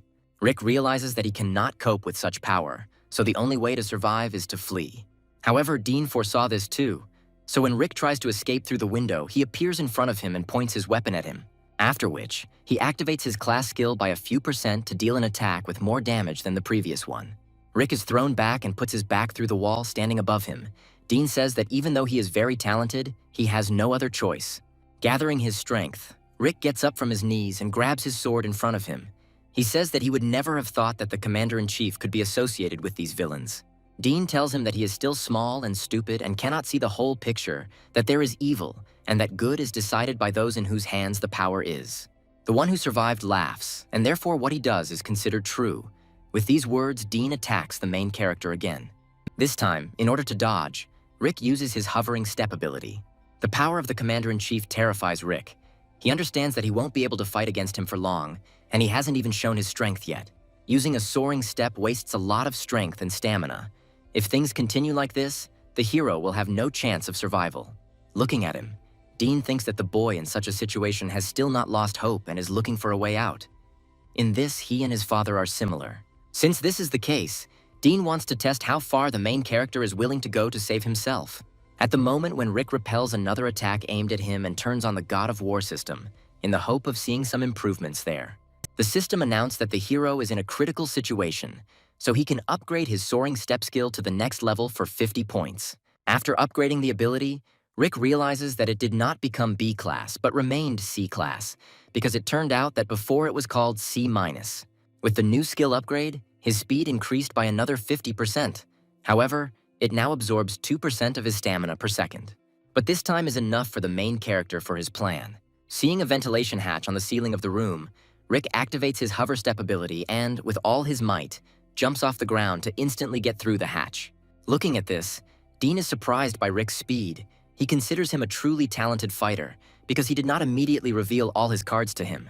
Finally, the hero manages to break away a little from the Commander-in-Chief, and he feels a slight relief as he crawls into the ventilation shaft.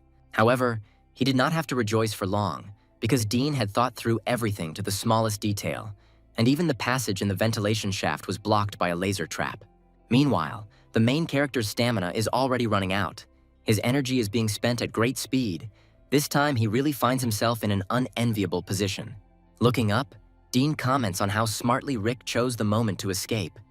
After which he says that this boy lived up to his expectations. Rick understands that he needs to concentrate and he will definitely cope and get out of here, and then he will be able to tell everyone that Dean is actually a traitor. At this moment, he hears Dean's voice, who tells him that he has passed the test and can now go back down. Rick was very surprised by these words, because he does not understand what this check means. But before he had time to weigh the pros and cons, the ventilation hatch breaks off and some force drags him back into the room. With a loud crash, the hero falls to the ground, making a loud sound of crunching bones. Rick tells Dean that he didn't expect there to be a trap even in the ventilation room, to which he replies that his office is the safest place in the city.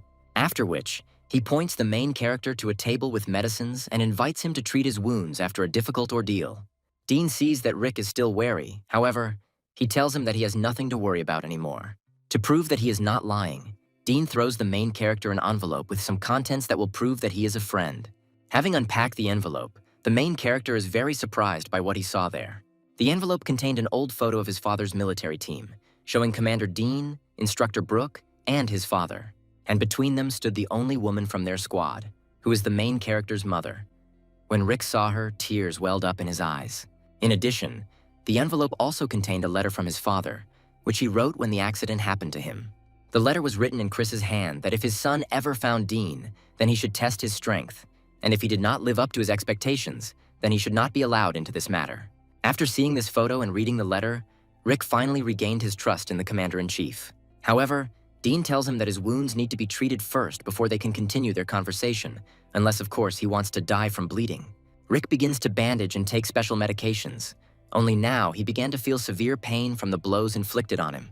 Dean laughs at him, because just now Rick was so brave, and now he's writhing in pain from a couple of scratches. To which Rick replies that it is normal when people say that they are hurt, because he himself has never felt the force of his blow. Dean replies that he only fulfilled part of the agreement with his father. He asks the hero if he wants to know what his relationship is with him.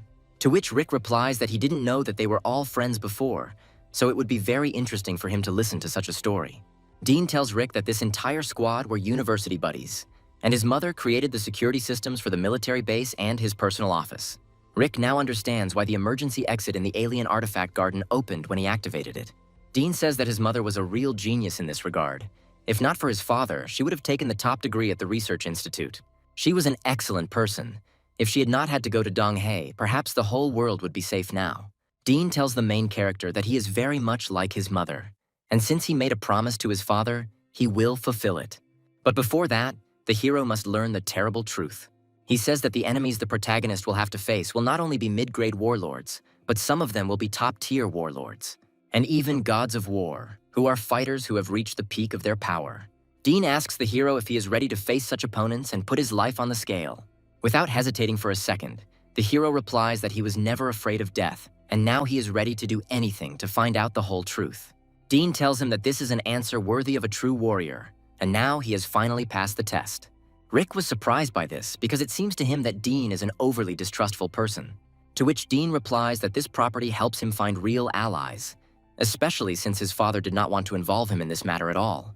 But since this has happened, Dean will give Rick what he came to this city for, after which he takes out the contents of the secret safe. Seeing him, Rick is surprised, because when he opened the safe at the military base, it was empty. Dean assures the protagonist that this is exactly the thing that his father hid at the Phantom Rain Mountain military base.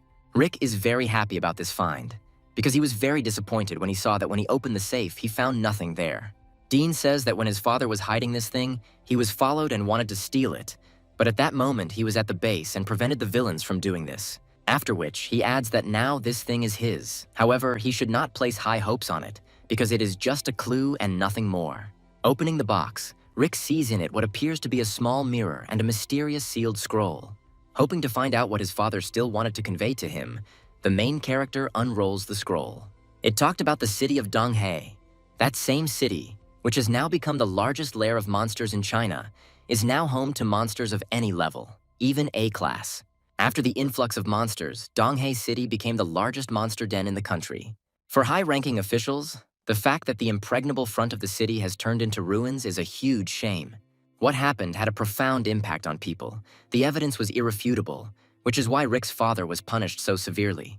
At first, given all his merits and regalia, he should not have been punished so severely, however. The consequences of the influx turned out to be too great. The lair in Donghae is a harsh place even for a military leader, however. Even in such a situation, his father managed to leave evidence proving his innocence. Dean replies that it is a dangerous place for all people, but at the same time, it is a safe place to store evidence, because no one will get to it. In addition, The place in which they are stored was built by Rick's mother, and the key to it lies in this box. This key is this mirror. Now it's clear why Dean had to test the main character, because in order to penetrate Donghei's lair, it would take a lot of strength. But Rick already understands this, and he is willing to do whatever is required to clear his father's name. Dean says that since he has decided to do this, he will support him with all his might. His location will be hidden on the map, and he can also use any arsenal of the military base. Rick thanks Commander Dean for everything he has done for him. Dean tells him that his politeness is too much, because he is just helping the son of his good old friend. Hearing this, Rick smiled, because he was glad that his father still had such faithful comrades. As Rick started to leave, Instructor Brooke appeared behind Dean and told him that this guy is truly amazing. However, the commander was very carried away when testing his strength. Under such conditions, he might not have been able to cope with the pressure. Dean replies that he could not do otherwise. Because he is going to such a harsh place, he personally does not want Laura's son to die there in search of a secret. To which Brooke replies that her son has the right to find out why his father was convicted, and they, his bosom friends at the university, should have helped him with this. Alas, a lot has changed since graduation. It was a very long time ago, and university time can no longer be returned. Dean says that if Laura were alive, she would be happy to see how strong her son has grown, because this guy is far superior to his peers. Rick spent this entire week after his conversation with the commander meditating and preparing for his imminent departure to Donghai. He understands that before setting off on such a difficult journey, he needs to properly prepare for it. During his preparation, the hero managed to slightly increase his attributes. It seems that this fruit has been completely absorbed, so he feels that he has become a little stronger. However, even with such power, he must be careful because he is going to an incredibly dangerous place, but he has no other choice. He realizes that he will be leaving the city for at least a month, so he warned his friends from the association in advance that he wanted to be alone for now to learn the skills he had learned.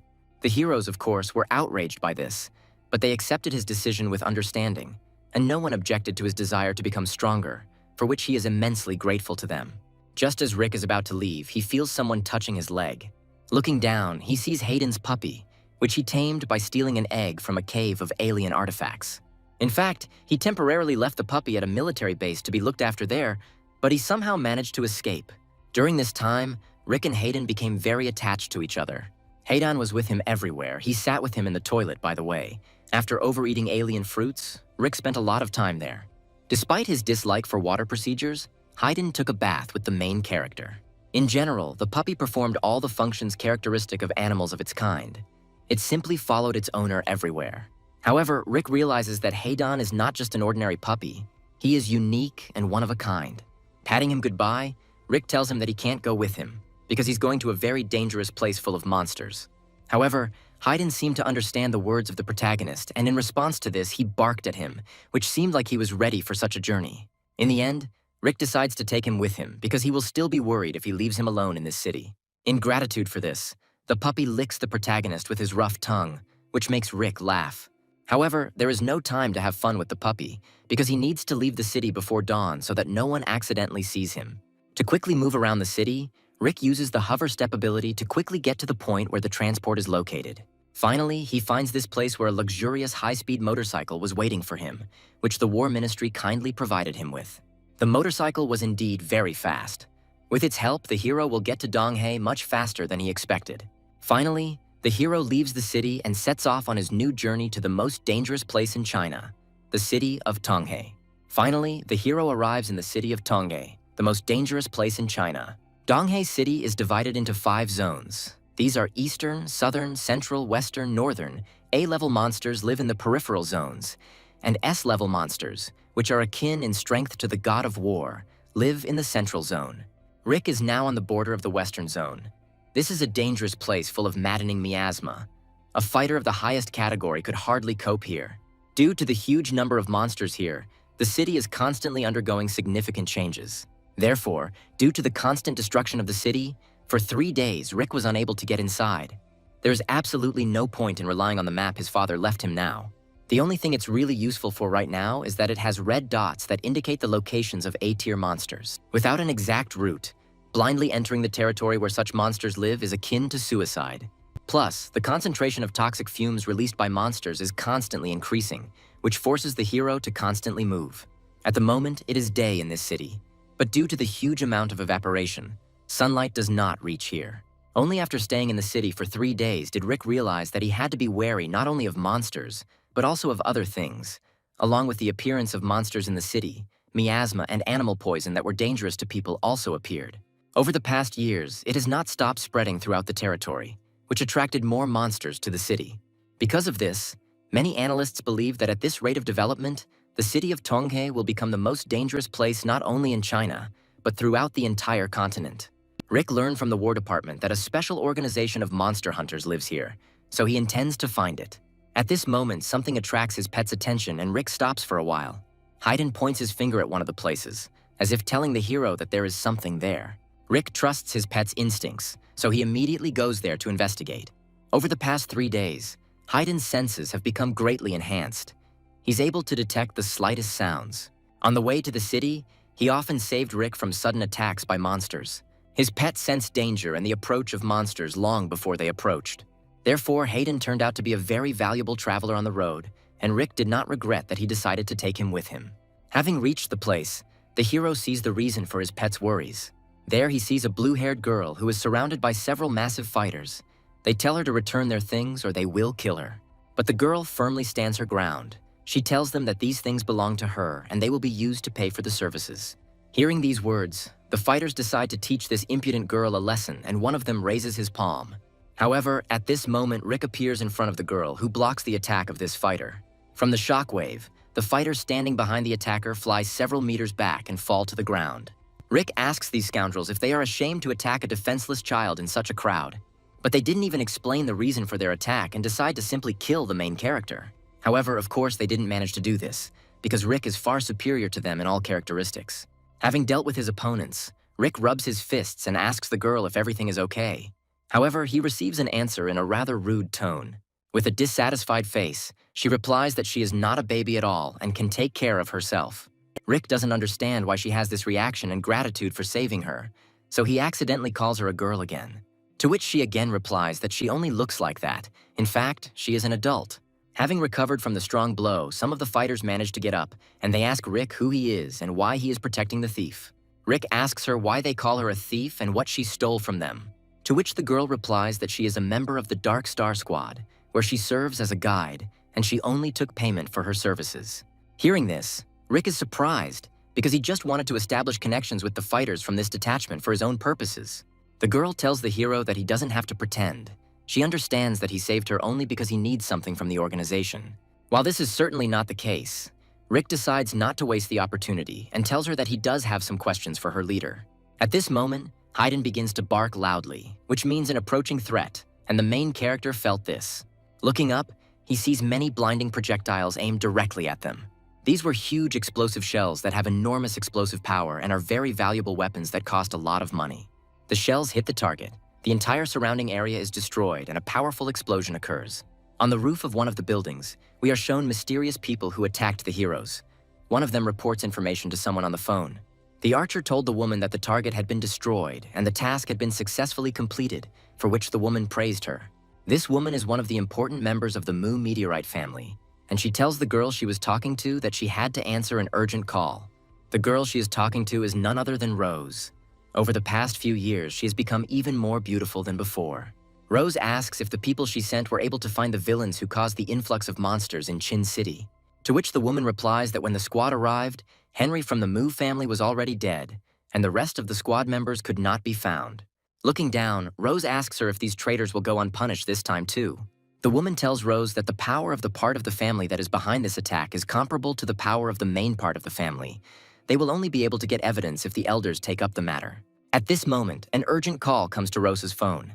After listening to the call, Rose tells the woman that she now has new things to do, and she entrusts the search for Henry's squad to her. Looking at her back, the woman thinks that she will not see any information about these people because she cannot protect herself. Now Rosa is the same puppet in the hands of more important people, and soon everything in this family will change dramatically. The man who called Rose reports to her that they found Rick in Donghae City, and they say that he went there completely alone. Reading the report, Rose realizes that Rick came to this dangerous place in order to find evidence of his father's innocence. She understands that the death of the hero is really not scary, since he recovered from such a difficult journey completely alone. Remembering past events with him, Rose remembers how heroically Rick fought for her life, and tender feelings awaken in her. She realizes that it's time for her to protect Rick, so she puts on her gear and prepares the car for departure. She is watched from the window by a woman who, with a malicious laugh, says that this fool Rose does not yet know that her friend is dead, and very soon she will join him. At this time, the squad that attacked the main character continues to search for his body, taking away the rubble after a powerful explosion. At this moment, their attention is attracted by a strong aura that was heard not far from their location. It's all about some unknown crater, which began to emit a huge stream of poisonous poison that can drive anyone crazy within its range. Realizing this, the leader of the squad that attacked the main character says that it is now unsafe here and the search must be stopped. Considering that Rick was attacked with special projectiles for the battle with the warlords, there was no way he could survive. So the squad begins to run away from the battlefield. At this moment, a grate is knocked out in one of the underground passages of the city. It was Rick and his new friend. With the help of the guide's skills, she was able to quickly find a safe path and hide in it from the explosion. The girl introduced herself. Her name is Catherine, and she's a guide from the Dark Star Squad. She is unhappy that Rick constantly calls her baby or girl, so she asks him to constantly call her by her name. At this moment, the heroes feel the ominous energy that comes from the city center and understand that it is time for them to leave here. But Catherine wants to get her things out of here first, so she shows Rick where they are. Rick asks her why she takes some backpacks with her. Does she really want to steal something from other people again? To which Catherine replies that she would not steal even if she was starving. But here is a fair payment for her work as a guide. The heroes need to hurry up as soon as possible, because the miasma is already beginning to make its way here through the cracks in the stones. A little more and the entire subway will be filled with it. Catherine tells Rick that those three bastards hired her to get to a dangerous gorge in the city, but when it came to payment, they refused to pay. To which Rick replies that the girl is lying. This greatly angered Catherine, and she is ready to take the main character to the building of the Dark Star detachment so that he can verify this for himself. This is what Rick wanted. He took advantage of the fact that Catherine is still a child and played on her feelings to get close to the Dark Star. Catherine takes the main character to the secret association of the city of Donghae, the Dark Star. The building of their detachment looks very expensive. It doesn't even look like it is located in the very epicenter of a cluster of monsters. The building is made of special materials that do not allow miasma to pass through, and is also equipped with the most modern security system. Looking at this, Rick realizes that this organization is not as simple as he imagined. Entering the room, Catherine immediately runs to hug a beautiful woman with snow-white hair and tells her everything that happened to her on the road. The woman calms the little guide and tells her to cry less, and she will help her restore justice. Looking at this woman, Rick realizes that most likely she is the head of the Dark Star. The girl's attention turns to the main character. A woman with white hair thanks Rick for saving Catherine, who in turn says that Rick is an adventurer from a southern city. Rick is surprised by what he just heard. He asks Catherine how she knew that he came here from the southern city. The woman with white hair is called Crystal. She tells Riku that their organization is the largest in Donghae territory, which has a lot of scouts throughout the city. She would be a bad leader if she did not notice such a strong fighter in the area. In addition, she knows for what purpose the main character came here, and the Dark Star can help solve his problems. Upon hearing this, Rick is immediately interested in the price of the issue. Crystal replies that if Rick had contacted her a little earlier, it would have cost a lot of money. But now there is no need to pay anything. Rick is surprised. He understands that if they don't need money, then they will need some kind of service from him. Crystal turns to the window, stroking the glass with her gentle hand. She asks Rick if he knows where the miasma comes from, to which Rick replies that he doesn't know, because he's never encountered anything like this before. Crystal says that the source of the miasma is in the western part of the city. There is a crater from which it comes out. They call this place the Gorge of Monsters. In the lair of the city of Donghae, miasma periodically erupts from the gorges for an unknown reason. Their density has increased significantly recently, as has the strength of the monsters that live in them. It's hard to imagine how strong the A-tier monsters in these zones are, which were quite powerful even without enhancement. B-level monsters are capable of destroying a city. For people, they are a nightmare in reality. But compared to A-level, even the leader of the eagle-eyed foxes is just a chick. Only a top-level military leader can compete with the A-class monsters that caused Donghae City to fall so quickly. And if A-tier monsters continue to get stronger, then they will become a problem even for warriors of the God of War level. Even in the days that Rick spent in this city, he felt changes in the strength of the aura of these monsters. And today, there should be another release of miasma. Rick asks Crystal why she is telling him this. Does she really want to offer him something? Crystal replies that Rick is very smart. Each eruption of miasma lasts more than a month, and if the monsters are allowed to fall into madness, they will destroy everything around them. Since the base of the Dark Star is located in the western part, destruction should not be allowed here in the first place. The Dark Star Squad has been operating in Donghae City for a long time, and they have found a way to control the miasma.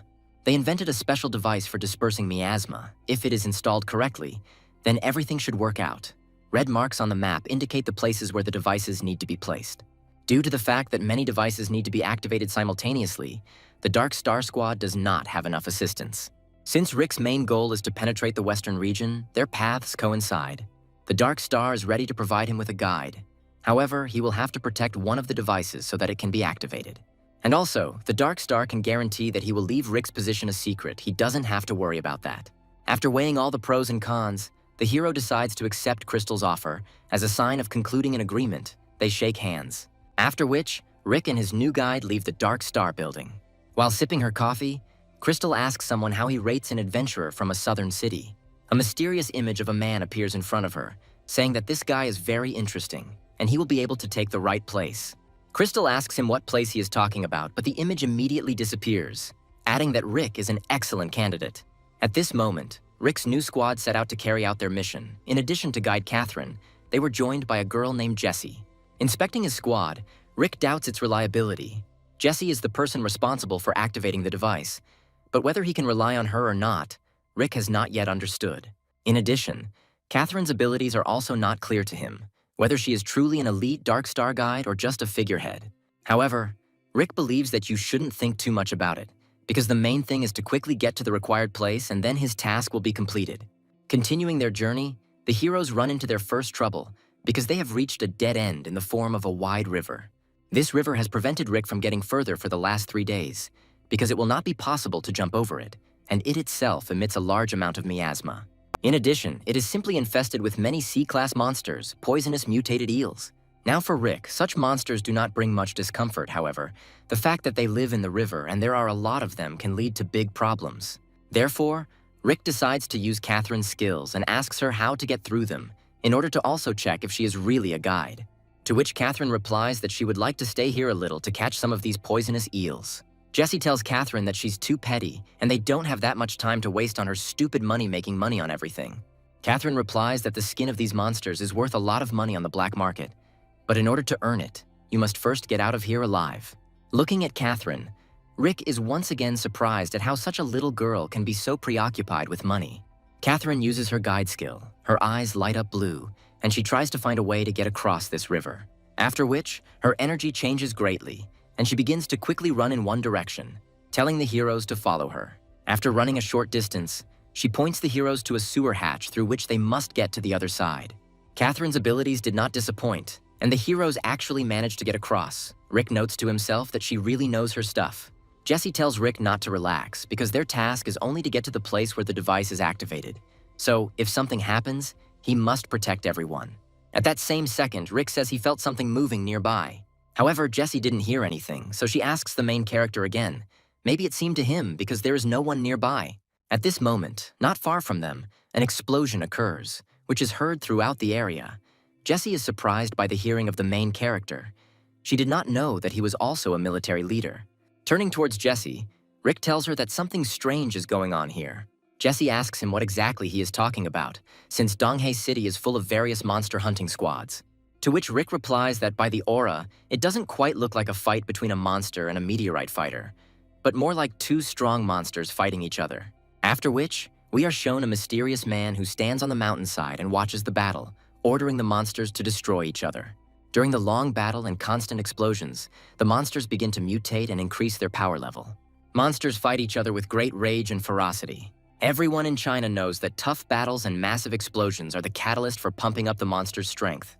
While in the miasma, they mutate even faster, which can lead to their unpredictable mutation, which will make them even more terrible, turning them into a new type of monster, like this individual, a mutated B-level individual, clawing. The hooded man who organized this battle is pleased with the results obtained, because, as expected, monsters in the miasma mutate faster. Standing next to him are ordinary fighters who are looking for easy money.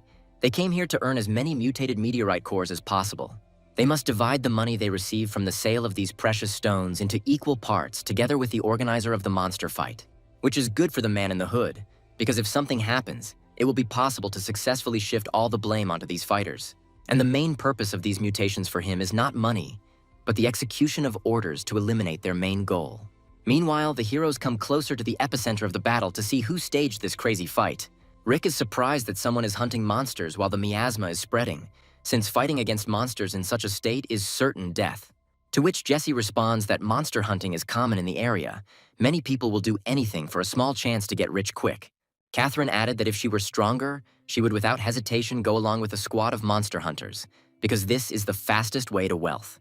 In response to this, Jesse kicks her in the forehead and says that if she ever goes there, she will break her legs. A quarrel arises between the girls, which makes a lot of noise.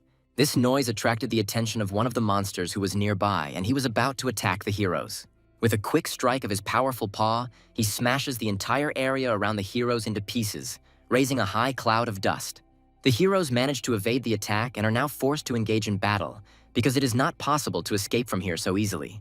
The heroes see such a monster for the first time, which is not surprising, because he is a mutant of several individuals and has enormous power. Seeing that the heroes are still alive, the monster immediately attacks them again. The speed of its attack is so high that its body is barely noticeable. However, Jesse is also a warlord-level fighter and uses his great sword to fend off the monster's attack. At the moment of collision, Jesse realizes that her blade is barely enough to hold back the onslaught of the monster. Realizing that if they linger here, they will not have time to complete their mission, Jesse says that he will remain here, and the heroes must go on their further journey. To which Rick replies that she should not talk nonsense, because protecting this squad is his concern. He says that he is used to fighting alone, so the others should stand behind him, and he can handle everything himself. After which, he activates several of his abilities at once and rushes towards the ferocious monster. A spectacular battle ensues between them, which Catherine and Jesse watch with delight. They are surprised at such great strength of Rick. In the battle, the opponents take turns seizing the initiative from each other. No one wants to give in, and the monster is becoming stronger every minute. In addition, now several more monsters have noticed the heroes. Rick understands that if help arrives, they will definitely not get out of this battle alive. Therefore, he activates the Soaring Step ability and activates the Beast Core of his blade. From using these abilities, Rick becomes like lightning and attacks the monster. With great difficulty, he manages to break through the defense of the ferocious monster, and he cuts off the creature's head with his sharp blade. Looking at this, his new allies understand why Crystal sent him to protect them, because he was able to behead a B-tier monster. However, they had little time to admire his powers, because they were immediately attacked by another similar monster. Jesse realizes that they cannot win this battle, so she grabs the girl in her arms and asks her to show the way to quickly escape from the battlefield. However, these mutated monsters have tremendous speed, which allows them to quickly close even with such a fighter as Jesse. At this moment, the main character appears behind the girls. He always comes to the rescue at the right moment. He grabs Jesse by the waist and tells them to fasten their seatbelts because they are about to reach speeds they have never felt before. After which, Rick uses all his maneuvering skills and combines them. With their help, the main character manages to break away from the monsters. The speed of the main character is so great that in a split second he was separated from the B-class monsters by a huge distance. When the heroes managed to reach a safe distance, Rick decided to ask Jesse in more detail about the mutation of monsters. He says that most likely the rate of their mutation is influenced by miasma, which has become more and more abundant lately. Jesse replies that miasma does increase the chance of mutation, but this is the first time she has seen monsters like these. Rick understands that if these mutations continue, it may affect the fulfillment of his goal, because getting there will be much more difficult. He understands that in order to reduce the likelihood of mutations, he must first install devices to dispel the miasma. Finally, the heroes reach their goal and see in front of them a place where they need to install a dispersal mechanism. The hero understands that this place was not on his father's map, but he remembers walking here with his mother as a child. There used to be a park in the western suburbs here. He asks Jesse if the dispersal device is really located here, because this place is too conspicuous. Jesse replies that they are where they need to be, and then reaches into her pocket for the special key. Having taken it out, Rick realizes that the key that Jesse is going to install is the same as the one that his father left for him in the safe. Rick asks Jesse to tell her more about the thing she just got. Jesse is surprised that such a strong fighter like Rick is seeing this thing for the first time. She decides to show him how it works. To do this, Jesse activates this item and points it at one of the statues standing next to them. After which, a secret passage opens in front of them, leading straight to the device. After seeing the effect of this item, Rick remembers how, as a child, he often played hide-and-seek with his mother in this park. His mother always told him that if he could find her and win at the park, she would buy him anything he wanted. However, Rick was never able to find her, and now he understands why. It turns out that his mother was hiding in similar secret rooms, which may mean that she is the one who invented them. Jessie tells Rick that when she first saw that there might be a device in the middle of the ruins to dispel miasma, she was also shocked. But now it is a common thing for them. After which they go downstairs, and Rick asks why the Dark Star installed the device in such a place. Because if it is found, there may be problems. To which Jessie replies that the Dark Star has nothing to do with these devices. It was accidentally discovered during the exploration of this place. It is assumed that this place was built before the influx of monsters into the city of Donghae. Experts from the Dark Star suggest that there was a research institute here that specialized in monsters. Unfortunately, after the influx of creatures, little managed to survive, but they still managed to find a very valuable find. This find was nothing more than a miasma dissipator, a huge structure that occupied an entire cave in volume. Rick wonders why his mother always suggested playing hide-and-seek in this particular place. Perhaps she always came here. Approaching the device, Jessie begins to activate the mechanism. She directs the light from the mirror with which she opened the secret door to one of the device's sensors. After which, the device began to make noise and was activated. Jessie says that this device has not only an amazing appearance, but also properties. Rick thinks that if his mom really invented this device, then he might find some useful clues in it. Sometime after activation, the device finally started up. Throughout the former park, unusual purple sprouts began to appear, breaking through the durable asphalt. These sprouts secrete a special substance. It turned out that the real function of this device is not to dispel miasma, but to purify it. The device itself has a special sensor installed that shows the level of air pollution by miasma. Of course, this won't be possible to do quickly, so the heroes will have to stay here for a while. At this time, Jessie decides to bandage her wounds, which she received during a fight with B-level monsters. Rick asks her when she managed to get them, to which Jessie replies that not everyone is lucky enough to be as strong as him. If she had such strength, she would have completed this task alone. After which, she asks the main character to turn away because she is going to treat the wounds on her back. This confused the main character a little and made his cheeks turn pink with shame because he didn't want to peek at Jessie. Seeing how cute Rick is embarrassed, Jessie calls him a funny guy. At this moment, from the gorge from which the main stream of miasma originates, the voice of a powerful being came out, who sensed that the miasma was being purified. After which, small snake monsters begin to appear from its tentacles, which are used for reconnaissance functions. The creature orders these monsters to find the source of the miasma purification and destroy it as quickly as possible. Looking at the purification timeline, Jessie says the full process will take at least 3 days. Catherine admires this device. She says that whoever came up with this device is an incredible engineering genius. It's a pity that according to the Dark Star's information, this person died during the influx of monsters. If he were alive, they could quickly deal with the situation in the city. But Rick realizes that his mother did not die in this disaster, but even earlier, which makes him sad, remembering this. However, he did not have to be sad for long, because an alarm siren sounded in the secret room, indicating that someone had entered the territory. Snake monsters had already made their way into the park, and thanks to their search skills, they quickly found the source of purifying the miasma and began to devour them. Watching them through external cameras, the heroes are surprised how the monsters managed to find this place so quickly. If this continues, then their attempts to dispel the miasma will be in vain. The monsters must be stopped as soon as possible. Rick tells Jessie that she can't go fight now because she was badly injured from the previous battle. He tells her that he can handle everything himself.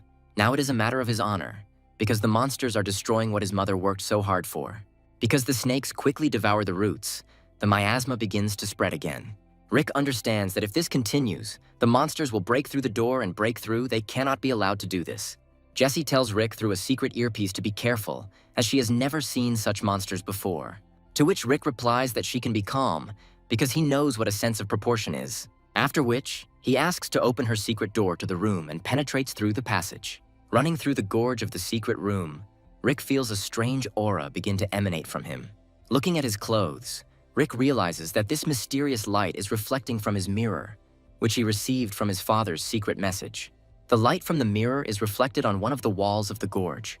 Rick decides that he will deal with this issue later, because first he needs to defeat the snake that is trying to break through. After many small snakes devoured the sprouts to purify the miasma, their size increased significantly.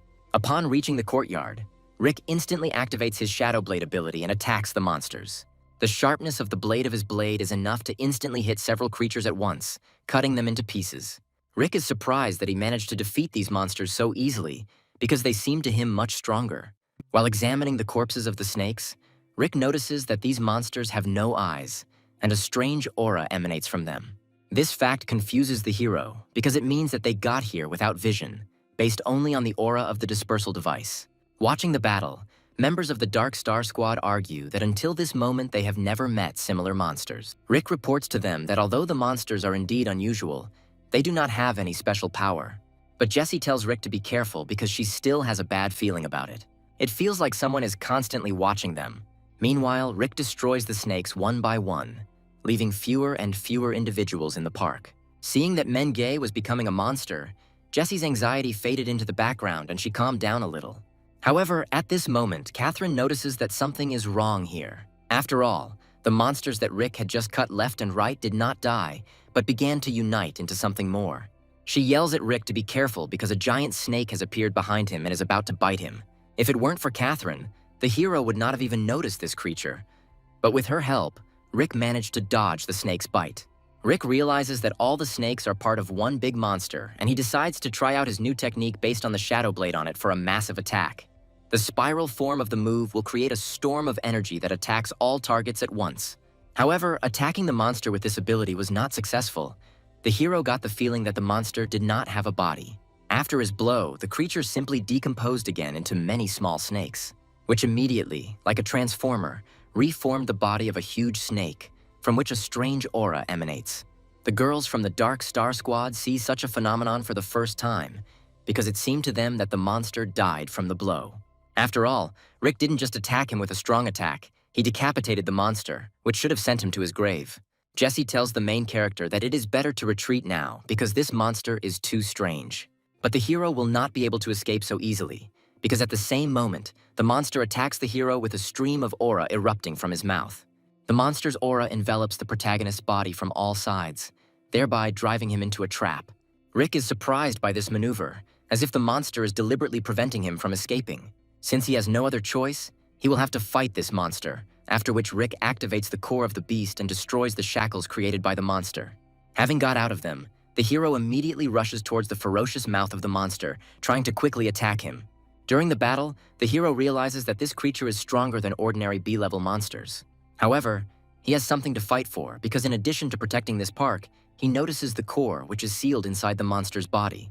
To defeat the monsters, Rick activates all the skills available to him and begins to attack him one by one from all sides, inflicting more and more wounds on him. Watching the battle, the girls note Rick's special talent, who is able to fight a B-level monster on equal terms. Jessie notes the protagonist's special endurance. He breathes slowly, which means he is not tired yet. Catherine asks her if Rick can defeat this terrible monster, to which she replies that this is not yet known, because she sees such a creature for the first time and you can expect anything from it. Meanwhile, Rick continues to attack the snake, cutting off small pieces of its slithery body. However, these blows do not cause any damage to the monster, because it immediately regenerates parts of its body. This makes the hero stand in a stupor, because he does not understand how to fight such an invulnerable monster. No matter how much they beat him and cut off parts of his body, they immediately grow back and he seems to only become stronger. After stopping for a while, the serpent asks the protagonist if he is the source of the miasma purifier. The fact that the monster was talking greatly surprised Rick, because he did not know that monsters were capable of having such a developed intelligence. The fact that his intelligence is so developed that he can communicate means that this monster is A tier. Due to the fact that the miasma purification device is not currently active, a miasma vortex begins to form in the city. Looking at the ferocious monster, Rick realizes that the battle will be very difficult, because he is A level. Monsters of FD levels correspond to the categories of fighters. Their abilities are designed only for killing. Monsters of C level have the rudiments of intelligence.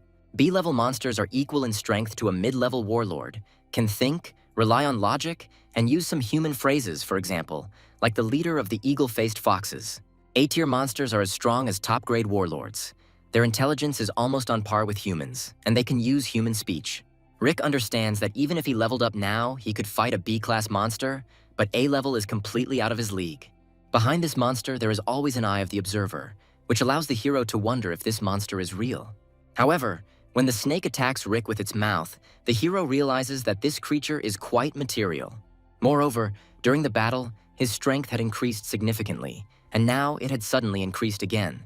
Jesse realizes that at this rate, Rick may die and he needs help, and she's going to join the fight. Catherine tells her that she will go with her because she also wants to be useful. To which Jesse replies that she is too weak to fight this monster. She will only be a burden in battle. To which Catherine says that she doesn't want to listen to anything from someone who is himself wounded, because she once saved her. Now it's her turn to help. In response, Jesse simply places his hand on Catherine's head and promises that she and Rick will return alive. These words made Catherine cry. She says that adults always say that. Her father once promised her the same thing.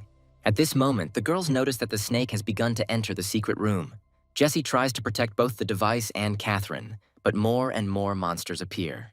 She doesn't understand how the creatures managed to get here, because the walls of this building are absolutely airtight. If this continues, they will not be able to protect the device from snakes. For this, they need Rick. They give him an alarm message through an earpiece and tell him that things are going badly. He must quickly return back, because monsters have infiltrated the research institute and intend to destroy the miasma dissipator. But the snake tells the main character not to dream of going to their aid, after which he immediately attacks him. The creature seems to see right through Rick's plans and understands that he can't stay here for long. Rick understands that now is the most crucial moment of the entire battle, so it is necessary to use everything that he has in his arsenal. The hero concentrates completely, after which he simultaneously activates the Beast Core, the Shadow Blade skill, and the Soaring Step ability. Like a flash of lightning, the hero rushes through the monster's vile body and cuts its neck with a powerful blow. This time, after a fashionable blow, the monster stopped regenerating. Rick realizes that this monster is just an illusion. If he were a real A-level, he would not be able to defeat it. However, the battle is still not over, because he sees how parts of the monster's body, like tar, penetrate inside through the cracks of the building. They form dense clusters of black color. These shapeless elements can penetrate anywhere. Rick realizes that he needs to act quickly, otherwise he may not make it in time and the monsters will destroy the device. At this moment, Hayden begins to whine a little, as if warning the main character about something. Rick tells his pet that if he is hungry, now is not the time and he will feed him later. Hayden was really hungry and his eyes glowed bright green. From the small snakes that have entered the lair, a large monster begins to form, from which terrifying energy emanates. Without missing a second, the monster immediately attacks the girls with its huge tail, wanting to destroy them with one blow. Jessie blocks his blow, but she understands that the force of this blow is very strong and she has no chance of winning this battle. Throwing his opponents back, the serpent turns his attention toward the device and realizes that it is the source of purification. After which, he immediately rushes towards it to destroy it and fulfill the order of the one who sent him here. However, his plans were not destined to come true, because at that moment Rick appears and kicks the vile snake in the head with a powerful blow of his foot. This appearance was very epic, and the girls are glad that the hero finally came to their aid. Rick apologizes to them for his delay and asks them to stand behind him, claiming that he will deal with this monster himself. However, the monster does not seem weaker than before. Moreover, it has completely regenerated again, and Rick does not understand how to defeat it.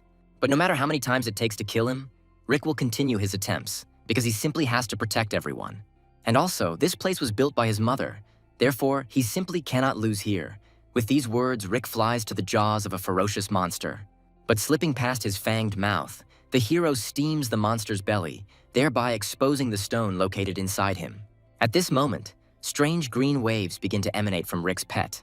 These waves begin to cover the monster's body from all sides, but they have the greatest impact on the core of the beast. From the force of these waves directed by Hayden, the core of the beast inside the monster bursts into small fragments. After the core is destroyed, the monster's body begins to disappear, as if it were some kind of hologram or something like that. Finally, the hero managed to defeat this monster, for killing which the system of the God of War rewarded him with 3 stat points. Such a small reward for this monster was due to the fact that, as Rick had expected, the monster turned out to be just a duplicate of an A-tier monster. After the battle, the girls run up to Rick and tell him that he is a real strongman, because he was able to defeat such a monster. But the thought that it was just a double of an A-level monster haunts Rick, because the original should be much stronger. In addition, the hero cannot shake the feeling that it was not he who killed this snake, but that he died even before the blow of his blade. At this moment, a strange silhouette appears over the monster's corpse, asking who was able to defeat his double. After which, the skin of the snake, which after death turned into liquid, begins to ignite. The heroes begin to feel a strange feeling of anxiety, a feeling that something huge is approaching them. A huge eye appears behind Rick, which seems to look into his soul. This creature asks if he killed his double. Although this creature is not here, its aura alone activates an alarm siren on the device. After which, the mirror lying in the protagonist's pocket begins to glow blue. The light emanating from the mirror is redirected to the device, and then, in turn, begins to illuminate the entire room with this light, in particular, the monster's corpse. As Rick suspected, the mirror his mom left him is the key to running the lab. Jessie does not understand what is happening. It seemed to her that they would now die under the yoke of a powerful monster. However, the danger immediately passed. And also, after the emergency siren, the level of miasma began to decrease at a much faster rate. The device began to work at full power, and for a while provided the heroes with safety in this cave. After this, Rick turns to the girls to ask if they were seriously injured during the fight with the monster. Catherine is glad that everyone survived this battle, and in tears she hugs the main character. In response to this, Rick says that there is still animal poison on his clothes, and he is also afraid that in addition to the poison, he will be covered in Catherine's snot. Catherine replies that she is not afraid of the poison of monsters, because when she hugs him, she becomes calmer. But unexpectedly for everyone, Catherine begins to shake, as if poison had actually entered her body. But Jessie reassures the hero, telling him that this is not poison, but in fact, Catherine suffers from a chronic illness. After which, Jessie put the baby to rest so that she could recover quickly. Judging by the speed of the device, the level of air pollution by miasma should return to normal in a couple of days. Rick asks Jessie, since the Dark Star had such a device all this time, why can't they clear all the areas? Jessie replies that she used to wonder this too, but after this battle, she may have found the answer. There is an A-level monster in the Western Gorge, and in order to get to the dispersion device, they will need to fight it, and they do not yet have such strong fighters. At this moment, the wounds that the monster left on Jessie's body begin to hurt. Jessie understands that in order for the pain to subside, the wounds need to be treated. For this, she kindly asks Rick for help. Rick looks at Jessie's naked body with an embarrassed look. He can't believe his ears that such a beautiful girl is asking him to help her. Jessie tells him not to just stand there and stare, but to just do what she asked him to do. After exposing her body, she sees that Rick is very shy. She tells him that he cannot be said to be so shy. Rick replies that he is not timid at all and has bandaged many such wounds before, but now is not the right time. After which, Jessie tells Rick to hurry up, because if Catherine finds her here like this, she will have a seizure again.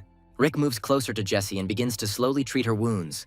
While doing so, he asks what disease Catherine is suffering from. Jessie replies that she once saved her from Dong-hae Cave. It was after the end of the influx of monsters. The girl's body was found under a pile of rocks following a monster rampage in the area. After what the girl saw during the influx of monsters, she developed post-traumatic disorder. The doctor's forecasts were not reassuring. The leader of the Dark Star Squad took her in. She said that her parents were missing, and now she needed a large amount of money to go in search of them. From then on, Catherine cared only about 3 things: mom, dad, and money, and every night she said it out loud. Post-traumatic disorder is not uncommon after such tragedies. These people suffer more than the dead, because they have to live with the memories of what happened. Hearing this, Rick thought that he himself had suffered to some extent from this, because he was simply obsessed with the idea of clearing his father's name from lies. But he still has to do it, because he made a promise to himself. But unfortunately, his strength is not yet enough to get to the place indicated on the map.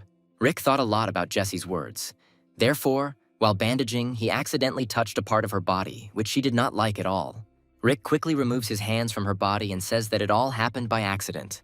To which Jessie replies with an embarrassed look that she has never met such funny guys as him. A few days later, the spread of miasma completely stopped in the area, making it an excellent time to hunt monsters. Mysterious people in cloaks also set out to hunt, surprised by the rapid disappearance of the miasma. According to them, they had to act for about another half-month, and now they need to adjust their plan to new conditions. After which, one of the mysterious people takes out a flute and says that all this will not greatly affect the final result. After all, a huge bunch of monsters are already right here who will dance to his tune. Meanwhile, Rose's squad, formed for reconnaissance in the city of Dong-hae, is about to arrive at the scene. By this point, the dispersal of the miasma in the city was almost completely completed. Now the heroes can get out to hurry back to their base and receive their well-deserved rewards. Carrying Catherine in his arms, Rick thinks that when all the fuss around them subsides, he he will definitely return to this place to look for useful clues in the laboratory.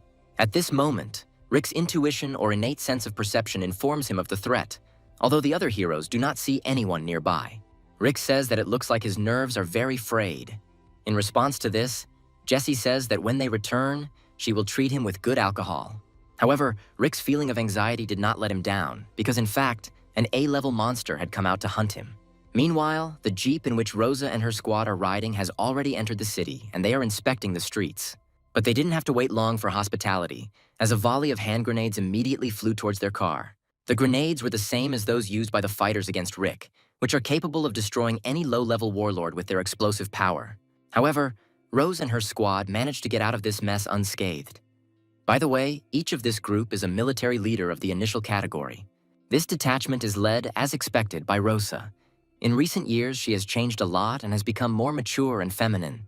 Coming out of the area surrounded by fire, Rose's squad sees in front of them people who belong to her meteorite family. Their leader is Kevin. He belongs to the Mu family and is a mid-grade military leader. One of Rose's subordinates approaches him and says that he has no right to attack those above him in rank. This is against the rules of the family. To which Kevin replies that he didn't care about her and the entire obedient family. There are no rules here, and only certain death awaits them. After which, he uses a C-class ability called Fire Fist and attacks the party with a massive blow. The 3 members of the squad barely managed to contain the power of this attack. Kevin turned out to be much stronger than the information from the reports.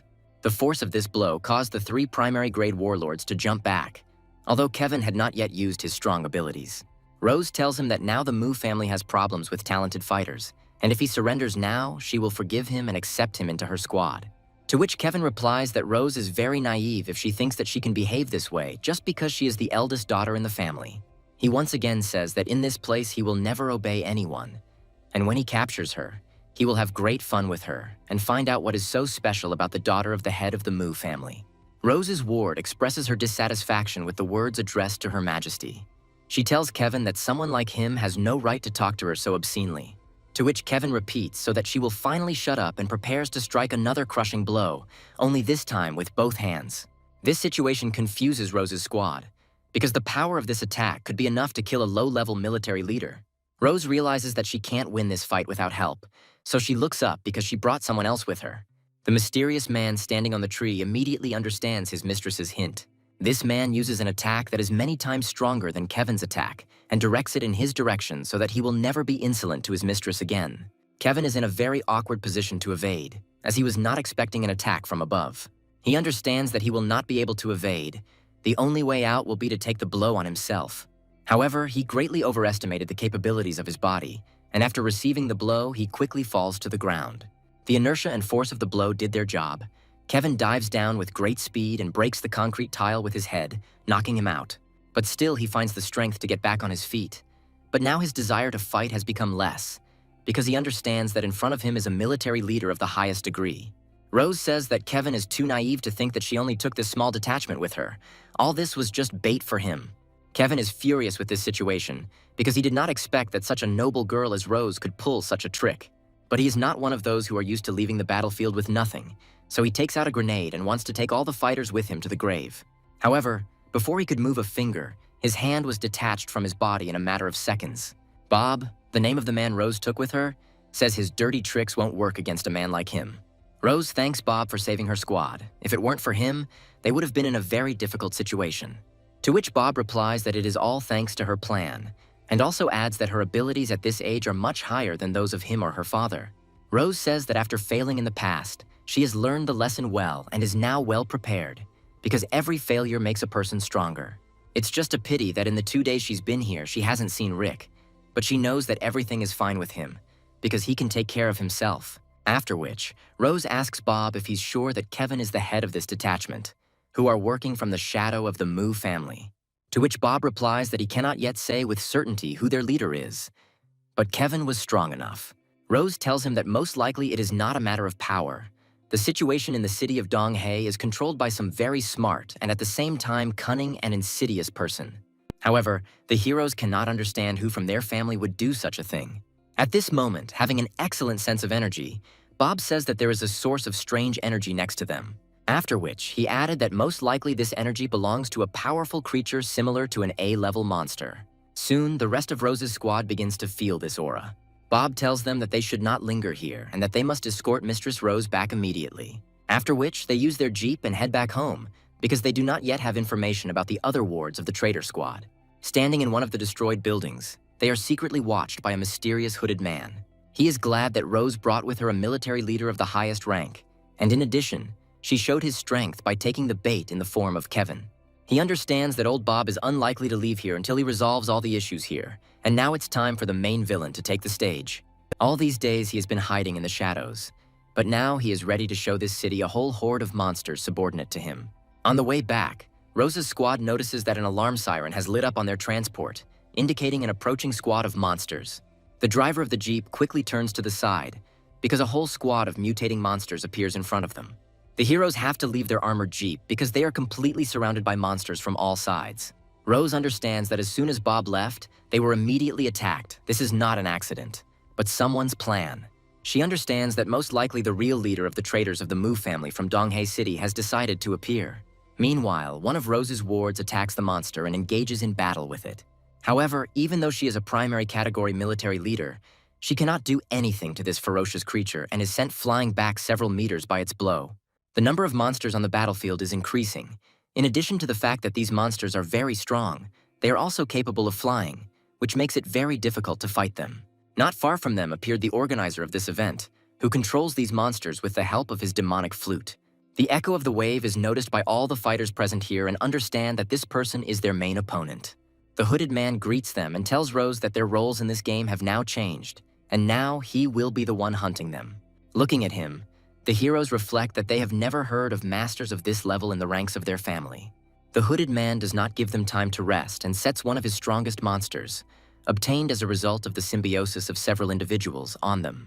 The girl from Rose's squad tells everyone to take their mistress away from the battlefield, and she will try to detain these creatures here.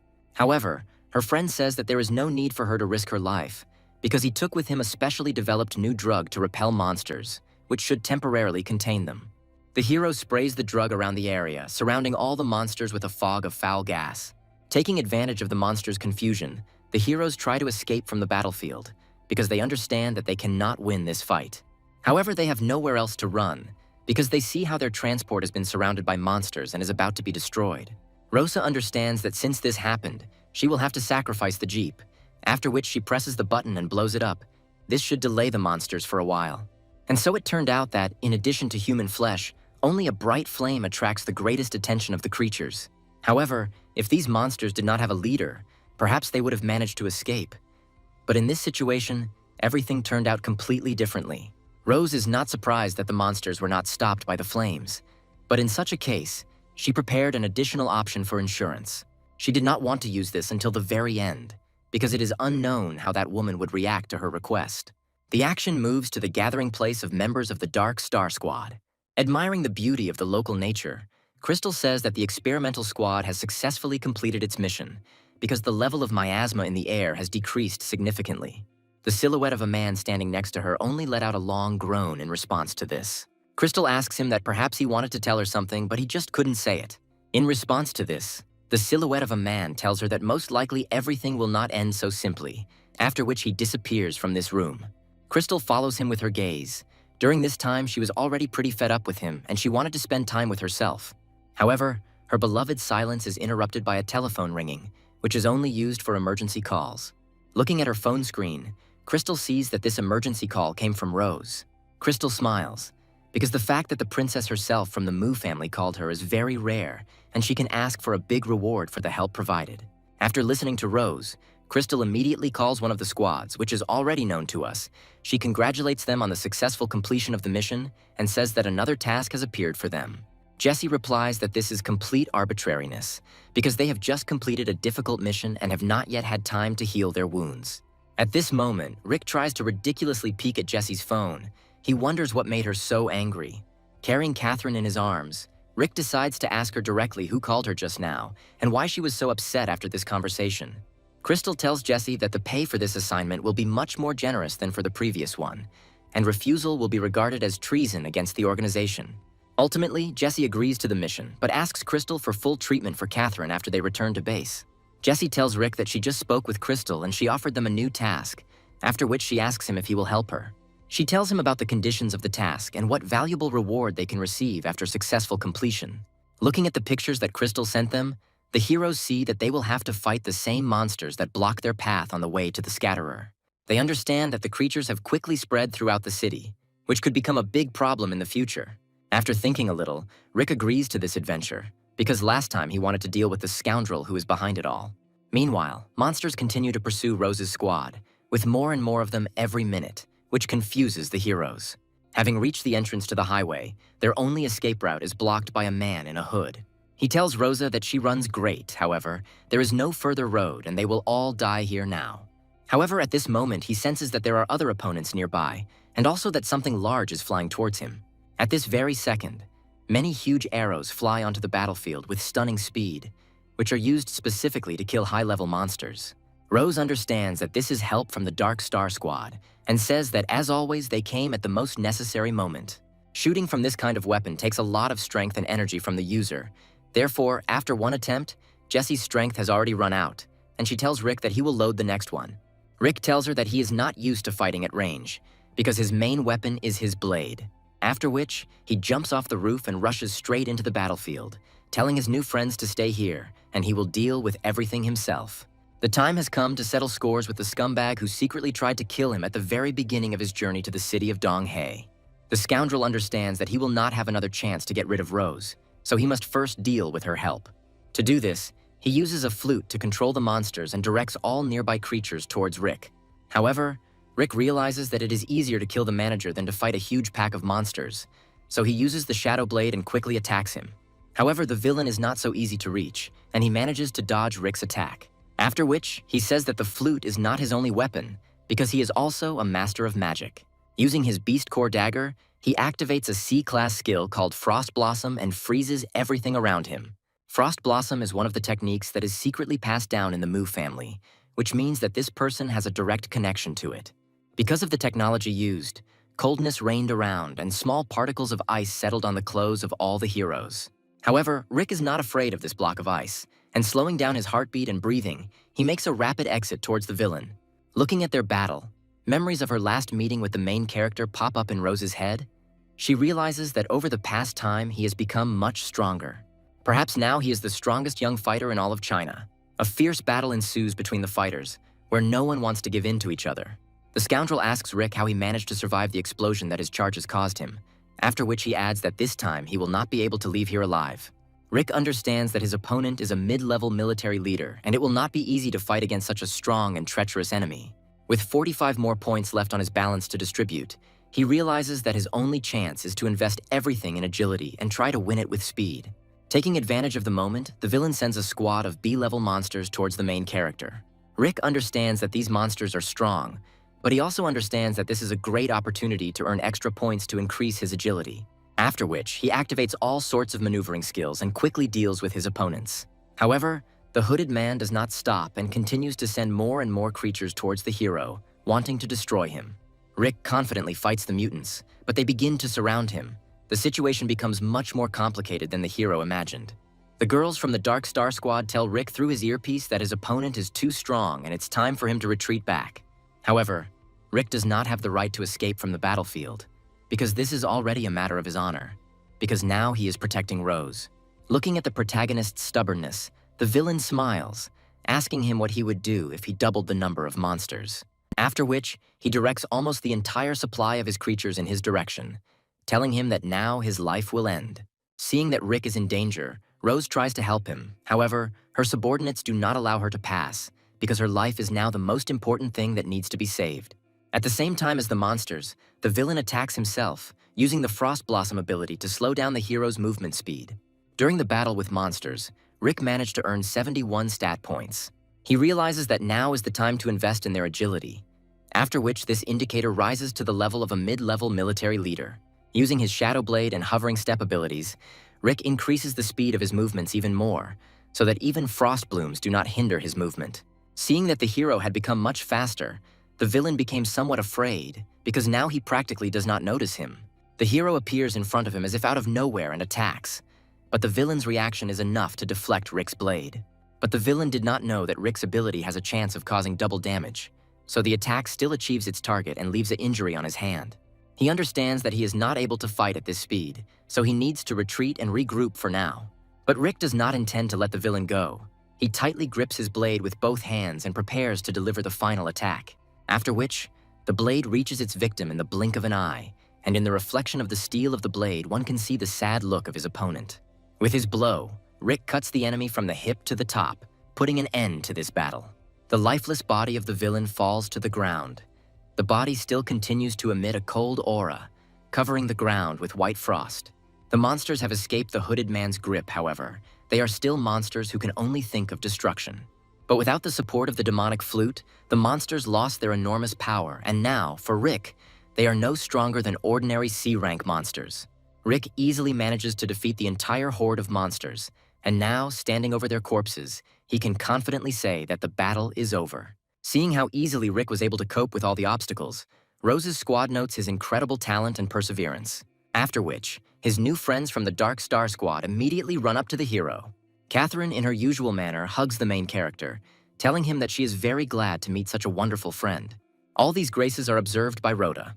Feeling her gaze on him, Rick waves his hand at her, but she immediately reacts, saying that it looks like she was worrying about him in vain, because he can stand up for himself. But suddenly Rick feels that things are still unsafe here. After all, very soon a monster should appear here, which poses a danger much greater than the traitors of the Mu family. In the place where the heroes are, for an unknown reason, the level of miasma begins to increase again. Even monsters notice this change in air, and also the fluttering of a terrifying aura in the air. Even such terrible creatures as them have a heightened instinct of self-preservation, and they begin to run away from the battlefield. Looking at this, the heroes do not understand what could have frightened the monsters so much. Are they really so afraid of the strength of the protagonist? Rick feels that even his pet Haydn is starting to get very worried, something he has never noticed in him before. Finally, the hero realized why the monsters began to run away from the battlefield so quickly, and what could have alarmed his pet so much. He understands that the same monster from the Gorge, an A-level creature, is about to appear on the battlefield.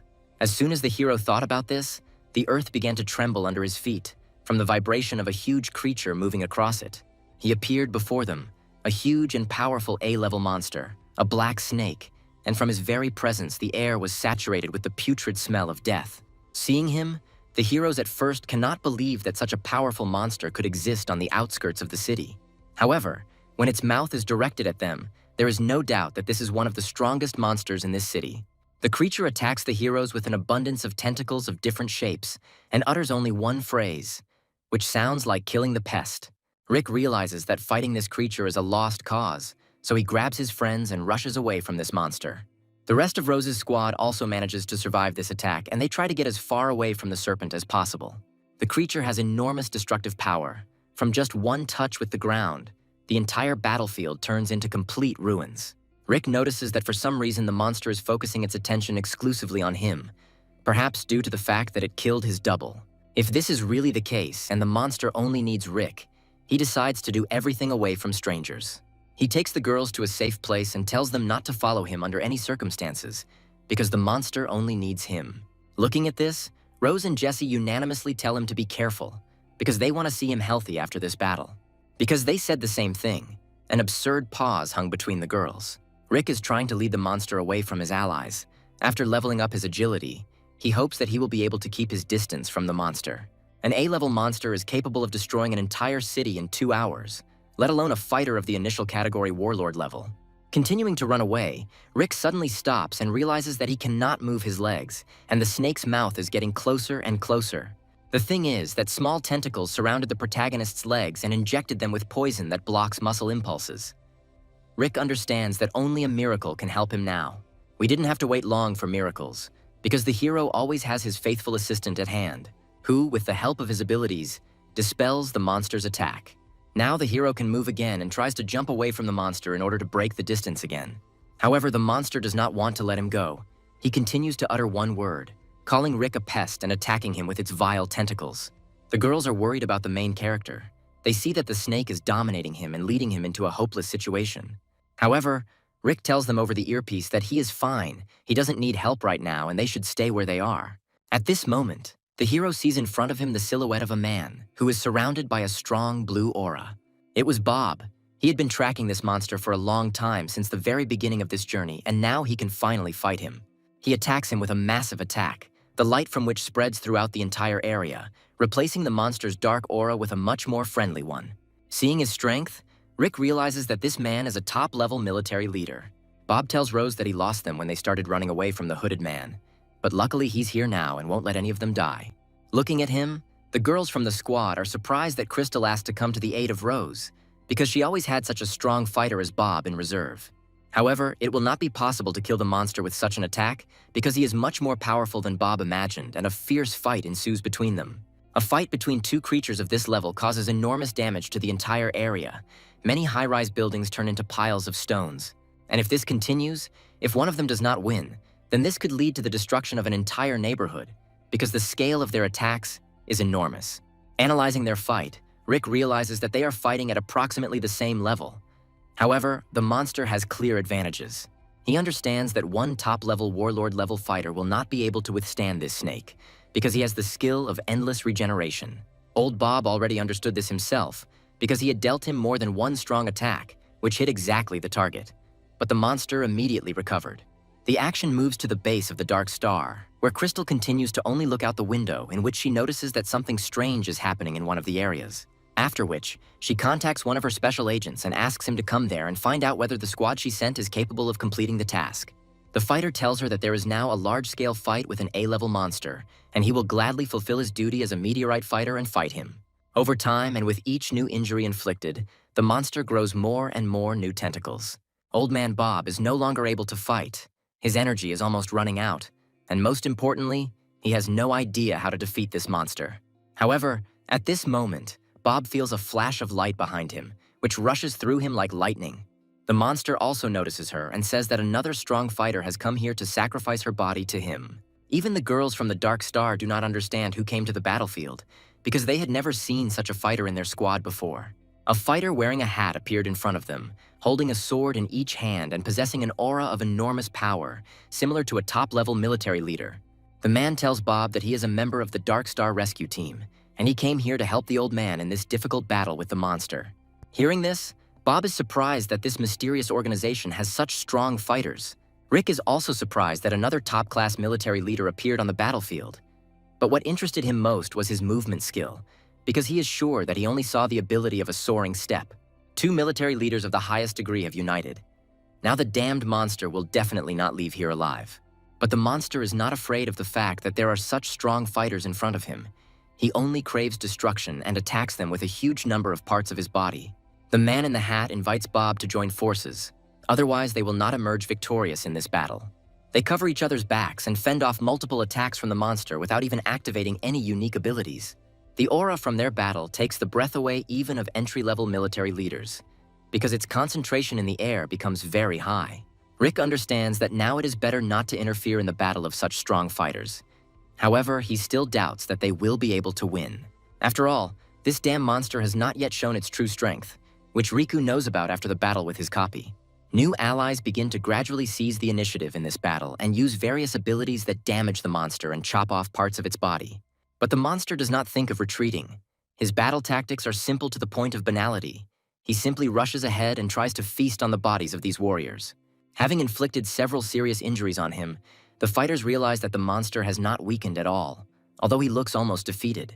But Rick realizes that this is his secret ability, the ability to endlessly recover. He decides to join them, and tells them to be careful with their attacks, because he can regrow any part of his body. But the fighters do not listen to what the main character tells them and continue to attack the monster with multiple blows to different parts of his body. They chop the monster like cabbage, after which its tentacles scatter throughout the area. As Rick said, multiple attacks on this creature are a completely bad idea, because the monster has not only fully recovered, but has also become much stronger. In place of the just severed limb, a new and much stronger one grows, which almost wounds Bob, but the man in the hat arrived in time. They understand that each of its tentacles is like a separate living creature, and no idea yet arises on how to resist such a creature. A few seconds later, the monster was completely revived with its original appearance, as if it had not fought at all. The heroes understand that this creature is not only strong, but also has good intelligence, because he deliberately exposed his tentacles to their attacks. He not only completely restored them, but also managed to strengthen some of them, creating stronger scales and sharper fangs. The black snake's gaze has become even more bloodthirsty. He looks piercingly at Rick and says that now the number of pests on his land has increased. In response to this, Rick points his finger towards the generals and tells the monster that he has nothing to do with it, and his only pests are the generals. Unfortunately, these words had no effect on the monster, and next to it, a new creature begins to form from a puddle of liquid matter. Now 2 black snakes appeared on the battlefield, however. Their size and strength were slightly reduced compared to the original. Rick understands that the monster was split in 2 solely because of him, because he was originally the main pest and the main target of the monster. Fighting this monster is a very bad idea, so Riku can only run away from it, relying on the strength of the generals. He tries to attract the body of the second snake towards the general in order to fight against 2 monsters at the same time with joint efforts. Fortunately, Rick's speed, combined with the ability to soar, allows him to break away from his pursuer and keep a safe distance from him. However, what Rick didn't expect was that the monster was capable of using ranged attacks while spitting its poisonous saliva, which put Rick in an awkward position. But at this moment, his pet comes to Rick's aid, using his ability to block a long-range attack. Rick thanks him for his salvation, and once again says that it was not for nothing that he agreed and took Haydn with him on this journey. The snake does not stop. It continues to repeat the same phrase and tries to catch up and destroy the pest. However, Rick has already managed to reach his allies, and now he feels safer than before. The man in the hat notices the main character's legs, which are giving off an aura from the hover step ability, and is surprised that someone else is using it. However, he decides to ask the hero about this later, because now is the time to put an end to this monster. The heroes again attack the monster with multiple attacks. They use the entire arsenal of their abilities to cause at least some harm to this creature. However, all this turns out to be useless, because the monster, as before, continues to quickly regenerate, but the strength of the fighters is already beginning to end. Moreover, looking at Old Man Bob, the man in the hat realizes that he is at the limit of his capabilities and fights solely on willpower. While thinking about a battle plan, Rick remembers something and realizes that this is the only chance to defeat this monster. However, for this he will need Haydn's ability, and his entire plan will be built solely on this power. Rick tells Haydn that at the first good chance, they should attack the monster, where he will play the main role in the attack. And now such a moment has come. In the heat of battle with the generals, the monster exposed its chest, and Rick immediately attacks it, activating all his abilities, simultaneously with the effect of Haydn's echo. Looking at this, old Bob doesn't understand what this young man is doing. Has he really decided to die just like that? However, he didn't know that Rick always thinks ahead, and Haydn's ability causes the core in the monster's body to crack. And at this moment, Rick himself inflicts deep injury on the monster's body, causing him the first truly noticeable damage. Seeing this, the generals understand that they cannot rest now and need to help the young man finish the battle. They combine their blades and concentrate maximum of their energy into them, preparing to deal a fatal attack to the monster. After which, they rush through the monster's body, from the very tail to its vile mouth, and completely cover its body with their aura. A bright light formed around, which blinded the entire city with its radiance and dispersed the darkness in this place, and the damned snake finally went to hell.